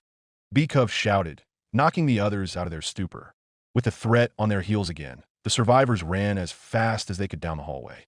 Much to Tabitha's relief, they could see exit signs hanging on the walls, directing them to salvation.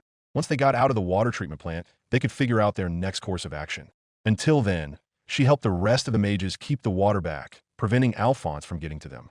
As she did, Tabitha took notice of what appeared to be the limit of the zombified Alphonse's abilities. It was clear that he was using magic, somehow, to manipulate the water.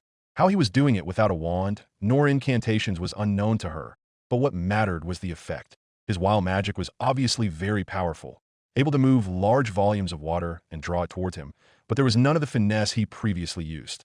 It appeared that all he could do was simply push and pull the water. To some, that might not seem like much, but with the amount of water on hand, that was more than enough. Finally, after what felt like an eternity, they came across the emergency exit. It was pushed open by the flood of liquid, which was now water falling down the steps onto a nearby wooden dock and into the circular river. But Tabitha didn't care about that. Instead, she gripped her staff tightly as she and the others ran out as fast as they could. Without missing a beat, Tabitha froze the water coming out of the door, encasing it entirely in a block of ice several feet thick. Through it, she could see Alphonse roar in anger as he attempted to break free, slamming his webbed fists against the ice and causing large cracks to form. But for now, they were clear. Nodding to herself, Tabitha ran back to the rest of her compatriots, feeling the effect of willpower exhaustion rising. If she had to guess, she only had enough for one more spell. After that, she'd have to wait hours to build it back up. Thankful that she had foreseen this, Tabitha pulled out her bodyguard, checked to see that the cylinders were full, then stowed away her staff for later. Okay, now what? Claudette asked, taking the chance to breathe heavily while hunched over as she and the others stood on the wooden docks. Just call an airstrike on the fucker and get it over with, B-Cove suggested. That was my brother, Gabrielle continued to insist, but by this point, any sympathy Tabitha had towards her situation had evaporated in favor of dealing with the threat that was still trying to kill them. Yeah, and you should have killed him earlier when you had the chance. At least then he would have died as himself and not as a monster. Gabrielle, in her grief and rage, looked half ready to kill the mercenary right then and there, but a quick glare from Duchess Valier stopped her in her tracks. At the same time, Jittingham nodded and said, agreed. We'll fall back to a safe distance, then call in a missile strike. Collapse the whole building on him. Part of Tabitha wished they could give Alphonse a proper burial. After all, the man had served Tristane loyally for years. He deserved as much, but given the environment they were in and the monster he had become, they couldn't afford such luxuries. Standing up straighter, the party prepared to move out. But before they could, they started to feel a deep rumble underneath their feet. The water inside the river began to churn, and it was taking everything they could just to stay upright. At first, Tabitha was worried that it was because Sylphid had landed next to them, but even after the dragon took flight once again, the churning continued. Then they heard a deep roar, and the entire wall of the treatment plant facing the river exploded outward as a geyser erupted. Oh, SHIT, someone yelled, Tabitha unable to determine who as the wave of water reached them. The wooden dock was ripped from its anchors, and soon they were sent careening down the newly formed rapids. Hold on, someone else yelled as they held tightly onto the wooden rails, lest they get swept away. Underneath her feet, Tabitha could hear the wooden boards strain and crack, and soon the entire dock began to split apart. The world began to spin, making it nearly impossible for Tabitha to see what was going on or who she was with. All she knew was that they were going down the river fast, and it sounded like a waterfall. Realizing that it wasn't going to calm down anytime soon, Tabitha forced herself to turn around, ignoring the sprays of white water splashing onto her face. Now she could see that she was next to B-Cove and Claudette, who were gripping onto a wooden rail for dear life. The dock had completely broken apart, forming a series of platforms that were tossed and turned with the massive waves crashing around them. In the center of it all was Alphonse, his scaly form swimming and dragging the water with him. When he jumped, the waves grew larger, threatening to overturn anyone in their wake. Unfortunately, Tabitha quickly realized that Alphonse was heading straight for their raft. Her eyes widening, Tabitha hastily aimed her revolver at the monster and fired a few shots, but with all the tossing and turning, all she hit was water. Both B-Cove and Claudette seemed to notice what she was doing and tried to join her, briefly letting go of the rail to fire their handguns. But that was when a massive wave slammed into them. While Tabitha and Claudette, thanks to having one arm each still wrapped around the rail, were able to stay on the raft, B-Cove was ripped free. With a yell, he was tossed into the water, and all Tabitha could see was his arms frantically splashing about as he tried to swim to safety. It was so loud, Tabitha couldn't even hear him scream. A moment later, the mercenary was dragged under the black water, disappearing with a large splash. The water momentarily went still, and soon a deep red started to spread outward. Tabitha wasn't going to pretend she mourned for the man, but she still winced at the unfortunate fate she didn't wish on anyone. More importantly, though, She realized this was an opportunity, one she had to exploit as she pulled out her staff, aimed it at the river, and shouted, "Freeze!" Using the last bit of her willpower, Tabitha forced an entire section of the river spreading outward from her to freeze solid. The rafts were pinned in place with black, murky water splashing onto and around it. The ice itself was slippery and transparent, and Tabitha nearly fell out from under her feet when she first tried stepping onto it. "Don't worry, I got you," Claudette said as she hastily grabbed Tabitha, preventing her from falling over. Helping her stand upright, the two women stared at each other for a moment. Then Tabitha nodded as a silent thanks. That was when she started to hear small cracks, and their eyes widened as the hastily and sloppily made ice raft already began to break apart. "Quick, to the other side," Colbert cried out, pointing toward a nearby dock that they could use to escape the river. Tabitha nodded, then started making her way over towards it. If she had more time, Tabitha would have gone slower so that she wouldn't risk slipping and falling. But between the monsters swimming underneath the ice and the ice itself breaking, time was a luxury she couldn't afford. So she kept going, using her staff as a brace to keep herself from tripping. Kerchie and Professor Colbert were already at the dock, with the professor helping Baron Valui and Agnes get to safety as the others rushed to join them. Tabitha and Claudette were the furthest out, an unfortunate byproduct of where she spell was cast, which pushed the pair to move as fast as they possibly could. The sound of more ice cracking behind them provided even more motivation. That was when Tabitha heard a loud crack underneath her. Her eyes widened, and she glanced down at her feet to see the monstrous visage of Alphonse glaring up at her, his fist having slammed into the bottom of the ice. With a powerful kick which further weakened it, he swam away from the ice barge, then turned around and made a beeline straight towards her. "Look out!" Claudette shouted as she pushed Tabitha away just as the ice broke and Alphonse breached the surface. With a mighty swing of his clawed hand, he slashed the front of Tabitha's sweater, but, thanks to the chainmail underneath, didn't manage to break the skin. Still, the sudden shift in momentum caused Tabitha's feet to slip out from under her, and she fell hard onto the ice. Unfortunately for Claudette, by pushing Tabitha away, she lost her footing and fell on her back as well. Without missing a beat, the musketeer pulled out her sidearm and emptied the magazine into Alphonse's chest. He roared in pain as blood burst from his body, giving Tabitha a good look at his yellow, blood-stained teeth that still had some meaty chunks and torn fabric from his previous meal stuck between them. Alphonse then turned towards the source of his pain, and Tabitha's eyes widened as he lunged towards Claudette. "Claudette!" The galleon knight heard Agnes scream as Alphonse sank his jaws around her fellow musketeer's throat. Claudette screamed in agony as she attempted to kick and punch her attacker off, her hand flailing as she tried to grab her knife, but the sound was muffled.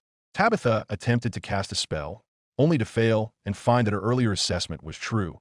Her willpower was completely gone. Then she heard a violent, wet rip as Alphonse tore away a large chunk of flesh from Claudette's neck. Her screams became gurgles as blood began to pour out of the wound, and soon she went still.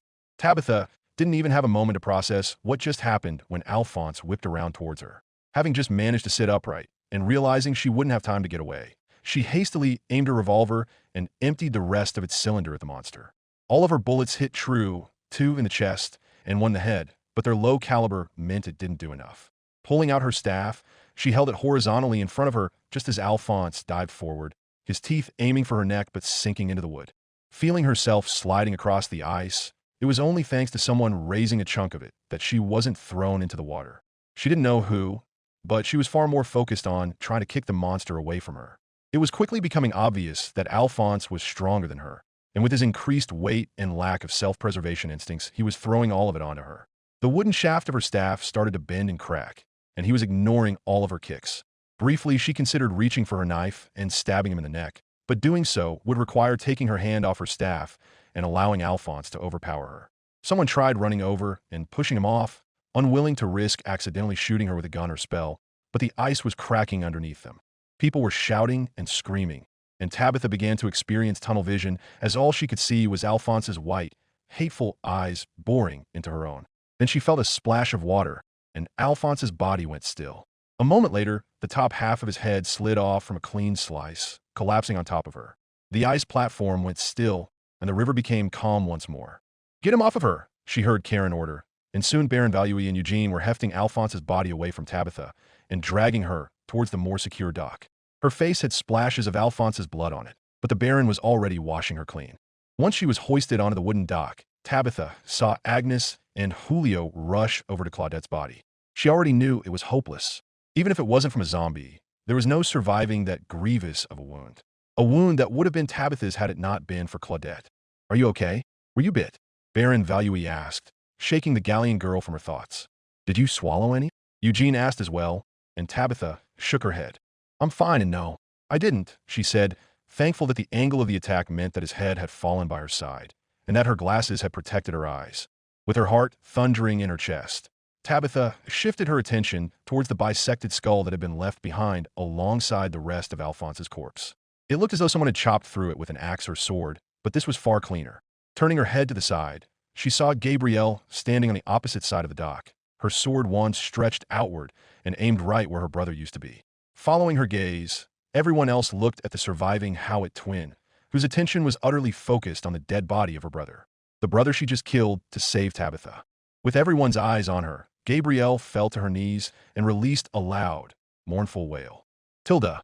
No one said a word as they recovered Alphonse's and Claudette's bodies, magically lifting them from the platform and putting them in the center of a nearby plaza. None of them had any idea where they were, which Echo 6 was currently trying to figure out, but the rest were far more focused on the task at hand. Julio was giving Alphonse and Claudette their last rites, speaking in holy Brymeric as he requested the gods to take pity on their lost souls. Gabrielle's eyes seemed lost as she stared at his corpse, and even as Professor Colbert and Chevalier Bernadette de Favre set the makeshift pyre they made from nearby wooden tables alight, she refused to budge.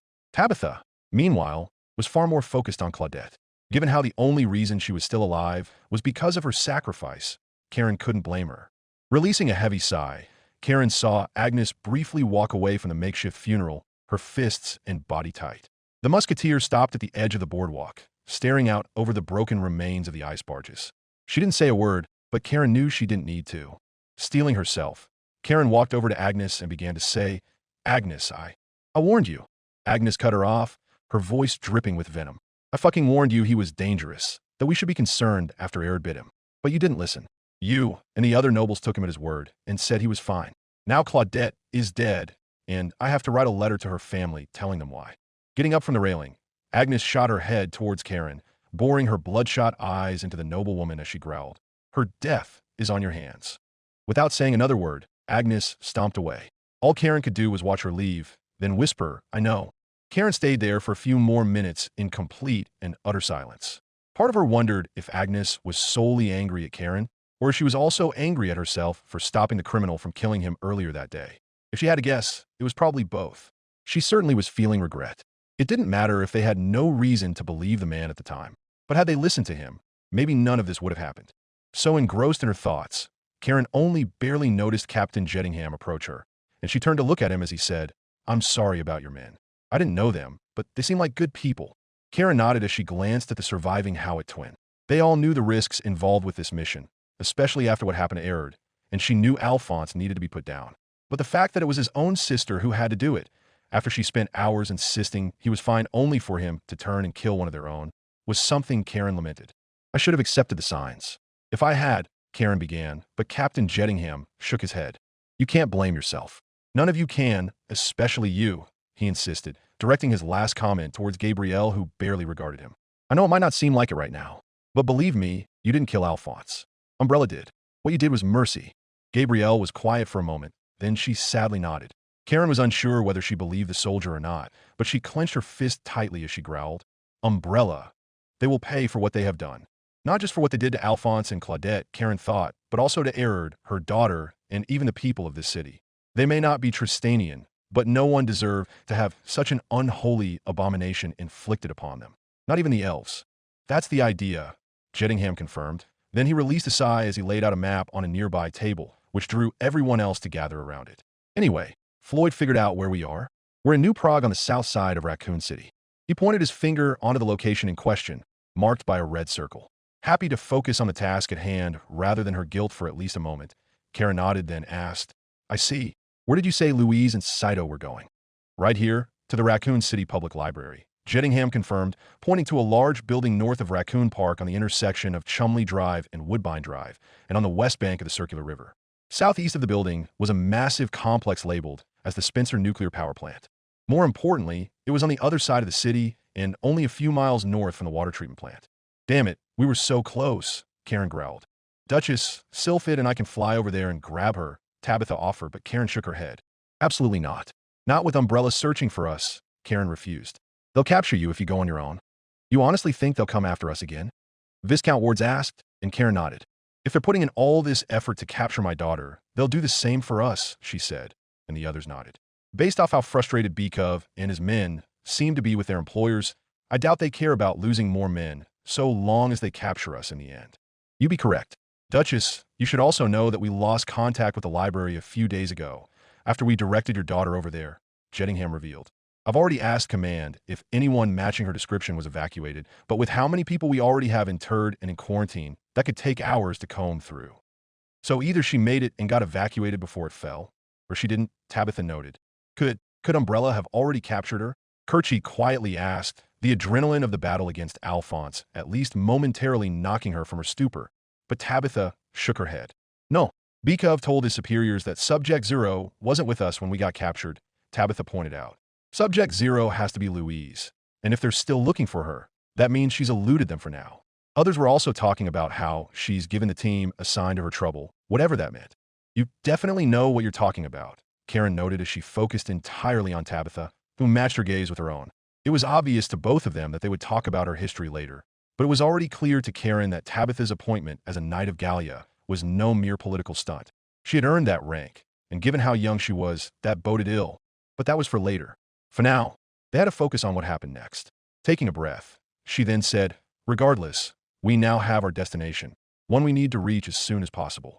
Normally, I'd say follow the river, but that may leave us in the open for Umbrella to ambush us.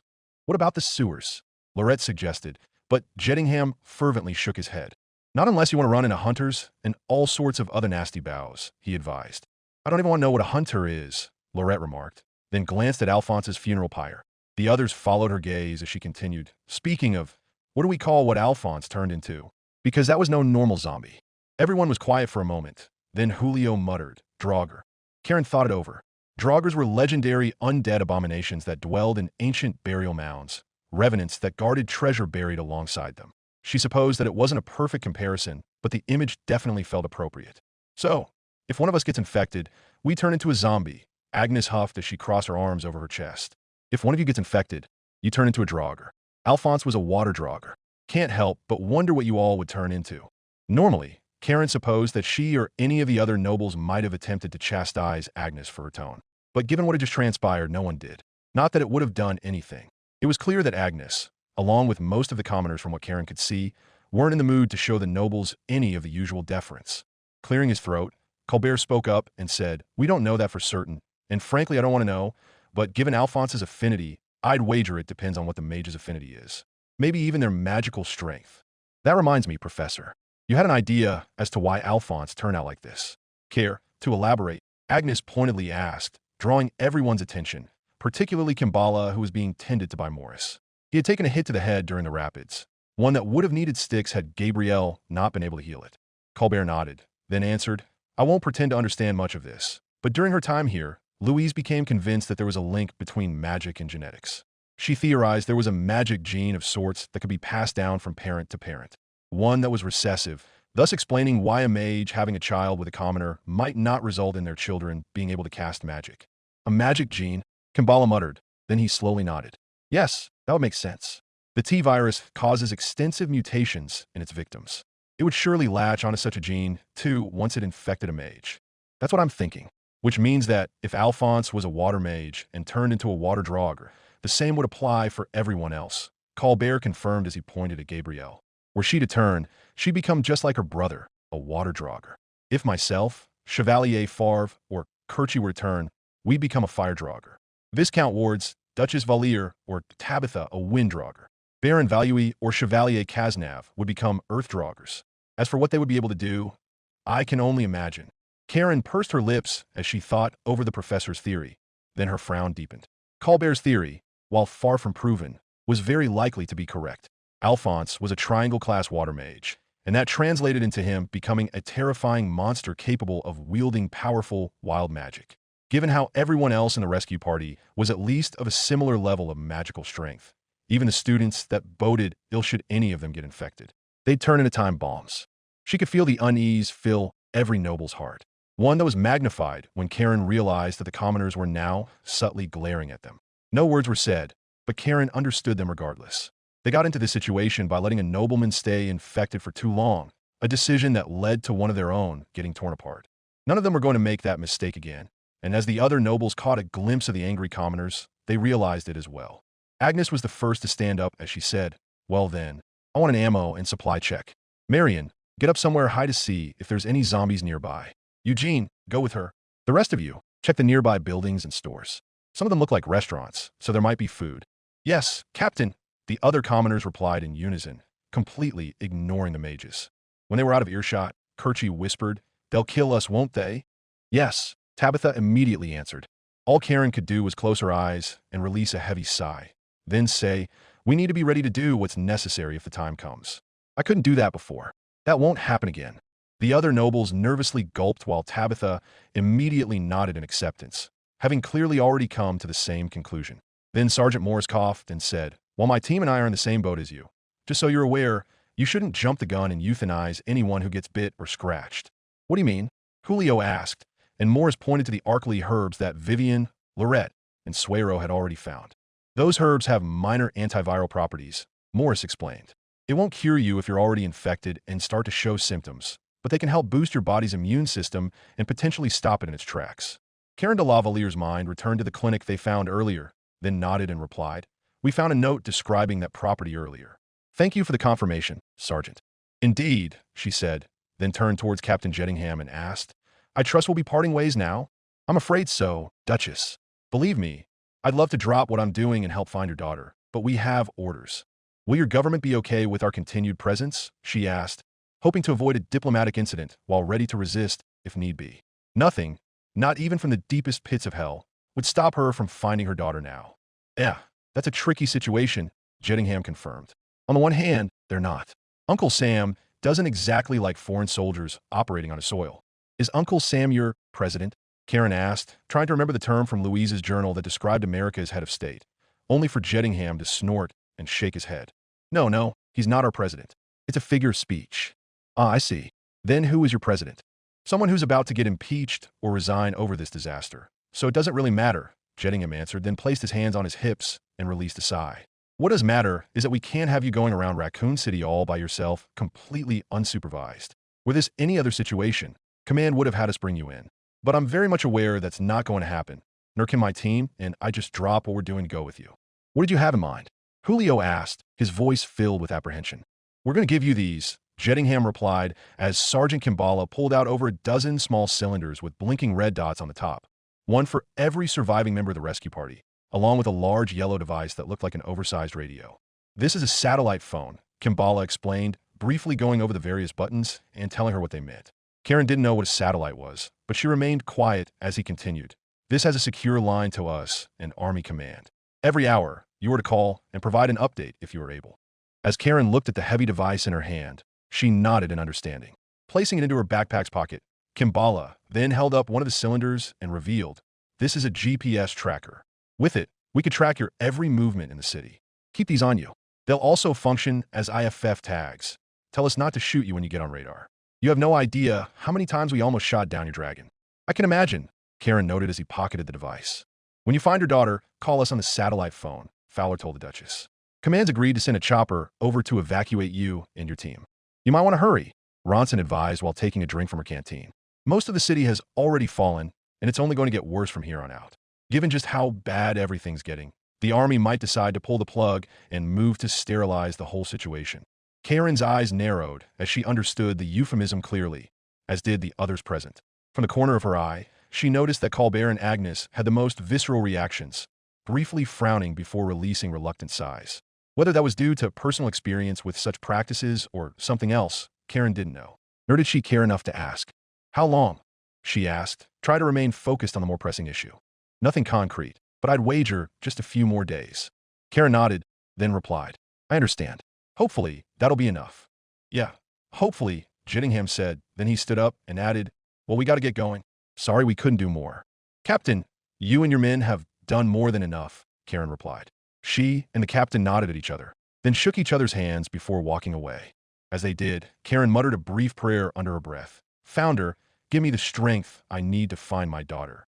Gods above, give her the strength to survive should I fail.